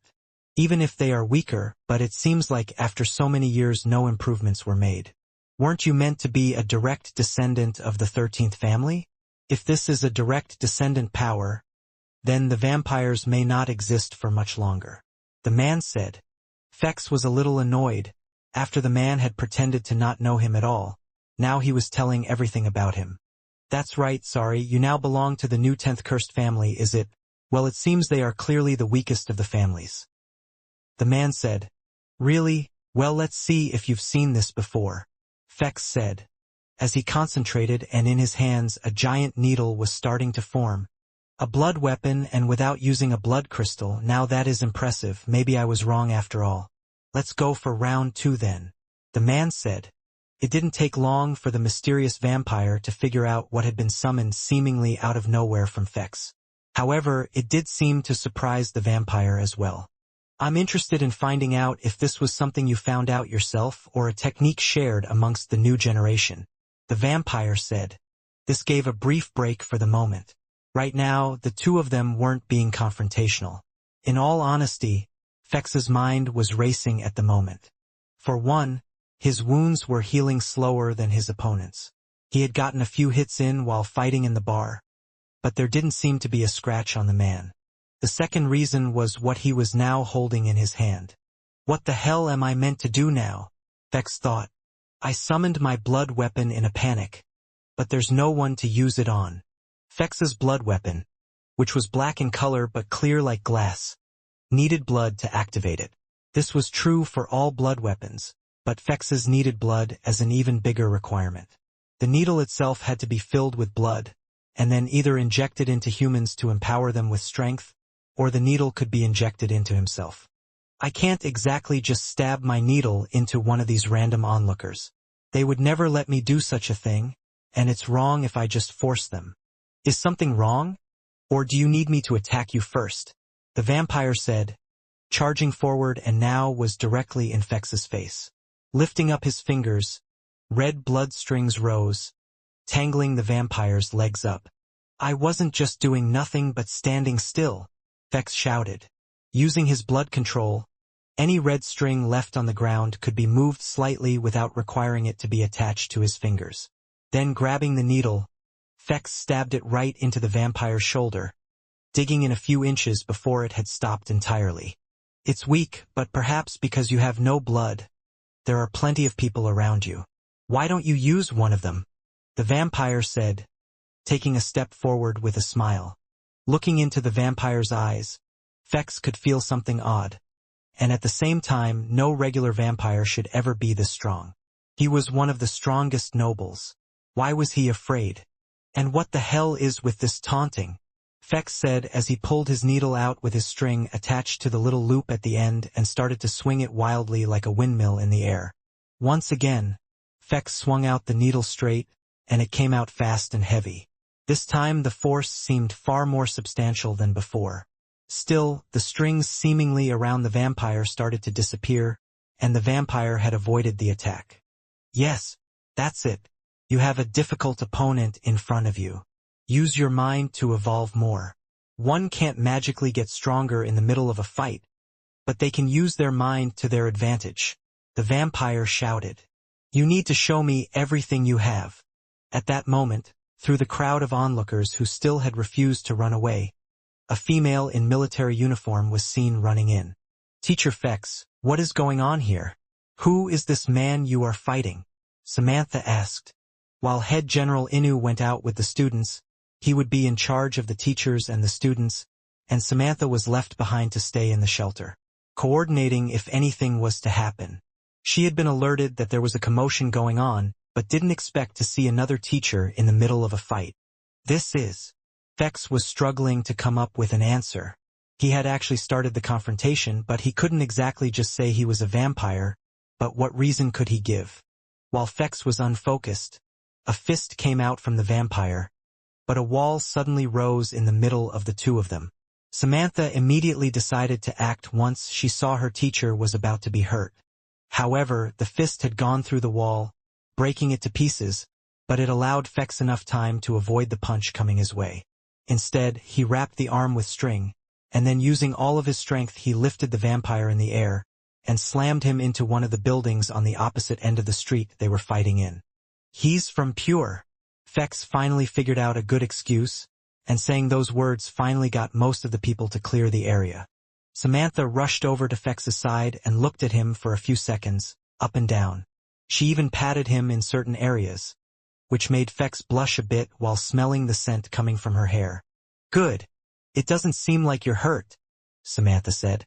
The sound of rubble could be heard moving, and the vampire stood up with his head bleeding, but the rest of his body looked to have hardly been injured.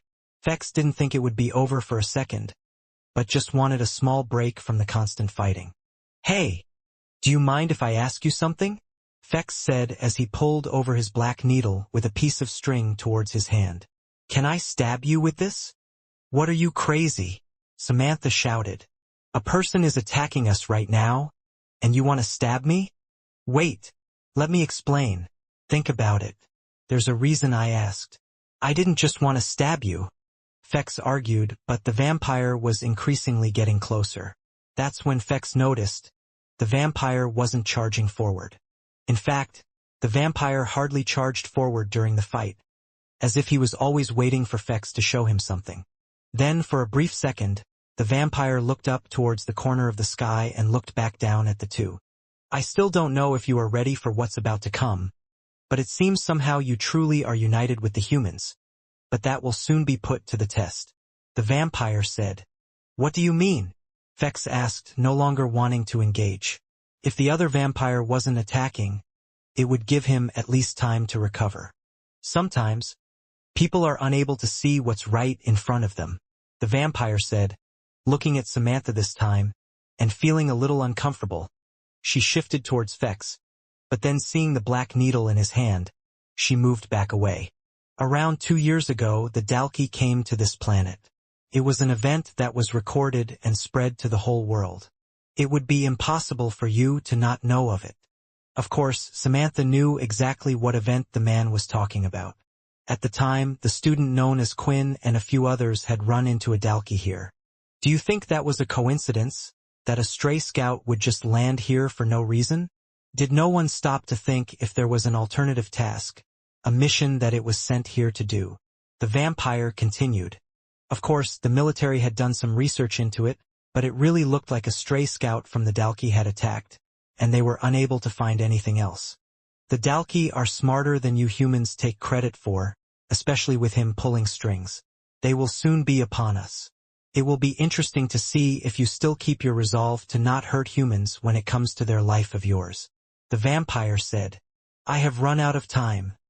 And as quickly as he appeared, he promptly disappeared as well. The two of them were left there to take in the mysterious person's words.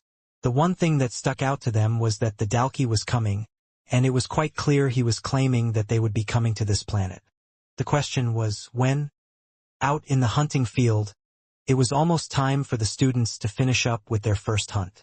They were down to the final 15 minutes, and even though it was exhausting for them, they needed to slug through if they had any chances or hopes of becoming one of the top classes.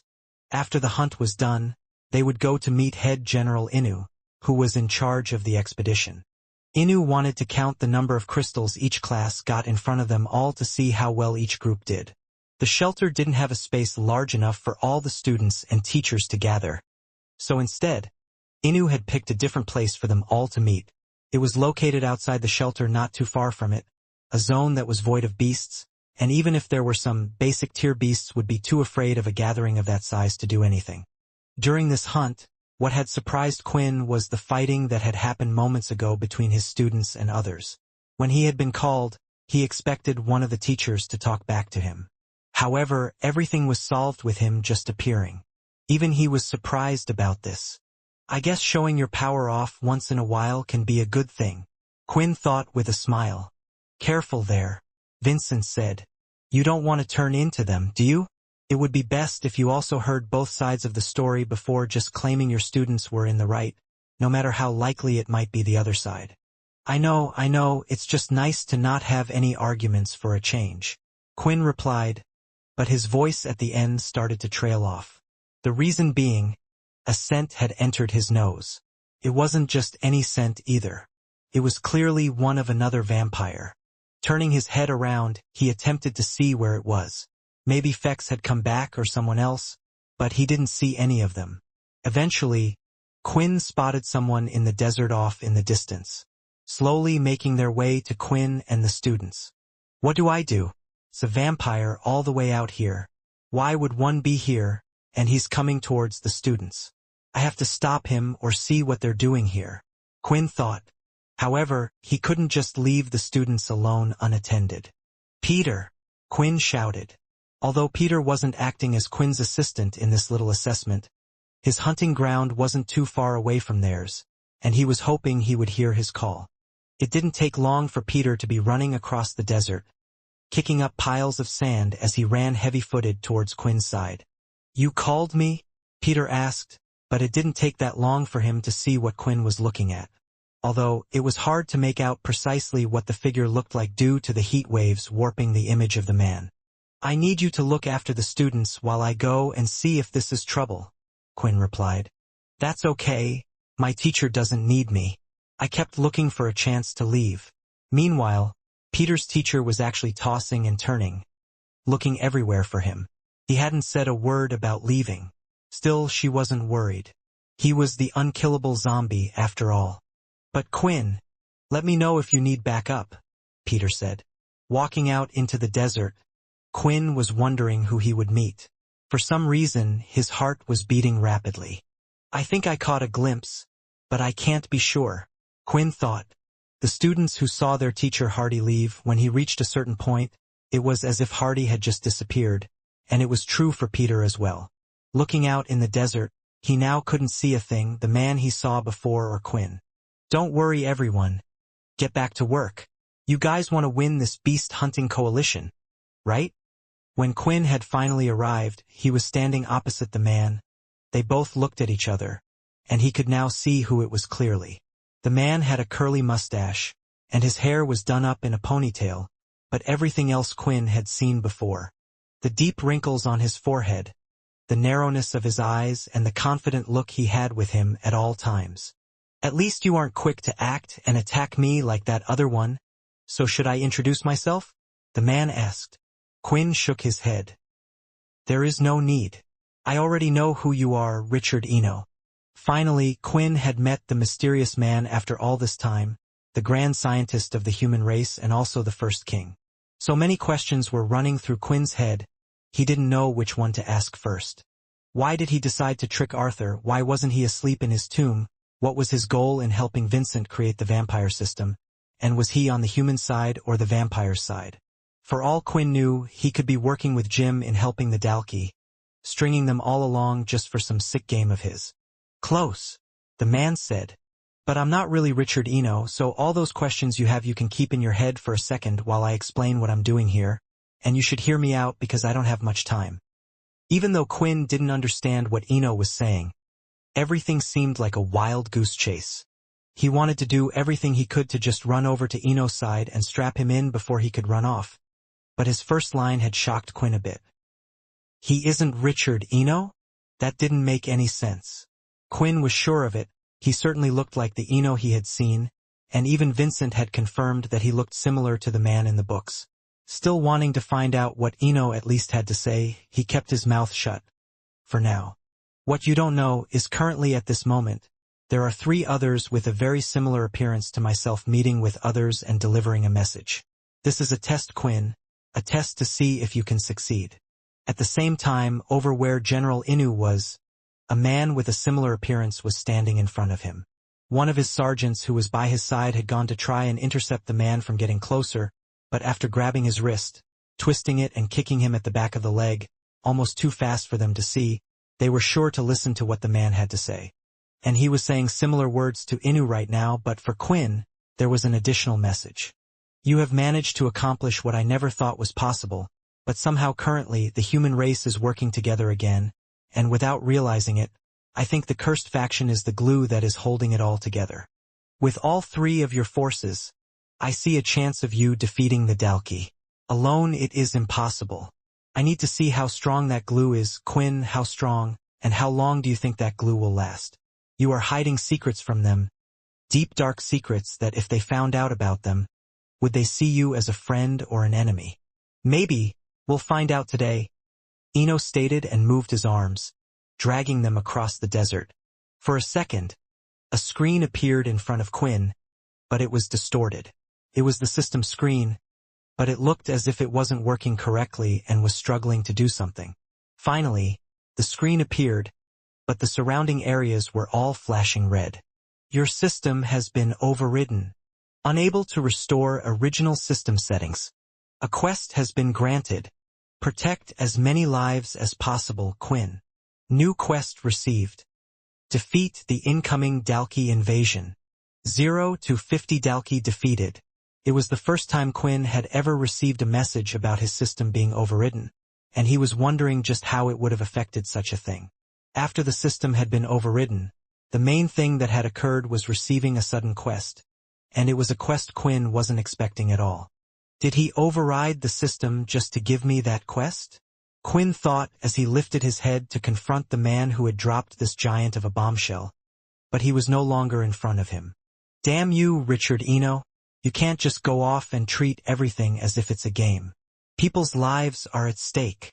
Quinn shouted in anger, but there was no one to hear his words. Without the man responsible to ask any questions, Quinn now had to figure out things for himself. Usually, Quinn would receive a quest when he came face to face with an enemy, but this time was different. There wasn't a Dalkey in sight. He could only assume it had something to do with the system being overridden. Still, he knew that they would be coming soon because Eno had used the words, running out of time, and if he had disappeared so quickly, it was most likely the case. The main worrying thing was the apparent invasion that was coming soon were a group of 50 Dalkey. It was only 2 years ago that Quinn had come face to face with a single Dalkey. With him and his group of friends, they still didn't kill the Dalkey and had to rely on Leo to save them. Thinking about this, the first thing Quinn attempted to do was pull up the system to see if everything was working all okay. It seemed to be fine from a few test abilities he had activated using the system, and it looked like he could use it combat-wise. With 50 Dalkey, depending on the number of spikes they have, I don't think everyone that is here is currently going to be enough, not when the students also need to be protected. Quinn thought. The beast hunts were done in phases and currently 2 groups of classes were out together. In total, that would amount to 30,000 inexperienced students. The last thing Quinn wanted to see was all of them lying on the floor dead. To save as many lives as we can, I'm going to need as much help as I can get. If I can call Syl, Logan, Linda, and all the others, we can stop this. Straight away, the first thing he attempted to do was get in contact with Logan through the mask. However, after several attempts, there was nothing. Not even a connection or signal had been made. No matter who Quinn tried to get in contact with, it just wouldn't work. Is this Enos doing? Or the Dalkey? Quinn thought, but he couldn't get Enos' words out of his head that this was all some test. Right now, Quinn was afraid if he used a shadow link to travel to one of the cursed on the ship, how would he get back? And he was right to think this way because all of the teleporters and communication devices throughout the whole shelter had been jammed. There was one more thing Quinn thought he could try, and that was summoning his vampire knights. I'm sorry, Leo. I know you're busy, but you will understand. Error. Override in place. This skill may not be used. When using the other skills throughout the system, no such message had appeared. It was only when trying to use this skill. It has to be Eno because of what he did. When he said this is a test, does it mean I'm not allowed to get any outside help? This truly meant that Quinn was now alone. He didn't hesitate and, using all his speed, ran back to where all his students were, and surprisingly they had already been gathered up by Peter. They all saw Quinn come in at super speed, but hiding his powers was the least of his worries right now. What's going on? Quinn asked. It wasn't too long ago, but while you were dealing with your thing, I received a message from Inu, telling everyone to meet up at the arranged location immediately. It sounded pretty urgent, but we wanted to wait for you, Peter said. He was curious and wanted to ask Quinn some questions, but from the serious look on his face, he thought it was best to ask a little later. Inu asked to meet up quickly. I remember Eno saying something like he was delivering the message to 3 other people. Was Inu one of them? If he's gathering up all the students, is he trying to get it so all the teachers can protect them or head back into the shelter? If all the students are gathered together, this might be a good thing. It's going to be difficult, but if we can defeat the Dalkey without having any of the kids get involved, I can protect them all if they're in one place. Peter and Quinn were both off, and the students didn't dare ask questions about what was going on. It was the first time they had seen Head General Hardy have such a severe look. For Swin, Venus, and Shiro, it was the same look he had when he was filled with rage at Erlin. On the way there, Quinn informed Peter of the possibility of what they could be going up against, and soon they had arrived at the meeting point. Quinn's group were one of the last ones to arrive, and he could see all 100 teachers equipped with their best gear on and had a concerned look on their faces. Using his inspect skill, Quinn was trying to see what help he had. Honestly, the teachers were a mixed bag. There were a couple of sergeants that Inu had brought with him, but the teachers, some of them were only a little better than the top students when it came to fighting, and Quinn wouldn't doubt that there were some strong students as well. Quinn had asked his students to line up in their position with the other students, while in front of them all 100 of the teachers had huddled in a type of group while talking to each other, and Inu was taking the lead. Now that all the teachers are here, I can go through everything from the beginning, Inu said. We have just been informed that there could possibly be a Dalki invasion on this planet any second now. We don't know if this is true or not, but I will treat it like the truth. We have to for such a big threat. For once, Quinn was thankful that he was being reasonable. I have tried to communicate with the shelter, but it seems like no one else or I can get through. We don't know where the Dalki will show up, but the shelter is probably what they will be looking for and is the most essential thing that needs protecting. I want everyone to remember that we are soldiers, and even the students out there have trained so they can fight as well. I can't imagine the Dalki sending a force larger than 10 to deal with this planet since the forces are low, but I bet they weren't expecting us to be having our expedition out here at the same time as their attack. We don't know where they will be attacking, so I suggest us teachers split up into groups of 10, taking a squad of your strongest students, and a core of us will stay behind to protect the shelter. Hearing this, Quinn thought he had spoken too soon. There wasn't enough information to be making risky moves like Inu was suggesting, and at the same time, Inu was wrong. There were 50 of them coming. Inu, we shouldn't do that. Quinn interrupted. Inu looked at who was speaking and saw that it was General Hardy. He didn't like him in the first place, and now he was interrupting him while this was a chance for them to claim glory against the Dalki. We don't know how large or strong of a force the Dalki will be, and the students at the moment haven't graduated. No matter how much we treat them like soldiers, this is only their first outing.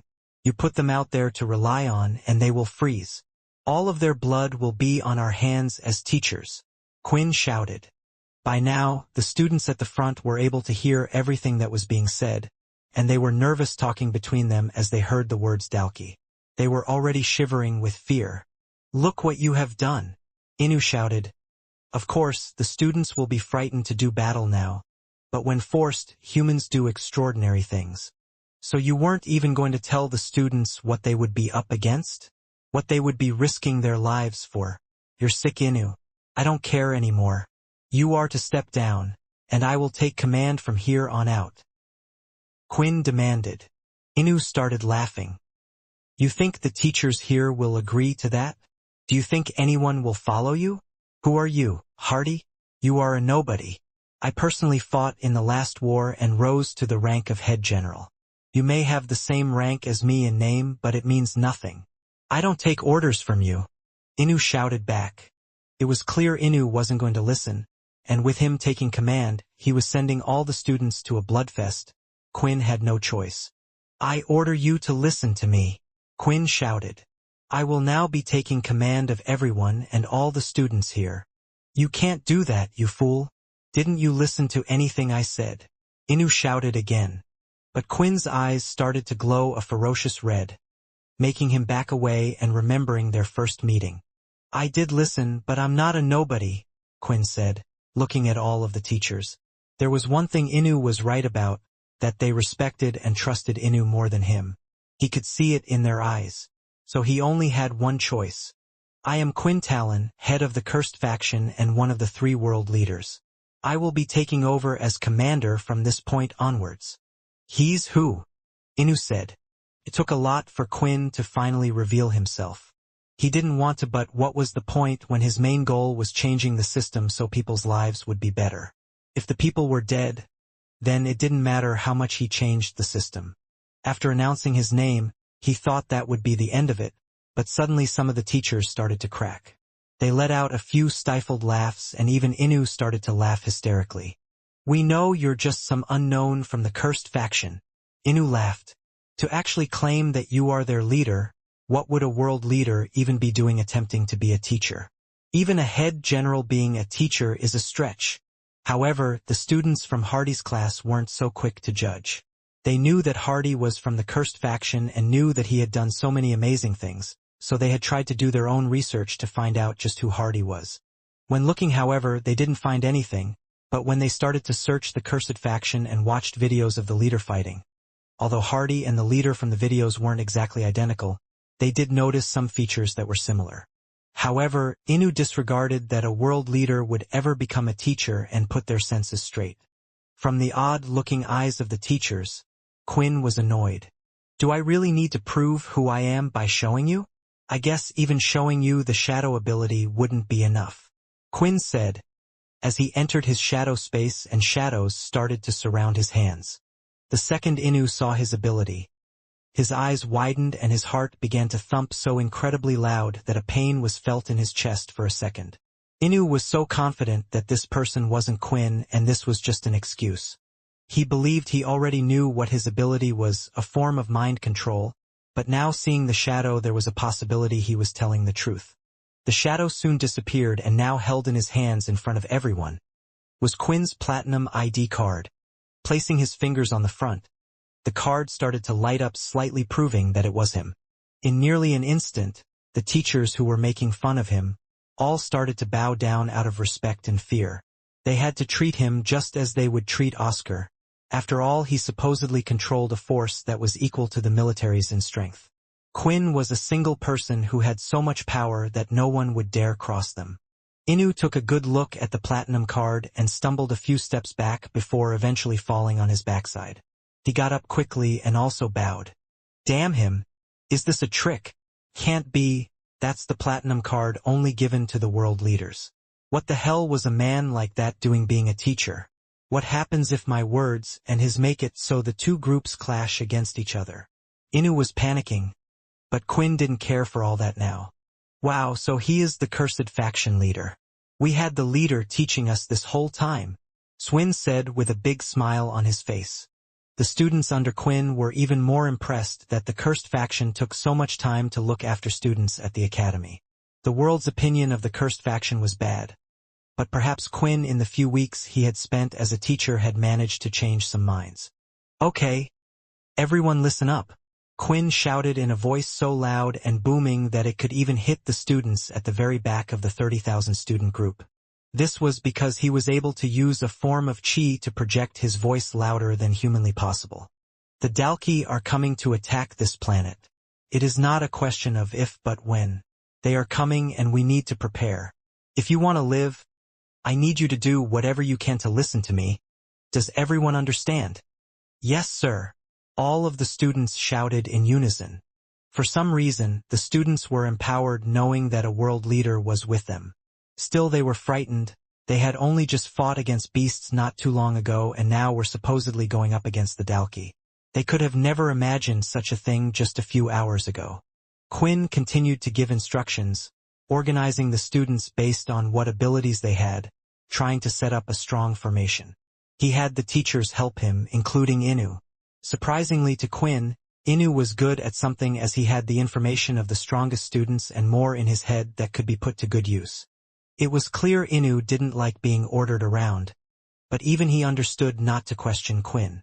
While the students were getting ready, Quinn wondered if they should head back to the shelter, as it could possibly be a better place to protect, but it was some distance away from where they were currently. Ino, just what is your goal in all of this? If you knew the attack was happening and you wanted to save humans' lives, then why won't you let me get any help? Are you trying to reveal my secret to everyone? There was also another question on Quinn's mind. There was the possibility that depending on what happened, his secrets would be revealed. But right now that wasn't his main concern. If his secret now had to be shown to the whole world, of what he could do and who he was, as long as he could save the others' lives, then that was fine with him. At the same time, Oscar, who was still at the newly built school base in his office, had received an urgent report from one of his head generals that was in charge of the scouting section. Supreme Commander, we have a problem. A ship has suddenly just teleported in the area of planet Kaladi. Oscar knew straight away it was where Quinn and the other students were currently. Send them support immediately. We can't let those students be harmed. and get everyone to return to Earth as soon as possible. Oscar ordered. Sir, that's the problem. All of our teleporters on the planet are currently not working. We can't get through on any communication devices either. I have sent a support ship with my own strongest men, but even going through the teleport station it will be a while for them to get there. This had never happened before, even the Dalki in the First War and when having confrontations on other beast planets had never been able to jam their teleporters. It was a first for the human race going up against this type of thing. So the war has started and Quinn, you are in the middle of it. In a way I am thankful that at least you are there. Please Quinn, I am counting on you to make this the first victory for the human race. It will give us great morale as we go forward. Also, protect as many lives as possible.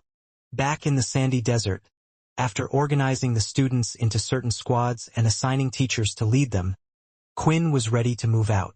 If possible, Quinn didn't want any of the students to fight, but with 50 Dalki, even Quinn couldn't guarantee that they wouldn't get past him. The aim was with a teacher leading a squad of students they could fight at least one until Quinn could come and help. I still haven't seen them arrive yet. We might have time to head to the shelter, Quinn thought as he was ready to make the announcement. At that moment, all of the students could see behind Quinn something falling through the sky. Turning around after seeing their concerned faces, Quinn could now see it too. There were black pods falling from the sky, burning as they went through the planet's atmosphere. Most of them were heading towards their direction, and that's when Quinn had realized his mistake. Wait, Ino said he spoke to 3 people? If that includes me and Inu, then that means he spoke to another. Were they in the shelter? The pods came crash landing in the desert ahead of where the students were. Each landing created giant piles of sand thrown in the air, and the force shook the ground violently. The number of pods didn't stop falling into the ground. How many Dalki are invading? Inu said as he saw the pods land, knowing full well how tough of a battle this would be. At the same time, several pods had also crashed into the shelter. Damn it! They landed at the shelter as well. I just hope there is someone there that can deal with them. Inside the shelter, Fex and Samantha were left standing there looking at the destroyed house in front of them. The onlookers that had gone away for a few seconds soon returned to have a look once again. However, making sure no one was being nosy with what was going on, Samantha quickly built 2 walls at the end of the street so no onlookers would come to where they were. Okay. It's time for you to explain yourself, Samantha said. Me explain myself? What do you mean by that? Fex asked. He thought he had just gotten out of the fiery pit of trouble, and now someone else was giving him a grilling. When I wanted an adventure, this wasn't what I had in mind, Fex thought. What I'm talking about is what that stranger was saying. He was saying some things that sounded a bit odd. As if he knew you? At least he made it out that way. Samantha questioned. How am I meant to know what he meant? Fex said, getting defensive and moving away from Samantha. There's a bunch of crazy people in this world. He literally slammed a glass on my hand out of nowhere. Seeing Fex lift up his hand to show the wound, Samantha looked at it strangely, scrunching up her face, because she saw no such wound on his hand at all. It looked completely fine. I'm starting to think maybe you're the crazy one. When I get back, I'm going to request that a psych evaluation be put on all our teachers to check your mental health. We can't have someone like you teaching our students. What do you even teach anyway? Even though Fex thought he was a little in the wrong for what had happened, he started to get annoyed at how this girl was treating him. However, soon his eyes were locked onto something else, high up in the sky and coming towards them. Look out! Fex shouted, using his strings. He soon wrapped Samantha up in them and pulled her towards him, carrying her under his arm. A few seconds later, and a loud bang was heard. Following it, a violent shake of the ground with parts of dirt falling from the sky like it was raining. When the shaking had stopped and the rain of dirt ended, she could see that her and Fex were on a house roof quite away from where they were before. How did we get up here so fast? She thought, but soon her thoughts were concentrated on something else. What is that black egg-looking thing? Fex asked, looking down at the destroyed shelter. It wasn't just where they were. There were 5 space pods in total that had landed in different places around the shelter. causing a large crater and destroying everything within 30 meters as it landed. A few seconds later, and a piercing siren noise sounded, going off, loud enough for everyone in the shelter to hear. "What's that sound?" Fex asked, still startled at everything happening. "Didn't you go to school? And you're a teacher," Samantha said annoyedly, hitting Fex on his thigh so he could set her free. "That sound, it means the Dalki have arrived. The Dalki are attacking." The sounds of screams filled the air, from panic, as they headed to the emergency protection zones, and Samantha, just hearing them, started sweating frantically. In the distance she could see mechs being piloted, landing where the other pods were. She then jumped down from the building and created a platform for herself with her ability, moving it towards the black pod. She got in a fighting stance and was ready. The black pod started to produce steam as its front doors were being opened up. She knew how hard the outside of the Dalki ships were, and the pod looked to be made of the same material. It was pointless to attack such a thing, but she was prepared. The ground around her was raised into 9 different moving forms of tails. They swirled about in the air, moving far more flexibly than any Earth ability. At the tip, sharp-pointed ends all pointing at the pod. Then, when the door started to lift itself open, a hand could be seen reaching out with a claw on the end. It pushed itself forward, and its large body with its scale-like features could be seen. "That thing, it looks like Borden, so these are the Dalki that Quinn is always talking about. If they are as strong as Borden, and there are 5 of them, we're in trouble," Fex thought. As soon as its upper body was out from the shell, Samantha moved all 9 of her sharp tails and shot them straight towards the Dalki. The tips of her tails suddenly changed a slight color as she activated her soul weapon, wasting no time. The Dalki still wasn't completely free from whatever it was trying to get out of, and was a sitting duck to the spikes as each one pierced its body. Green blood then started to ooze from the attack, and it shouted in pain. "You bitch!" The Dalki groaned and soon kicked open the bottom part. It was at this point that Fex noticed the strange egg looked like a type of ship inside, but the black material was something similar to what the vampires would use as well. What was strange was, even though the Dalki was full of holes from the tails that had impaled its body, it was smiling. At that point, it lifted its arms and swung them down, smashing all of the tails, breaking them, leaving the pointed parts in its body. Pulling one of them out that had dug into its shoulder, it threw it towards Samantha, and then pulled out the rest, throwing them all towards her. Her own attack was being used against her. Raising a wall was the only thing she could do, but the attacks had gone through them all, which came as a surprise to her. But the very last wall, it looked like it was losing momentum. "No, you idiot! The Dalki is still coming towards you," Fex shouted as a fist was seen breaking through the last wall, ready to grab Samantha. But she suddenly felt her back bend slightly. It wasn't an action of her own, and the Dalki could now see some red string wrapped around its hand. "Screw you!" Fex shouted, pulling himself towards the Dalki and kicking it in the chest away from Samantha. It stumbled a little backwards, but soon pulled on the red strings that Fex was using, dragging his body upright. The two of them now were in a tug-of-war match with Fex's string. With the Dalki's hard skin, the string was unable to pierce through like it would usually do. As for Fex, although the string was being produced from his fingers, he felt like his hand was going to snap off at any second. He's holding his own in a battle of strength against a Dalki? Samantha thought. A human couldn't match the strength of the Dalki. Even some with the best gear couldn't, so how could an ordinary teacher? What she was surprised at was how her initial attack hadn't killed the Dalki in the first place. If it was coming from another Earth user, she would understand. But Samantha was a head general, one of the strongest people the military had to offer. If they couldn't kill a Dalki, the human race would have already lost this war. When looking at the Dalki closely, that's when she noticed it wasn't a one-spiked Dalki, but 2.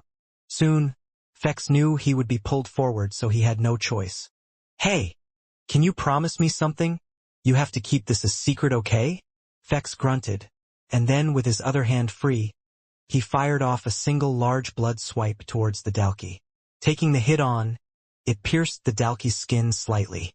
While having the Dalki in place, Fex continued to use the red aura strings on the Dalki. It was risk he had to take. He knew the opponent in front of him couldn't be beaten with just his physical strength and string. He needed to use his abilities. The red strike hit the Dalki again, and more blood was being spilt, but Fex just felt that the tugging was getting stronger, not weaker. Eventually, he had no choice but to let go of the string holding the Dalki. This guy just won't fall. He was already injured by you? What's it going to take to kill this guy? Fex said. Watch out! Samantha shouted, but it was too late. The Dalki had already hit Fex straight in the face, sending his body flying and hitting a building, crashing through the walls. Seeing it, Samantha partly felt like it was her fault. After her initial attack had failed, she had done nothing to help while he was busy fighting. But it was safe to say that no human would be able to recover from something like that. The two spiked Dalki, now on the verge of death, were moving faster and stronger than ever. Arg! Samantha screamed as she summoned the 9 tails again and attempted to hit the Dalki. Still, it managed to avoid the first 2 attacks and avoided the sharp-colored tips. It then punched the earth part of the tails, destroying them. The Dalki had already figured out that only her sole weapon, part of her ability, was what managed to injure it. At 2 spiked Dalki, are the rest of them 2 spiked as well? Why would they send such a large force to deal with us? On a small planet like this? Not giving up, Samantha summoned her tails again, draining her of her MC points. She attempted to move her tips faster. Then when all 9 of them came at the Dalki at the same time, she saw something else speed past her. The Dalki smashed through all of the tails with his hand, but a black-haired young man, with a black needle in his hand, had pierced the Dalki right in the stomach. Soon it started to fill up with green liquid. Taking the needle out, she was wondering what the young man was going to do next. Lifting up the needle, he stabbed it into himself. What the hell is he doing? She thought. The shelter was dealing with more trouble than they could handle. It was chaos inside, but most of the citizens had managed to go to the underground emergency locations in the shelter. They were built in case anything like this did occur. There was also a teleporter in these locations, but today they did not work, and they just had to hope that the glathrium metal bunkers they were in would hold. The shelter just wasn't that well equipped to deal with this type of attack. Even though only 5 black pods had landed in the shelter, the Dalki that had emerged from them were stronger than they had expected. 2 of them were 1-spiked Dalki. The military personnel, including the travelers, were fighting against them. They were slowly damaging the Dalki, but it was only making the situation worse. Thankfully, the mechs were able to hold them where they were. The travelers that were assisting weren't high level and didn't even have decent beast gear on. This was because it was a green portal planet. The only beasts that would appear on such a planet were basic and intermediate tier beasts, attracting beginners and those who wished for a safe life. However, the situation was a lot worse in another area. For a 2-spiked Dalki other than the one Fex was dealing with was causing a rampage. The mechs that had come to deal with it had already been destroyed, along with the buildings around it. Civilians that hadn't escaped were crushed, and those hiding in their homes had no chance of surviving. In the center of the shelter, standing on top of a tall building on a flat surface, was a man with a gray ponytail. The military is doing as expected, but that vampire boy is doing better than I thought. This is quite interesting. Still, a head general and a vampire noble who is a descendant required to take on a single 2-spike. This was not the hope I was looking for. Ino commented. At that moment something large landed behind the man. He could feel the vibration of the ground he was on. Ino turned around and could see another 2-spiked Dalki standing behind him, staring at him. Did you think you could hide up here? Dalki spoke. I should have known, Ino said. There were 5 pods, so 3 of them were 2 spikes and the other 2 1-spikes. I underestimated the level of forces that you would send. 3 2-spiked Dalki will be too much for them. I guess I should attempt to help them out a little bit. Charging in, Ino's hand was covered entirely in red. It looked like blood hardening but soon shaped itself into a spiral and spun like a drill. The Dalki didn't know what to do as the movements were far faster than it had expected. It raised its hands, but the blood drill went through the hard, almost impenetrable skin, and once it went through its arms, it continued to go through its chest, spinning the blood in all directions and even landing back on Ino's face. "There is a great weakness you Dalki have," Ino said. "Your race may be a threat to humans, but you're no threat to me. Do you know why? Because your blood was meant to empower us." He placed his bare hand on the wound of the Dalki and licked it, allowing the green energy to empower his body. Then, jumping up in the air, he punched the Dalki as he went back down, causing the two of them to crash through the building, going down from floor to floor. However, with the Dalki's wound being a serious one, he too was getting stronger mid-fall. The Dalki grabbed Ino by the legs. Before he landed at the very bottom, he swung his body like a baseball onto the ground. Now, Ino's body was unmoving, but his eyes were still alive. "Maybe me trying to help has just made the job harder since I could not finish the job. It looks like my time is over, but I will report everything I have seen to the others." The Dalki, standing up from the ground, roared in anger before stomping on top of Ino's head, spattering it like a tomato. Over where one of the other two spiked Dalki was battling for its life, Fex had just stabbed the needle into himself. The power from the Dalki was injected into him, but the energy inside him was far more than he expected. What is this? What is going on? It was almost too much for him to comprehend. What Fex didn't realize was his blood weapon already increased his abilities when used with human blood. Putting Dalki blood, he was having not just the effect of his blood weapon but that of the blood as well. The Dalki wasn't just going to stand there and decided to throw a punch towards the boy standing in front of him, but his arm had been stopped by red pieces of string. It was coming from the boy, but he was a lot stronger than last time. Pulling strings with his hand, he was able to pull the arm away and then punched the Dalki in the chest. It took a step back, but that wasn't the only hit. Soon after, a flurry of punches came towards the Dalki's chest as Fex felt more powerful than he ever did before. "It's like I'm Super Fex," he shouted punch after punch. Now the green liquid was spewing as its hard scales were doing nothing. Fists of green blood were now splurging out. "No, you can't injure him slowly like that," Samantha thought, watching. "The Dalki, it's hard to tell when one is on the verge of death. At this rate, if the Dalki doesn't die, then it means it will just get stronger until it can match up to that teacher again." Samantha thought. This was why she had attempted to finish off the Dalki right away, always using her most powerful skill. What was working was, for now, Fex was completely overpowering the two-spiked Dalki with his bare hands. Seeing this as an opportunity and not making the same mistake as last time, Samantha was going to help this time. The 9 tails of earth grew behind the Dalki, and just when the Dalki could feel his energy rising to make a comeback, the 9 tails had pierced it right in the back. It hadn't gone through deep enough, but Fex, having seen the tails moments before, put all of his strength into punching faster and harder, hitting the body further into the tailed spikes until eventually, the Dalki stopped moving. "We did it!" Samantha shouted. At that moment, Fex's legs felt like jelly as the powering effects of his blood weapon and Dalki blood were over. "Those things are so hard to kill," Fex said, gasping for air. While punching, he didn't take a breath, afraid that the Dalki would have attacked back if he did. While the two of them were taking a short break after their victory, the sounds of screams could be heard, rumbling and buildings being destroyed. The fight was far from over, and they had only defeated a single Dalki. "Can you still fight?" Fex asked. "I'm completely drained of MC.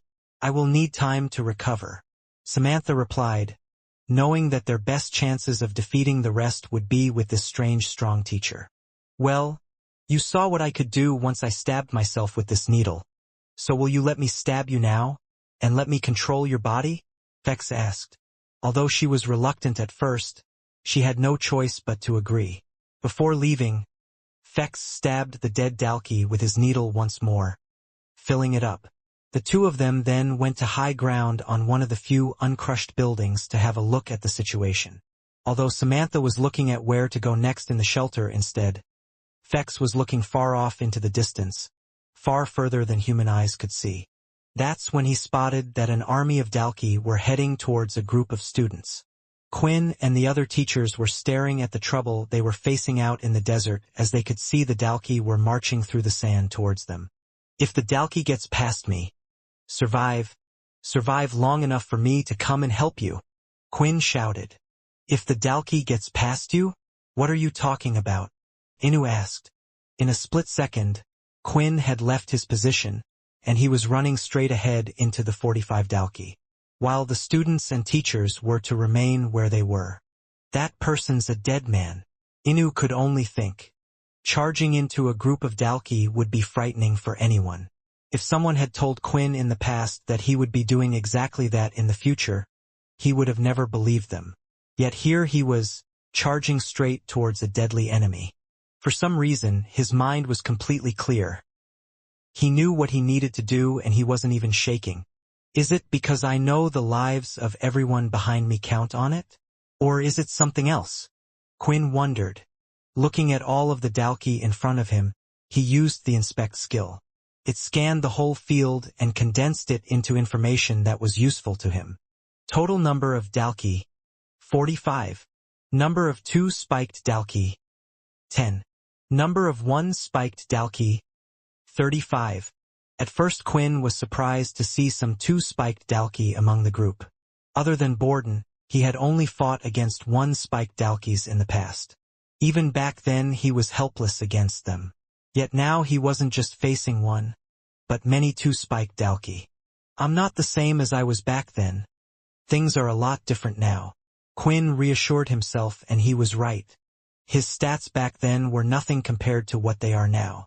Before he was only a vampire, but now he had evolved into a vampire lord. He also didn't have great equipment back then either. At the moment, although he didn't have a pair of good gauntlets, the rest of his equipment was still leaps and bounds ahead of the past. His blood skills, fighting skill, and everything about him was a different person. Standing roughly 20 meters away from them, Quinn took a firm fighting stance, pushing his leg out forward. Is he planning to do that same kick as he did on Satch? A teacher commented, watching Quinn bravely stand against the Dalki. Even if Inu didn't like him, he had to admit that not many people could stand there as the human's greatest threat in existence stood in front of them. If he is, I don't think it will do much against them. Quinn wanted to damage the Dalki as much as he could before they would reach him. Moving the chi to his back right leg, the power was rising inside.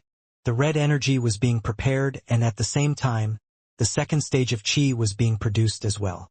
Ha! Quinn shouted, as he lifted his leg off the ground so fast and shot out the blood crescent thigh kick infused with both stages of chi. Unlike with the kick against Satch, this time the kick had the intention to kill. Quinn had the intention to use as much power as he could gather while also using the blood crescent kick with it. A loud bang was heard as if a gun had been shot out, and a giant line of red aura had left Quinn's leg. It moved so fast through the air with so much energy it looked like a red lightning strike. A significant amount of blood energy has been used. Minus 20 HP. 80 out of 100 HP remaining. The blood crescent kick usually took 2 points of HP compared to the blood swipe singular 1, but without realizing it, while having more control of his blood, Quinn was also able to pack more of his blood power into the attack. Some of the Dalki attempted to dodge the attack while others knew it was hopeless and took on the strike head-on. But for those that did, it was a big mistake. Their bodies were torn in half immediately, limbs separated from their bodies, and some were heavily injured but still moving forwards. 650 Dalki have been defeated. Quinn's attack had only killed 5 of them. He could tell using his inspect skill, so he could only assume that the other one had been killed inside of the shelter. That kick! What was that and that loud bang? Swin said, shocked. I don't think some of the Dalki are moving. A teacher spoke, and they were right. You're telling me with a single kick, he managed to kill the Dalki just like that? Inu grunted, as he also gulped. Thanking his lucky stars, he never tried to go further against this person. Wait. Didn't you see that red aura attack? I think I've seen it somewhere before. Another said. Yeah, it looks like the same type of thing the blood evolver from Power Fighters produces. Erlin spoke, leaving his mouth wide open. Just who was Hardy? No, who was Quinn? The blood evolver, now that you mention it, those attacks do look the same. Before the Dalki had reached Quinn, his leg was temporarily out of commission and he was using the blood bank to heal it. The rebound from a strong attack had affected his leg slightly, and it was something Quinn hadn't expected since it was his first time using it. So instead, he was throwing out blood swipes as much as he could towards them, hurting them as much as possible. Yeah, it's exactly the same. So Quinn is the blood evolver from Power Fighters. Not everyone knew what the students were talking about, since the blood evolver's fame was short-lived. Still, it brought confusion to those that did know him. How did Quinn, the leader of the cursed faction, have two abilities?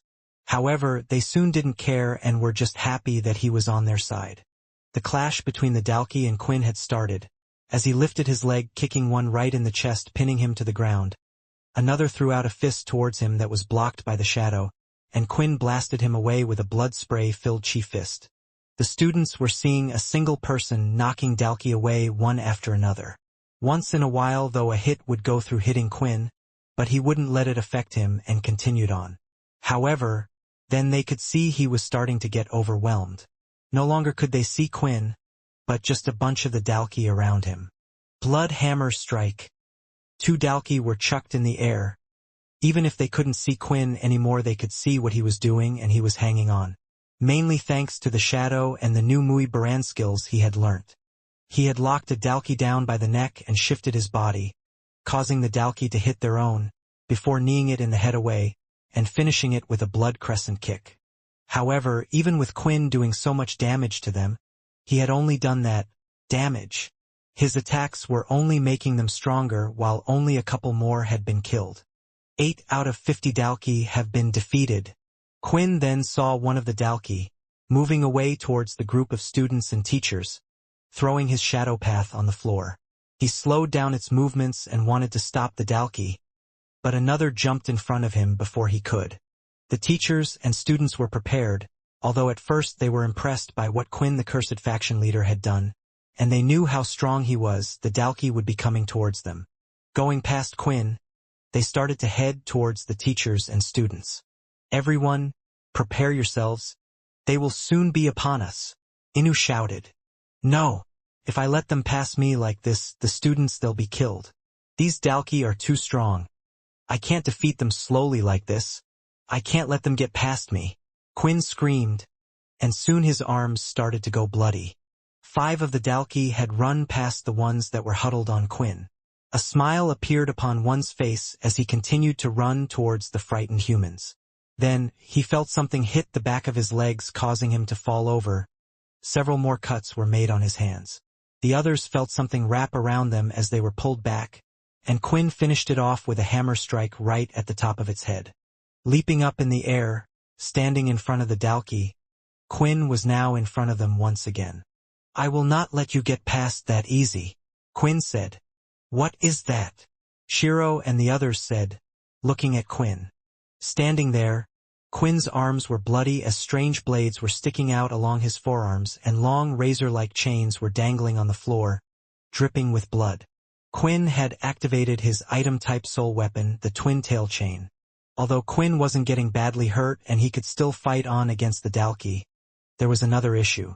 He couldn't stop the Dalki that would ignore him and continue to charge on. He needed a way to fight more of them at once to defeat them quicker. There were quite a lot of Dalki still there, and Quinn believed he had hurt them as much as he could using some of his blood skills. So he had no choice but to use his soul weapon, the twin tail chain.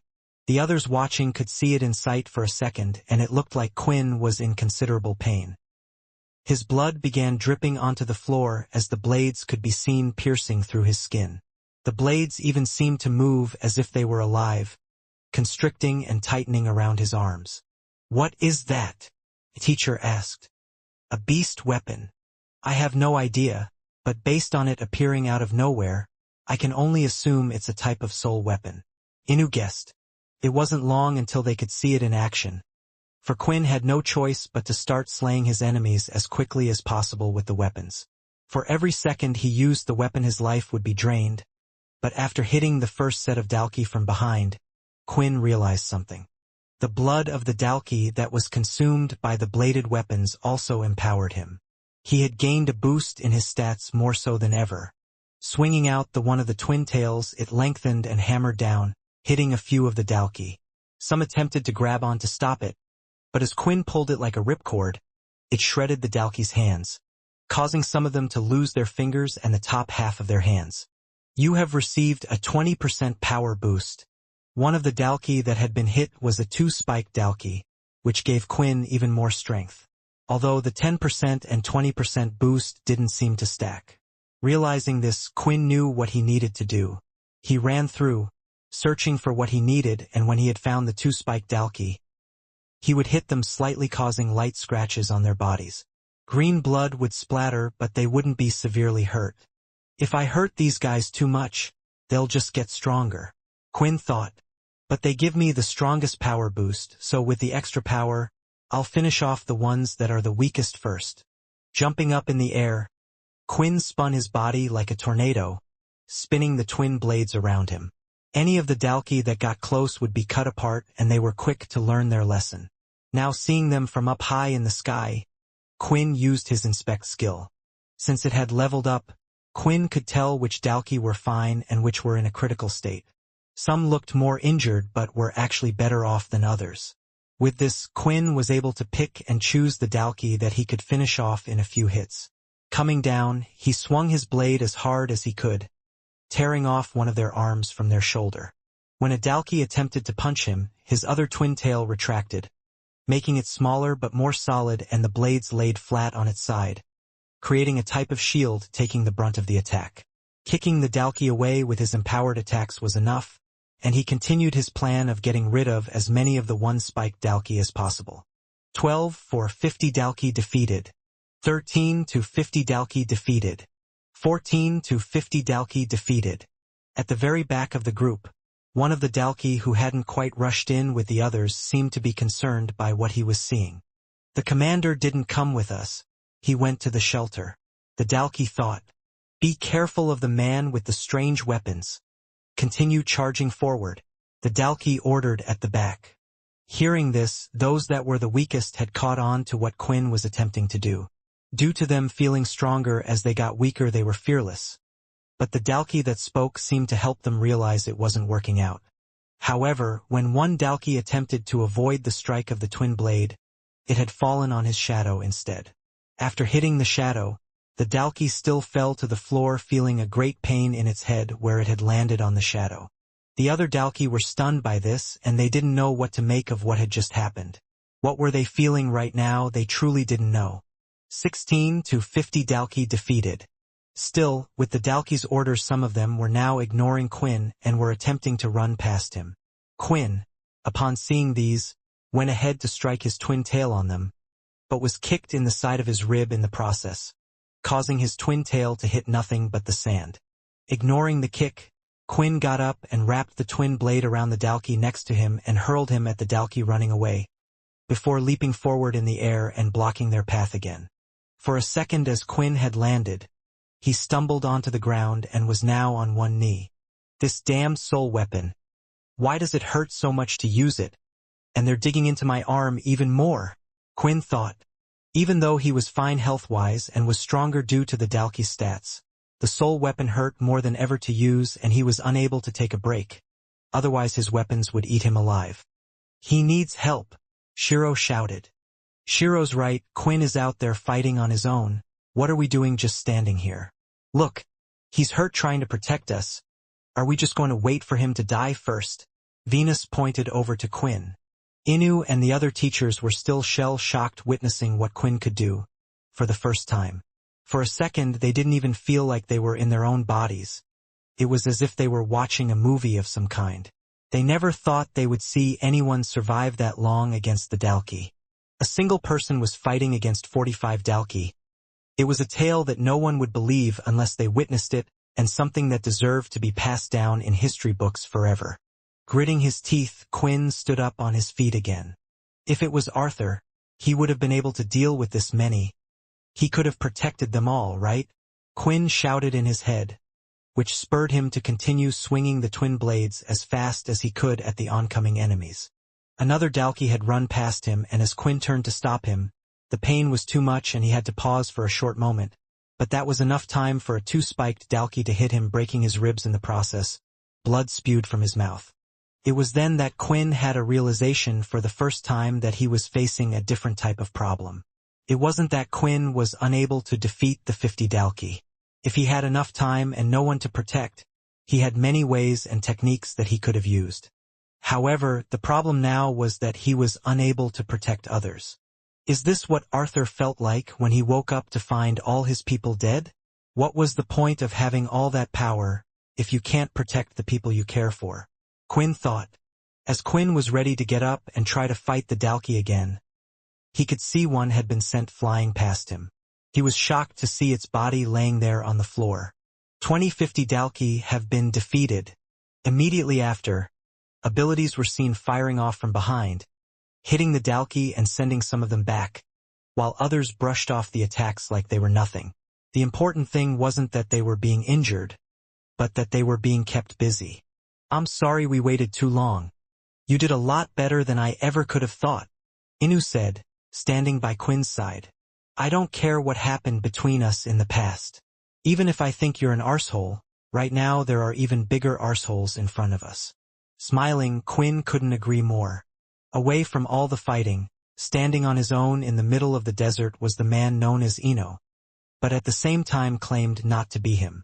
He was so far away from the battlefield that if a human was to look out to the desert, they wouldn't be able to see him. As for Ino though, when he looked at the battlefield, he could see everything that was going on in the distance. Everything he needed to see. The humans have decided to come and help you. But this will be where the real test happens, Quinn. Ino thought. As for the shelter, with how many strong forces they sent, I'm surprised that it's still standing. It's a shame the other one is no longer there to send information. Did they send this many people because he knew I was going to be here? Ino thought. Maybe I should send the other one to the shelter to help the others, if any of them are still alive. Out on the field, the students who had ranged abilities were firing off non-stop. The ranged ability users were targeting the Dalki that were on the far edges and towards the back, while the stronger ones had formed units with the teachers to fight them toe-to-toe. The teacher that seemed to be the most effective out of them all was Peter. He had equipped his beast weapons known as the tonfa that had been especially made for him. It was a strong baton-like object that would be placed under Peter's forearms and also stuck out a bit longer than his arms could reach. With this, he was able to strike the Dalki at full force without having to worry about his own body taking damage. Even if he didn't feel pain, at times when using his full strength it would break his own limbs.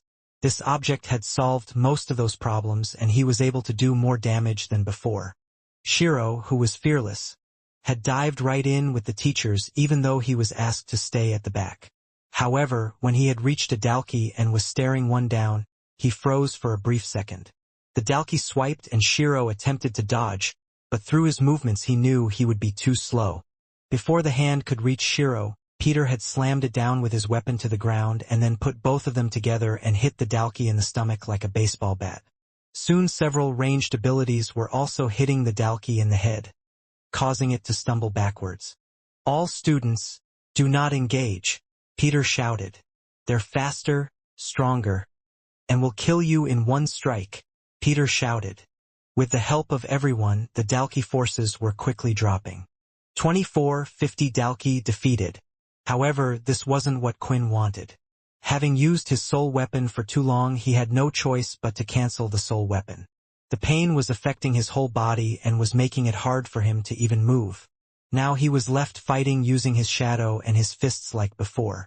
Quinn had quickly thrown out a blood swipe and caught it with his shadow, creating the shadow scythe. Swinging it outward, he had hooked a Dalki by the neck and slammed it down into the ground. Now that he had the second stage of chi, if Quinn coated the red aura with it, it would last until the chi vanished as well. This would give Quinn a permanent shadow scythe to use. He hadn't brought out two since he needed to use his other hand from time to time. When the Dalki was pinned to the ground, that's when Quinn could see the chaos that was happening. A teacher had been slashed by a claw of a Dalki, and had split through the beast armor, slicing them in half. Another Dalki had jumped over the line of support, ignoring the teachers, and was just hitting the students left and right. Each hit was devastating, and it was clear the students wouldn't recover from the strikes. They all continued to blast and hit the Dalki, but the abilities did seemingly nothing. The students are too weak to even do any damage to them, Quinn thought, seeing this. As soon as we knew the Dalki were going to attack, we should have sent them off somewhere. But where could Quinn send them? Even at the shelter the Dalki had landed. Eno, what the hell are you doing? Quinn shouted with anger. A group of students were currently on the floor, shaking, and they had wet themselves making a puddle in front of them. Their teacher had just died trying to protect them, and a Dalki covered in blood was looking at the three of them. Seeing this, Quinn placed out his hand, and when the Dalki was ready to attack, they disappeared into the shadows. At the same time, another Dalki took this as an opportunity to punch Quinn in the head, knocking a tooth out. Most of the Dalki were still centered around Quinn. They knew he was the biggest threat. What was distracting him more than ever were the Dalki who were jumping into the center of the students just to hurt people that stood no chance. Continuing to try to protect the students around him, Quinn used the shadow lock skill whenever possible, putting them into a space where the Dalki couldn't get to. At the same time, Quinn also raised shadow domes over other students. Although this wouldn't do much in terms of helping him attack or get rid of the Dalki, it made some of them hesitant to move forward. Each time Quinn would be distracted, he would be hit by the Dalki as he was not able to raise his shadow in time, and his health was getting lower and lower by the second. When it got to a certain point, Quinn went searching for a weak Dalki. Upon finding one, he made his hand in a claw-like shape, then performed the hammer strike. This time, due to his hand being in a claw-like shape, his entire arm would go through the body. It was a move that wasn't focused on being an internal attack. Once he had their blood on his hands, Quinn would take it in, giving him another power boost and healing him slightly. 29 to 50 Dalki defeated. Damn! I'm surrounded again. Quinn noticed and was getting frustrated that there was a certain group of Dalki that wouldn't get off his back. To make matters worse, they were all two spikes as well. Their hits hurt and he couldn't slack while fighting them. Whenever he did to save a student, he would pay for it. Get out of my way! Quinn shouted, swinging his scythe and stretching it out. He planned to hit all four of the ones that were constantly on him. 3 jumped out of the way while the last one took the hit. It had pierced his hands and they were bleeding, but at the last second while being skidded across the room, he let go jumping and Quinn could see his scythe heading straight for the student. He quickly had to get rid of his shadow, dropping the red aura from the end of it to avoid touching the student. In seconds, the other Dalki were upon him again. I can't do anything. Whenever Quinn attempted to fight the Dalki, even if he couldn't see the students, the worst thing for him was that he could hear their cries. I just wanted to see my parents one more time before I go. Why did this happen to us? Will someone stop them? It hurts. It hurts so much. Gritting his teeth and blasting blood sprays of fists at the Dalki, Quinn was beyond frustrated. Attack me. Fight me. Why do you have to go for them? He screamed, punching his enemies in front of him, hoping they wouldn't get back up, but they did. Looking around, Quinn was trying to figure out an answer. The Dalki weren't fighting this smart before, so something had to have changed. And that's when he noticed that a Dalki at the very back hadn't gotten involved. It's him, Quinn thought, staring at him. I have to kill him. I need to get to him. Quinn was punched, but he blocked attacks with his shadow and continued to use shadow lock on more students. However, his MC points would soon run low if he continued to do that. It was a demanding skill, and blocking the strong attacks even with his newly acquired 1000 MC points were going down fast. That guy! He needs to die! Quinn shouted at the top of his lungs. Quinn shouted, covering up his head as 2 Dalki punched him at the same time.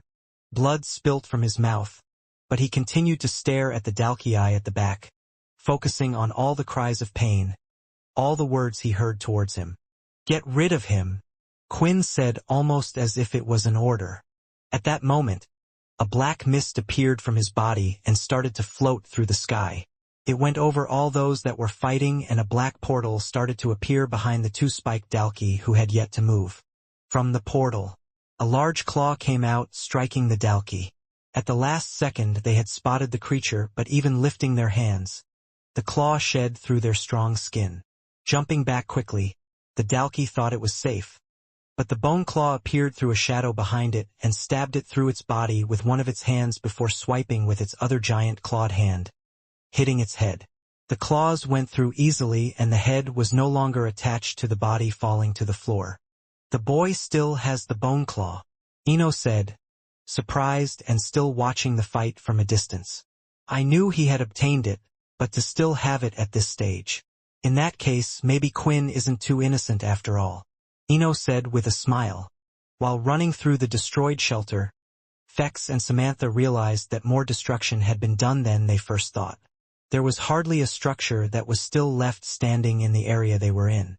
Even if one of the buildings hadn't been directly hit, the shockwaves of fights and ability users all over had caused them to crumble. The only thing that was still holding strong was the shelter walls that surrounded the whole place. This was due to part of them being built out of glathrium. However, for a shelter as unimportant as this one, there wouldn't be much put into the walls.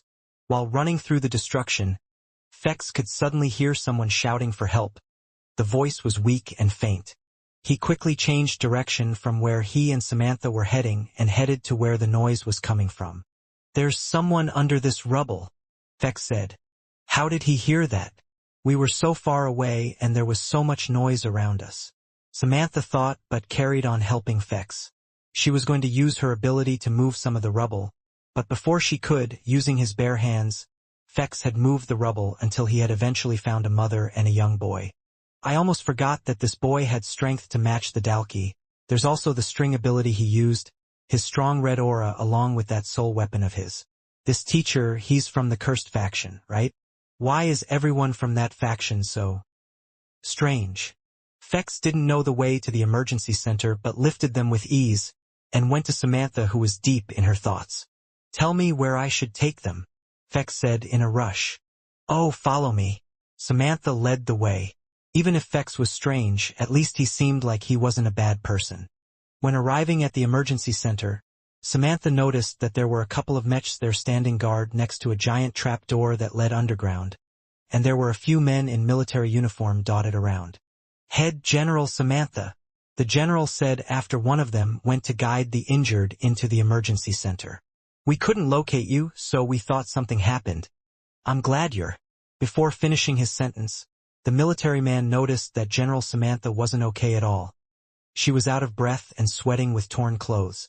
If they didn't find her straight away, it could only mean she was dealing with a Dalki of her own, and now the soldier was reluctant to tell her, but continued anyway.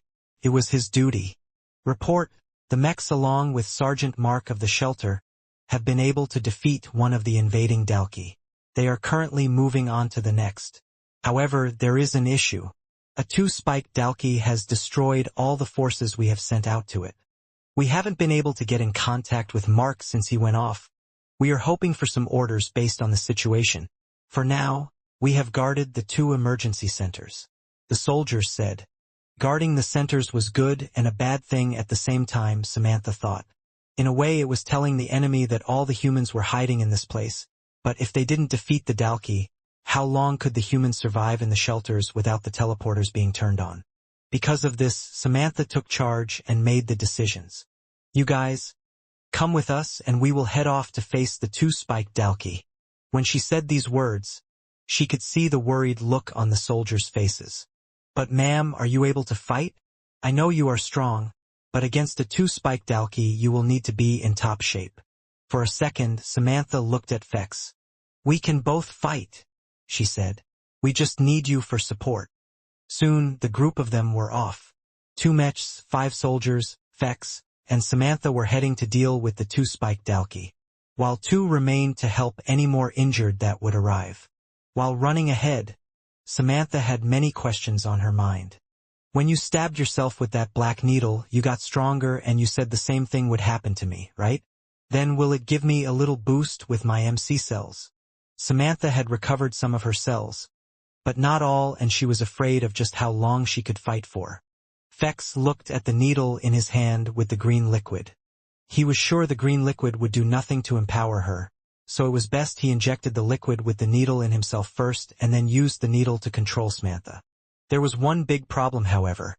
Even if the needle did give her additional MC points to use, Fex couldn't make much use of her.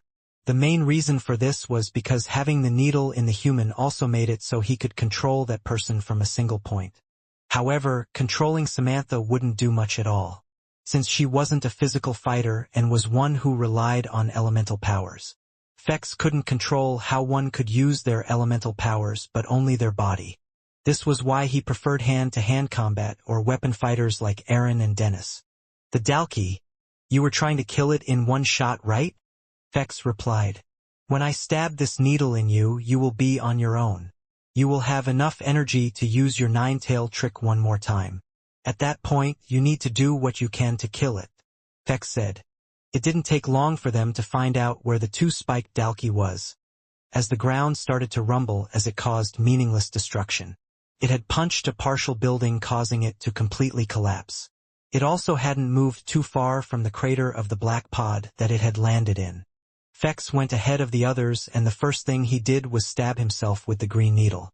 The green blood effect would last a while, but the power of the needle would only last while it was in one's body, so he couldn't have both effects of it while using it on Samantha. Fire shots only when you think they are necessary. Try to injure it as little as possible, Fex shouted. The soldiers and the two mechs looked at each other. Listen to him, he will be in charge of this fight, Samantha said. No questions asked. If Samantha ordered it, they would follow the stranger to them. So I'm really going to be doing this again, Fex said, walking forward and looking at the giant Dalki that had lifted both its arms in the air and slammed it into the ground. Fex had moved out of the way and placed red pieces of string on the ground. There was the perfect chance to hit it, but he didn't, and the others in the mech and soldiers were itching to fire. Don't trust him, Samantha said, seeing they were about to attack. Fex then climbed on its back, passing red string over the back of its body, and attempted to go through the gap between its shoulders and arms. However, he wasn't quick enough as his legs had been grabbed and he was slammed to the ground. The Dalki was then ready to stomp on Fex, but the ability users and mechs fired first, hitting the Dalki. Even if it didn't pierce its skin or hurt the Dalki much, it did give a split second so that Fex could move out of the way. The others seeing this were surprised. A human had just been slammed into the ground by a two-spiked Dalki and was fine. Taking the flask out on him, Fex drank a bit of the blood he still had left. He had injuries and he needed blood to heal them. Why is he taking a drink during his fight? A soldier asked. When the Dalki prepared to kick Fex, he managed to dodge this time, moving to the side and getting closer. When he reached its body, he slid underneath the Dalki. The big guys are fast and strong, but with the power of the needle, I'm just as strong, Fex thought. Finally his preparations had been made to take down the Dalki.